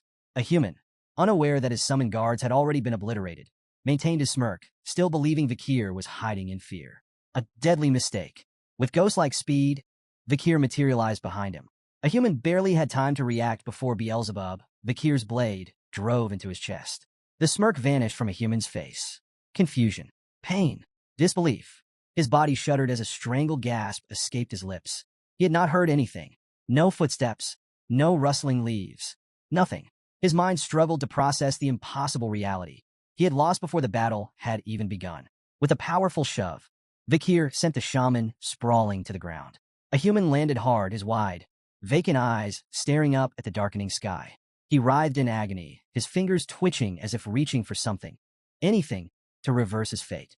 But there was nothing left to grasp. With calm precision, Vakir withdrew Beelzebub, the blade gleaming in the dim light. The duel was over. Ayan rushed forward, her face alight with joy. "I knew you'd finish him in one move," she exclaimed, unable to contain her excitement. Around them, the gathered barbarians murmured in awe, still processing the sheer speed of what had just transpired. One of the elders, his voice filled with reverence, finally broke the silence. "The ancestors have spoken," he declared. A human's words were not even worthy of consideration. A human lay sprawled on the ground, his body racked with pain, the searing agony of his wound consuming every fiber of his being. His breaths came in ragged gasps as fear coiled around his heart, tightening its grip with every passing second. Was this how it would end? Desperation clawed at his mind, dragging him deep into the bitter memories of his past. The humiliation he had endured, the years spent groveling for acceptance in the Balak tribe, the injustice of it all, it crashed over him like a tidal wave. In his twisted perspective, the blame for his downfall lay with everyone but himself. Vakir, the Balak tribe, Loco, all of them. They had mocked him, scorned him, forced him into this wretched existence. Now, in his final moments, resentment was all he had left. They would all pay. Vakir, watching the old shaman suffering with a detached gaze, turned to Ayan. "We should end his pain," he suggested, his voice devoid of emotion. "It would be more merciful." But Ayan's expression darkened. His jaw clenched as he shook his head. "No," he declared coldly. "He doesn't deserve mercy." The weight of Ahul's near death still lingered in Ayan's heart, the thought of losing her to the Red Death fueling his anger. Even though a human was his grandfather, the man had crossed every line. A coward like him deserved to feel every ounce of his suffering. Yet, in the midst of his agony, a human wasn't done. Unnoticed by the others, he dragged his trembling fingers through his own blood, scrawling something onto the ground. The symbols took shape, an intricate pattern forming beneath him. As the final strokes were completed, an unnatural purple aura pulsed outward, thick and oppressive. Then, a deep, guttural groan echoed from the ancestral graves. The matriarch's sharp eyes snapped toward the burial grounds just as the heavy stone coffins creaked open. The sky darkened. The very air seemed to shudder. The ground beneath their feet trembled with an eerie, malevolent energy, spreading like an infection. A hushed silence fell over the gathered barbarians, their earlier triumph dissolving into sheer terror. Ayan's face drained of color, his breath quickening as realization set in. "What is he doing?" he shouted, his voice laced with panic. The once revered warrior's mountain now loomed under an ominous shadow, its sacred presence twisted into something unnatural. Vakir's eyes narrowed. He had been certain, absolutely certain, that his blade had pierced a human's lungs. The old man shouldn't even be breathing, let alone moving. Yet there he was. The barbarians erupted in fury, their voices filled with outrage. "He's desecrating the graves," one roared. "He's bringing ruin upon us all." But a human, now surrounded by a pulsating, violet aura, only laughed. A chilling, hollow sound that sent a shiver through even the bravest warriors. His eyes, once dim with age, now burned with an unnatural glow. "And you call me a coward?" he sneered, his voice thick with mockery. "Do you really think I fear the ancestors?" Something was terribly wrong. Sensing the urgency, Vakir didn't hesitate. He lunged forward, blade in hand, his instincts screaming that a human needed to die now. But just as his strike was about to land, boom! A violent explosion of dark energy erupted, hurling Vakir backward. He landed hard, skidding across the dirt, his vision flickering from the sheer force of the blast. Had he acted too late?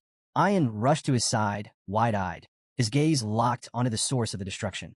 Embedded in the ground near a human was an arrow, one cloaked in pulsating, black energy.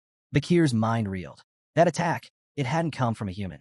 The old shaman, still writhing on the ground, let out a triumphant, rasping chuckle. His gaze drifted toward the mountain summit, his voice laced with malicious glee. You wished for the ancestors' judgment? His lips curled into a sinister grin. Then the time has come. Atop the mountain, a figure cloaked in a deathly aura stood motionless, gripping a bough with an unnatural stillness. The oppressive energy radiating from its sent an icy chill through the air, freezing the breath in the lungs of those who dared to look upon it. Then, a hushed whisper rippled through the gathered warriors. A death knight.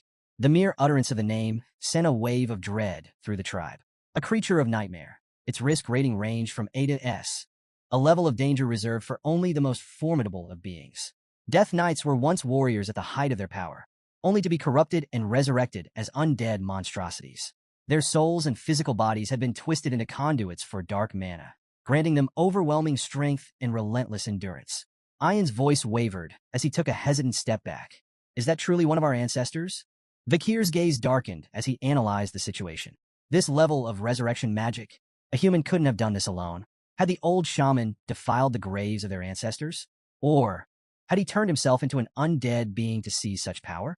Before Vakir could reach a conclusion, the air thickened with malice. A human, his body now pulsing with dark energy, raised a trembling hand. With a wicked grin, he unleashed a torrent of skeletons, their hollow eyes gleaming with malevolence as they clawed their way out of the earth. His voice dripped with mockery. Did you really think I lived among you fools without preparing countermeasures? The warriors gritted their teeth, weapons at the ready, but a human wasn't finished. His smirk widened as he gestured toward the graves littering Warriors Mountain.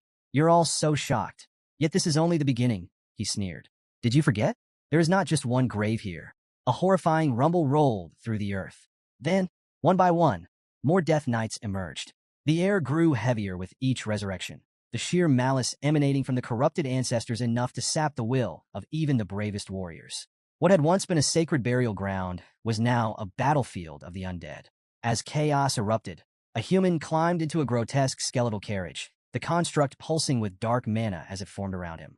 With a deranged laugh, he urged the skeletal beast, pulling it to move. Try your best to survive, he called mockingly. I'll enjoy hearing how you all beg for mercy soon enough. He cracked the reins, and the carriage lurched forward, carrying him away from the carnage. But Ian wouldn't let him escape so easily. How low can you sink? He roared, drawing his bow. With furious precision, he loosed an arrow, its trajectory honed for a direct hit. But just before it could reach a human, shatter, another arrow intercepted it mid-flight, splintering it into useless fragments. Ian's breath caught in his throat as he turned toward the source. Standing unmoving, bow still raised, was the Death Knight. It had protected a human. Before Ian could react, another arrow streaked through the air, this time from the depths of the forest. Crack! The Death Knight's head exploded on impact. Its lifeless body crumpled, collapsing into a pile of unmoving armor. A stunned silence fell over the battlefield. Who had fired that shot? The barbarians, still locked in their fight for survival, snapped their heads toward the forest's edge. But the archer responsible remained hidden, their presence shrouded in mystery. The moment of hesitation passed quickly. The undead army still loomed, and a human had escaped. From the center of the battlefield, the matriarch stood firm, her voice slicing through the chaos. Do not falter, she commanded. These creatures are not our ancestors. They are a human's puppets. Her sharp gaze swept across the warriors. Destroy them. Prioritize your survival. Hesitation will kill you. Her words reignited the warriors' resolve. But even with renewed determination, the battle was far from easy. The undead ancestors were unlike anything the tribe had ever faced. They moved with unnatural speed, wielded weapons with terrifying precision, and felt no pain.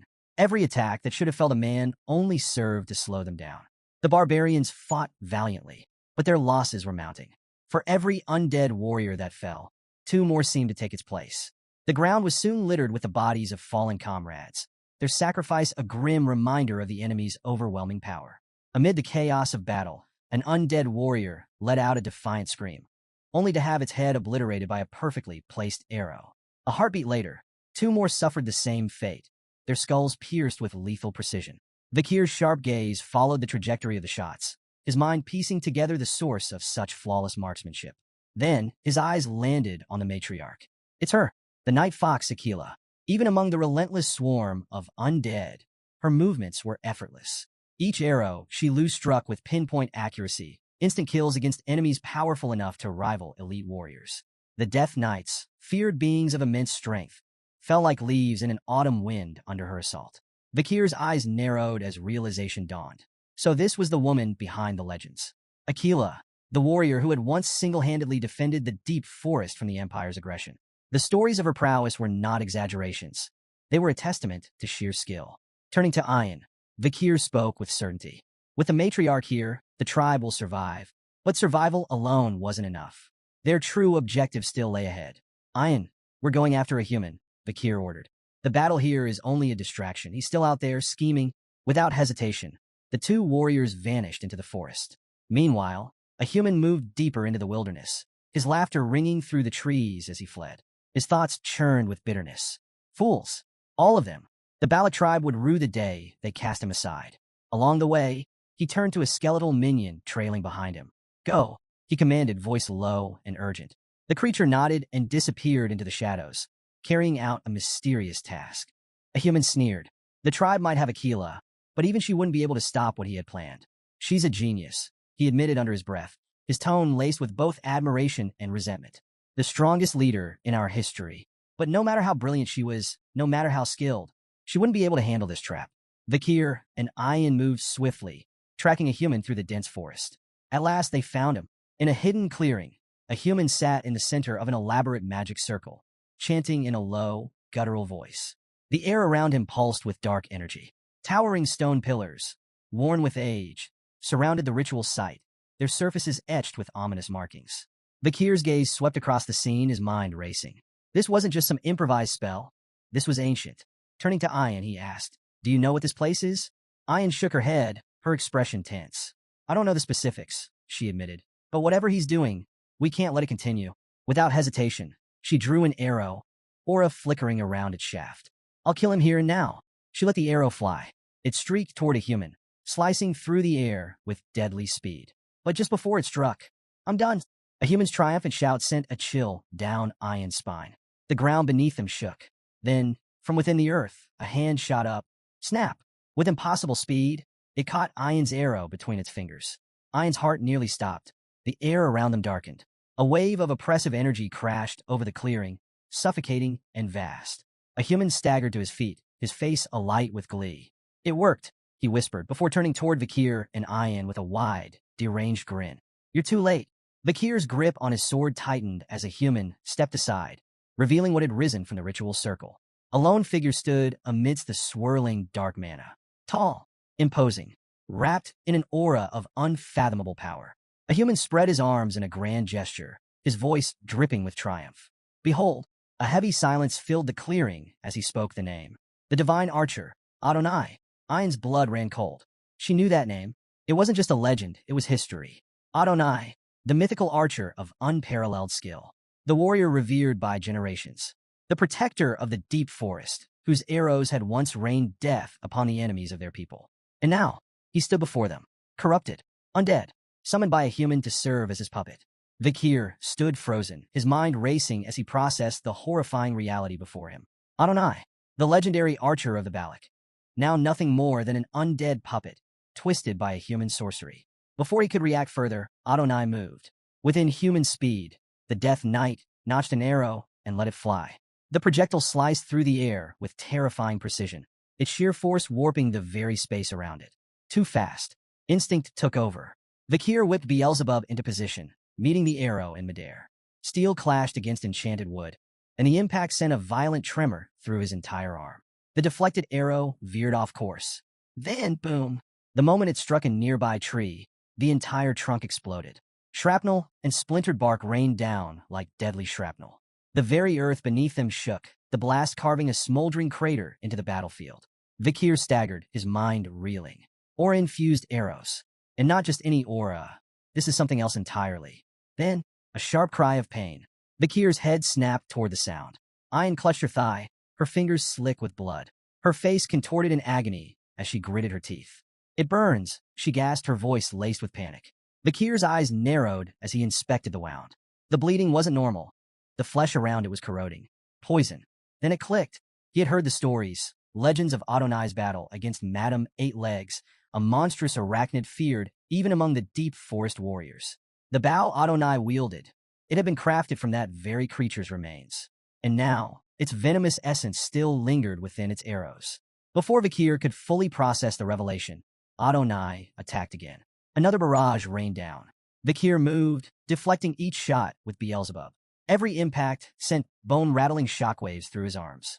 The ground beneath them cracked and burned from the force of each explosion. But something was changing. Vakir's movements slowed. His breaths became more labored. His grip on Beelzebub tightened as the blade groaned under the relentless strain. Too strong. Too fast. Ian, watching him struggle, screamed, "Stop protecting me. Run away and save yourself." Vakir didn't even glance at her. His stance remained firm. There is no retreat.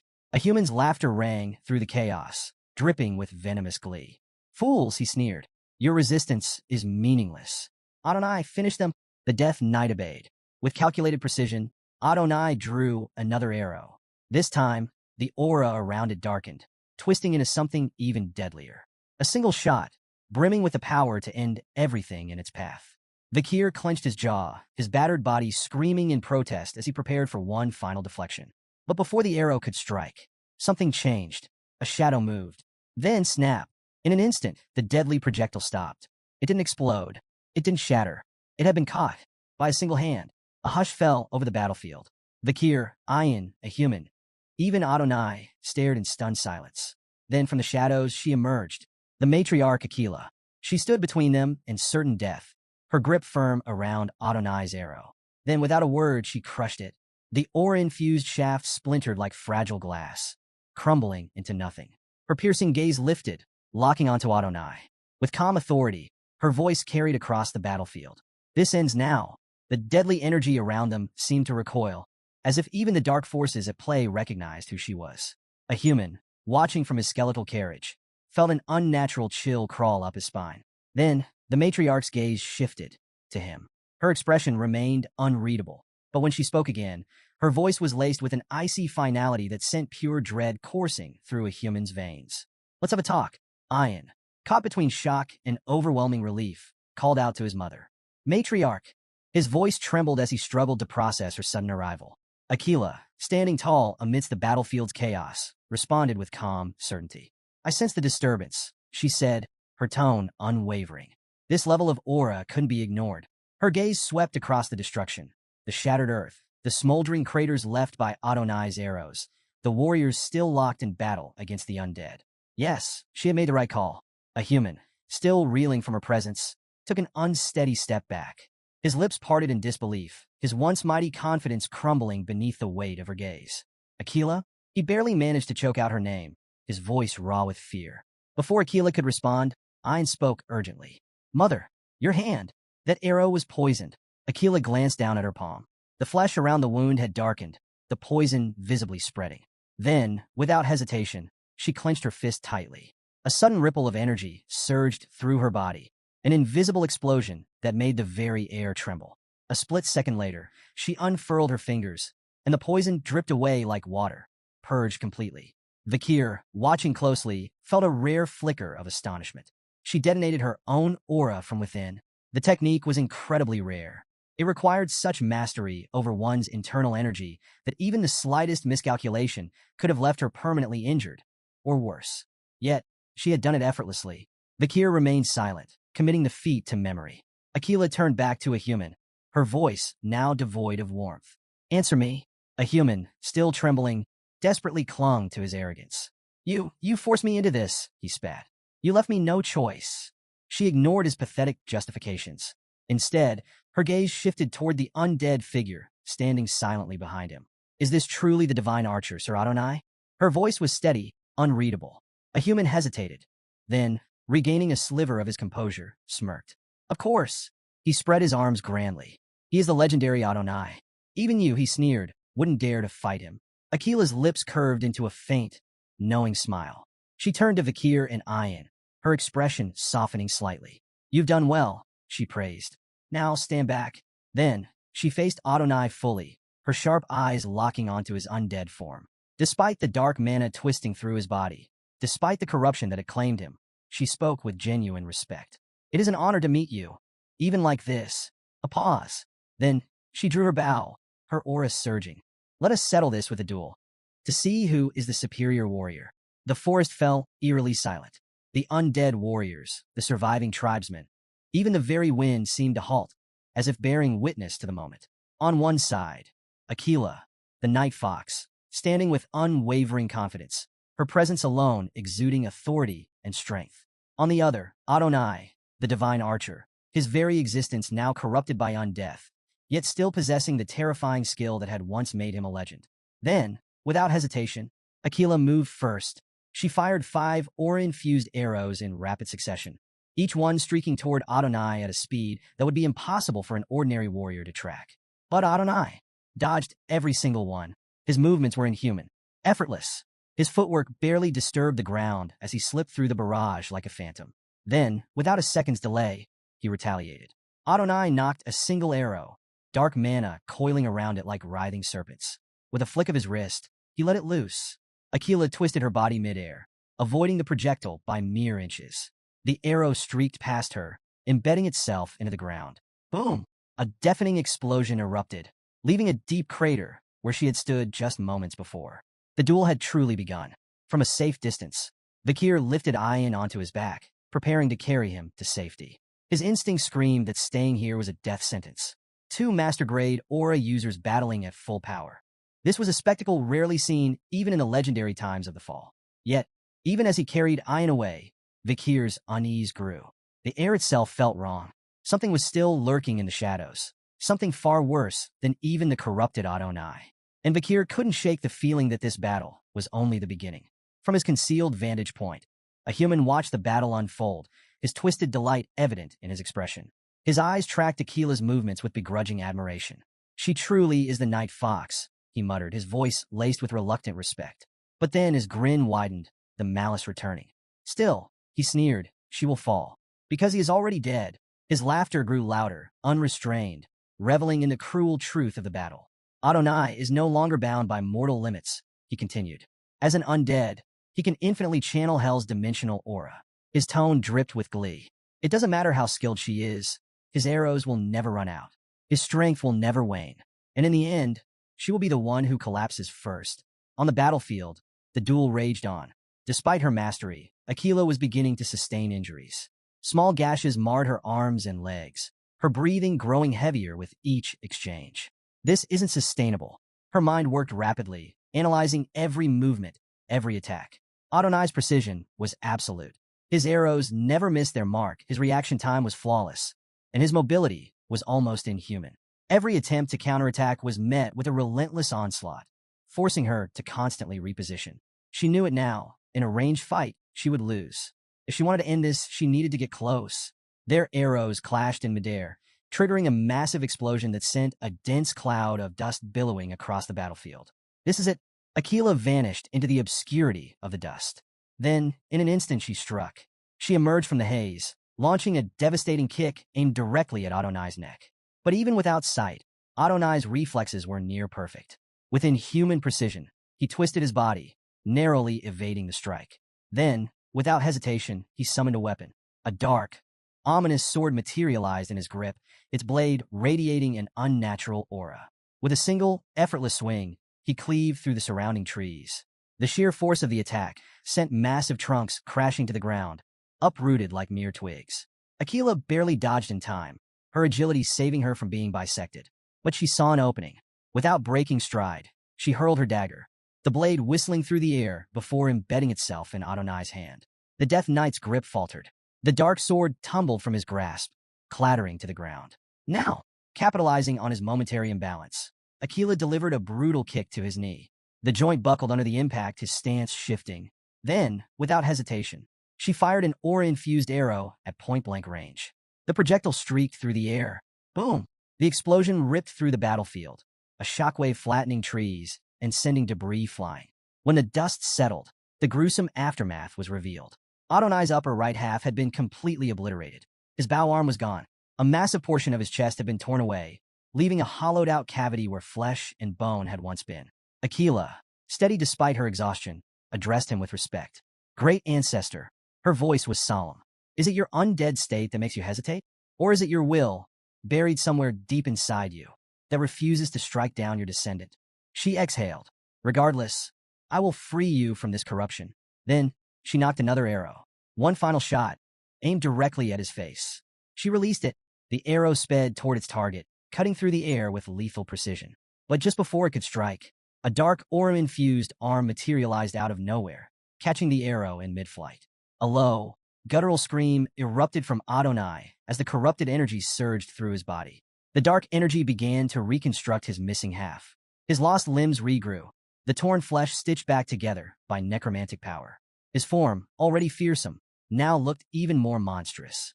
A human, watching from his hiding place, let out an impressed exhale. Ah, legends truly are different, he muttered. For a brief moment, it seemed as though he respected Adonai's sheer willpower, his ability to resist the necromantic spell. But that admiration quickly turned to frustration. With a scowl, he scoffed, "But what's the point of resisting if you're still my puppet?" His eyes gleamed with malice. Enough of this half-hearted rebellion. Then, with a cruel smirk, he gave the command. Adonai, unleash your full power. Destroy them all. With blinding speed, Vikir closed the distance that Akila's sharp voice cut through the battlefield, her frustration clear. She knew what was happening, but Adonai, now fully engulfed in dark aura, let out a blood-curdling scream. The transformation had completed. The air around him twisted, pulsating with raw, oppressive energy. His once noble presence had vanished, replaced by something sinister, something unnatural. A human, relishing the chaos, chuckled darkly. That thing before you, he mocked. That's no longer Adonai. Then, a new disturbance rippled through the forest. Thunderous booms echoed across the battlefield. The ground trembled as three colossal Irank monsters emerged from the depths of the woods, drawn to the overwhelming energy of the fight. Towering and savage, their massive forms radiated raw destruction, their piercing eyes locked onto the scene before them. But they never got the chance to act. Without hesitation, Adonai moved. In the blink of an eye, 3 arrows left his bow, each infused with immeasurable power. Then, silence. The monsters froze. Their bodies shuddered for a split second. Then, all at once, they collapsed. 3 unstoppable beasts, annihilated before they could even take a step. Akila stood motionless, her breath caught in her throat. She hadn't even seen the arrows. The realization sent a chill through her. I couldn't react, not even slightly. A human's lips curled into a delighted sneer, though even he looked momentarily shaken. I knew he was strong, he muttered, half to himself. But this? Even I didn't expect him to eliminate them so easily. Then, regaining his composure, he turned back to Akila, malice dripping from his tone. Well then, he grinned. Why don't we see what he can do against you? He raised his hand. Adonai, finish her. Without hesitation, the Death Knight obeyed. A barrage of arrows streaked toward Akila, each one carrying the venomous essence of Madame Eight Legs. The sheer speed and precision of the attack made them impossible to fully dodge. Akila moved, her reflexes still extraordinary. She twisted, ducked, and weaved between the incoming projectiles, her footwork flawless. But something was wrong. A creeping numbness spread through her limbs. Her movements became ever so slightly slower, the poison from the earlier wounds taking hold. She needed to end this quickly. Making a snap decision, Akila spun and fired 2 arrows in rapid succession. The first arrow veered off course, seemingly missing its mark. The second arrow, however, shot straight for Adonai's face. Adonai reacted instantly. With an almost lazily precise motion, he obliterated the second arrow mid-flight, reducing it to useless splinters. Akila's face shifted, her eyes widening in what looked like shock. A human laughed, his voice filled with mockery. That was pathetic, he sneered. Even you misfire sometimes. Then his words died in his throat. Something was wrong. The first arrow, the one that had missed, suddenly reversed course. It curved midair, spinning at an unnatural angle before piercing straight through Adonai's throat from behind. A human's triumphant grin vanished, his expression twisting in disbelief. Akila, now smirking, exhaled steadily. That was no mistake. Her voice carried through the battlefield as she addressed Adonai with measured respect. It may look like the first arrow missed, she explained, but the second one hitting the target is just the setup. She raised her bow slightly. When an opponent blocks the second arrow, the first one, having reached maximum rotation midair, reverses and strikes from behind. Her gaze held firm.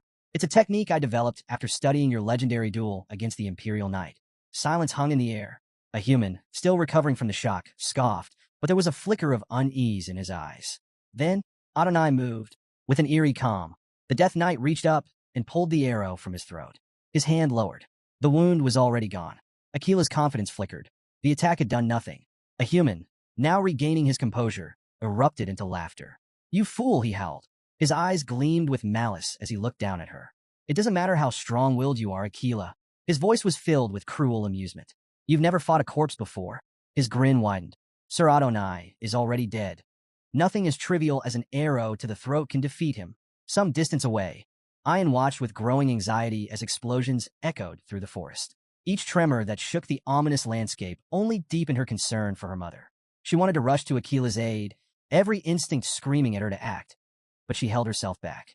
She remembered Vikir's firm instructions: stay hidden. She clenched her fists, trusting that he would handle the situation, that he would be the one to stop a human's necromantic madness. Meanwhile, Vikir sprinted through the dense underbrush, his mind rapidly piecing together a human strategy. He's terrified of Akila. It was obvious. A human had never planned to fight her directly. He was hiding behind Adonai, using the undead archer as a shield against her. And now, Vikir had found him. There, crouched behind a tree, was a human, his beady eyes darting nervously toward the battlefield. Coward. Vikir didn't hesitate. He charged forward, aiming to end this with a single decisive strike. But just as he closed the distance, boom! A Death Knight materialized before him, its massive leg already in motion.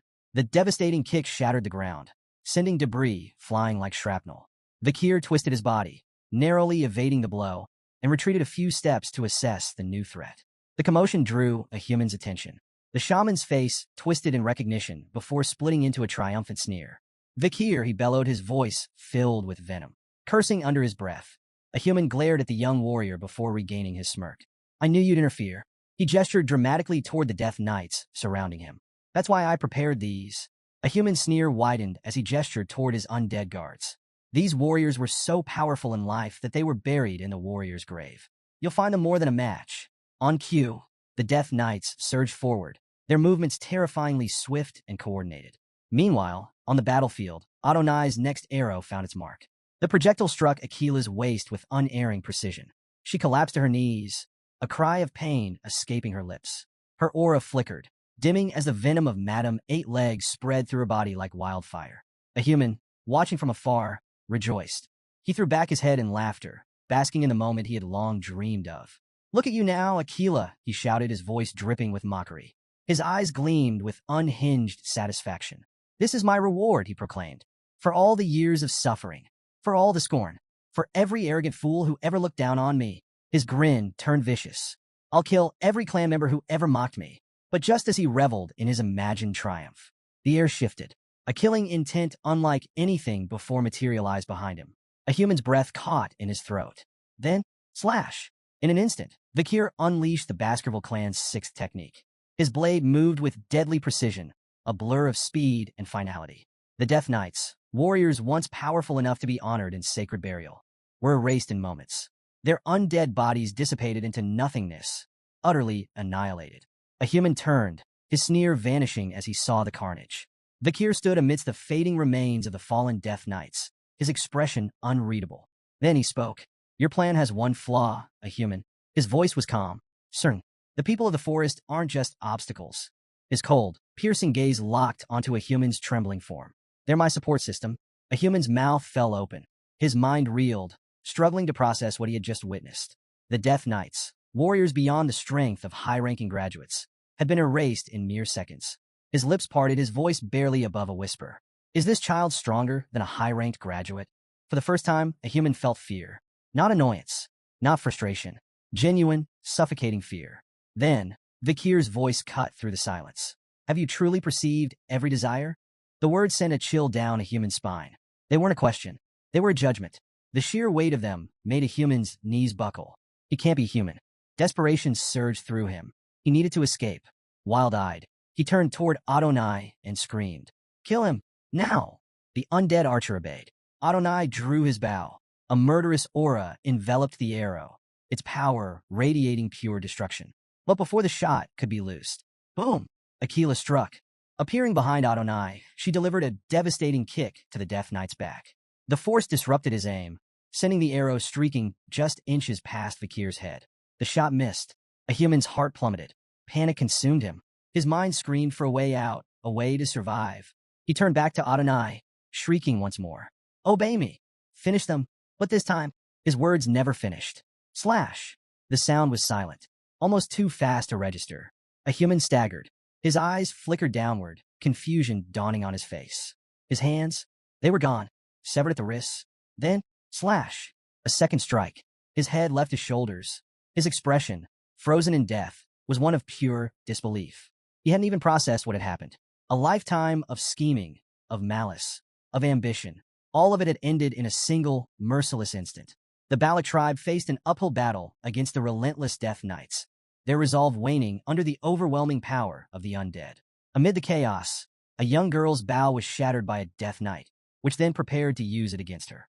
But before it could act, its body disintegrated into ashes, triggering a cascade across the battlefield. The entire legion of Death Knights dissolved into smoldering remains, their menace extinguished. Standing amidst the carnage, Aquila loomed over Adonai's fading form. Her breaths were heavy, her expression solemn. As Adonai crumbled to nothing, she placed a hand on his vanishing shoulder and whispered, "Rest in peace," her words soft but resonating with finality. On the other side of the clearing, a human's bitter laughter echoed, mingling frustration with despair.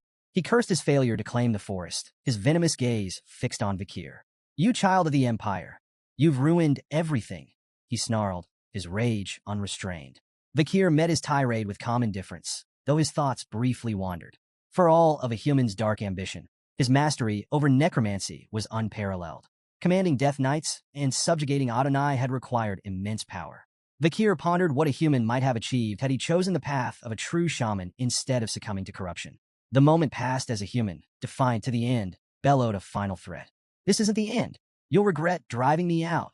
Yet his declaration was cut short by an arrow that struck his forehead, ending his twisted saga. Vakir turned to see Ahun, bow in hand, his breathing labored. Ahun approached, guilt etched into his features. "If only I had listened earlier," he confessed, his voice heavy with regret.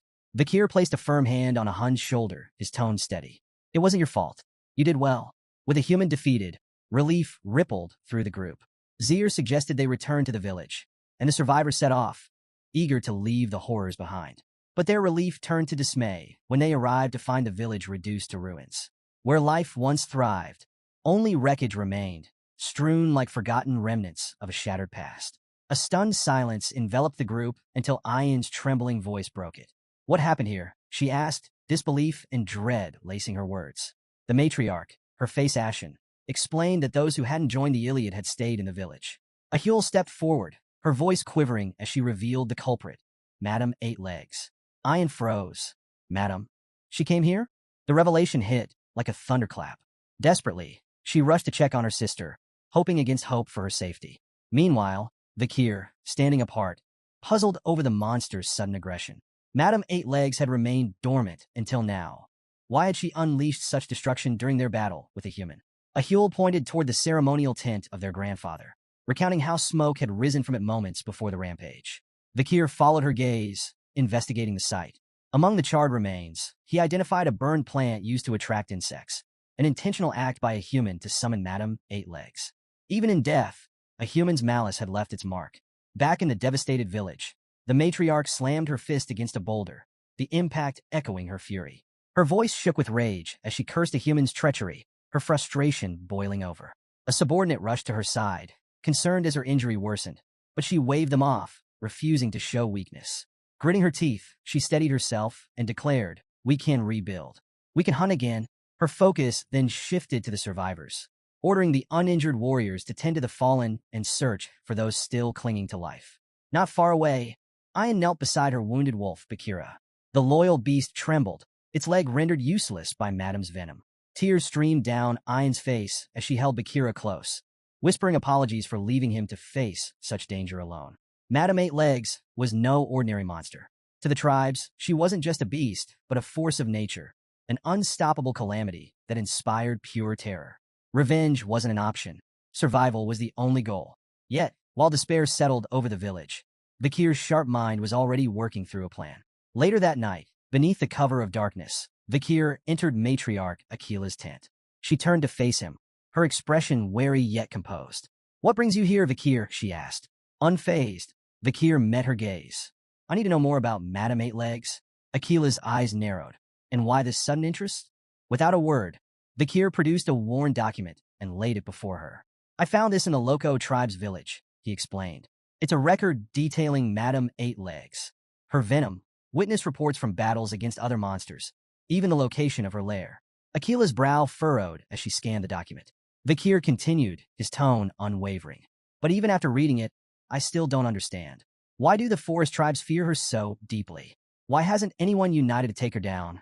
The matriarch exhaled, her voice tinged with the weight of generations. She began recounting the ancient lore of the Balak tribe. Long ago, the great archer Adonai fought Madam Eight Legs. He was the first to pierce one of her legs with an arrow, a feat no one else had achieved. Her voice darkened, but instead of victory, his attack triggered something far worse. She described how the severed limb didn't just regenerate, it multiplied. The more they destroyed her legs, the stronger she became, she revealed grimly. Her body became impenetrable, even to Adonai's legendary arrows. And every warrior who stood against her eventually fell to her venom. Akila gestured toward her own side, where an old wound still pulsed with lingering poison. Her venom infects everything it touches. Even the smallest wound becomes a death sentence if left untreated. Her voice carried both sorrow and warning as she concluded. Madam Eight Legs isn't just a monster. She's a nightmare woven into the very fabric of this forest. She is the evil force born from the deaths of those who tried to destroy her. Vakir, I warn you, do not pursue this path. I cannot bear to lose any more of my people. Vakir fell silent, weighing her words. Even with warriors like Akila and Adonai, the odds of defeating Madam Eight Legs were unimaginably low. Her regenerative abilities, invulnerable body, and lethal venom made her a near unstoppable force. And yet, despite the matriarch's warnings, Vakir couldn't shake the thought that a path forward, however perilous, still existed. He had survived the fall, a time when monstrous demons ravaged the human world. He had faced horrors that defied logic and lived to tell the tale. No matter how terrifying Madam Eight Legs seemed, she was still a monster. And all monsters, no matter how powerful, had patterns, instincts, and weaknesses. If he could uncover hers, he was certain he could kill her. Deep in the heart of the forest, a seemingly dormant mountain suddenly trembled as a flurry of grotesque legs burst from its peak. Madam Eight Legs emerged, her ear-piercing screams slicing through the silence, sending shivers across the land. Concealed nearby, Vakir remained perfectly still, observing her every move. The deafening sound that accompanied her awakening confirmed something he had already suspected. She followed a pattern. After days of staking out her lair, Vakir had identified a crucial detail. Madam left her den at specific intervals to hunt, always returning within 2 hours. With this knowledge, he waited patiently for her departure before making his move. Ascending the summit, he peered into the cavernous depths of her lair. At first glance, it appeared to be an ordinary, rugged mountain, but a closer look revealed the truth. It was hollow.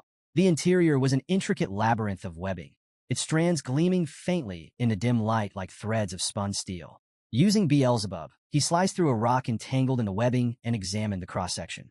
The texture was rough and fibrous, unnervingly durable. Even an advanced mana user would struggle to cut through it.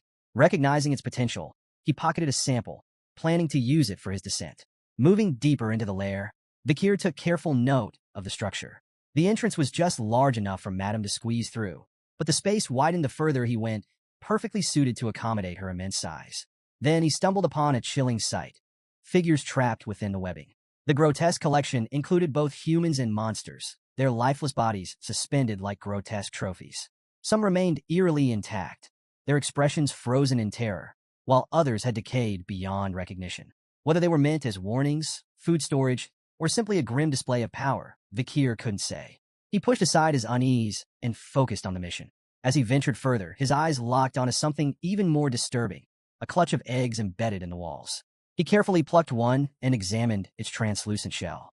There was no doubt, these were Madame's eggs, the very same kind that had spawned the spider demons responsible for the world's collapse. Securing it for further analysis, he ensured not a single crack formed on its fragile surface. Then suddenly he froze. A familiar, dreadful sound echoed through the cavern. Madame had returned. Her colossal form loomed at the entrance, massive legs clinging to the walls as her many eyes scanned the lair. Vakir flattened himself against layers of webbing, barely daring to breathe. Her movements were slow, deliberate, searching. Had she sensed him? Was it instinct? For what felt like an eternity, she lingered, Then, just as suddenly as she arrived, she skittered away, vanishing into the darkness. Vikir exhaled silently. His Mashu skill, which muffled sound, had likely saved his life. Without it, things could have ended in disaster. He had gathered enough information. It was time to leave before her routine changed. Back in the Balak village, the rhythmic sounds of construction filled the air as the tribe worked tirelessly to rebuild their homes. Amid the activity, a curious voice rang out. "Any news about Vikir?" A villager shrugged. "Last I heard, he's been holed up in that lodging he built. Hasn't stepped out in days." Another added, "Actually, I saw him heading toward another tribe at dawn. Wonder what he's up to." The question lingered, but those who knew Vikir understood one thing. He always had a plan. A peculiar observation spread among the villagers. A faint scent of burning emanated from Vikir's lodging. Some grew curious, whispering about what he could be working on, while others dismissed their concerns, trusting in his meticulous nature. But there was a more pressing matter at hand. Vikir had yet to meet with Commander Ayan. Standing outside his tent, Ayan called out, her voice carrying a mix of concern and determination. She mentioned that her mother had told her about his inquiries regarding Madame Eightlegs. With teary eyes, she pleaded with him not to attempt the impossible. No warrior had ever survived a battle against a monstrous being. Then, she shared heartbreaking news. Bakira, her loyal wolf, had lost a leg. Madame's venom had made amputation the only option. Her voice trembled as she admitted, "He might never run like before. If something happens to you too, I don't think I could bear it." Before she could finish, Vikir's voice rang out from inside. "Come in." Hesitant but curious, Ayan stepped into the tent and froze. The walls were covered in pinned documents, maps, and diagrams. Samples of spider web, shed skin, and even an egg were arranged meticulously on a table. "These are records," Vikir explained, "collected from different tribes across the forest. They document Madame Eightlegs, her habits, her weaknesses, everything I could learn from my time inside her lair." Ayan's breath caught. "You went inside her cave?" Alarm surged through her voice. "Are you planning to fight her? If so, I'll come with you." Vikir shook his head and pointed at the lingering wound on her side. "You're still recovering," he said matter-of-factly. "You'd only slow me down." Then, with the same level tone, he revealed something unexpected. "I'm leaving the forest soon. I need to return to Baskerville." Ayan's face fell, not in shock, but in quiet resignation. "I already knew." Her voice was barely above a whisper. But before the sorrow could settle, Vikir's next words carried a quiet reassurance. "I'll come back when I'm done. This place is somewhere I want to protect. Somewhere worth returning to." His gaze returned to the board, his voice filled with conviction. "My plan to hunt Madame Eightlegs is complete. I won't let what happened to Bakira be in vain." Ayan inhaled sharply. Hunt. He had called it a hunt. Not a battle, not a suicide mission, but a hunt. She thought back to all the impossible odds Vikir had faced. The poison outbreak. A human. Adonai. No matter the challenge, he had always returned with a solution. With a small, hopeful smile, she reached for his hand. "If you're calling it a hunt, then I can't help but expect great things. Is it okay for me to look forward to the outcome?" Vikir's response was soft but unwavering. "It's more than okay. You should." As night fell, heavy rain poured over the forest, drumming against the earth. Amid the downpour, Vikir stood face to face with a giant salamander. The creature lunged, jaws snapping, but Vikir didn't flinch. With a single, precise swing of Beelzebub, he sliced through its arm effortlessly. The salamander howled, its severed limb falling to the soaked ground, only for a new one to regenerate in moments. Vikir's cold gaze didn't waver. This was exactly what he needed to confirm. If the creature's head remained intact, its regeneration would continue indefinitely. He tightened his grip on his weapon. "This is the last thing I need to confront, madam." Fixing his unyielding stare on the beast, Vikir stepped forward and declared, "Give me your regeneration." Back in the village, Ahun wiped the sweat from his brow, admiring the sturdy house he had just finished building. One of his friends, clearly impressed, let out a whistle. "Since when were you good at building houses?" Another pointed at the structure and asked, "Is this for Vikir?" Ahun grinned with pride. "Of course. Vikir's like a brother to me. Building this house is just part of my brotherly duty." His heartfelt declaration earned laughter from his friends, who couldn't resist teasing him. "Brotherly duty? Weren't you the one who couldn't stand him at first?" Ahun brushed off their jabs, crossing his arms. "That was before. Look around. The village is back to how it was, all thanks to him." Feeling eager to share the news, the group made their way toward Vikir's tent, only to find it empty. One friend shrugged. "Maybe he's out." Ahun frowned slightly. "I really wanted to see his reaction." Another friend chuckled, more skeptical. "Do you really think Vikir is capable of looking touched?" From a distance, Ayan watched the scene unfold, a bittersweet smile on her lips. Unlike the others, She knew exactly where Vakir had gone. The day everyone had been dreading had finally arrived. Lowering her head, she knelt in quiet prayer to the spirit of the forest, seeking blessings for the warrior who had set out to face disaster itself. Far from the warmth of the village, Vakir stood at the edge of Madame Eight-Legs' lair, his gaze locked onto the dark clouds swirling above. Rain loomed on the horizon, but he hardly noticed. His mind was razor-sharp, his focus unshaken. He had accounted for every variable, every contingency, and now the hunt was about to begin. Without hesitation, Vakir leapt into the cavern. His voice rang out, firm and resolute. The hunt begins. Inside, Madame Eight-Legs lay in deep slumber, her grotesque form curled in eerie stillness. The air was thick with the scent of venom, and the faint hum of her breathing reverberated through the lair. She had no idea her doom had arrived. Moving with precision, Vakir activated the Baskerville clan's sixth technique. In one swift, decisive strike, he severed one of her legs. A deafening, inhuman scream tore through the cavern. Madame Eight-Legs lurched awake, her body writhing in agony. But just as the ancient records described, her severed limb regenerated instantly, splitting into two new legs. Vakir's eyes narrowed. Confirmed. Madame shrieked and lashed out, her freshly grown legs thrashing in a violent frenzy. The force of her movements sent tremors through the lair, but Vakir was already in motion. Plan 1. Execute. Like a phantom, he weaved through the chaos, striking again and again. Each precise slash cut through another limb, each attack triggering another agonized wail. Madame retaliated, spewing venom in every direction, her movements growing erratic. Vakir dodged effortlessly at first, until a single drop of venom grazed his arm. Searing pain tore through his body. A sharp exhale escaped his lips as the poison spread with terrifying speed. Even with his training, the burning sensation threatened to overwhelm him. He clenched his jaw. One hit was already too much. He couldn't afford another. Ignoring the pain, Vakir adjusted his stance. This was only the beginning, and he was ready. Vakir, feeling the venom ravage his bloodstream, made a split-second decision. Without hesitation, he severed his own poisoned arm. Madame Eight-Legs recoiled, her countless eyes widening in genuine shock. But before she could process what had happened, his arm regenerated before her very eyes. Standing tall, unshaken, Vakir met her gaze and smirked. Don't look so surprised. I'm in the same position as you now. Then, he charged. The battle that followed was nothing short of relentless. Vakir focused on severing Madame's legs one by one, moving like a blur to evade her attacks. But no matter how fast he was, even he couldn't dodge everything.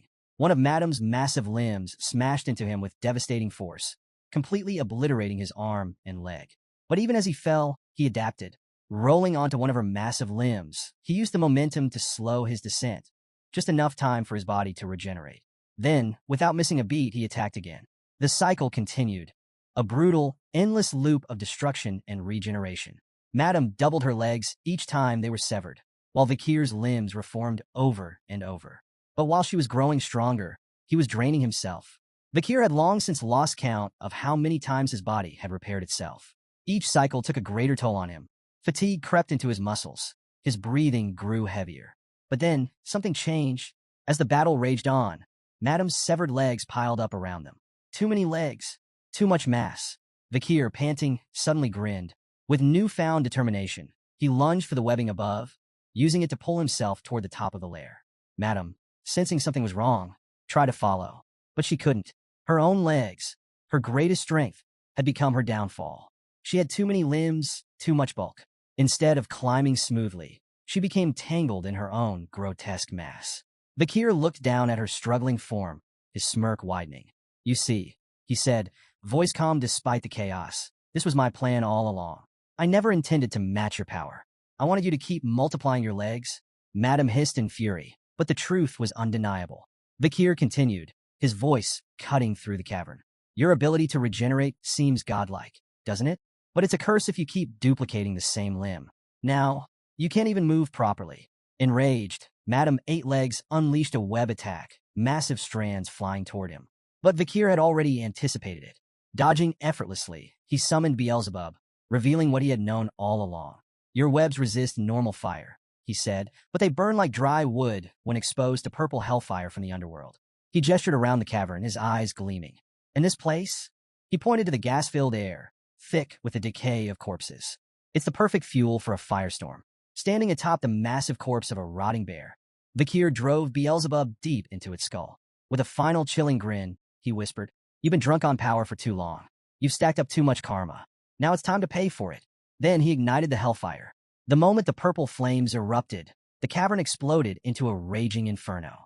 The accumulated gas ignited instantly, triggering a massive chain reaction. Fire surged through the lair, devouring everything in its path. Madame Eight Legs let out a deafening, inhuman scream. Her once impenetrable domain collapsed around her, turning into an unescapable death trap. The firestorm was absolute. Days earlier, Vakir sat at his study table, his mind working through the intricate puzzle of Madame Eight Legs' behavior. One memory stood out, an encounter with a Cerberus that had been driven from its territory. At the time, he had dismissed it as an isolated event. But now, as he pieced everything together, the truth became clear. The tribes hadn't just migrated to the mountain out of necessity. They had been forced there. Madame Eight Legs had been systematically expanding her territory, slowly but deliberately pushing the barbarians and the forest creatures farther away. But why? Then it clicked. She had been running from her greatest weakness, hellfire. By using the creatures of the forest as a buffer, she had cleverly ensured that no one ever got close enough to discover this fatal flaw. Vakir's eyes gleamed. "You almost had me fooled, but now the game was over." Determined, he thrust Beelzebub into the bear's corpse and unleashed the hellfire. The cavern ignited instantly. Flames spread like a living beast, consuming everything in their path. As the inferno engulfed the lair, Madame Eight Legs let out a screech of agony, her monstrous form writhing as the fire began melting through her shell. Watching the chaos unfold, Vakir's voice was calm, almost mocking. Time for her to take her throne back. He exited the cave, his steps unhurried, turning back to watch the explosions rip through the mountain. By exploiting her inability to climb or use her webs, he had trapped Madame inside her own domain. No matter how powerful she was still a living creature. The superheated air would burn her lungs. The hellfire would melt her exoskeleton. All he had to do now was wait. Once the flames died out, he would collect his prize, the unique abilities hidden within her body. Or so he thought. Suddenly, the ground trembled beneath his feet. A violent quake shook the mountain. Then silence. For a moment, everything was still. And then, the entire mountain erupted in a catastrophic explosion. Vakir's eyes widened. From the wreckage, Madame Eight Legs emerged. She had done the unthinkable. She had destroyed the mountain itself to escape her death. Her hiss tore through the air, filled with pure pain and unrelenting fury. Then, she unleashed a torrent of poison, the venom exploding outward in all directions. Everything it touched dissolved instantly. But as Vakir stood beneath her towering form, he noticed something critical. She couldn't see him. The hellfire had burned away her eyes and destroyed the sensory hairs on her body. Madame Eight Legs was blind. And more importantly, the explosion had left a crack in her once impenetrable shell. The hunt wasn't over. Seizing the opportunity, Vakir sprang into action. With sharp precision, he launched himself into the air, his body aligning perfectly with a crack in Madame Eight Legs' shell. As he descended, he gripped Beelzebub tightly and unleashed the Baskerville clan's sixth technique. The impact was devastating. A guttural, pain-filled scream erupted from Madame as the force of the blow sent shockwaves through her colossal frame. Vakir, thrown back by the sheer recoil, landed safely, immediately assessing the damage. The crack had deepened, but it still wasn't enough. A single strike wouldn't finish her. Undeterred, Vakir steeled himself, preparing for another assault. His exhaustion was mounting, but his resolve remained unshaken. Then the unthinkable happened. Before his very eyes, Madame's charred skin peeled away, only to regenerate moments later. Her burned eyes reformed, her wounds vanished. She had restored herself, selectively. Vakir barely had time to process this before one of her massive legs smashed into him, sending him hurtling through the dense forest. Crash! His body slammed into the ground, pain exploding through his limbs. His legs were completely obliterated. Breathing heavily, he tried to regenerate, but something was wrong. His healing was slowing. Fatigue clawed at him, draining what little energy he had left. Every attempt to restore himself felt sluggish, strained. Lying there, he realized his mistake. He had underestimated her. He had assumed her regeneration worked like his own, but it didn't. She wasn't just healing. She was evolving. Madame closed in, her monstrous form looming over him, her many eyes glistening with newfound malice. Vakir panted, his mind racing. He needed a plan fast. Then, suddenly, a voice. Cold, sharp, ruthless. It echoed in his head, cutting through the chaos like a dagger. "What are you doing here?" The words dripped with contempt. "Why waste your time fighting this monster? You should have already left the forest to fulfill your true goal. Then, from the depths of his mind, a figure emerged. His older self, a specter from his past life, radiating a chilling aura. The past Fakir stood over him, his expression unreadable, but his eyes burned with disdain. Your only thoughts, the older Fakir intoned, should be about revenge. A name surfaced. Hugo. His throat slit. His despair. His downfall. That was your purpose. The past self stepped forward, his presence suffocating. You've grown dull, weak, sluggish since entering this forest. His voice was laced with disappointment. Do you even remember the hatred that once consumed you? Or has this place softened you? Each word cut deep. The older Fakir didn't stop. We were never meant to be free. We existed to complete the mission, no matter the cost. He sneered, his tone venomous. That was the only time we ever felt fulfilled. As the older Fakir continued his tirade, his expression twisted. Not just with anger, but with something deeper. Despair. Regret. His voice dropped to a raw, bitter tone. When I was beheaded by Hugo, he admitted, I realized how futile and vain my life had been. My existence as a tool, a weapon, was meaningless. His ghostly form trembled with rage. Yet here you are, messing up the plan, ruining everything. You exist for one reason, to kill Hugo and destroy Baskerville. Nothing else matters. Fakir, still lying on the ground, grappled with these accusations. Was it true? Had he ever truly defied Hugo's will in his past life? His mind searched through the fragments of his old memories. And then he found it. There had been one moment, one fleeting instance, long ago, when he had gazed into the forest and, for the briefest second, entertained the thought of breaking away from his team. But that moment had vanished as quickly as it came. He had remained behind his comrades, following orders like the obedient bloodhound Hugo had trained him to be. I was never free, he realized. I simply followed the path dictated by my chains. Yet now, something stirred deep within him. A spark, a defiance he had never allowed himself to feel before. His jaw tightened. His fingers clenched the dirt beneath him. No more. The words came out quietly at first, but inside, they roared like wildfire. He wouldn't be bound by Hugo's orders. He wouldn't be shackled by the thirst for revenge. He would forge his own path. With newfound clarity, Fakir embraced the regret he had carried since the moment of his execution. He wouldn't waste this second chance repeating his past mistakes. I am not just a hunter chasing prey. I am my own master. A piercing scream shattered his thoughts. Madame Eight Legs, enraged beyond reason, lunged forward, one of her massive legs crashing down toward him. But this time, Fakir was ready. His eyes blazed with determination. His body, battered and exhausted, moved on instinct. Just as her legs struck, he exploded into motion. Dirt flew as he launched himself forward, dodging by mere inches. The ground where he once lay was obliterated, but he wasn't running anymore. As he moved, his mind wrestled with a single truth. The two sides of himself were colliding. The side that craved revenge against Hugo, and the side that longed to protect the home and people he had come to cherish. Both desires burned fiercely inside him, and now they merged into one, a singular, unbreakable conviction, to live life on his own terms, to take control of his fate. As Madame's colossal leg came crashing down again, he steeled himself, ready to fight, ready to win. Then, an arrow streaked through the air. It struck Madame's leg, shattering it on impact. A second arrow followed, then a third. A barrage of arrows rained down, each one striking with unrelenting precision. Madame shrieked in agony. Fakir, startled, turned his gaze toward a distant hill. There, standing side by side, were two familiar figures. Ian, the matriarch, both armed with bows, their expressions fierce. From the hill, Ian's voice rang out. I won't let that thing take my chosen husband candidate. Fakir nearly choked, but before he could react, Ian raised her bow high, her words igniting the warriors behind her. The Balak warriors, armed and ready, surged forward. Their weapons gleamed under the stormy sky, their battle cries echoing through the forest. The fight wasn't his alone anymore. They had come to fight for him, for their hero of the forest. Arrows rained down relentlessly, piercing Madame Eight Legs' body as her frustrated hisses filled the air. Meanwhile, Fakir's legs regenerated, restoring his full mobility.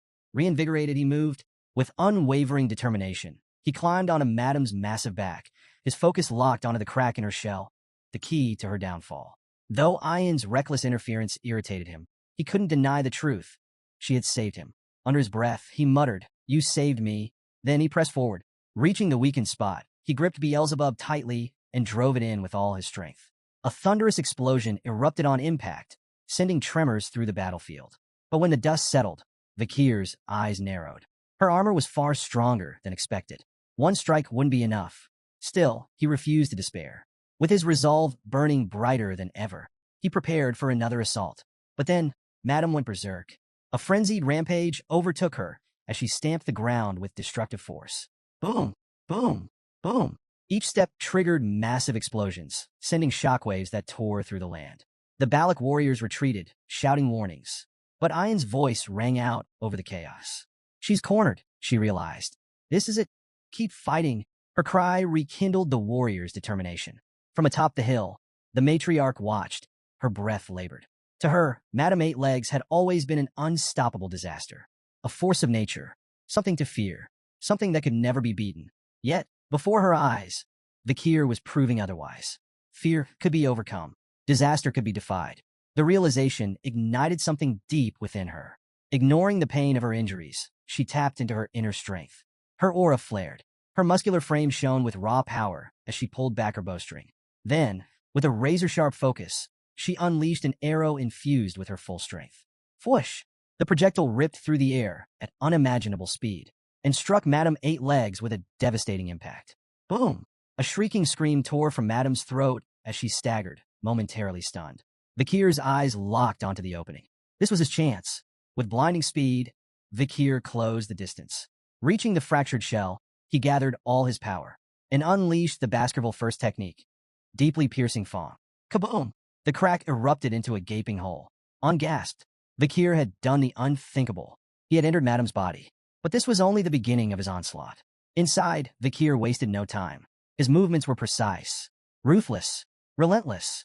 He unleashed the second technique, biting Fong. Then the third technique, slicing Fong.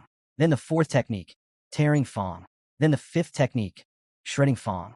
Each strike sent shockwaves through Madame's body. Her agonized screams echoed across the battlefield. Blood gushed from her mouth, proof of the devastation inside. But Vikir did not stop. His fury, his resolve, his very existence, all converged into a single purpose. With every strike, he shattered the chains that had bound him for so long. He was not Hugo's bloodhound. He was not a tool for revenge. He was his own master. Then with one final, decisive blow, he executed the Baskerville Six technique, crushing Fong. The attack landed. The chains shattered. And Madame Eight Legs' reign of terror came to an end. Madame Eight Legs let out one final, guttural scream, her massive body convulsing violently under the relentless onslaught of Vikir's attacks. Her monstrous eyes bulged unnaturally, and in a gruesome, surreal moment, Vikir burst forth from one of them, emerging from within her body. A heavy silence blanketed the battlefield. The Balak warriors stood frozen, their expressions a mixture of horror and awe. Ayan gasped, eyes wide with shock.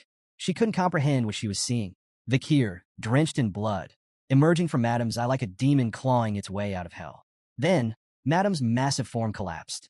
Her enormous body crashed to the ground, sending up a cloud of dust that swallowed the battlefield whole. Near her lifeless corpse, Vikir lay motionless, his chest rising and falling in shallow breaths. Pain racked his exhausted form. A burning sensation coursed through his veins. Poison. Madame's blood. His final assault had drenched him in it. He needed to purge the venom. Fast. But before he could move, darkness overtook him. His vision faded. And then, something stirred deep within him. His hand, as if acting on its own, rose into the air. Beelzebub manifested in his grip, hungry. The cursed blade pierced Madame's corpse, beginning its grotesque feast. In an instant, Madame's soul was pulled into a strange, otherworldly dimension. Confused, she thrashed violently, sensing danger.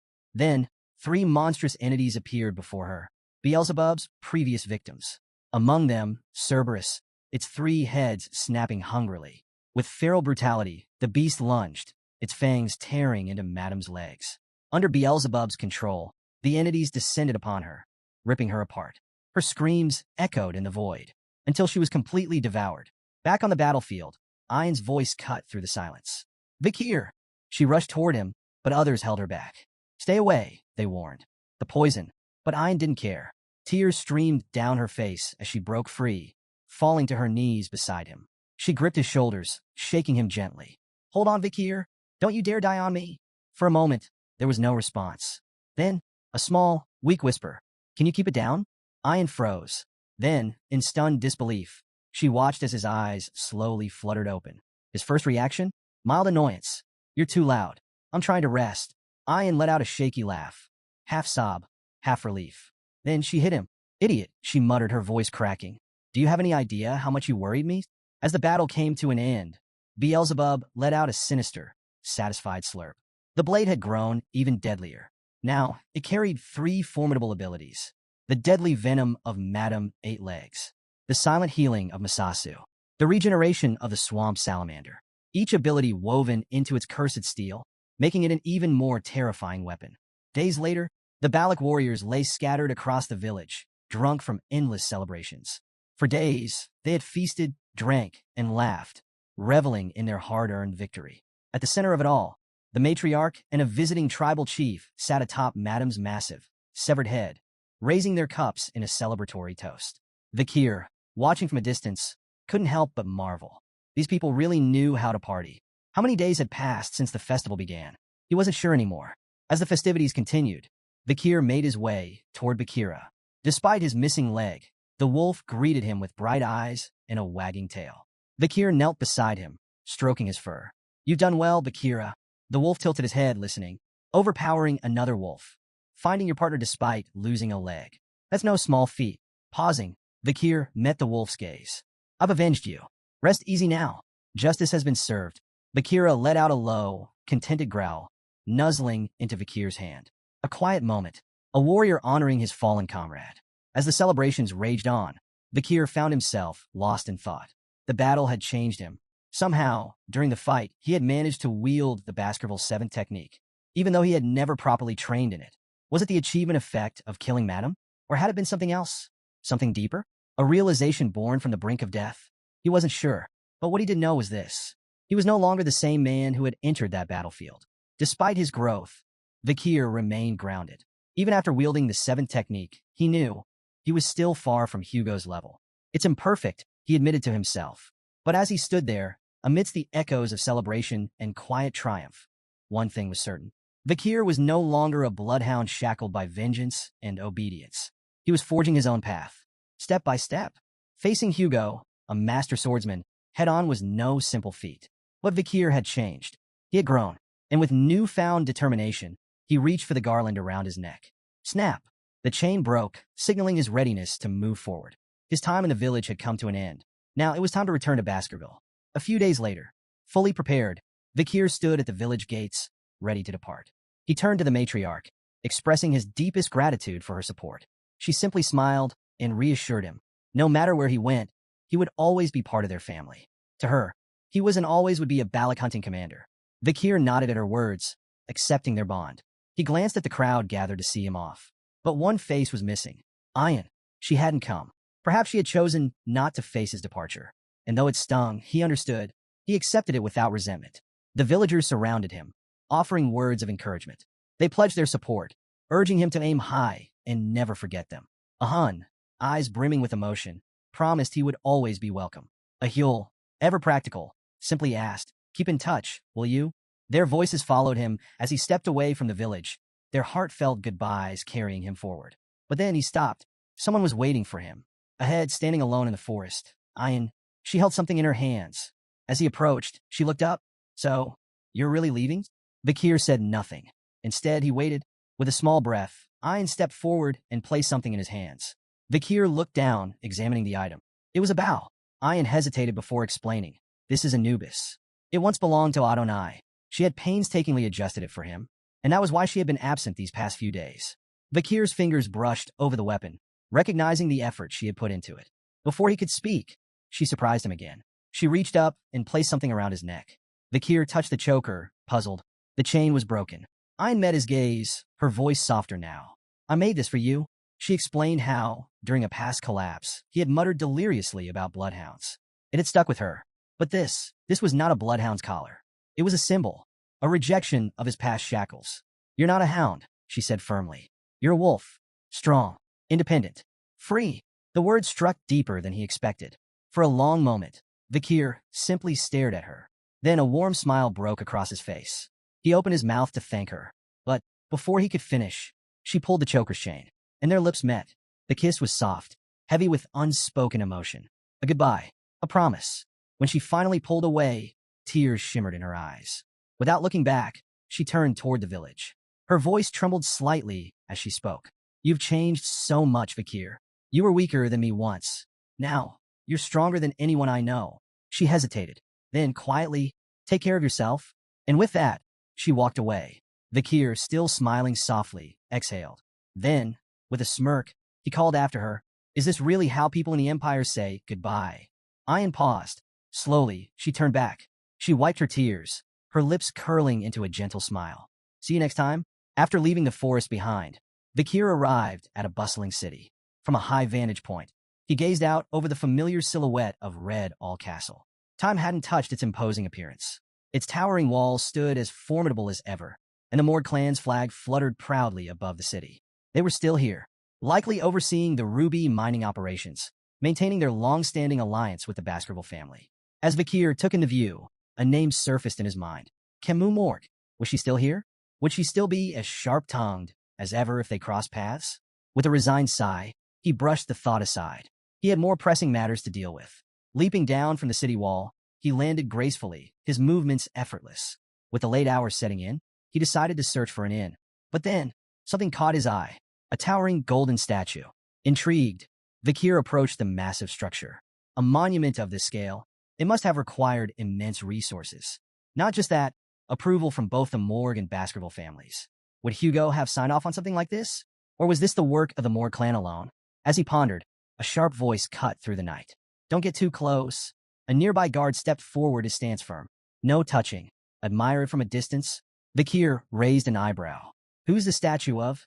At his question, the guard's expression shifted to one of pure disbelief.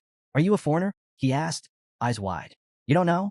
Before Vakir could answer, the guard's tone turned reverent. This statue honors a hero. His voice carried admiration, pride. A warrior who had slain countless barbarians with a single sword. A man of unmatched bravery. He threw himself into danger to save the Morg family's beloved daughter. The guard continued, his passion growing. In doing so, he bought precious time for the Allied forces to escape, facing a massive monster alone. The Morg family, overwhelmed with gratitude, had built this golden monument in his honor. The guard story built to a crescendo as he finally declared, his name is Vakir van Baskerville. Vakir froze. He kept his expression neutral, but a single bead of sweat slid down his brow. Did I hear that right? His name, etched into legend. But as he replayed the story in his mind, it didn't match his memories. Not entirely. Had time twisted the truth? Or had someone rewritten history? Elsewhere in the city, inside a lively bar, the air buzzed with laughter, clinking glasses, and the hum of conversation. At the center of it all, the three Morg sisters, High Sis, Mid Sis, and Low Sis, were deep in discussion, reminiscing about a certain man, Sir Vakir. With the help of strong drinks, High Sis leaned in and confessed something bold. I was captivated by him the moment we met. Mid Sis and Low Sis nodded in agreement, each acknowledging the undeniable presence Vakir exuded. Nearby, Morg soldiers chuckled, entertained by the sisters' shared infatuation with the famed warrior. He's got that untouchable air about him, Low Sis mused, taking another sip. But it makes him impossible to get close to. Mid Sis sighed dramatically. We had such good conversations before those Baskerville women interfered. Then, in a burst of drunken excitement, High Sis raised her cup high. Forget that golden statue. Just thinking about Vakir is more refreshing than any monument. Meanwhile, in the shadows of the city, Vakir sat alone, watching the bustling night unfold. The city had changed, but its energy remained the same. His mind wandered between past and present, the contrast between his memories and the exaggerated tales surrounding him growing more apparent. Had the feats credited to him been his alone? Or had Adolf Morg, or perhaps others, played a greater role? Still, his battle against Madame Eight Legs had been real. That much he couldn't deny. Listening in on the Morg sisters' conversation, he found himself gleaning valuable insights between their chatter. But as his thoughts drifted, they inevitably returned to the past. 2 years ago, his abrupt disappearance had sent Hugo Le Baskerville into a rage. The fallout had led to multiple clashes between the Baskerville and Morg families. Even though the Morgs had offered compensation, it hadn't been enough to quell Hugo's fury. Vakir couldn't blame him. To Baskerville, he had been a valuable bloodhound, and the Morg's payment likely felt more like an insult than a settlement. Back in the present, the Morg sisters were still deep in their liquor-fueled banter. High Sis pouted, lamenting Vakir's absence. We would have made the perfect couple, she declared dramatically. Mid Sis scoffed. Excuse me? I had the upper hand. Low Sis, playing peacemaker, offered a ridiculous compromise. Why not just share him? Instead of settling the dispute, the suggestion only made things worse. The argument intensified, and Vakir, having reached his limit, decided he had heard enough. Quietly, he settled his bill and moved to leave. But before he could slip away, suspicious, Hysis, eyes hazy from alcohol, suddenly pointed in his direction. The room fell silent. Her sisters blinked at her, baffled. Hysis, you're drunk, Mitsis sighed. But Hysis wasn't listening. As Vakir kept walking, she huffed in frustration. How dare you ignore me? Fueled by irritation, she cast a binding spell. Vines erupted from the ground, snaking toward him with startling speed. But Vakir was faster. With lightning reflexes, he dodged the vines with effortless precision. The entire bar watched in stunned silence as he landed gracefully, completely unharmed. But he wasn't alone anymore. Surrounding him were armed individuals, their weapons drawn. Spells crackled in the air, and every eye in the room was fixed directly on him. A Morg mage stepped forward, his posture rigid with authority. State your identity. Remove your hood. Vakir, annoyed but unfazed, considered his options. He could walk away, but that would only cause more trouble. With a quiet sigh, he complied. Slowly, he lowered his hood. The room fell deathly silent. Then, gasps erupted. The Morg sisters' eyes widened, cheeks flushed with shock. They had spent the entire night talking about him, and now he was right in front of them. A mage, still recovering from his own astonishment, muttered. His expression, it's nothing like the statue. His piercing red eyes, jet black hair, so unlike the golden image immortalized in the city. Then realization clicked. The sisters breathed his name. Sir? Vakir. The next morning, as Vakir prepared to leave the city, the Morg sisters tracked him down again. Hysis pouted dramatically. You should have stayed in the fortress's VIP suite. We would have treated you like royalty. Vakir, unimpressed, dismissed the idea. A waste of money? Losis grinned. We believe in your survival skills, at least. Hysis teased. So, you came to see me first, right? Mitsis immediately shot her a glare. Excuse me? He obviously came for me. Their bickering escalated, forcing Vakir to tune them out. Then, Hysis casually mentioned, oh, and we sent valuable intel to the Baskervilles, just like you asked. Vakir froze. I only told you to contact them. Hysis waved off his concern. Same thing. His patience frayed. Deciding he'd had enough, he turned to leave. Hysis, sensing his impending departure, offered to escort him. Vakir shut that down immediately. Don't you have actual work to do? A pause. Then, Hysis grinned sheepishly. No. Apparently, the sisters spent most of their time lounging around. Vakir sighed internally. He made a silent vow to report their rampant laziness to Baskerville. Before departing, Vakir asked about Camus Morg. She had been noticeably absent. Hysis' expression sobered. She's in closed-door training. Vakir tensed. Where? The Hall of Darkness. The words hit him like a blow. Camus had abruptly left Uncle Adolph's Hall of Light, abandoning traditional training. She had isolated herself in the Hall of Darkness, completely immersing herself in magic research. Vakir's jaw tightened. The Hall of Darkness, a place with a grim reputation. Its head snake had a complicated relationship with Camus. Was this another ripple effect from his disappearance? Had his actions changed her path? Before leaving, Vakir gave the sisters a direct order. Tell Camus to leave the Hall of Darkness. I want to see her. The sisters blinked. That's it. After 2 years, that was all he had to say. Given their long history, they had expected more. But Vakir was already walking away. And just like that, he was gone. Across the empire, news spread like wildfire. The reaction was instant. Chihuahua, upon hearing the news, burst into tears of joy. Cindy Wendy, ever composed, couldn't suppress a small smile. Adolphe Morg remained silent, absorbing the revelation. But at the Baskerville estate, an informant stormed into the Patriarch's chamber, breathless. Urgent report.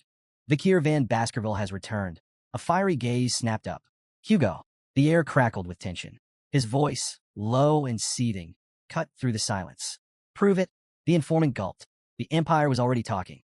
The legend, the outcast bloodhound, had come home. When Vakir arrived, Chihuahua greeted him with an unusually cheerful smile. She couldn't help but tease him about his decision to use the main door for once, a departure from his usual dramatic window entrances. Vakir brushed off the comment with a sigh and shifted the topic, asking about the noise outside. Chihuahua explained that the news of his return had spread quickly, drawing a crowd eager to welcome him back.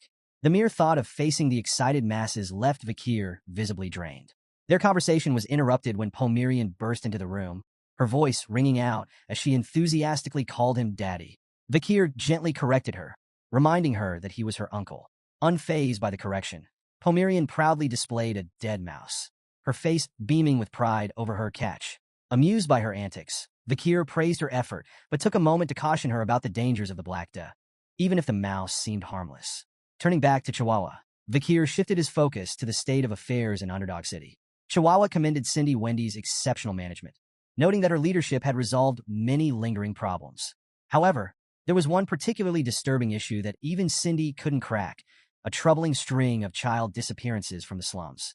Handing Vikir a document, Chihuahua outlined the grim details. The case was unsettling.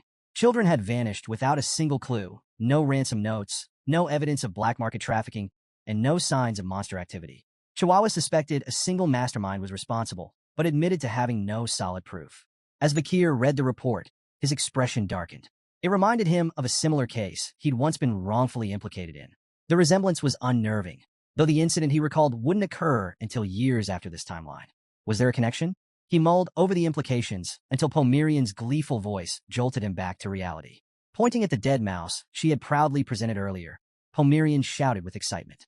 To everyone's shock, the mouse was now alive and scurrying around the room as if nothing had happened. Vikir and Chihuahua exchanged astonished glances before turning to Pomerian. Calmly but curiously, Vikir asked her if she had revived the creature. Pomerian admitted she had, her tone brimming with pride. Vikir's curiosity deepened. Speculating aloud, he wondered if her ability was tied to voodoo magic or perhaps mana from another dimension. He probed gently, asking when she had discovered this extraordinary skill. Pomerian, counting on her fingers, nervously explained that it had happened only a few nights ago. She added, with a hint of pride, that she'd picked it up by observing the tribe's people. Vikir's mind raced. This power was no ordinary talent. It was unprecedented. Even in prestigious families like Baskerville and Morgue, children considered prodigies couldn't wield magic until at least the age of 8. Yet here was 5-year-old Pomerian, mastering what seemed to be a form of forbidden black magic. The revelation was both astonishing and deeply concerning. Vikir's thoughts turned grim as he considered the possible fallout if Hugo ever discovered Pomerian's secret. He envisioned Hugo's fury and the harsh punishment her use of black magic and her barbarian lineage would provoke. The thought of Hugo ordering her execution sent a shiver down Vikir's spine. Resolute, he vowed to protect Pomerian and keep her hidden from Hugo, no matter the cost. As if on cue, a pigeon swooped down to the window, dropping off a letter. Chihuahua retrieved it, his usual relaxed demeanor vanishing the moment his eyes scanned the contents. His hands trembled slightly as he stammered. Something bad has happened. Vikir's gaze sharpened. What is it? Speak clearly. Struggling to collect himself, Chihuahua finally blurted out the alarming news.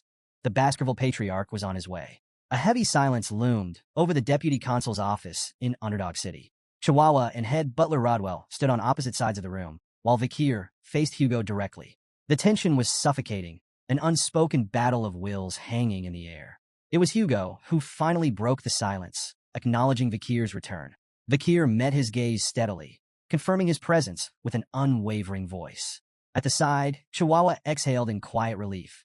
At least the initial frost had been broken. Before Hugo's arrival, Vikir had taken precautions, ensuring Pomerian was safely hidden in the adjacent room. He had no intention of letting her anywhere near Hugo, knowing the risks. But Hugo wasted no time on pleasantries. His focus was sharp, immediately pressing Vikir for details about his whereabouts during the past 2 years. Without hesitation, Vikir explained that he had spent the time recovering with the barbarians in the forest. Playing the part of an ally, he had studied their way of life and devised a strategy to handle them. Intrigued, Hugo demanded further details. Vikir laid out his plan with calculated precision. The barbarians, despite their rugged independence, had become reliant on the Empire's industrial goods. Basic commodities like glass orbs, woolen textiles, and staple foods such as grains and vegetables were invaluable treasures to them. By controlling the supply of these essentials, the Empire could tighten its grip on them without drawing a blade. Hugo, initially skeptical, scoffed at the notion. That sounds more like trade than suppression. Vikir's expression darkened as he elaborated. The goal wasn't simply to trade. The goal was to erode the barbarians' strength from within. In exchange for these goods, they would be forced to undertake monster subjugations, throwing themselves into constant battle. The endless cycle of fighting would weaken their numbers, ensuring that their forces dwindled without the Empire lifting a finger. A slow, sinister smile spread across Hugo's face. He was impressed. This was strategy worthy of a true Baskerville. He praised Vikir's ruthless ingenuity and, with a nod of approval, entrusted him with full authority over the plan's execution. From the sidelines, Chihuahua struggled to steady his breath, marveling at how this cold, calculated discussion could pass as a reunion between father and son. Meanwhile, head butler Barrymore observed Hugo's rare smile with both astonishment and concern. It had been 2 long years since Hugo had displayed even a hint of warmth, and even now, it was laced with that same unsettling intensity. Vakir, however, remained composed. Beneath the surface, his thoughts ran deeper than anyone in the room could suspect. While Hugo believed the barbarians would march toward their own destruction, Vakir had a different vision. From the Empire's perspective, the barbarians would appear to be dwindling as they cleared out the monsters. But in reality, they were simply retreating, regrouping in secrecy under the protection of the Madam. Hugo remained oblivious to her existence, convinced the barbarians would comply without resistance. But Vakir knew the truth. This so-called plan was more than just a means of control. It was an opportunity. A hidden game of strategy was unfolding, one that would allow the Balak people to grow stronger right under Hugo's nose. Hugo's voice suddenly cut through the room, commanding everyone's full attention. The air itself seemed to tremble under his sheer presence. All eyes shifted to his teacup, where the liquid inside had begun to boil. Not from heat, but from the sheer force of his killing intent. With a voice laced with menace, he issued an order that left no room for debate. The Loco tribe would not be traded with. They would be completely annihilated. The intensity of Hugo's fury was suffocating. Chihuahua felt as though his very soul might slip from his body under the crushing weight of it. His breathing turned shallow, his knees threatening to buckle.